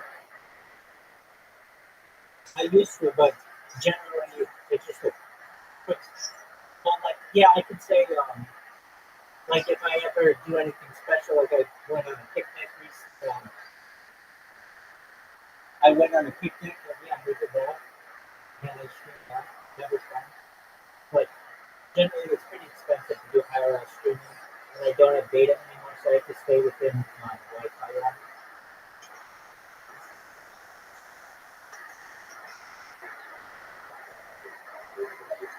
No, I used to bring four devices. I have four different devices.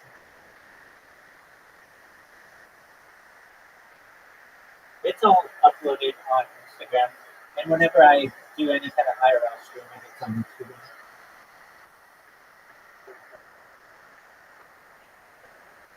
Well, yeah, no, that's it overwhelming.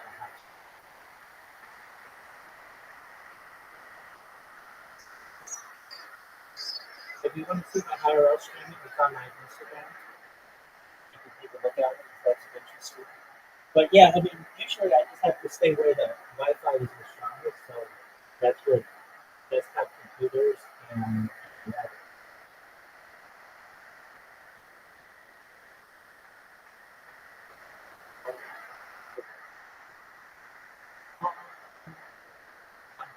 Twitch, I have 50,000.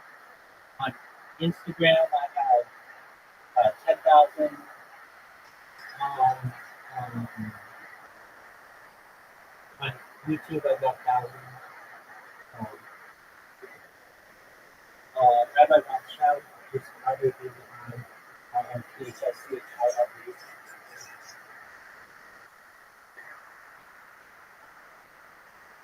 Yeah, I mean, I've got, no, those aren't pictures. Those are hour-long videos.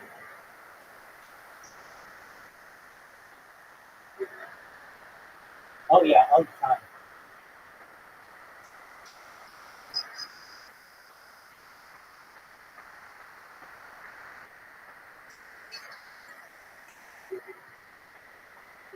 Yeah, over, I have over 100 Instagram accounts, over 200 over 200, let's see, over 100 YouTube accounts, over 200 Instagram accounts, over 300 Twitch accounts, even more than that now, over 1,000 TikTok accounts, over 2,000 Twitter accounts, and over 10,000 Kick accounts. So basically, if I ever lose any of my accounts, I have 10,000 Kick. 10,000 Kick accounts, yeah. I created a robot that creates them for me.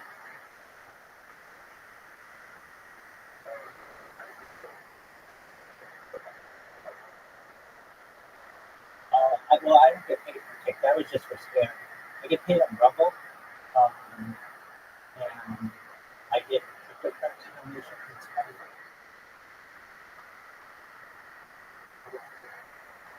And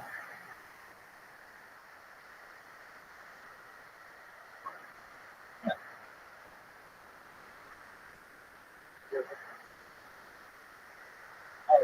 I trade on a crypto project management professional. I launch apps on the App Store and Google Play. And I generally, whenever I need money, I complete projects for people. I do we want to do another maybe this next summer. The cryptocurrencies, like the cryptocurrency will be launching, and they'll want my assistance perhaps for social media or setting up a platform for development.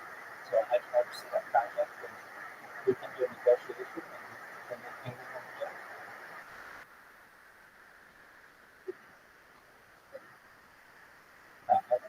I'm dying to get. If there were so many cryptocurrency and so many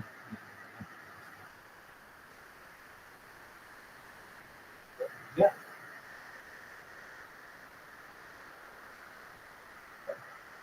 because it could be worth a lot more if I could find it. Absolutely, but it's given to me. It's basically a gift.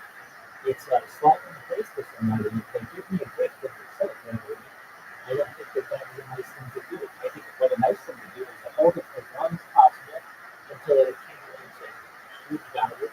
And then after that happens, I can talk to the person who gave it to me and say, hey, I'd like to do this with it. How's that sound to you? They're going to say it was yours to begin with. That sounds great. And then I feel, in a moral sense, better about perhaps giving away the money than just if I do it on my own.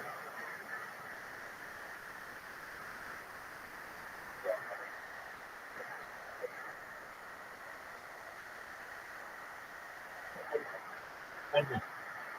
I'm not. Enough that I don't have to work.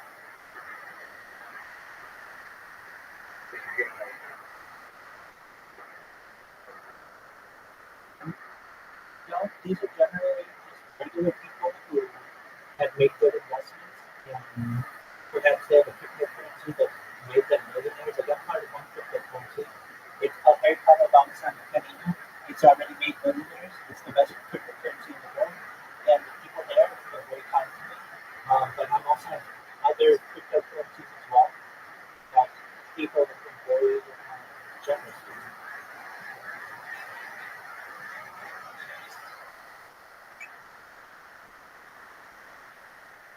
Hey, GB, if you can hear me, I've muted all those guys. As I'm in cryptocurrency. But yeah, essentially, crypto's the future. And I recognize that it's in my best interest to just hold. I'm as diamond-handed an investor as you can have. I mean, I don't ever sell. It's like people are giving me a gift. And it's to me rude to sell their gift. Especially when I know that the longer I hold it, yeah, exactly. It's it's beneficial for both of us. It's beneficial for them to have me as a holder because I don't sell, and I also promote it. And then it's beneficial for me because it's more money in my life.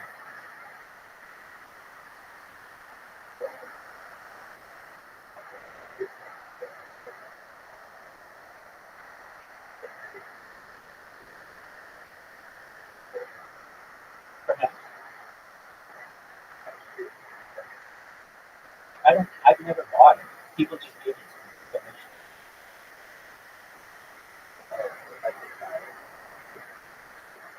It's going to be the world reserve currency someday.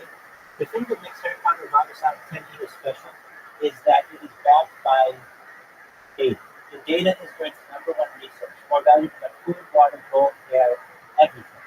And essentially, it's been live for more than a year and a half, and every single moment of every single day has been of a telegram has been live.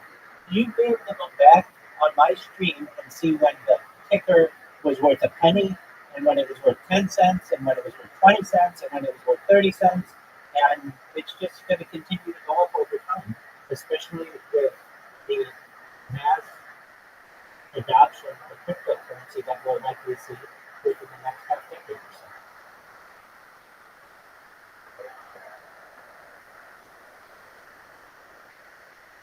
Yeah, it's something like that. Right now, I think the spot is something like 20 cents each. And when I started, it was less than a penny. So it's up probably at least like 20 to 50 cents. Not exactly sure. I can tell you this: people, regular people who invested at the beginning are now millionaires.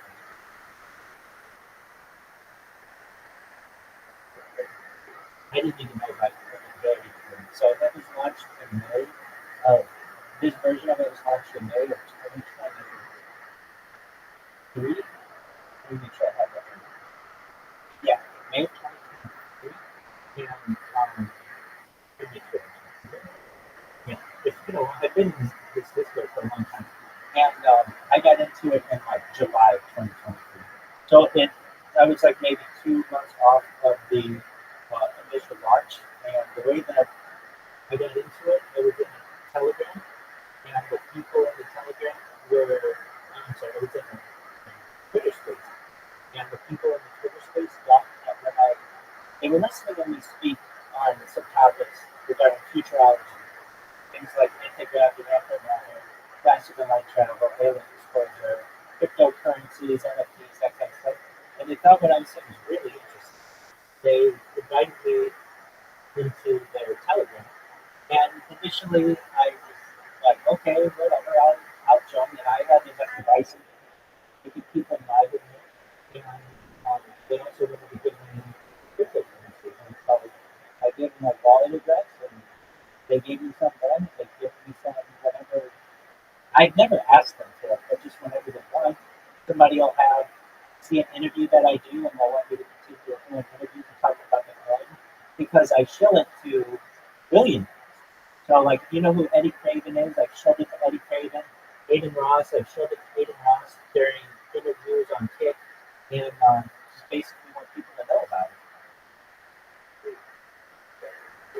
I haven't sold it to them, showed it to them. So basically, I have promoted it. I told him in interviews, live on Kick, that both he and Eddie should buy this because it's going to the moon.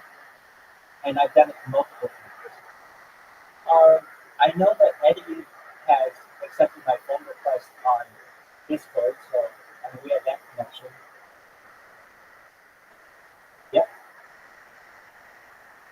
he's a multi-player. Yeah, well, I think he started off with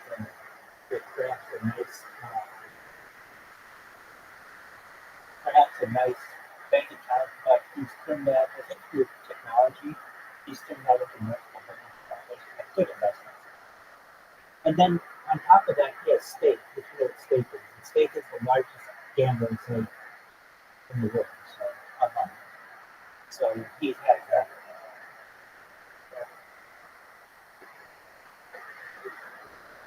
Hey, you gotta be 18 to be here, Bravo. Oh, okay. All right, well, I don't know if you'll be able to do that, but perhaps in a few years when you're 21, you'll be able to do that.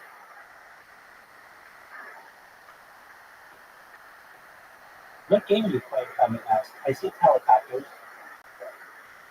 Oh, this is Rust? Okay, everybody talks about this game. Okay, so what makes this? Go ahead.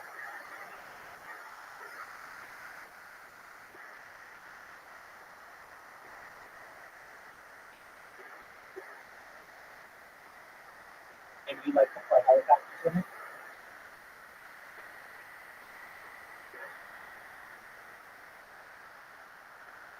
Isn't that what this is? How you're flying a helicopter and this place is love? Yeah.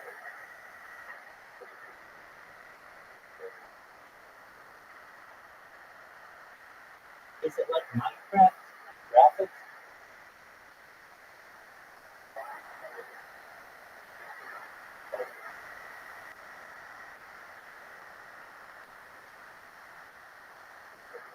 You good?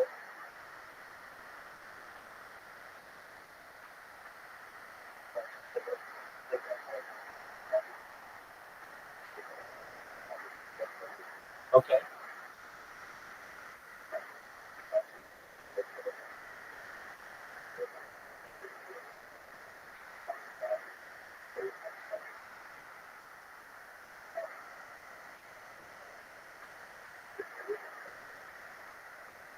There are ways to invest in state. I believe it's private.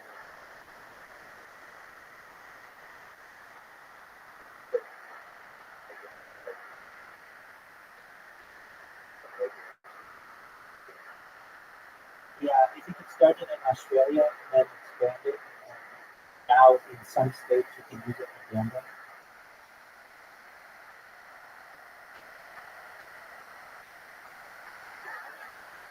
Man, you are having some struggles with this helicopter. I watch you. I see that it's not like a super duper helicopter. Though. It's kind of like a, oh, what do they call them? They're like it's like a almost like a para helicopter. It doesn't have doors or anything on it, so I see that it's difficult. So what's your okay? So your goal is to go through all these squares, and then you keep losing control of it, right?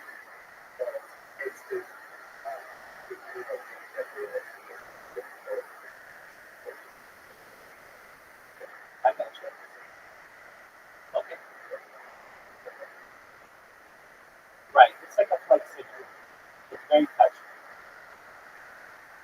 Right? Oh, it's not touchy. Have you thought of turning up your mouse sensitivity?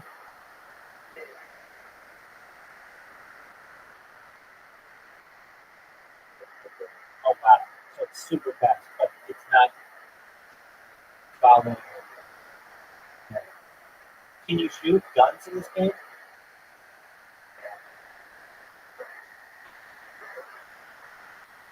Very well.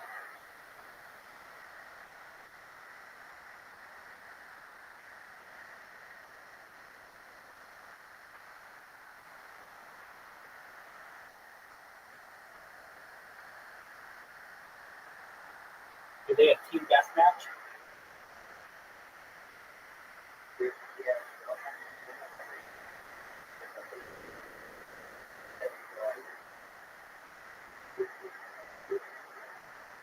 Do they have King of the Hill? No, they don't. Not Rust.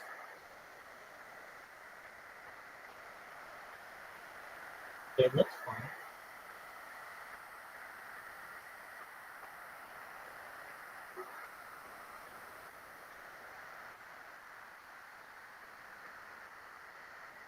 So how did you find out about Aiden Moss?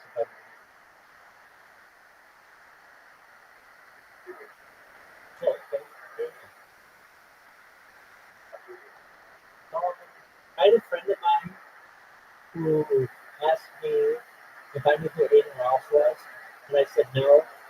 And I had just started streaming on Kick, and he's like, "Well, he streams on Kick." And then I got into his Discord, and the moderators on the Discord kept kicking me out.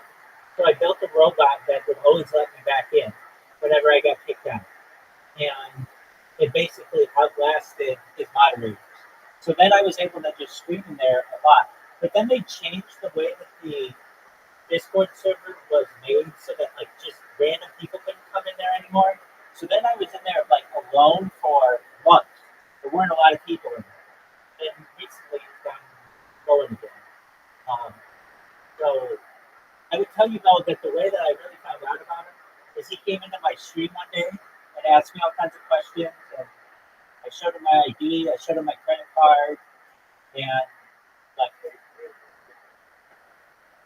Aiden Ross came into my YouTube while he was on stream and wanted to know like what I was doing because he noticed that I was spamming people and that I was in his Discord and everything, and so he asked me to show him my ID, which I did. And he asked me to show him like a credit card, and I did. And why not?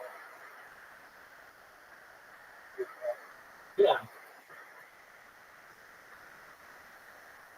I even showed him the three numbers on the back. I'm not dumb enough to show him a credit card that's going to work. I'm not going to show that to the whole world and have my account trained. But I had the credit card that I could show him, so I did.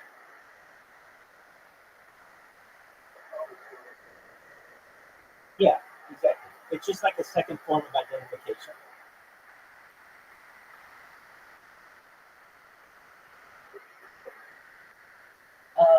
I think he just wanted to really make sure I was who I said I was. And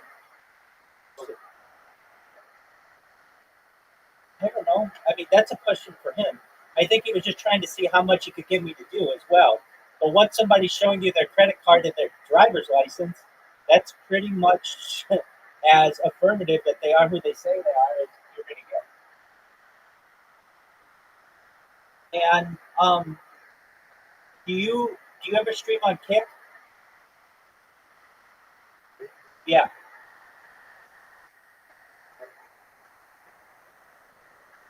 yeah, I can see that. Well, I I created a robot that spams on Kick, and so everybody on Kick knows who I am. And I think that's how Aiden Ross found out about it.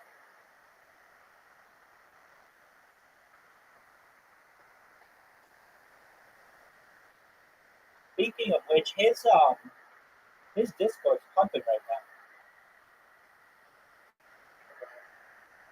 I never sent him a friend request.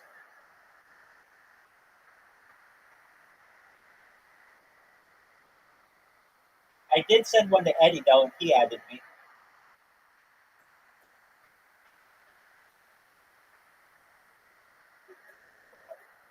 No, not at all. Eddie's very private when it comes to that kind of stuff, and I get it. But the reason why Eddie added me, I did an interview. You know the streamer Ori Ouri?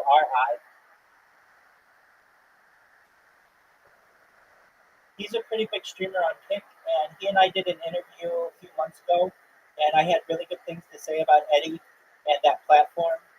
Just like to create a competitor to Twitch, and I think he liked what I said because he added me.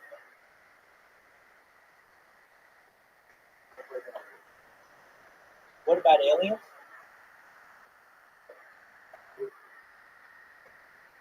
No, he liked what I said about the Kick platform. That it was essentially creating an alternative to Twitch, which I thought was really positive.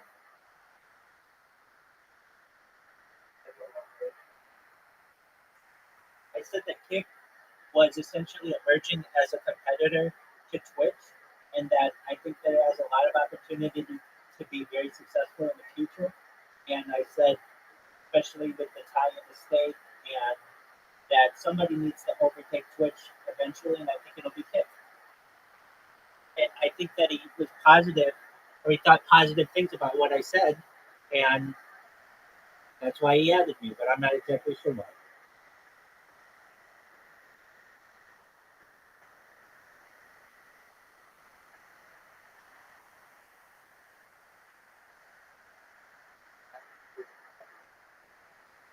Yeah, I'm not, I don't really focus on that kind of stuff financially.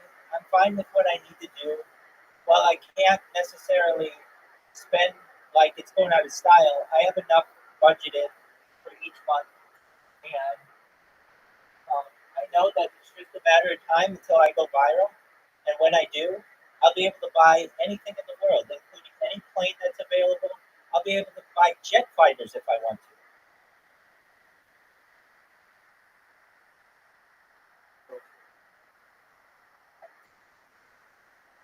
Generally, I have it delivered.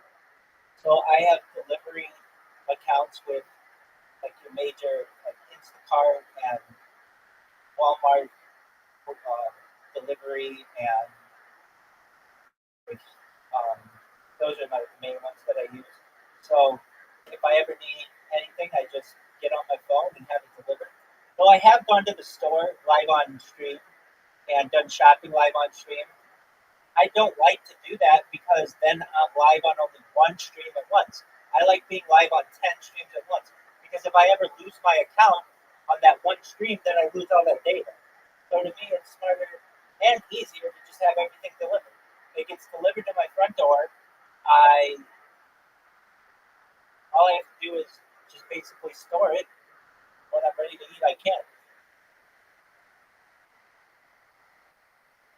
But I have gone shopping on stream at quite a few different times, quite a few different well, like I have years of my streams that I've done online that of me shopping. But at least recently I've done the home delivery thing.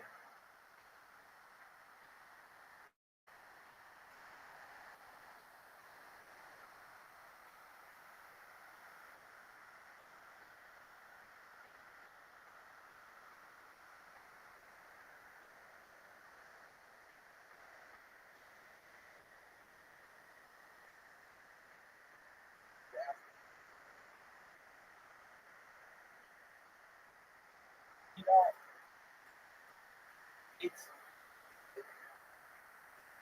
I mean, I could do that, but the last thing that a billionaire wants is somebody asking him for money, especially when that's not what I want him for. I want to make sure that he's able to make his platform the best platform that he can. So I feel that it's in my best interest to grow organically. I mean, I cheat. There's no doubt that I cheat.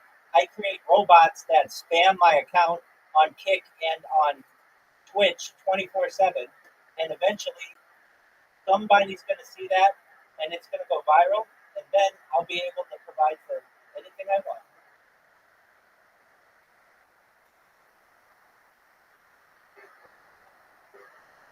Yeah, I program them. They're really macro programs, if you know what that is, but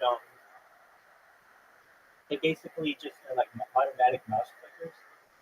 But they're very smart because they can identify pictures and they can identify text.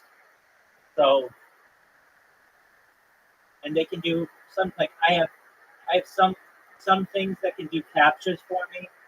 So it like gets me past the "Are you a robot?" thing.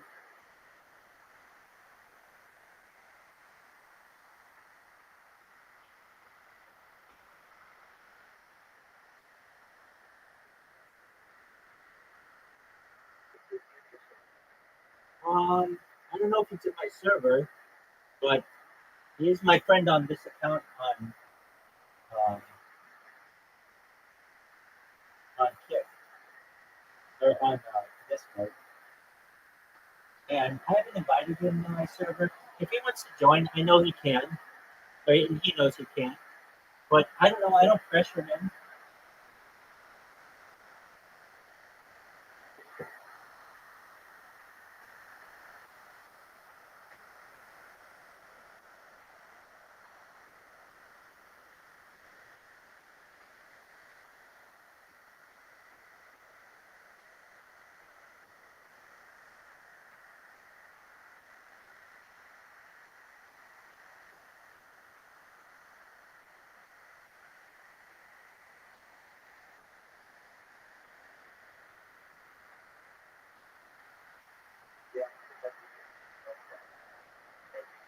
Yeah, that's the last thing that he wants.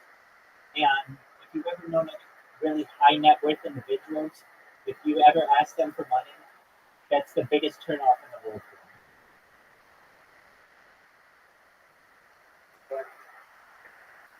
That's fine. I mean, frankly, I know other high net worth individuals outside of Eddie, and I've never asked them for money. I don't go to them for money because we're friends just in real life. And if I were to go to them to say, hey, will you please write a check for whatever amount of money so that I can do X, Y, Z, and I think that it's a really good investment, and I'll give you all this money back, then we stop being friends and we become business associates. And I don't want that. They're my friends, and I don't need their money.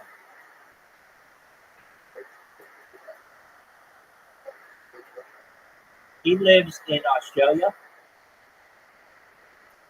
Australia. I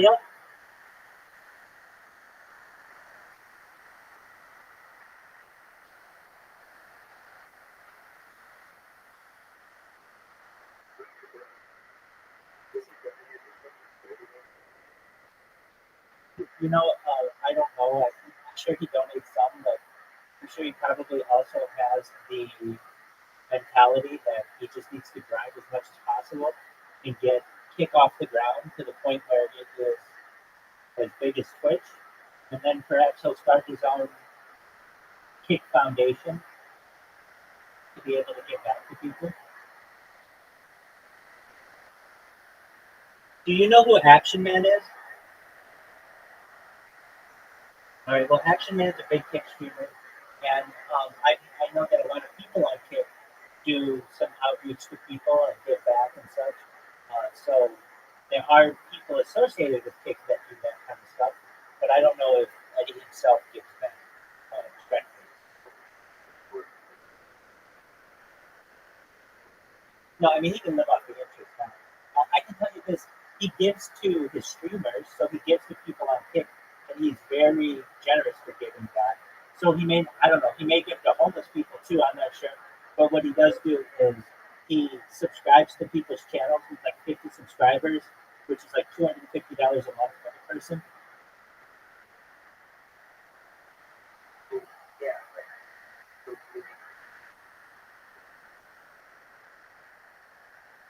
Uh, can you please repeat that?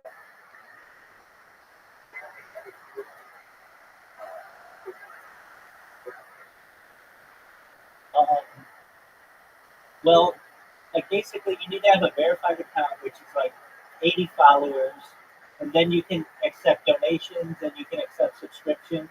And once you're verified, meaning you have 80 followers and some other stuff, you can get subscribers. So if Eddie likes what you do, he'll give you 50 subscribers, which means you get $250 a month from him. Or he'll give you 100 subscribers, that's $500 a month, something like that.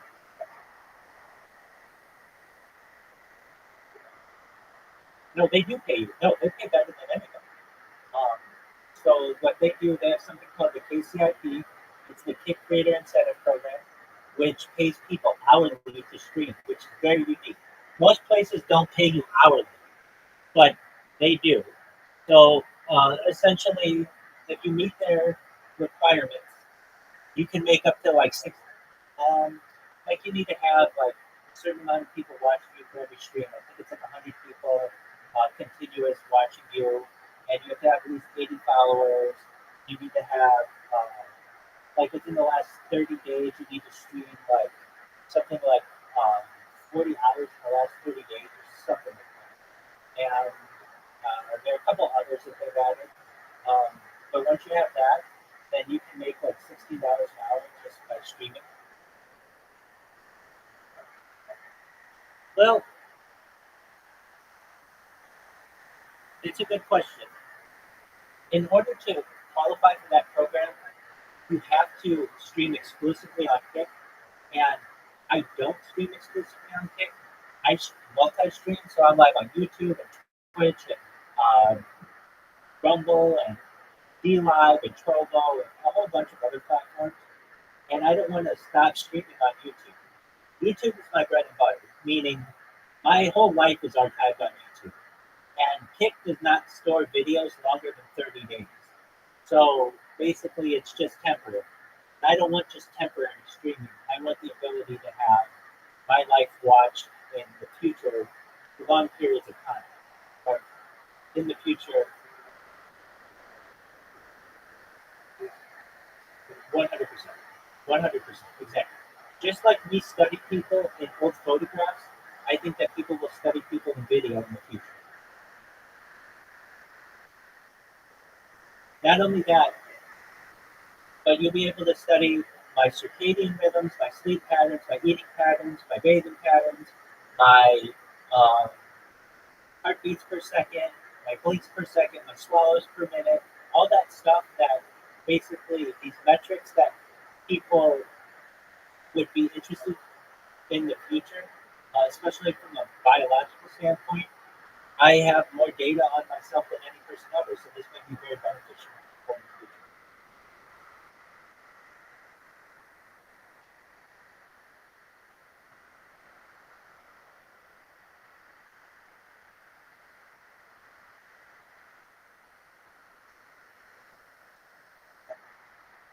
Absolutely. Hey, come by anytime, Doggo, and play your game. I'd love to watch you whatever you play, and come back whenever you're bored. But yeah, I was saying, it's getting lit in there, so I don't want you to miss out on anything, okay? Oh, I don't want to get in trouble for self-promotion. To be honest with you, I don't want to get in trouble for self-promotion. Take care, my man. Shout out to Doggo, everybody.